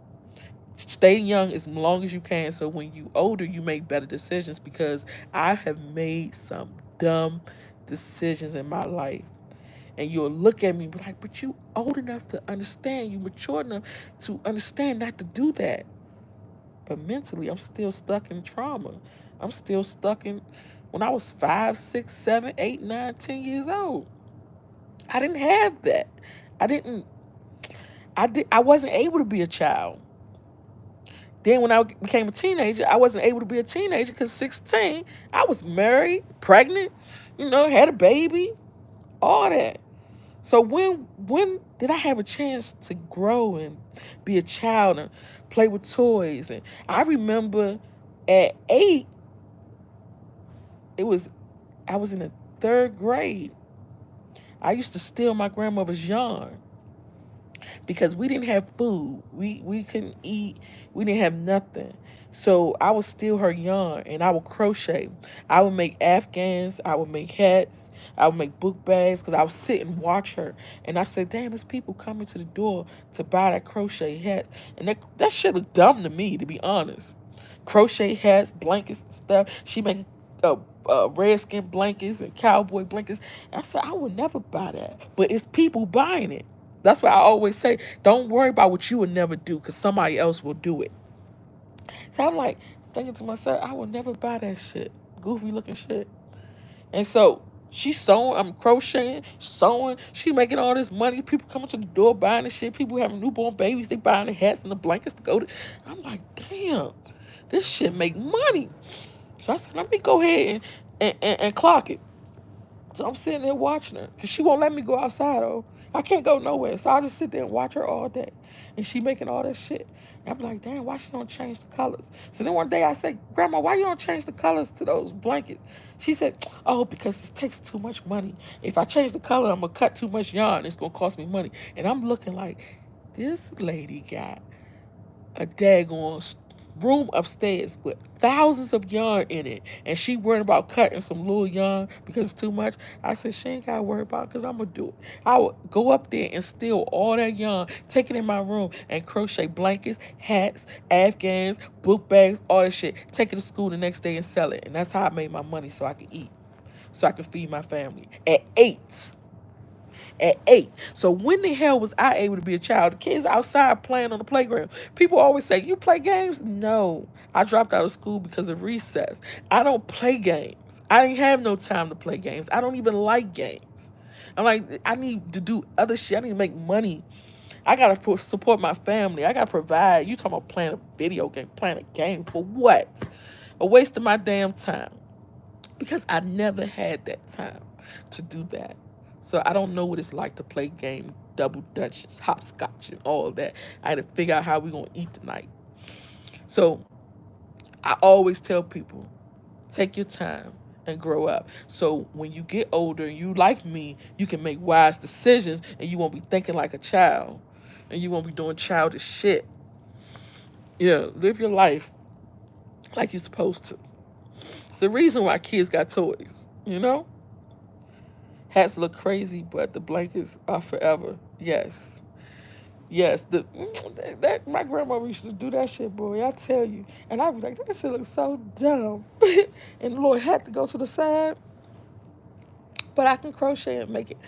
So I just learned to hustle and make money. But like now just being able to enjoy it. Where I just realized that I don't have to work for nobody. I can actually do this for myself. So like if today or tomorrow I go broke, I got enough skills to do something else to get some more money. That's the thing. And I never was like, I think when I was maybe in my early 20s, I wanted the club because I had this co-op. I'm thinking about doing the co-op again. I always say it, but I never do it. I had this co-op where I was trying to help women. So I had 1 to 99. It was 1 to 99, and I said I'm gonna get 99 women, and I put every woman name on that list. Got 99 women to join my co-op and pay $200 a month. And what we would do is if something was to happen in a family, in their life, because I knew where I came from. I don't have nobody I can call on. So it was times where my electric went off. I couldn't call nobody to get the bill paid. Or when my son maybe had an event and I needed to go to his event, I ain't had nobody to come support me and cheer my son on.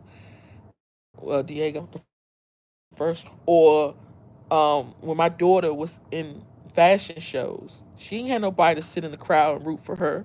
Or when she was on TV, we did a lot of TV. We did a lot of reality TV. We didn't have nobody there saying, "Hey, that's my peoples," you know.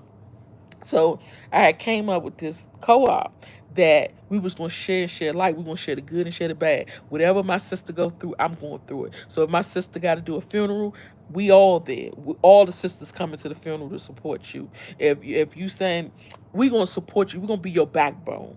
So if you saying, oh, my daughter graduate and ain't nobody coming to graduation, no need to worry. All your sisters at the graduation. Or if you have a bill that need to be paid at your house because you in the co-op, you pay dues every month. We paying your bill. You can't say, oh, I'm getting evicted. Hell no, we ain't gonna let you get evicted. We paying that eviction. We paying the utilities. We doing that for you as sisters. Cause when you hurt, we hurt. Or what about the times where your sister, like you was by yourself for your birthday? I don't think nobody should ever be alone for their birthday. We need to celebrate life every day, but especially on your birthday. So we will always be there for each other's birthdays. Or it was one girl, she didn't know who the father baby. She had came in the co-op. She was in the co-op for like a month, and she was pregnant, and she didn't have no family. She grew up in foster care. I told the sisters, look, all of us gotta get together and make sure she got everything she needs for this baby. And we threw her a big baby shower. That girl left home with so much stuff she didn't even know where to put it. Always there for our sisters. So with the co-op, I did that because that's the stuff that I went through that I didn't want to see nobody else go through. You know, so those are the things like I would do, to help and give back when I was growing up, when I was getting older. Yep, it's called the Sisterhood Co-op. Does my oldest do YouTube? Yes, he's a streamer. He's a struggle streamer because that boy ain't got nobody on that page. I said, boy, I don't know what you gonna keep on doing. He not gonna give up though because they have determination. So when they say they gonna do something, they set themselves on to doing something. They gonna do it. They're gonna keep doing it until they rock it, until they move it, until they make something happen. They gonna do it with all their tenacity. They do not play. They do it, and he been doing it every single day. He's streaming every single day. He don't care if it's one person watching. He's streaming. He don't care if it's nobody watching. He's streaming. Like I'd be like, damn, I would have gave up by now. He'd be like, nope, I'm not. But he came out with some music, and it kind of makes me sad because he was doing real good music, like real good music, like to the point where he could get signed today. And he started doing his music. He started doing his music he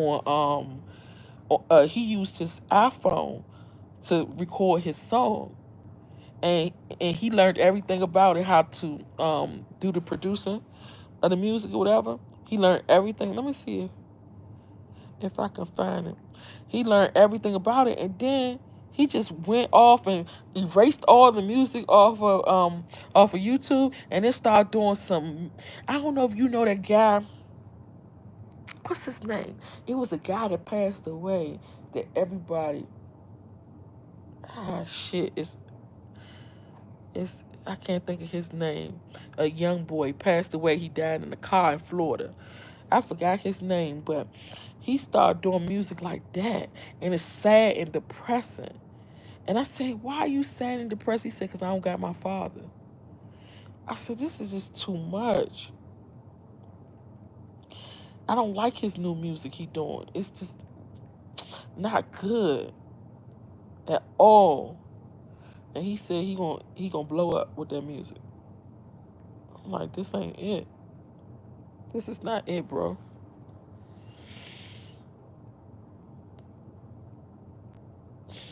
Oh, you watched it too.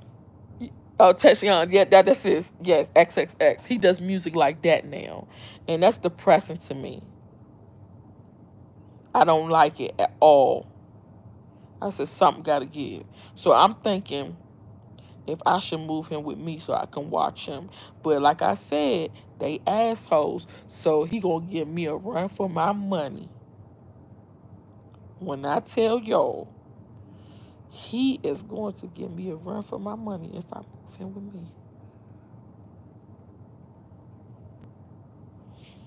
But I just want to watch him because sometimes people show you signs before they off themselves or do something to themselves. They show you signs. You gotta just watch it. You gotta be there to watch it. And that music don't. It's not sitting right with me.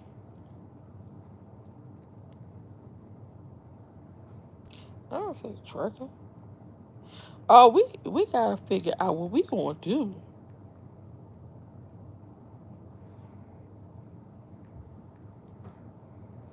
Hold up, y'all. It's wind blowing.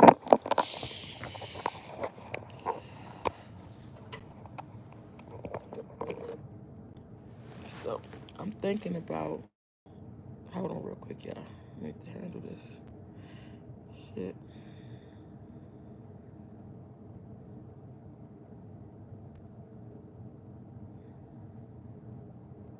I was supposed to get a ride to that damn what's the name today, but my husband ain't gonna get up.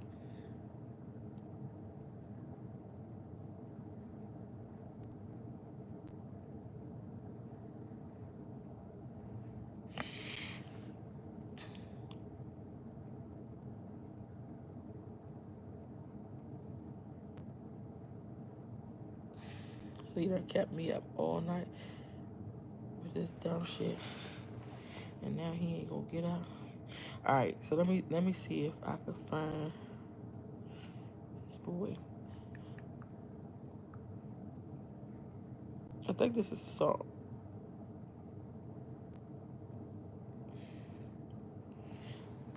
The music was so good, y'all.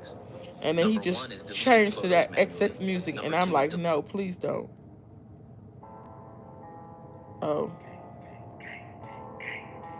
And you would think that he was a real legit rapper, y'all. I don't even know where the video at.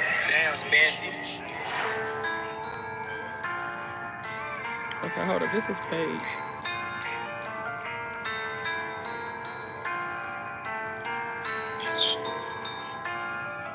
Oh, you tweaking out, bitch, you geeking out.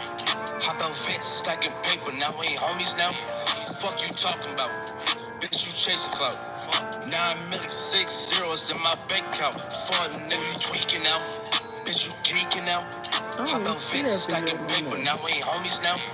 Fuck you talking about, bitch, you chasing clout. 9 million, 6 zeros in my bank account. Fun niggas, brother down the road, he done snitched on me. And he did this song with his headphones. Took a stripper bitch to my crib cause I feel lonely.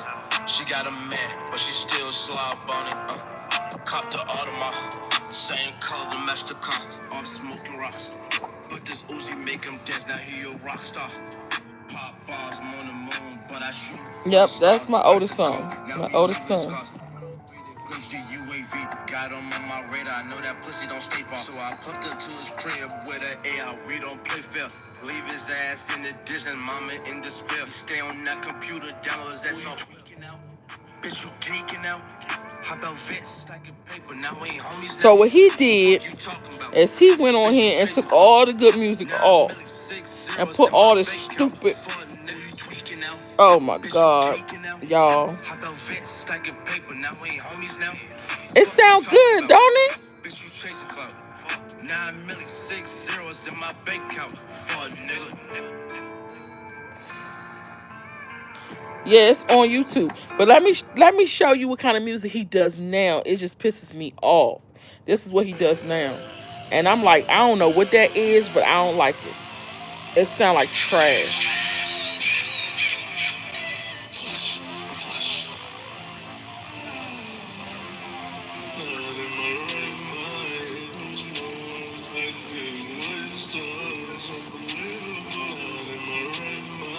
It sounds like some devil worshiping music. Oh yeah, haven't do. This is the new music. It sounds so bad.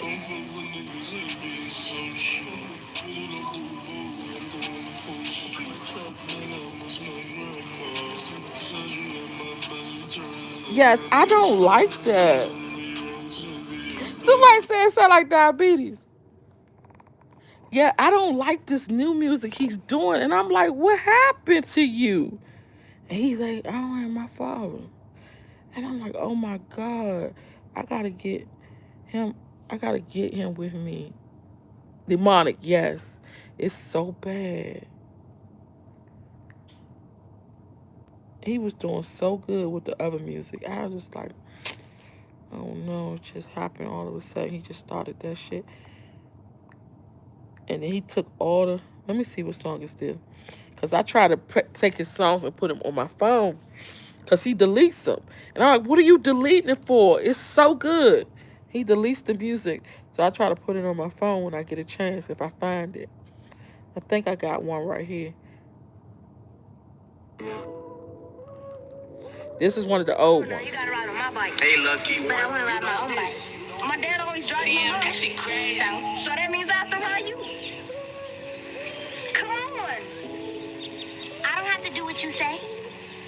Forget you in, stupid. You stupid.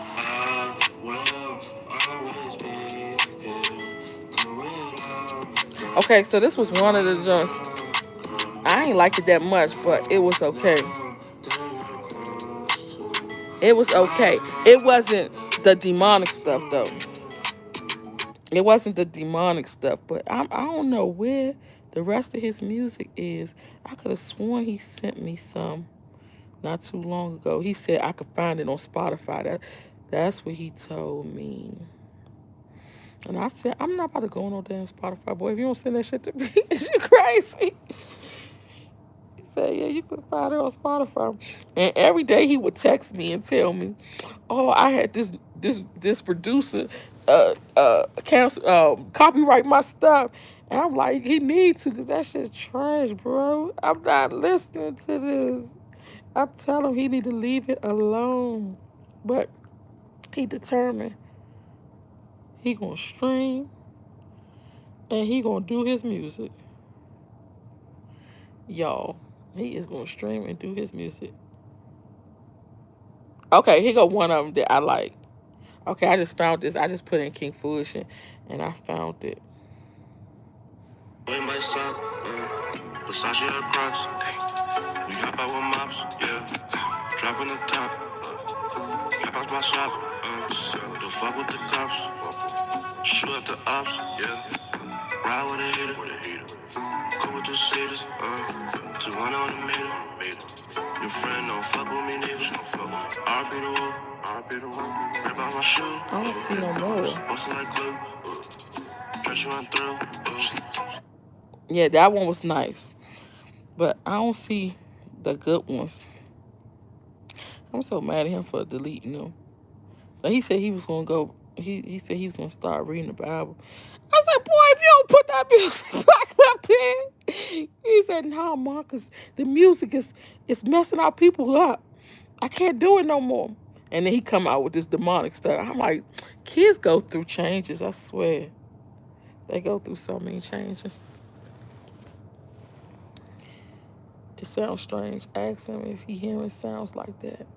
Okay, yeah, I'm gonna ask him today. What's his name on Spotify? King. KVNG. KVNG. Foolish. King Foolish. KVNG. This is not it. I know, that's what I said too. He had one of them. I had them playing that song in the club. Song was nice. Girls was going crazy over that song. I said, man, all you had to do was keep going, man. Keep going. But sometimes when kids don't have enough push, they don't do it no more. You like the first one better? And then he had his videos up too. And now I don't see the videos. I would like to call his ass right now and tell him about himself at this time of night. Because why? Why you do that, Diego? Like, I wonder if he woke. What time is it over there, y'all?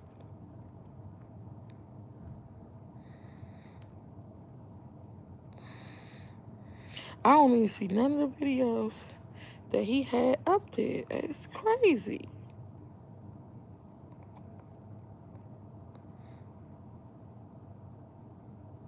Okay, yep, that's the first song on there. Tweaking. Like, that's all that's there. That's crazy. It's 3:14. Yeah, he's still up. He probably streaming. Yeah, he probably streaming. At this time of morning.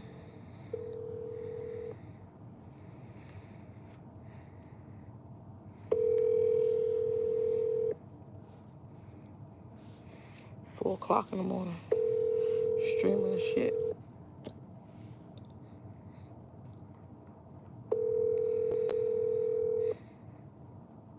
And he don't answer my phone call when he's streaming either.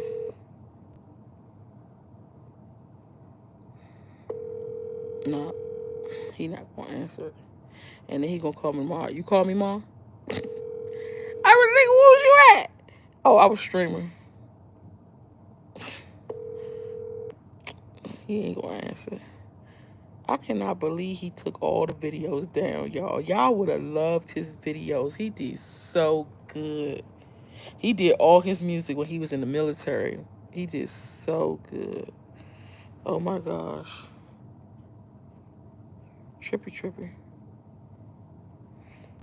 I don't know none of this shit.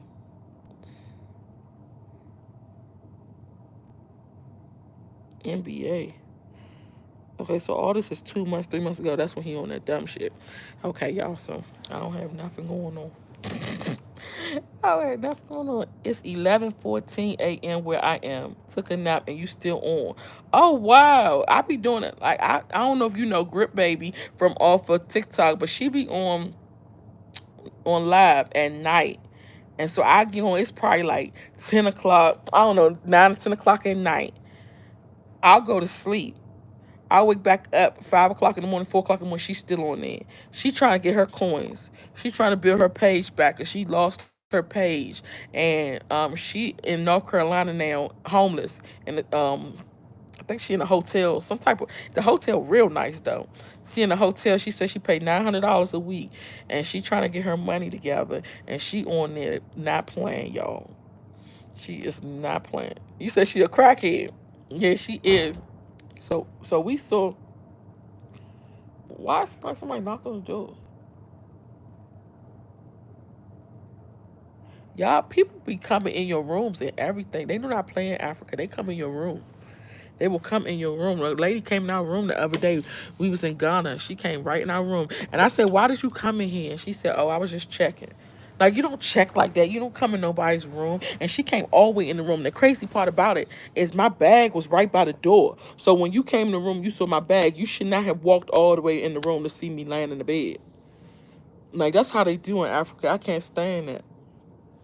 Oh, yeah. What I was saying about Grip.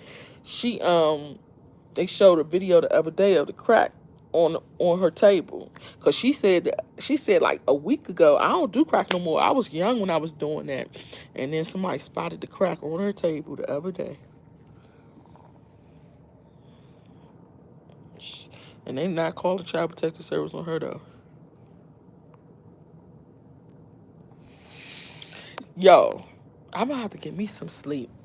It's 10:18. I've been on here for a long time. I done did some time with y'all. Man, I swear I done did y'all whole work schedule.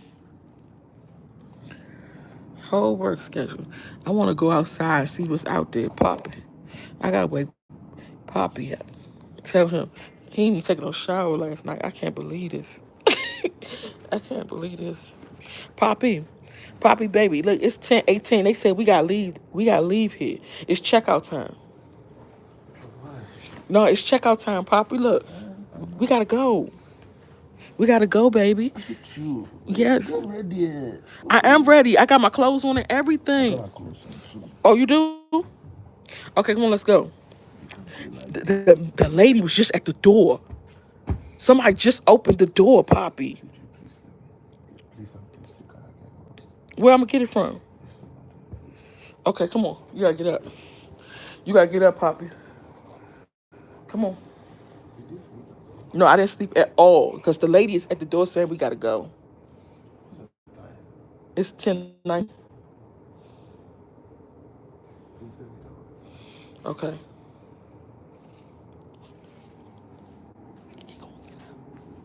You gonna rise the flame?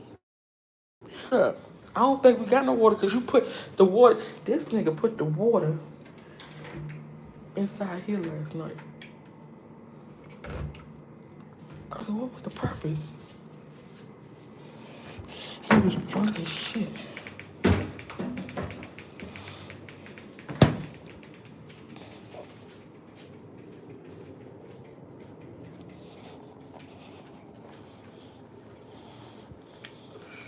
No, That's all I have. no, you have big ones. No, the big bottle you threw away last night. No, I drank one. So, oh, wow. True, I just woke up, bro. Yeah, I wanted to record you for my YouTube channel. Oh my God. Papa, don't drink so fast. So now you really don't got no more. Do you want to go to breakfast? Basically, you're on live, bro. No, this not live. Stop, Poppy. I'm recording. Basically, please. The water, there's more water. Huh? There's more water. How much water do you need? Thirsty. Hmm? Thirsty, bro. Okay. Okay, but we gotta get up Are you because sure? yeah, I'm sure. 10:21.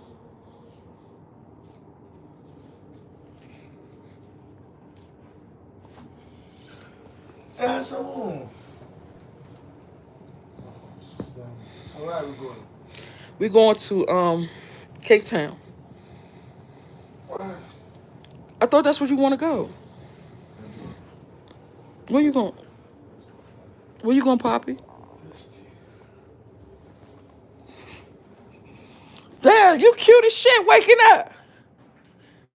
Just waking up, God, thank God. Poppy, You're on live. how you think I'm on live? How Yeah, long? you shouted talking for a long time. How long would I be on live? It's 10:22 in the morning.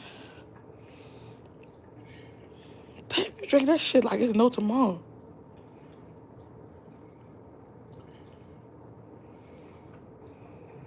God damn. You don't even slow down. Damn, you want to leave something for somebody else? Who you want me garbage disposal?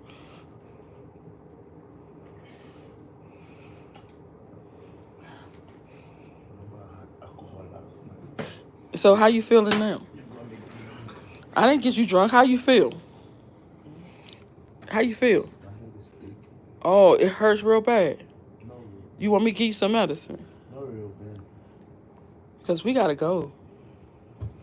They said we're going to see the giraffes and the tigers and the bears. Okay. Nah. His head is aching. Mine's is aching too because I ain't getting no sleep. But then I don't even want to go to sleep. I got to go outside and see some stuff. So, I don't know. But I know it's late for y'all. It's 3 o'clock in the morning for y'all. It's 10:23 in the morning for me. So I'm about to get off this live. And I'm going to see y'all again tonight. And hopefully he don't show his ass tonight. So I'm going to see y'all later. 3 a.m. Yes. Good night, guys. It was fun while it lasted. Yes, I gotta get in the shower and everything, but I want to go outside. Peace, peace, peace. So Yasmin, make sure you text me. You want to see my tattoo? This one? Or what? Which one? Because the rest of them is in those areas, you know. Wild night, yes. Gonna bring it on down. Lose some weight. Yeah, I know. I'm gonna do that too. As soon as I get a chance.